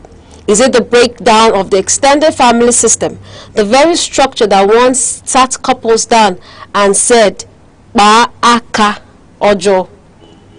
Or is it that we have kept the Igbo pride in marriage, but lost the Igbo tools for sustaining it? Now, this is not a conversation to shame anyone. It is a conversation to save homes. It's about protecting one of the most important institutions in our society, restoring the values that foster healthy relationships. Because while the challenges are new, the solutions don't have to be foreign. The Southeast has answers in its DNA. And the topic we're looking at today is Love That Lasts. Solution to the rising divorce rate in the Southeast, preserving marriages in changing times. Now, I've already introduced my guest, a cultural analyst. He's a journalist, OAP MC, who will help me examine this important issue from a cultural, social, and contemporary perspective. Welcome once again. Thank you very much, Princess. It's a pleasure. Yeah. It's a pleasure to always have you. Thank you very much. This conversation is one that deserves attention. Yes. Because when marriages fail, families fail. True. Families suffer, children suffer, communities suffer, and eventually the society bears the consequences. All right. It's truly a privilege to be here, and I appreciate the opportunity. Thank you. So let's start from a holistic. From, we said that you were an MC, and I'm sure you've MC'd at so many weddings. Of course. So from your perspective and from your point of view, how would you describe the current state of marriages in the Southeast today? Well, thank you very much for that question, Princess. You see, so many persons today are just in that marriage. There is something fella called suffering and smiling. Some persons are in that marriage and they are not happy. You understand?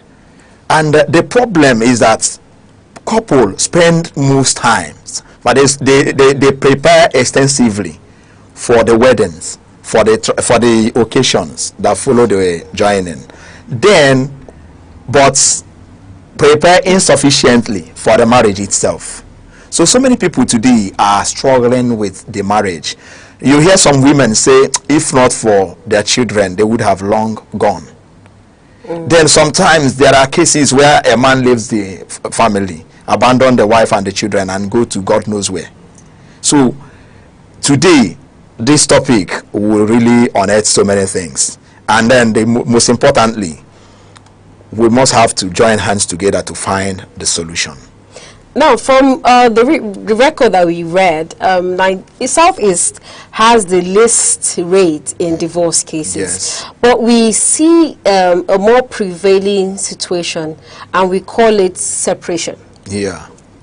Separation is more predominant in the Southeast. Yes. Now, for a region whose idea of marriage is family, wholesomeness, and to have a strong, formidable community, what would you say would be the recent causes of these divorce cases in recent times? Because we understand in the times before now, divorce was unheard of in the Southeast, because we're talking about Southeast. It's something that was unheard of. It's something that is unthinkable. But now with, things that are happening, what would you say is raising that awareness or raising that percentage that was once at 11% to over 27%? Oh, thank you very much, Princess. The issue is not that people no longer desire marriage. People still desire companionship. People still desire family. But the challenge is that marriages today are facing a lot of pressures from different angles. And among those pressures are economic hardship. Economic hardship. Everybody don't hear them now. Then unrealistic expectations. What the woman has in mind for going into that marriage is not achieved. Then social media comparisons. People compare what they see on social media reels to their own marriages. Then you see that disappointment will set in. Then there is also poor communication. There is also financial secrecy. I've seen where a couple went for counseling, and the man was just telling the counselor, please, I'm only here because you invited me, that nothing on earth will bind them together again, that the woman had to pay for a house. The woman bought a land, built the house from the scratch to completion, and the husband didn't know about it. And this man has been paying for rent in that same house for so many years, paying the school fees, children's school fees, and taking care of other things that has to do with money. Only for the man to find out. The man said, no, if this woman could hide this kind of thing, what has she been hiding from me? Who knows so many other things she's been hiding from the husband? So there is financial secrecy. There is infidelity. In fact, permit me to use our Igbo language now. Infidelity. Ebaniro on our marriage, our culture this time around. It is really hitting our unions so bad. Then there is also emotional immaturity. So many people who were entered into the marriage, into the union, are not matured emotionally. There is also domestic abuse. There is also family interference. And like I said earlier, let's take it one at a time. Okay. Let's start from not being prepared or not understanding what marriage is. How much of this, because earlier you mentioned that people prepare for weddings, yes, and are not fully prepared for marriage. Yes. Now, if we look at that, from a point of view, whose fault is it? Because we have elders who encourage us to get married. Yes. Who encourage people. I mean, the Bible has said, go into the world, multiply, procreate, and all of that. But we see parents talking young people into getting married. Some parents go extent of matchmaking their children to get married. Now, these children are focused on weddings than marriage. Is it that the parents are not teaching them, are not telling them, or are they do they just want their children to get married? The issue is that parents want their children to get married, but they don't tell them what marriage entails. Like you said at the introductory part of it, of our conversation, you said it's not for boys, it's not for girls, because the pressure no be here. You understand? So parents only clamor for their children to get married, but the pressure associated with it, with marriage, they don't tell them, they don't prepare them before time. In fact, start from adolescence. I posit, or I am of the opinion that parents should start from adolescence to educate their children what they are going to face, what marriage is all about. And that is when you begin to tell a woman, hey, maybe a girl who talks anyhow to the younger brother or the elder brother. No, you don't do that. Don't talk to a man like that. He is a man. Then you see a young man always quick to beat the younger sister. You tell the young man, you don't beat Aneke. You don't do that. You treat her like a woman. Begin to tell them from that adolescence. I think it will reduce some of these conflicts we are having today.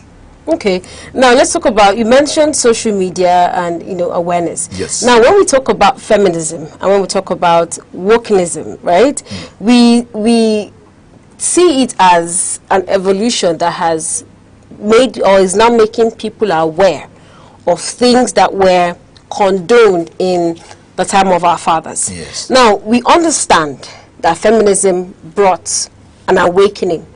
Some took it positively, some it has affected negatively. But would you blame it as one of the major causes of divorce? Seeing that this has brought, like you mentioned, stating your example where a man married his wife and was paying rent to his father's, to his wife's building. Now, we know that some of these things may have happened in the time of our fathers, but it did not still deter or make them want to leave their marriages. So why are things different? Why is it that something that was, you know, introduced to help people improve their life, their way of living and create more harmony is the tool that is tearing marriages apart? That is the problem with so many people. Instead of, in fact, this social media has been given to us to enhance our living standard. But this part of the world, Africa, they normally use whatever that is beneficial. They will always find a way to use it negatively. So to you listening to me, you are ardent viewer, you watch what you watch on the social media. Believe whatever you see on social media at your own peril, at your own risk. Because some of those women, like, I don't want to mention name, I am trained, I'm an OAP. I don't want to mention name, but there are women, I see them, so many of them, they will come out and talk. They don't need a man, they don't need a man. But behind, you see them crying that they need a man. So believe whatever you see on social media at your own risk. And now the problem is that people come out. Do you know that even here now, we can just snap here and change this environment and say, Princess and the Mazi were spotted at Dubai. That is social media. Somebody will just, my enemy will begin to say, so this guy crossed Dubai, whereas I didn't go anywhere, we're here. So believe, like I said earlier, believe social media at your own risk. Watch, even there, instead of you to go to those places, they will tell you that you don't need a man, or they begin to inject or indoctrinate you wrongly for into believing that you don't need a man. Whatever a man can do, a woman can do same. Go to another platform where you see healthy people, you see healthy marriages. Do you understand? So I said earlier, watch what you watch on social media. Instead of you to go to those places, those sites that they will shift your attention, they will make you to shift your attention where appreciation should be, then criticism will set in. Go to the places where you see families whose marriages have, you know, passed through things and turns, but at the end of the day they still came out victorious. Go to them, try to find out how they made it. You understand? So social media has really contributed to this problem we are discussing today. Some have said that their parents had, or maybe growing up, they thought their parents had wonderful marriages, because like you said, some women wouldn't want to leave because of their children. And we know how this is being often spoken against. If you feel like you're tired, you need to walk away. But for a typical Igbo man, is there a point where you would want to, I'm just asking you specifically now, have you ever felt at any point where you wanted to walk away? And then how were you able to reconcile and remind yourself that the relationship in which you are is for life? Because most persons don't have that realization, and oftentimes their first point of resolve is to walk away. Yes, you see, my inspiration was drawn from the fact that Igbo culture places enormous value on families. You understand? On family. In fact, in Igbo language, family is one institution that they don't joke with. So I will have it at the back of my mind that, see, I choose you every day. These are two imperfect beings coming together to see how it works. So provided, like, the only thing that will make me want to walk away is infidelity. So long as my wife is truthful to me, I trust her, especially on that angle that I mentioned. Every other thing, I will know that this person is not perfect. Even myself, I'm not perfect either. Then I will still want to work. Sometimes you appreciate your partner's weaknesses. I've tried this, I can see that this thing cannot work, I cannot change. Remember, you can only change yourself, but you can't change the other person. Okay. So, and that is why sometimes courtship. But do you know that what baffles me is that during the time of our parents, there was no such thing as courtship. But even today, even after the courtship, 1 year, 2 years, at the end of the day, you people are married, and then the next month, you people are talking about separation and divorce.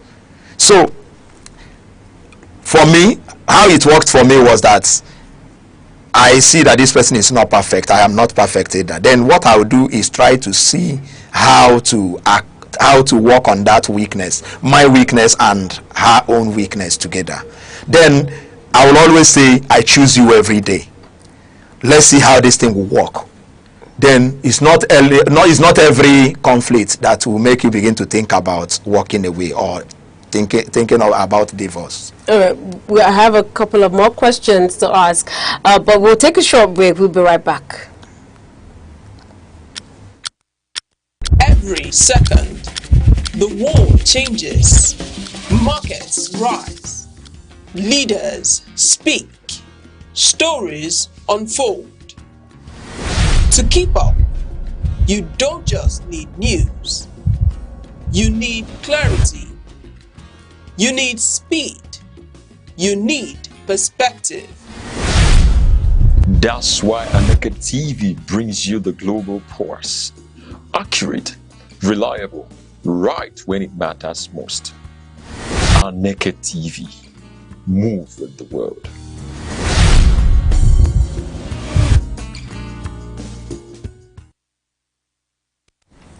Welcome back. This is still Aneke Brief, and we are looking at the topic Love That Lasts. Solutions to the rising divorce rate in the Southeast, preserving marriages in changing times. Now, Mazi, let me ask you a question. We are talking about love that lasts. Do you think love, two questions before we continue the conversation. Okay. Do you think there is a thing as lasting love? Yes. Okay. Yes, there is such thing as lasting love. Okay. But you just have to make it work. All right. Second it doesn't question. come out on a platter of gold. Okay. Second question. Do you think love is enough to sustain a marriage? No. Okay. Commitment is attached to it. If you love somebody, that person, there is a way you love somebody, and that person keep on disappointing you. That love will gradually fade away. But if you are working for it, if you are committed and that person shows commitment too, you see that it will work. So love is not enough to sustain a lifetime union. Commitment is part of it. All right. Most recently, there was a video that trended where a Canada-based wife of a Nigerian-based husband ensured that her husband made a video, pledging to be faithful to his wife when she brings him over to Canada, and making him promise that he will not, go off on her, and then if he goes off on her, whatever she wants to do, she will do unto him. Now, this is a question of money and influence. Do you think some have weaponized marriage to victimize or to enslave their spouse under the pretense of staying committed in the marriage? Because I say this because most persons have discovered these techniques and realizing the kind of person their partners are, have chosen to walk away. But some have decided, whether, let it not be said that I'm a divorcee or I'm divorced, they stay in a marriage when they are turned into slaves and victimized like this. The problem is that many people marry today for wrong reasons.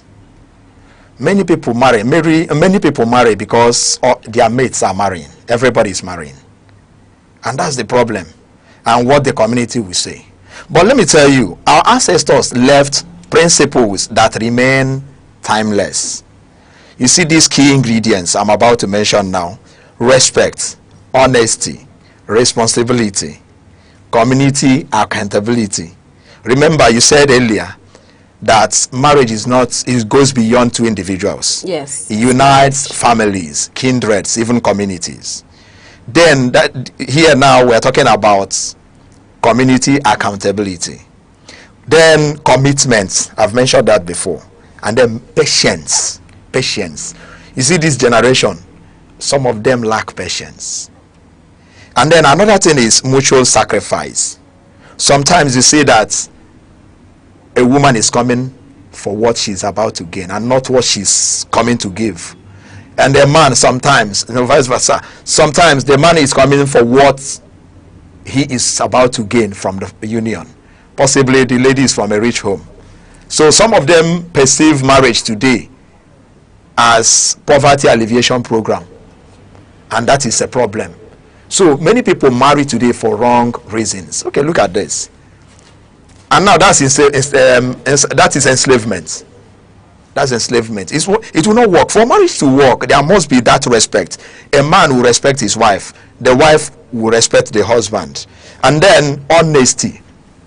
Tell your wife where you are going to and make sure you are there. Don't tell your wife you are going here and they find you somewhere else. Even you as a woman, tell your husband where you are going to, and if anything should happen, let it be around that scene where you said you were going to. And that is honesty. Then responsibility. Know what you are supposed to do. Some lack, in fact, some don't have a clue of what they are about to do in the marriage. I'm coming here to work. I'm coming here to, no matter what, I'm coming to help the life of this man. Remember, you as a woman, you are coming as a helpmate. Then the man you are building, both of you are building together. Even your children. Then community accountability. Today, now the problem is that most couples travel outside to seek in search of greener pastures, and now they think they have advantage of privacy. But then when crises or when conflicts arise, then there are nobodies to talk to them. You see the problem. So those days, parents used to say, no, remember this before any issue. Sometimes you see a woman running to her mother. Since 2 days now, my husband has refused to eat my food. I don't know what I did. They will call the man, what happened? The man will now say, this was what she did, and that thing will be sorted out. You understand? They will caution the lady. But today now, what do we have? The mother will take side. The siblings will even take side. So you see that people marry today for wrong reasons. When we talk about parental influence, some have said, or some conversations come up, and you hear, oh, because I didn't have a happy home, and I couldn't leave. If my daughter or if my son comes tomorrow and says, I'm married to someone I don't love anymore, I can encourage her to leave. What's your take on the situation? Because it happens, we've read about it, we've seen it happen, where a mother who was not happy with her father, with her own husband, decide, not because she hates the daughter, but just so her daughter does not experience what she experienced in the hands of her husband, she encourages her daughter or her son, whenever they're tired, they can walk away. But that is, advice. That was a story in the Southeast where a man found out that his wife's family created a separate account for her in case she divorces him. That means just something to start her life when that means she wasn't ready for the marriage. She was spying on the man. But they were both in love. They were, I mean, this was what I said about love. They said they were both in love. They had a glamorous, wedding. But they told her in private, whenever you feel like you're tired, you can walk away. But that's a wrong advice because we are talking about accountability and accountability systems. Yes. So is it safe to say that these accountability systems are also, enforcing or promoting this divorce we're talking about? Sure, it is. You see, the mother advising her daughter to tread that same path she trod is born out of pain. Yeah, safe. We are not using. I'm only being careful here. We are not trying to use culture to excuse violence. Yes. It is only when violence is seen in that marriage. Maybe a woman being abused, beaten or battered, and she can walk away. But even before walking away, she must have to seek help from elders, from family members. Even that man will get score for head. There's somebody he listens to. You can start from there. Maybe that man is a member of a church. You people can start from there. There must be a mediation. So walking away should be the last resort. After all diplomatic, efforts have been put in place and they all failed.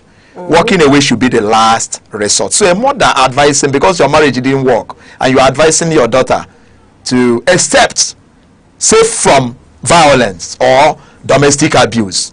But every other thing, instead, advise your daughter to see how she can make that family work.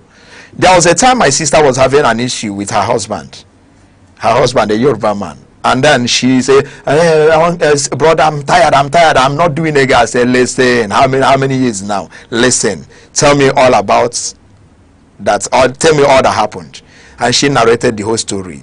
I now told her, we men, we don't like this, You fought out here, you didn't get it right here. I now picked up my phone and called the young man.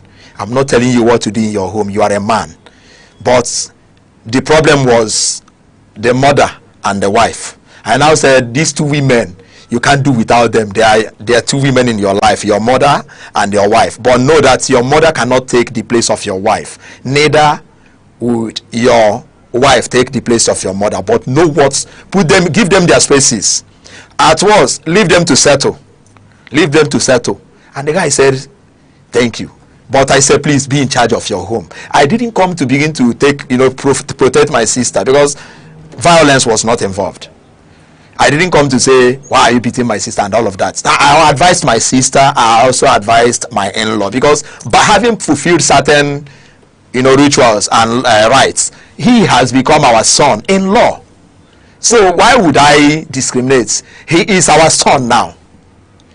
Law has made it, he having fulfilled some certain rights, he is our son-in-law. That is, you people call it in your own tongue, son-in-law. It's actually son-in-law. So you see how I managed that situation. And today now, I spoke with my sister today. How is our, we talk every day, we are okay. You see, so these things, we need wisdom to handle this thing. And let me tell you, you see two people who have seen their nakedness. If you are advising them, you should be very, very careful, because I've seen a couple that were seeking for divorce. Then the court, normal the adjournments, they said go. Well, by the time they were coming back again, they were putting on uniform. And what did the judge do? He just struck out that case. Another instance, a couple that was seeking divorce, they came the other time. The woman was now heavily pregnant for the same man. So when you want to advise them, you should be very, very careful. So parents, know the kind of advice you are giving, because your own did not work. Even those on social media, the feminists, the golden feminists, they should be very, very careful. Know the kind of advice you are giving to this young generation. Marriage is a beautiful thing. Marriage was ordained from the beginning of the world. God blessed it. So it should work, because our own parents, because it has worked for people, it must work for you. Try to play your own parts. And then, above all, you must have to pray. Then try to change yourself. Try to change yourself. A story was told of a young lady who said she wanted to do away with her husband. The mother took her to somewhere and said, okay, come back. See this thing, be putting it in your husband's food. This substance, be putting it in your husband's food, small. And then show him kindness so that nobody would suspect you when he eventually passes on. And then the lady began to do that, showing the man that kindness, and automatically the man changed. Now the lady was waiting for the man to pass on, to die. The man never died.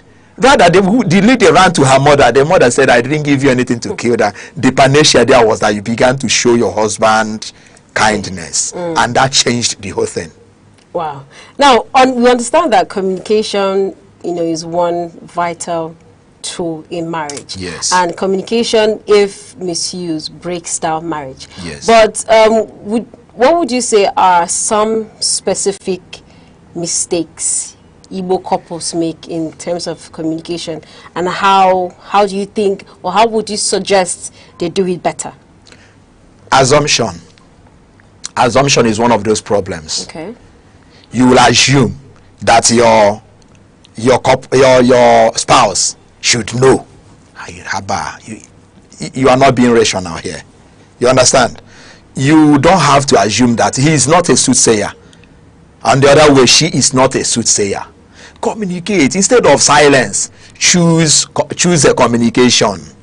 Hey, this thing. And again, find a suitable time to talk about it. Maybe this thing happened now. Don't talk about it that time because tension is still high. Leave it. Maybe a couple of hours later, talk about it, and then bring out, know your voice. We, the men, we don't like a woman raising voice at us. You understand? Even a woman doesn't like to be spoken harshly. That's the way I'll talk to you now, and then you feel bad. So know what works, know how to talk about it. And again, the communication, listen, not to attack. Listen, not to respond.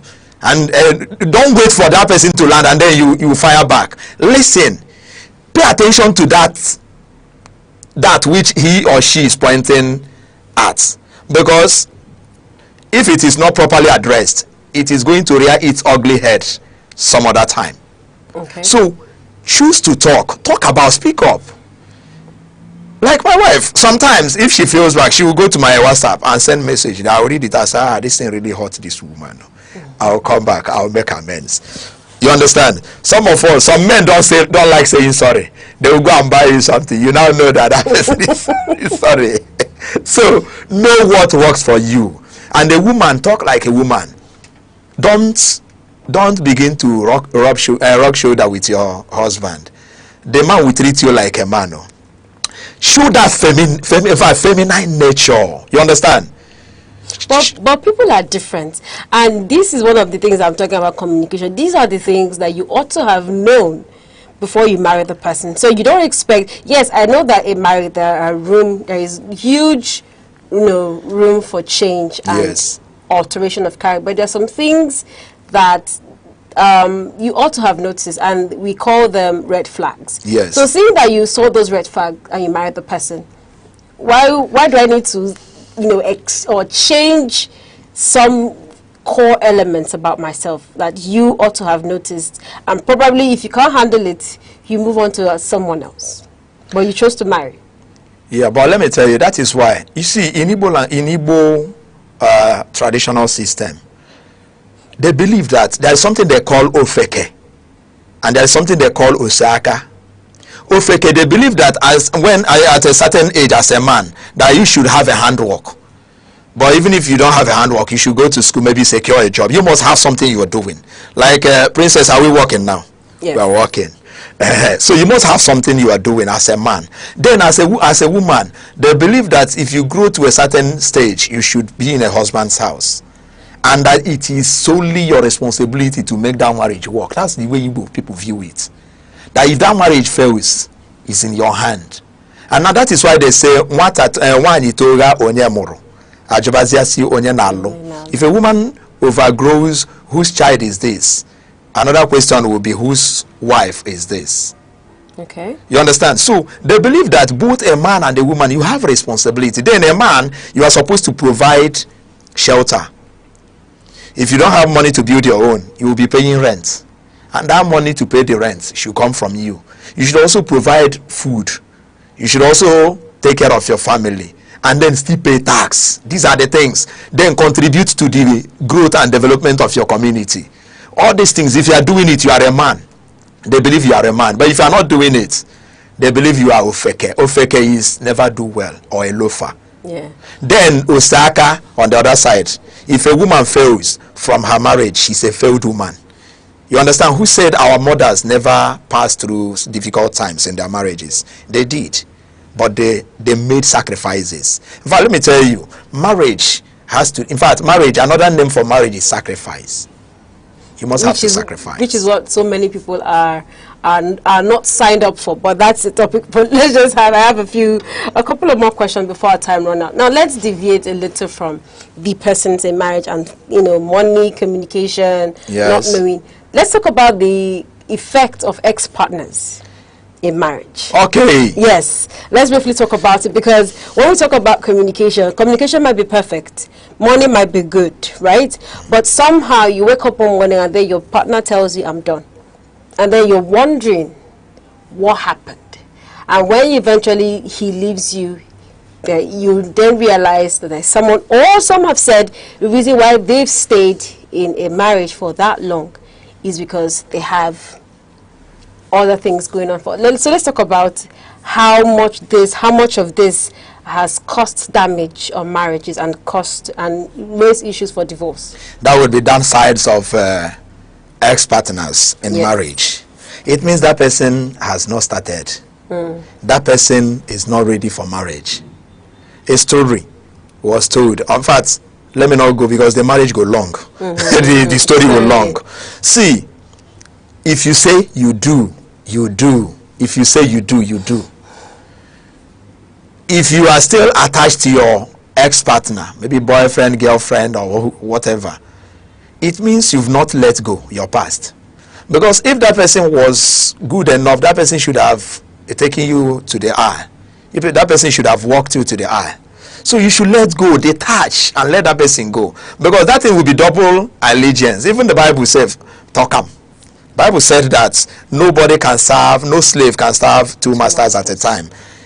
Otherwise he would despise one. You understand? So the other person now will pay the price. The person now, the husband now, the simple man, the innocent man will be now pay the price.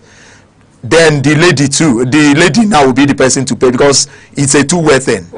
The men cheat, women cheat. It's a two-way thing. We are not here to talk about it, but I'm telling you that it should be discouraged totally. It should be discouraged totally. In fact, some marriages, some couple, the moment that wedding, the wedding, in fact, that wedding night, they break the same card and throw it away and buy another different new SIM card. But those things are just extremes, because the person can easily reconnect. Even to the number. Yes. But yes. anyway, we understand that these are excesses. But before we round up, we're just, out of time. Yeah. Do you think, or do you still believe that love that lasts is possible for Ndibo in these our changing times? Yes. Very much. Yes. Marriage remains one of society's strongest institutions. So, because it worked, our parents, it worked for them. So let's go back to the drawing board and ask them, even those that theirs did not work, try to find out where the mistakes were. Because some of our parents, some of them didn't go to school. Now you are a graduate. Your husband is a graduate. Try to find out how to balance things. Say it the way they are. Balance it. Put yourself in their shoes and find out. So it deserves preparation. It deserves patience. It deserves wisdom. Love is not merely emotion. It's a daily decision. It's a daily decision. You say, I choose you every day. And this thing must work. We die here. I hear some couple that will say, we die here. I know they go anywhere. Yeah. Then one couple will say, if I must go back, return me the way I was. After giving you 2-3 boys, and you want me to go back, we die here. I like that. So it's not every conflict that will make you begin to think about ending the marriage. All right. Thank you so much, Mazi Nnamdi Adeyibe. And for my viewers who have watched, if you have questions, comments, follow the page on Aneke TV on Facebook and YouTube. Till I come here again, same time next week, I am Princess Keno Choma. Have a lovely day. Every second, the world changes, markets rise, leaders speak, stories unfold. To keep up, you don't just need news. You need clarity. You need speed. You need perspective. That's why Aneke TV brings you the global pulse. Accurate, reliable, right when it matters most. Aneke TV. Move with the world. Once in a while I dream. Once in a while I think of you. I reminisce on days gone by when you and I were new. Once in a while. Chinua Achebe taught the world that African stories matter. Through Things Fall Apart, gave voice to the colonized and challenged stereotypes. His legacy is proof that the pen can shape perception and preserve identity.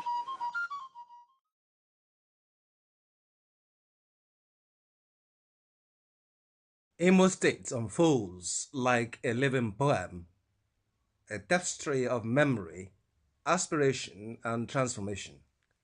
Here, history is not settled in the past, but continues to move forward, carried in the footsteps of Imolites, whose resolve and optimism animate every corner of the land. The people and their spirit Imolites are renewed for their courage, enterprise, and intellect. From the bustling avenues of Owerri to the rolling hills of Idato, both the young and the old carry a quiet, steadfast conviction. Education is not just a means to an end, but a calling. Their ambition lives in the classrooms, in labs, in markets, and in the global Imo diaspora. Imo's cultural heartbeat is rhythmic and rich. High-life melodies mingle with gospel harmonies and modern beats, each song echoing ancestral memory and youthful vigor. Traditional dances carry stories of community, origin, and resilience, even as innovation blossoms, rooted in respect for heritage. Infrastructure and roads. Under Governor Hope Uzodimma, Imo has undergone what many describe as a road revolution. The administration claims to have delivered over 120 quality roads within 5 years. Notable among them are the dualized Owerri-Olo and Owerri-Okigwe roads. The Mbidi-Oguta Road and 18-kilometer dual carriageway was commissioned in early 2025, aiming to boost economic activities in Uru West and Oguta LGAs, especially by connecting to the Orashi Energy Free Trade Zone.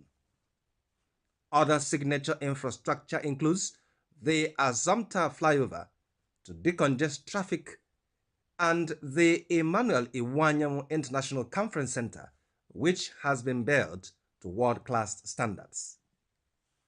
Governor Uzodimma has also stated that these infrastructure investments are not just for mobility, but are economic corridors intended to stimulate trade, reduce travel time, and integrate Imo's communities more closely.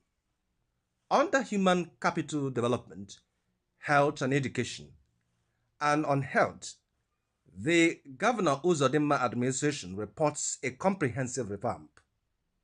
Renovation of 305 health centers.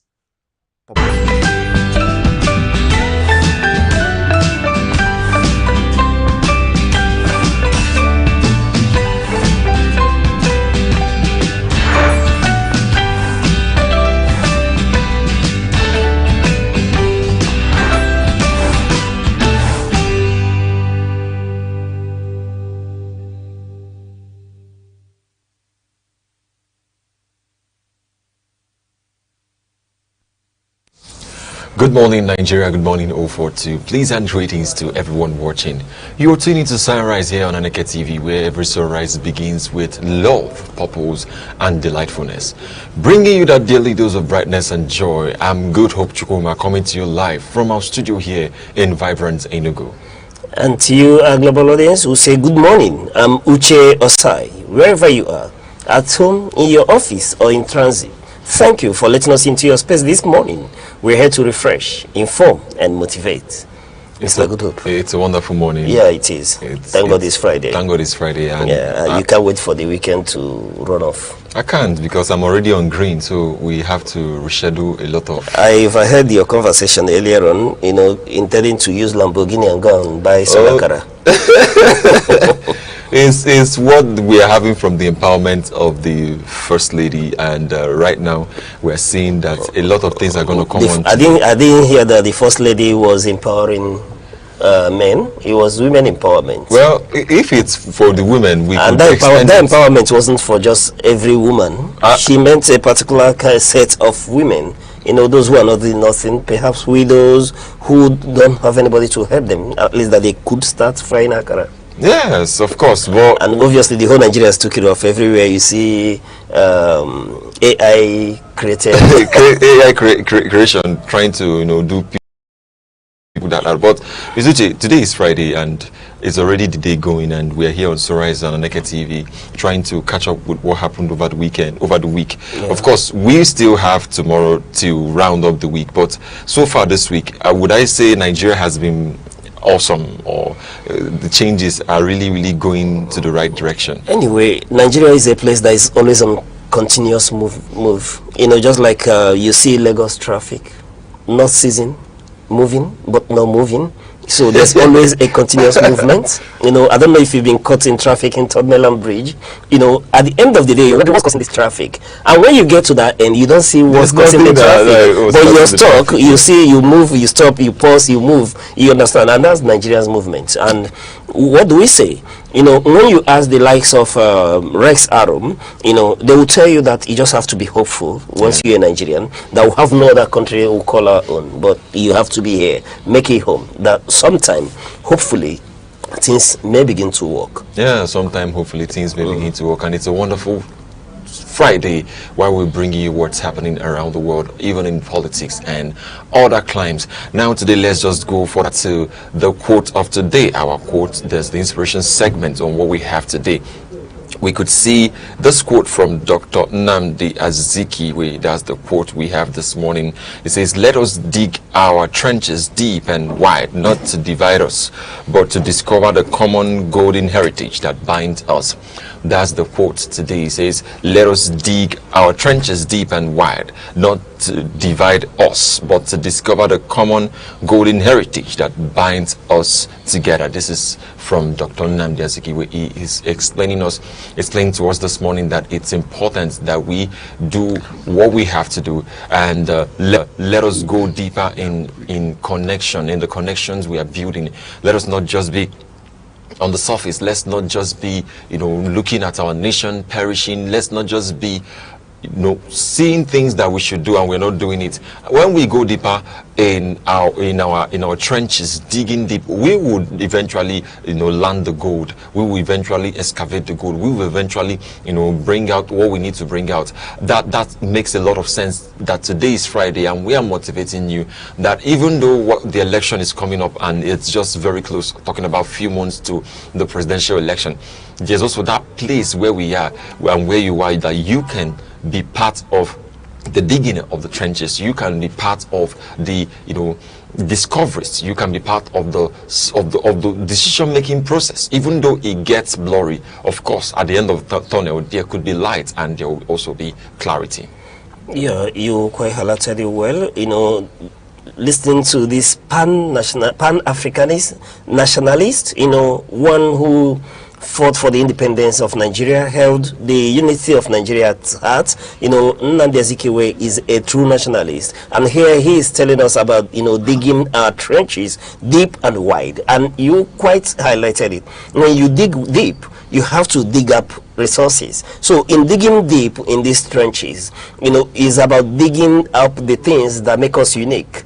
You know, and when you traverse the length and breadth of this nation, you see those unique qualities, you see the unique culture, you see the cuisine, you see the terrain, you know, the geographical and location, the beauties, the vegetation of this nation. And then you talk about the individual that make up and populate this nation. And this is what the great Nnamdi Azikiwe, the Zik of Africa, is talking about here. That when we dig deep, we shouldn't dig into those things that divide us. Rather, we dig up, you know, the gold, the unique features that set us apart, that make us, that when we come together, we become richer, we become better, unified, you know. And then he is speaking to discovering the golden heritage that binds us together. And unfortunately, we are still on this trajectory. We are still searching. though I bet the fact that it stares us in the face, that uniqueness, that golden era, is that golden heritage stares us in the face. But the point is that we'll harp on the things that divide us. So if we hearken to the words of this great man, the great Zik of Africa, if we listen to him, you will discover that Nigeria, to borrow some leave, is the best country in the world that could be. The best country in the world that could be. I don't know of any other place with rich culture, the richness in diversity. You can imagine what it will be like when we unify around our strength and begin to project a common front. You know, it's a point where we begin to talk about the Nigerian, no longer about the tribe, no longer about the region, no longer about ethnicity. If we can listen to this great man and take a cue, you know, from the Rwandan experience and begin to see ourselves as true Nigerians, you know, but there are a whole lot of arguments around this. But the great man is telling us that we should dig deep, exhume the things that unify us. And I tell you, the things that unify us are so magnificently, you know, that they can, you know, shine brighter, and what more than even good could sell in the market. Yes, that's really true. We take a short break. When we return, we'll bring you the weather reports. Stay with us.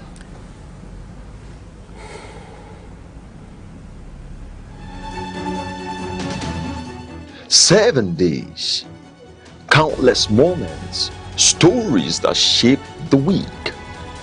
From decisions in the corridors of power to developments affecting everyday lives. From moments of challenge to stories of resilience and progress. This is where the week comes into focus. Week in retrospect, only on Aneke TV.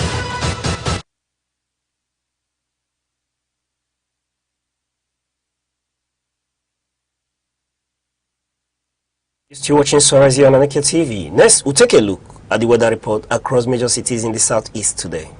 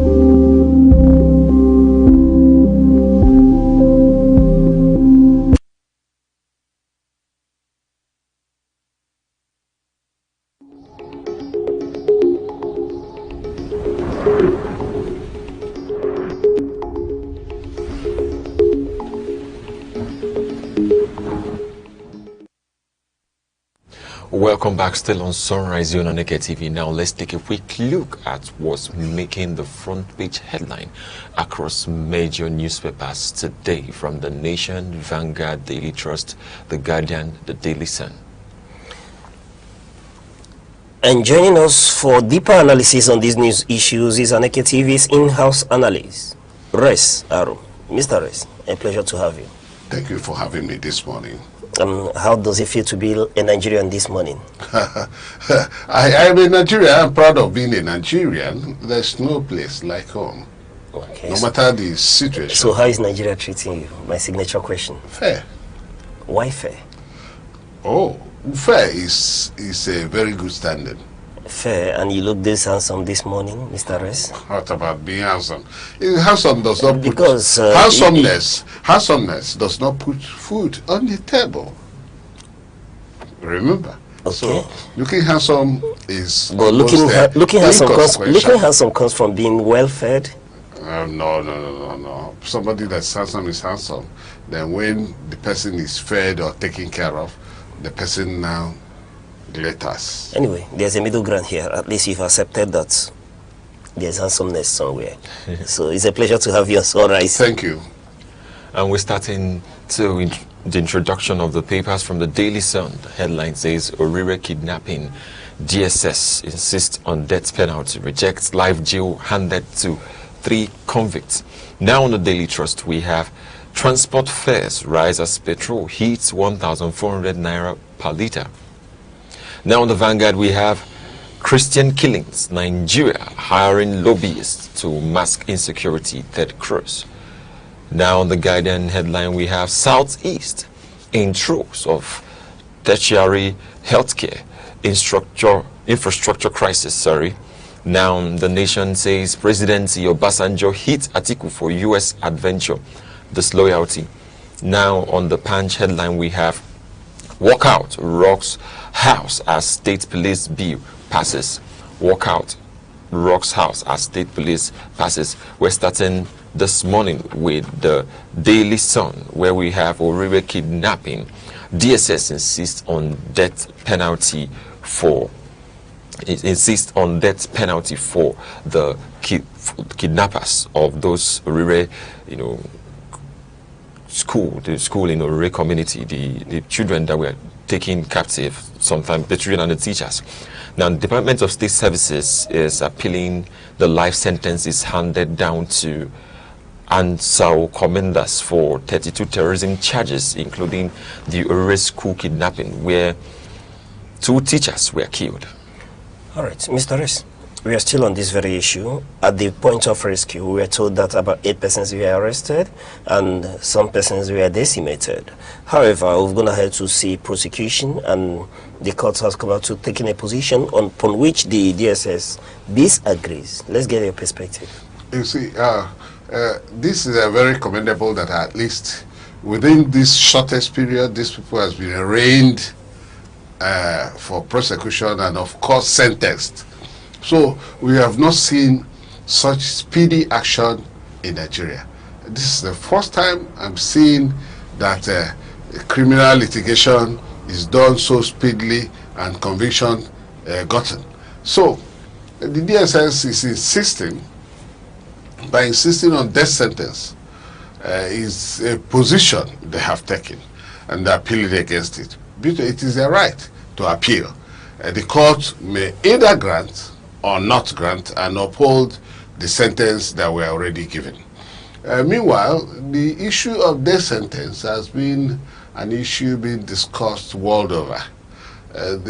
Some sections of the world, especially the advanced societies, are beginning to campaign against death sentences. They're now thinking about the capital punishment as a life jail, where the people will be excommunicated from the society, since they have done things that will not allow the society to accommodate them. They should be excommunicated but not killed. Let them live their lives and possibly think about it and repent of their sins, you know, come back from their evil ways.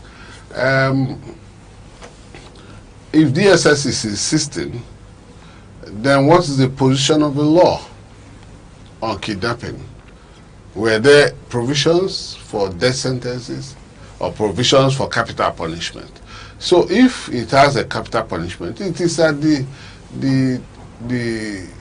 judiciary, the decision of the judges to either sentence to death or life jail. So if it is the discretion of the judge to do that justice, the issue of insisting that he must do this is neither here nor there. It is the thinking of the DSS that they have committed heinous crime. And of course, anything that has to do with terrorism, of course, the sentence should be very punitive, very punitive. It must be very strong. The sentence must be strong, either death or life jail. But I think the life jail is still commendable. I think the life jail tends to give the picture that the government is not playing with that situation. And oftentimes, people who are sentenced to death, oftentimes are even freed from such sentence if certain situations are found to be that was not accommodated during the litigation. So, DSS has the right to appeal, and of course those who were sentenced were properly sentenced, I believe. All right, you know, you've highlighted this issue quite well, Mr. Rez. I'm happy that you pointed out the sort of capital offense that this is, and one will be thinking that what is the law, like you rightfully pointed out, from the point of law, what is the DSS position tenable? So we'll have to argue these issues from the point of law. And from where I sit, yes, somehow, I am not excited that these individuals have to get just a life sentencing. I do not know if it's as a result of their pleading guilty to these offenses that made the judge, in his wisdom, decide to commute to life imprisonment. We know what capital punishment is meant for capital offenses in Nigeria. I am not in a position to question the powers of the judge or the wisdom of the judge in this very sentencing.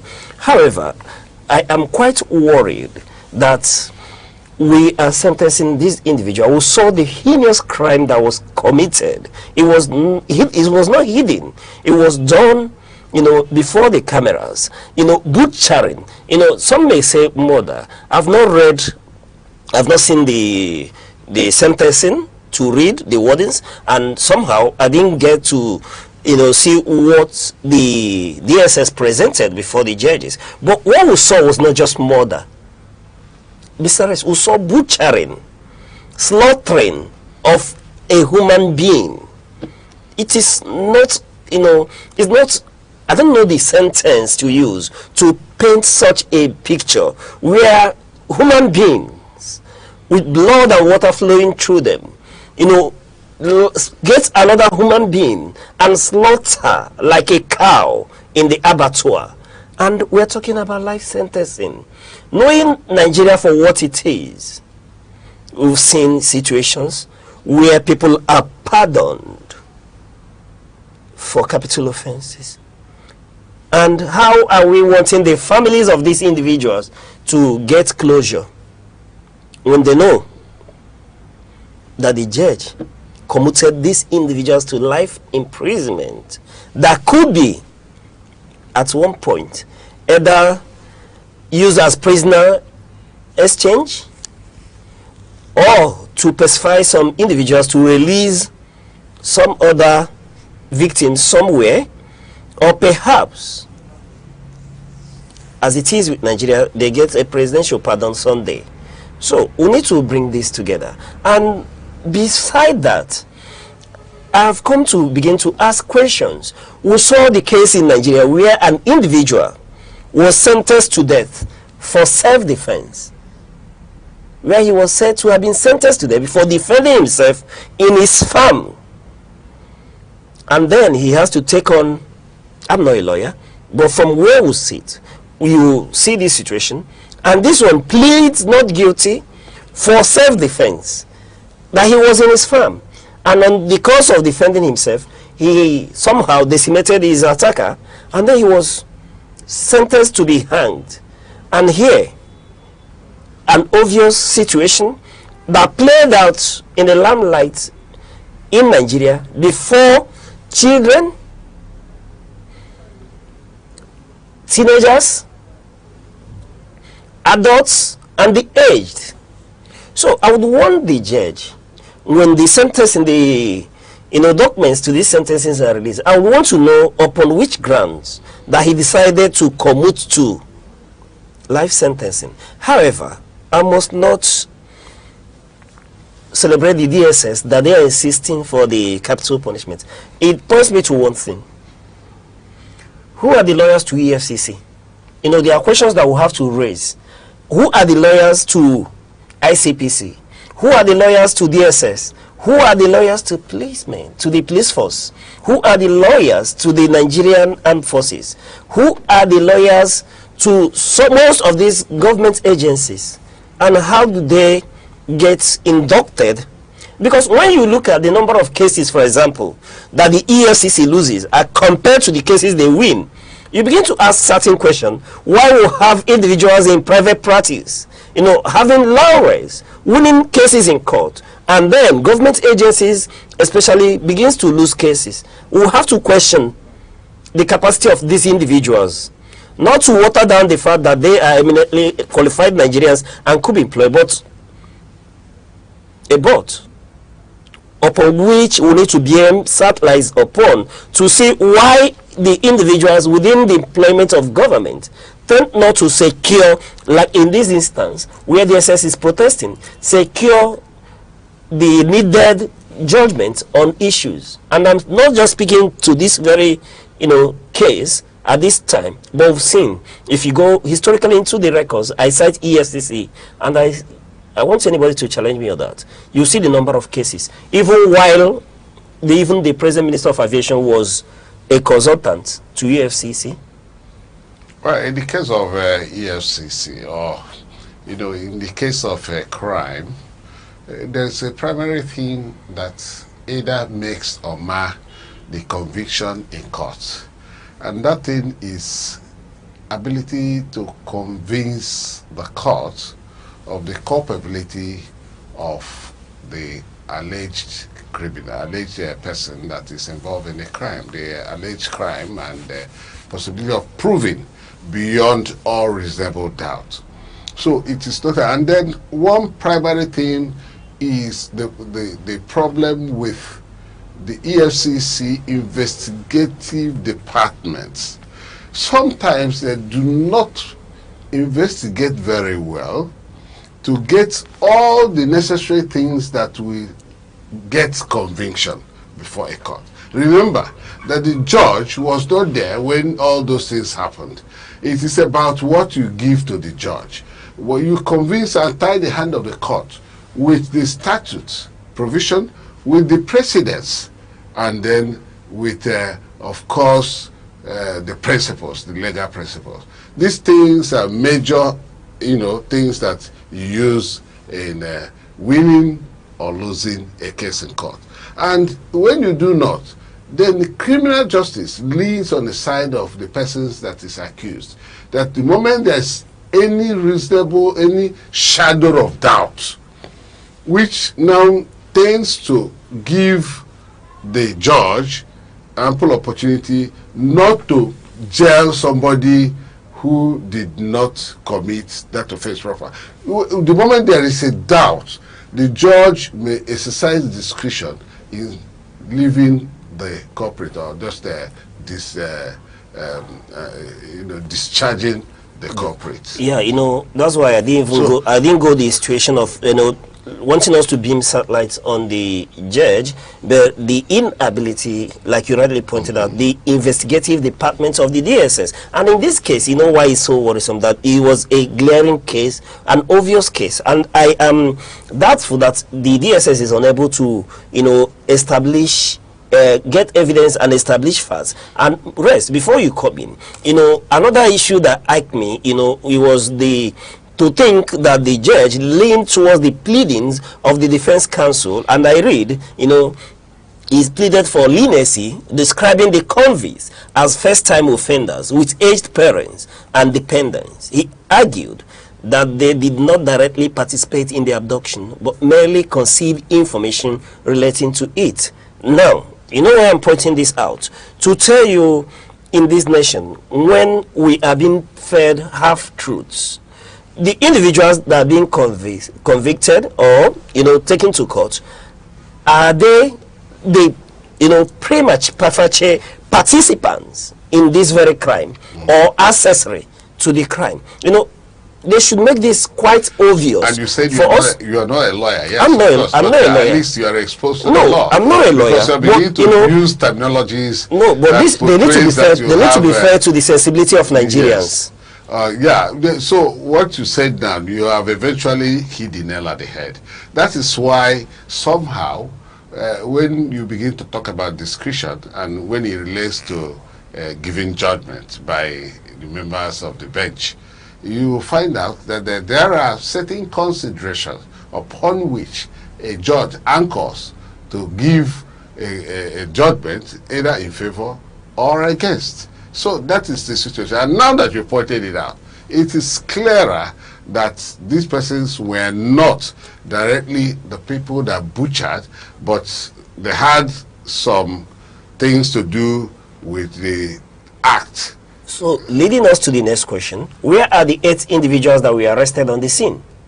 You know, one may not want to backtrack into this whole issue. You remember that it's degenerated into argument between the government of Oyo State and the federal government, where Seyi Makinde is asking for an independent investigation around the circumstances leading to the kidnap and the release of this people of Oyo State. And when you see things like this, if we are prosecuting accessories to the crime, where are the people that were arrested at the scene of the crime? We were told that 8 persons were arrested. When is their prosecution coming up? We hail the speed upon which this judgment was given, that the prosecution. But where are these 8 individuals? Are they telling us that investigation is still ongoing? Why are they not in court? They are probably trying to put all the things they are going to present in court together. All the things they are going to present in court? Yes. When arrested at the crime scene? Yes, seen at the crime scene, you're arrested there, but you have to make a presentation to the court. And you have to make a reasonable, solid presentation to the court for them to convict. So, if you, I know pickpockets, that you know, sometimes are arrested at the scene of pickpocketing. Yeah. And most times they go to the magistrate court and they are freed. Because hardly you see no one to present as evidence. Nobody, no evidence. Thank you. Because you find it very difficult to convince the court. The Evidence Act is very clear and you must conform to the rules. So if you do not conform to the rules, the chances of actually, you know, you see overseas, the security agencies, they'll even watch a drug cartel. They'll be doing the drug cartel until they have concrete evidences that way. That is when they will come to arrest. They might even leave them for years, for about 2, 3, 4 years, and they'll be watching them.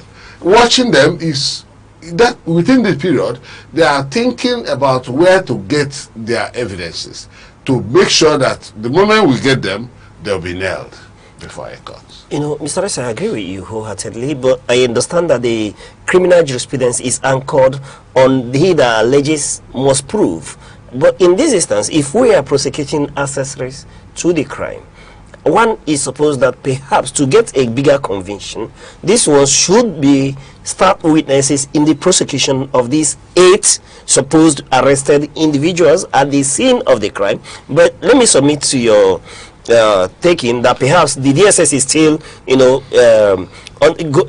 carrying out investigation in this matter. So whatever is about witnesses is exactly how the prosecutor wants it to be done. The investigating officers will be able to provide the witnesses, and whoever they deem necessary to give witnesses that will give conviction.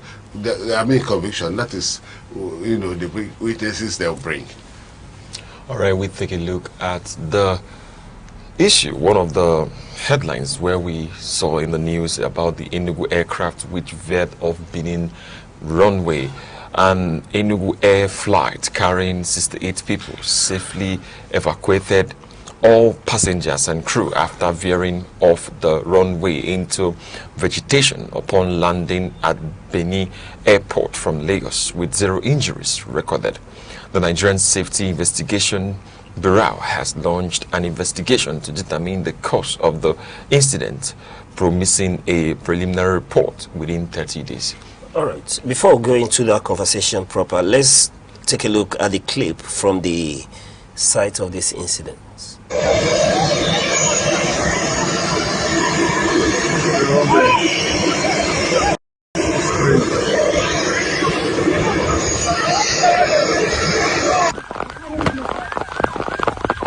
Oh my goodness.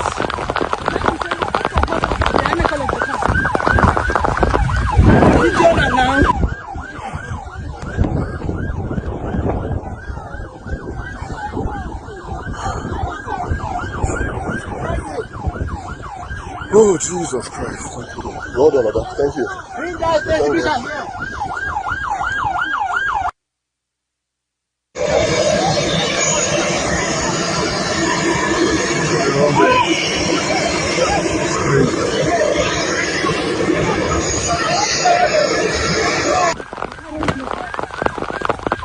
Oh my goodness.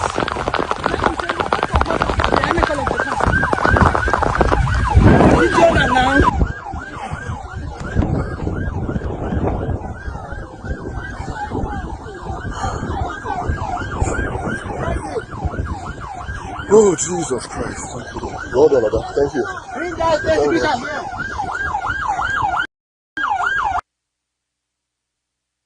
Yeah, we are so excited that no harm befell these 82. Yeah, there were no casualties. 68, people evacuated safely. We thank God that it was just that. Mr. S, let me bring you in first of all before we begin to have this conversation, because somehow, immediately I saw this news, I just remembered the Dana air crash. I was in Lagos, somewhere at around Iju. That flight at a very low level passed my house, before going to crash in Iju, and I saw how up close, and I kept imagining after the crash. It was less than 5 minutes of, passing through my roof while I was at the balcony everywhere shaking, and I was so screaming that if this thing gets near the mast, there's no way it's not going to crash against it. But somehow it was able to maneuver, get so far away to Iju before crash landing. And I kept on in my mind wondering what those aboard that flight at that point when it passed through my building, my roofs, were thinking and what was in their mind until they crash landed. And then coming to see this very one now, no harm to any individual.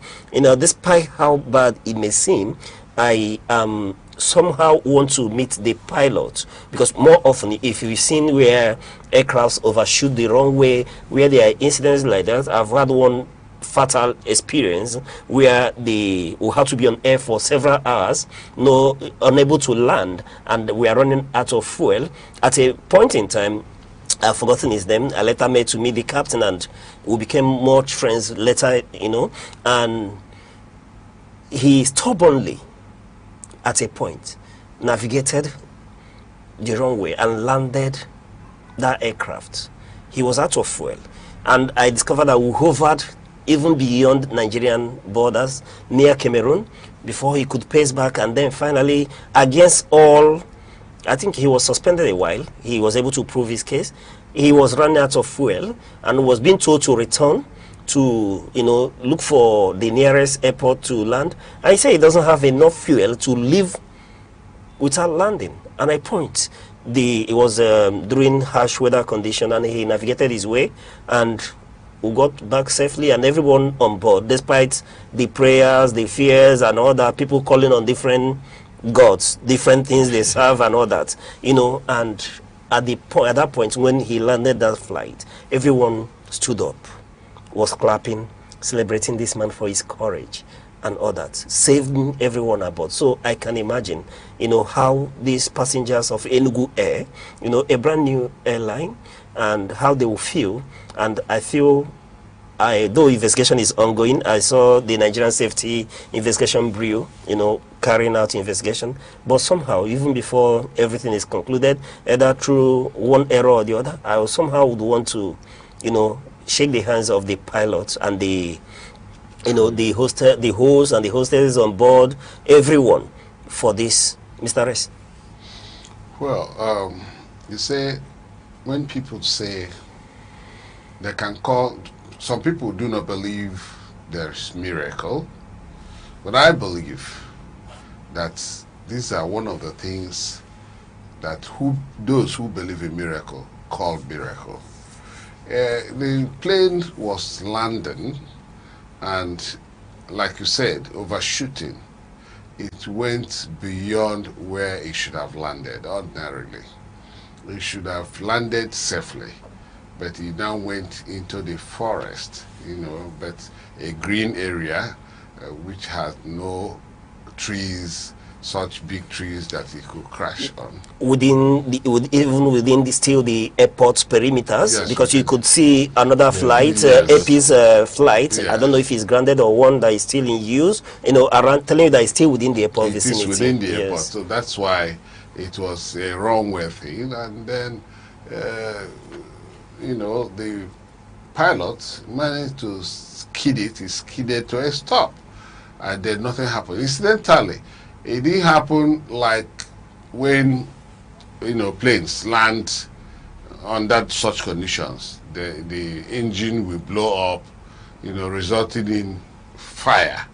You saw the fire brigade people, they were expecting that it could burst, and then the fuel will begin to burn, and everybody will be, because most often when plane has accident, it is preceded by fire immediately. So, but incidentally, there was no fire, and then the fire service, the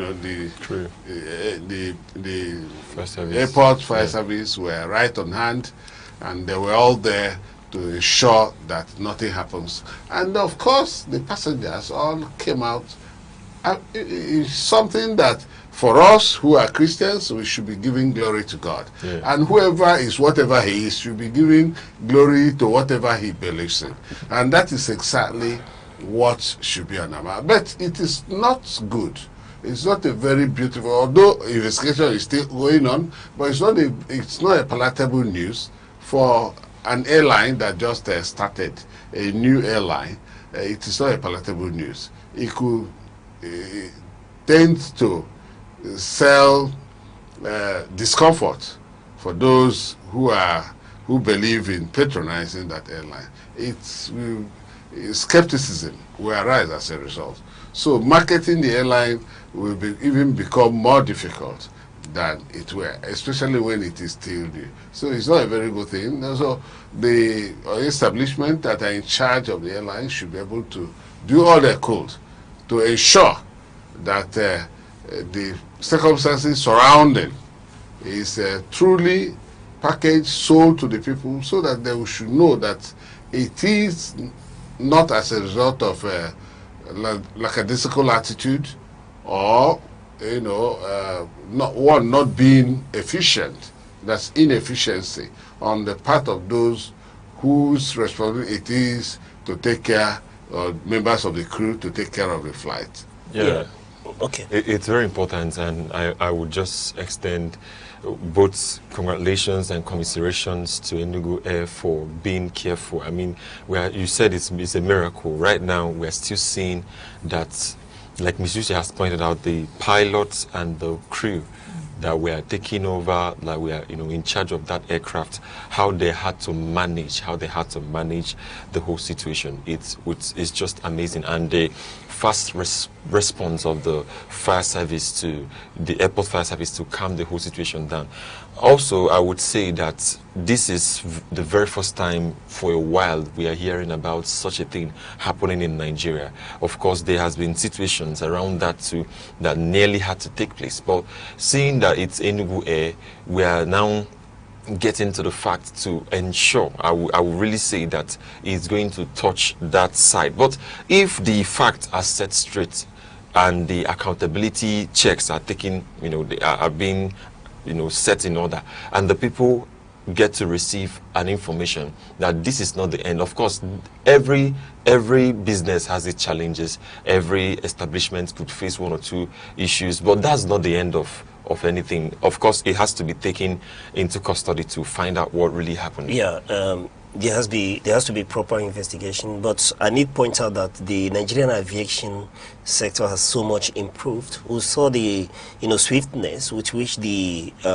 airport fire service and protocols and personnel were activated. So safety in Nigeria aviation has so much improved. You remember there was a time when we always come about this news of crashes in Nigeria. You remember Dana, you remember Sosoliso and the likes of them. But things have so much improved. In as much as one may not want to admit it, the aviation sector in Nigeria has so much improved over time. I could begin to call the ministers that have headed that very parastatal, the aviation sector, the tremendous work they've done over time. Then one is so sure that being Enugu Air, it may be difficult to dismiss the fact that these airlines are airworthy, that they must have passed their SIG checks, being a new airline, that they are airworthy, and a lot of things could have, caused these sort of issues. It could not be because the aircraft are not airworthy.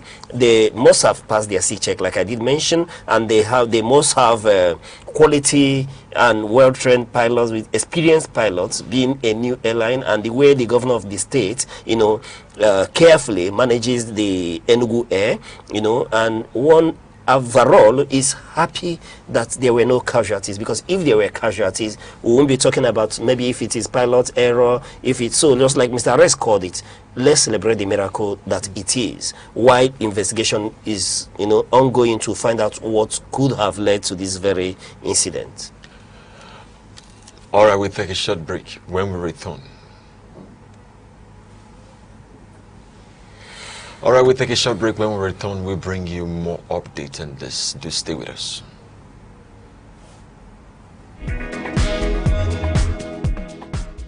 In every generation, there exists a defining force. A force shaped by curiosity, driven by ambition, fueled by possibility. Where ideas evolve into innovation, skills transform into enterprise, and vision becomes impact. Because empowerment is more than progress. It is transformation. The voices shaping tomorrow. The idea redefining possibilities. The generation building the future.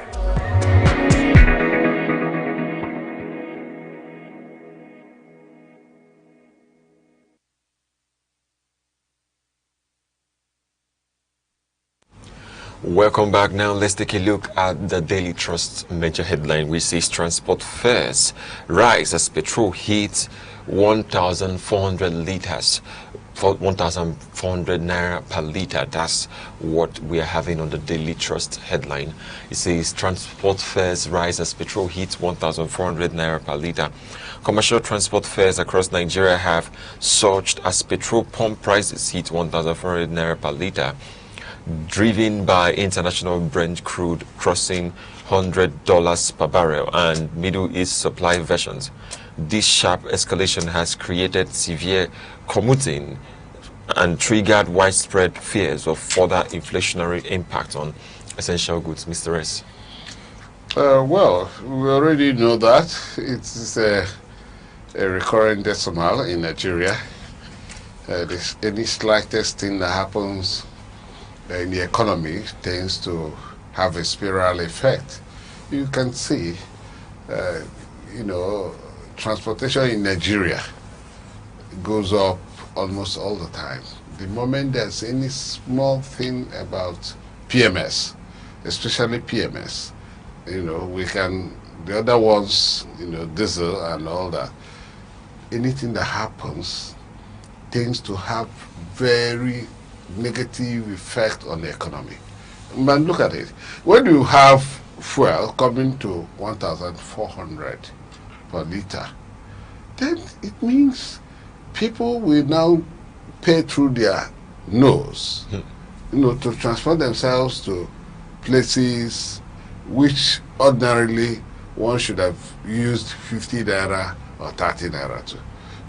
So the industry, the transportation industry, will tend to influence because goods and services are being carried through those means. And when the cost of fueling the material, the cars, the vehicles that will take these goods and services around is high, then it means those goods and services will become high too, because certainly whoever that is dealing with those things will come up with ideas of covering costs. So it is not going to be easy for Nigerians. And we have always continued to appeal that government should be proactive, should be thinking about where, if it happens this way, this thing has to come in place immediately. It will tend to be a check to ensure that there's not going to be some, economic crisis or inflation or things like that. But these things are not handy. These things are not set for emergencies. There are emergency policies.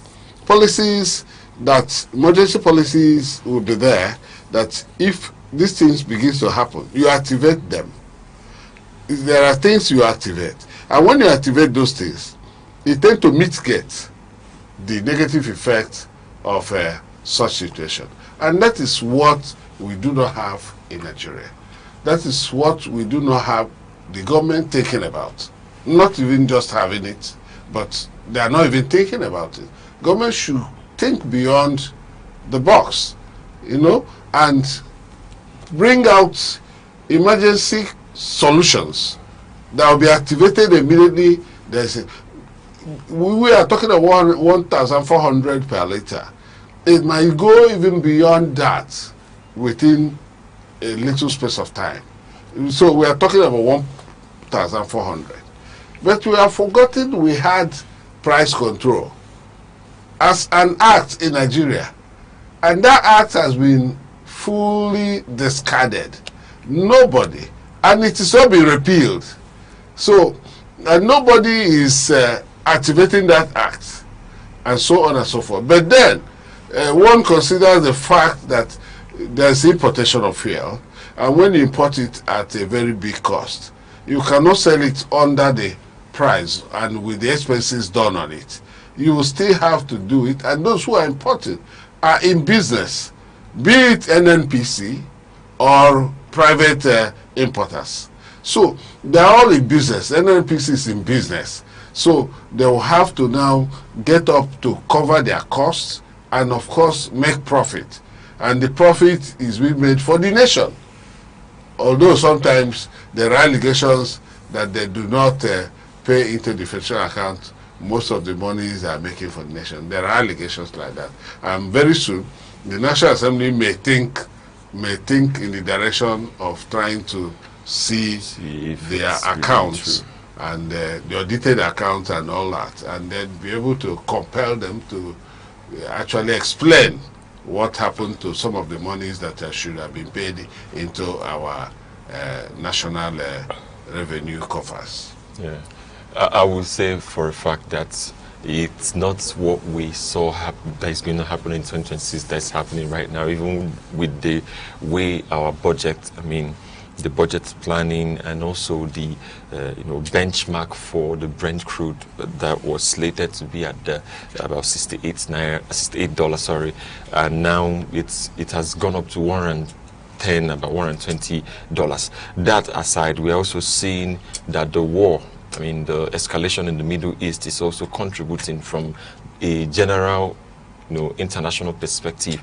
Right now, this particular price, this particular problem that transport fare, that is resulting to transport fare increasing and fuel costs getting higher, is going to affect just the common man, because I'm not sure that a lot of government officials or a lot of people who are in high places are feeling the heat as other people feels it. I mean, as other people in the country feels it, because if you are earning a particular amount of money, you already have a budget for the month. At times, it shoots way into another month. So seeing this thing and transport fare getting into, the price of fuel getting into this kind of amount is really ridiculous. It's so ridiculous that as of yesterday in the evening, okay, let's say in the afternoon, we came to where the driver wanted to get some fuel. It was about 1,300.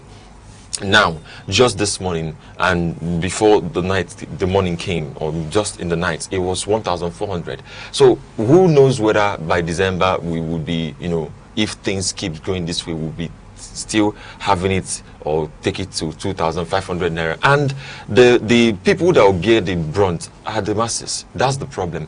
If there are government policies surrounding this, we would see it. Of course, the mainstream and downstream petroleum side of of this issue, they are working hard. And even just a few months ago, there was this controversy that came within them. Okay, where government wanted to intervene in the price of people who sell petrol, people who sell the premium motor spirit, people who the people who sell it to the consumers.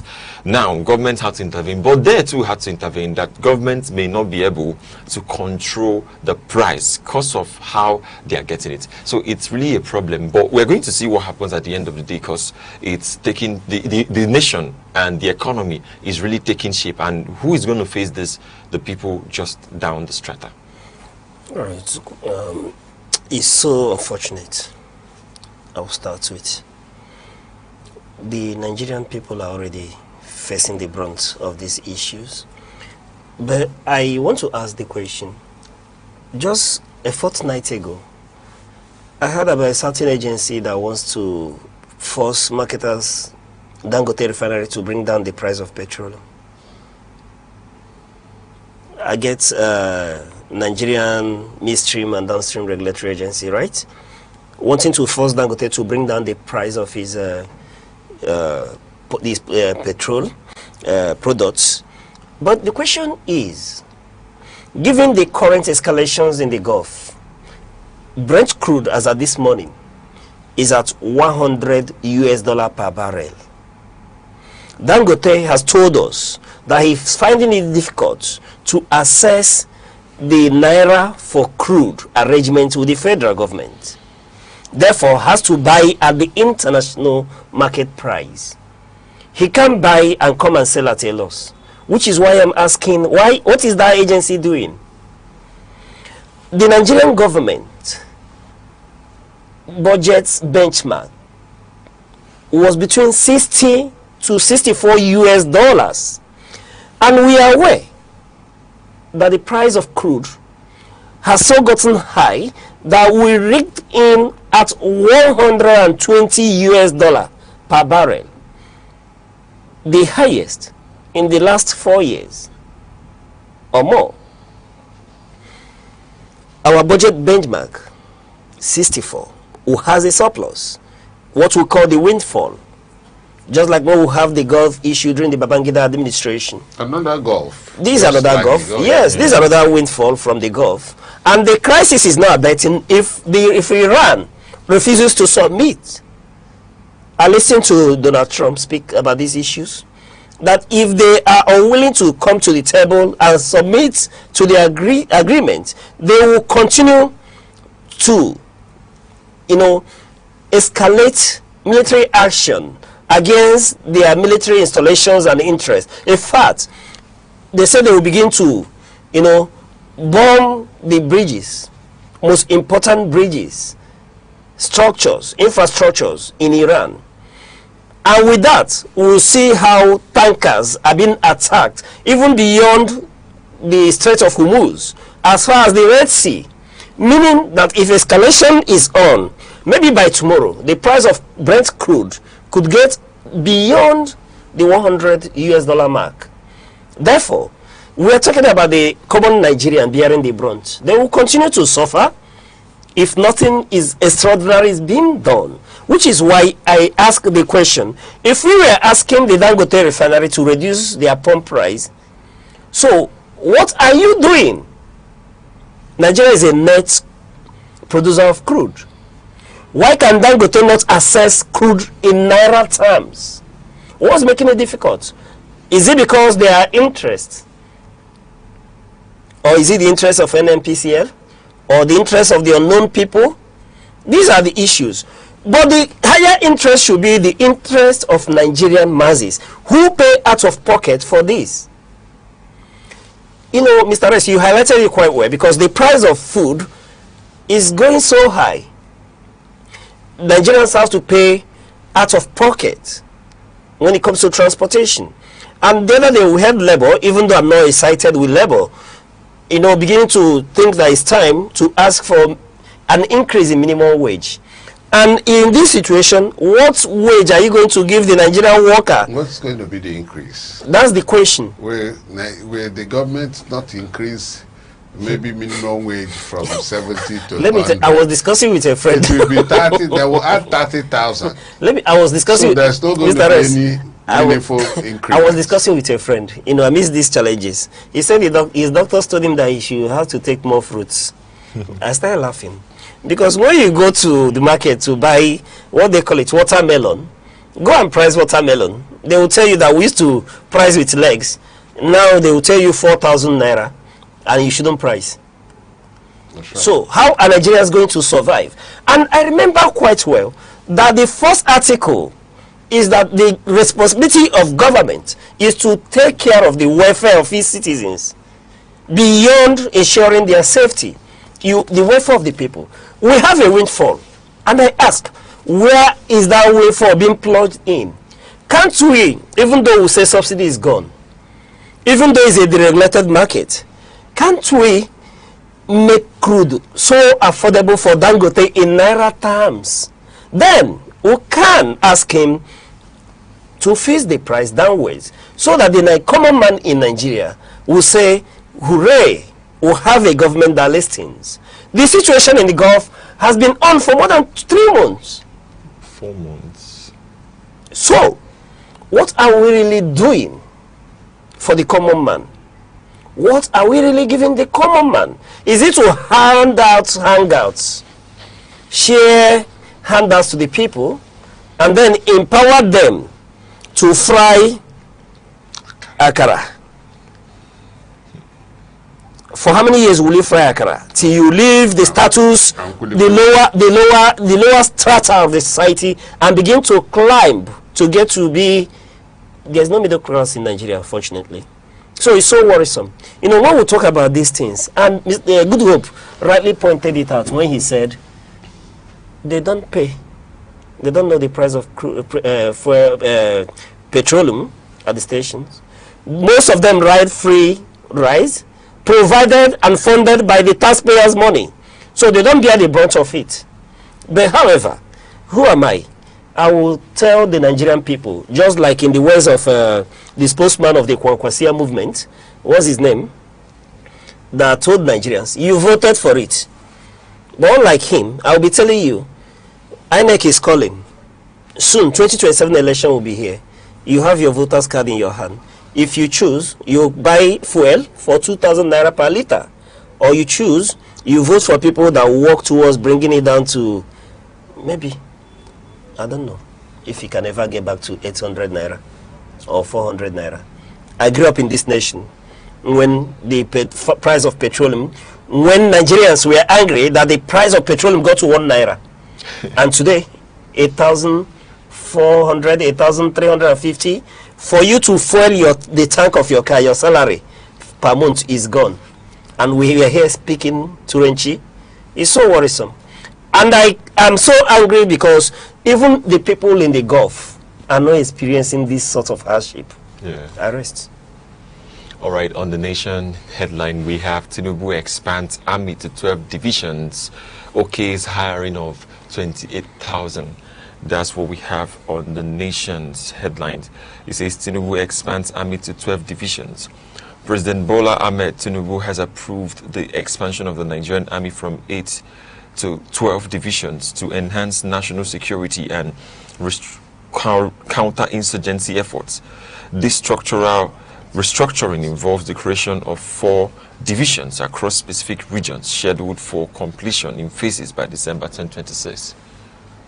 Well, these are part of the strategies to reshape the security architecture of Nigeria, and he has added 4 more divisions. We had 8, and most of these 8 were taking care of multiple states under the eye, with some, battalion, battalions situated at various states and in one division. Now it's about 12, which means there will be more in terms of cantonment. Then you will now have they now have to employ about 28,000 more soldiers. Of course, we have soldiers. We don't even do the census of our soldiers, because I cannot say even what we have as a nation. What they do is that they bring out a number, and you find out that this number does not exist in reality. Where are the soldiers? And where are the soldiers where these terrorists are coming out with these menacing attacks on the people of Nigeria? So if we have those number of thousands of soldiers that they claim we have, then I think they will be able to match these insurgents to a standstill. But I do not see it. So our expectation is that by the time we recruit 28,000 soldiers, but remember that recruiting 28,000 soldiers is neither here nor there. It's just like asking Oyo State to recruit 10,000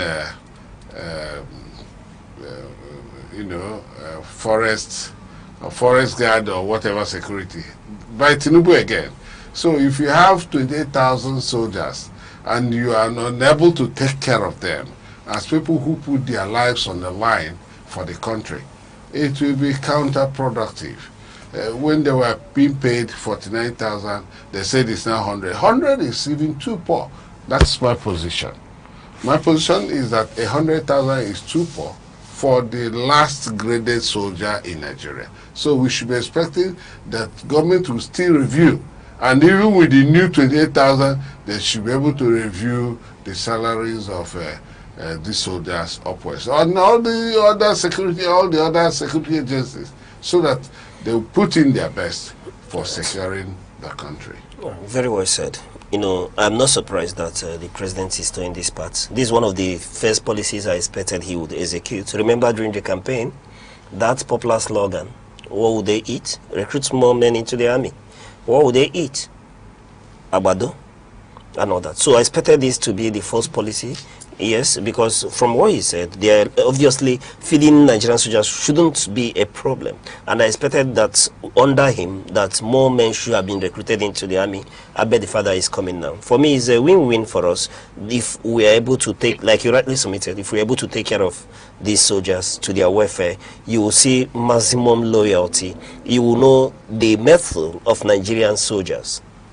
All right, on the news, we have a veteran Ngozi Nwosu appeals for 30 million naira for life-saving surgeries.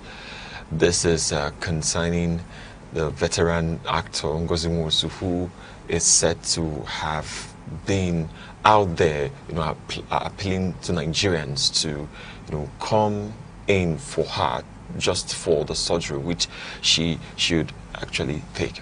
All right, let's see the clip.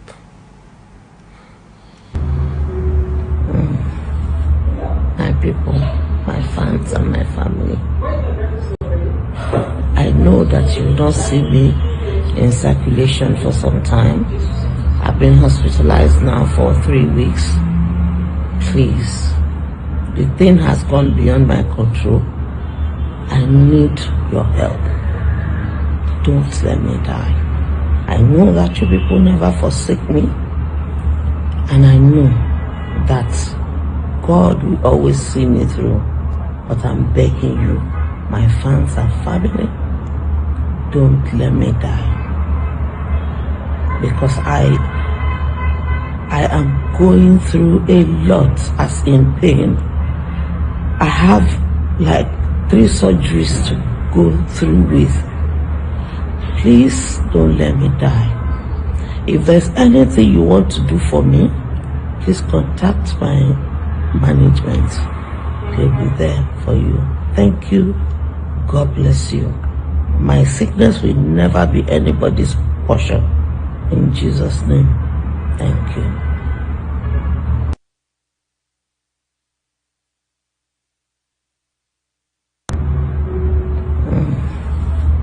My people, my fans and my family, I know that you don't see me in circulation for some time. I've been hospitalized now for 3 weeks. Please, the thing has gone beyond my control. I need your help. Don't let me die. I know that you people never forsake me, and I know that God will always see me through. But I'm begging you, my fans and family, don't let me die. Because I am going through a lot, as in pain. I have like 3 surgeries to go through. It's quite unfortunate. We don't wish sickness on anyone. Imagine our own veteran, who remember she adorned our screens, growing up, the various roles she played. Though listening to her, I didn't get to hear the helmet. However, we urge Nigerians to come to her rescue. Yes, any way we can. I will know Nigerians to be quite sympathetic people that will not let her down. Is another life there. However, we'll pray for her quick recovery. And moving on beyond this, we welcome with us the men that eat sports, dream sports, live sports. Yes, joining us is the man known as Worldwide. Mr. Worldwide, sir, it's a pleasure to have you. Good morning, sir. Good morning, Mr. Rex. Good morning, good hope. Good morning, Worldwide. You're welcome. Yeah. So what's happening in the sports world? Let's start with from the world of boxing. Well, today it's Friday, and by tomorrow we'll be seeing a fight between Anthony Joshua and Petermbah. For the past 7 to 8 months, Anthony Joshua has not been in the ring, so he's having a fight tomorrow. Then it's going to be against, will I say, a lesser opponent in the terms of the kind of person Anthony Joshua is. It's just like a training match. It's not the real match, because later in this year we are going to see a fight between him and Tyson Fury, which is the main match. But Petermbah will be like a warm-up match for Anthony Joshua to come back. He has not been in the ring. And just to let Aneke family know that prior to that match, later today by 8 p.m. we have a boxing match between Worldwide and the Sport Oracle. We have fixed the venue, and Mr. Rex, you didn't get this. we have fixed the match. I challenge him. Where's the venue? I hope the venue is not around the Aneke vicinity. No, it's just a walk downstairs. A walk downstairs. A boxing match or something. No, it's just a challenge. Mr. Rex, come to the rescue. Or else you'll be the referee of that match. I am just hearing about the match now. Yeah, it's a surprise. And then you suggested I should be a referee. I think I should know. Like you, I'm so surprised. I'm thinking it may be a food contest match. They say it's a boxing. It's a boxing match. There are different kinds of boxing. There are different kinds of boxing. He now had to challenge me. Wait, what kind of boxing? There are different kind of boxing. I don't even know, because when we get to the rings, we will get to discuss. To the rings. Which rings are you? And then we have the setup already. And then I am being suggested to be a referee. Is it kickboxing or the kind of Anthony Joshua's boxing? So that we will know, and I will know exactly what kind of kicks I'm going to come with. Because sometimes when these people do their kickboxing, sometimes the referee takes some blows. Take some blows. Yes. But I've seen where someone directly gave the referee some blows. Yeah, especially in wrestling matches. Very well. If they get tired. So I think Anthony Joshua is coming back. I thought he was going to retire finally, but he eventually made a U-turn to start coming back to boxing, and he intends to still fight Tyson Fury again, because they have fought before. Yes. And now he's going to do another fight. We are hopeful that he would have been very prepared.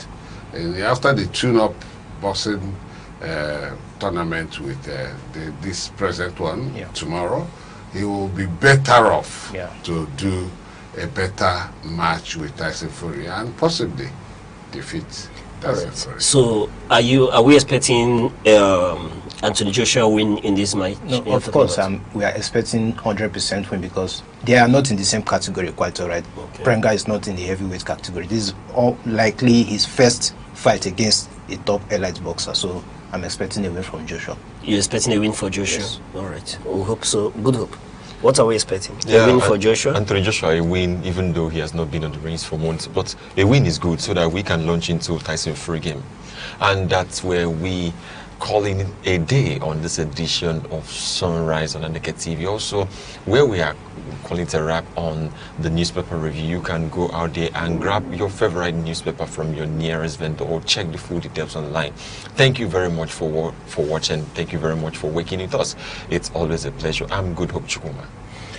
The worldwide himself, thank you for this sports update. Thank you very much. And to you, Mr. Resarum, thank you for the in-depth analysis of these news issues. Thank you for having me, and to you, the viewer, continue to watch Aneke TV. We'll continue to give you the best. And I'm Uche Osai. Enjoy your weekend too. We'll come your way same time on Monday. Bye-bye.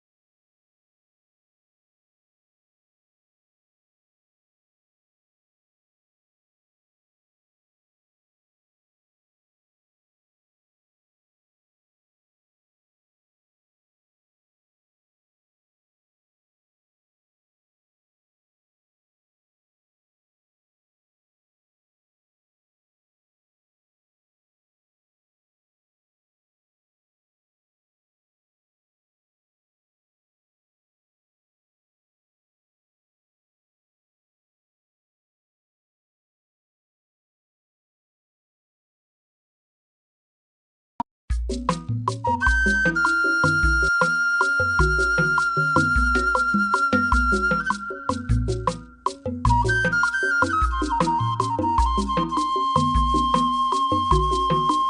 television. How I get one with the father and I am what you go How Mbo Wabian here, Bube, Mbo Wabata here, Bube, Aneke television on the Melo, Yamela Madia, in our uncle, in America, Putanwa, in our Hozu, in our African, the one Aneke television, the Arcades, your man, the one Aneke television, you do man, help the Melo, Yamela Madia, who me, Bodia, Nanka, Bonkai. You might have a girl, if you want to come over, you better have you what I know.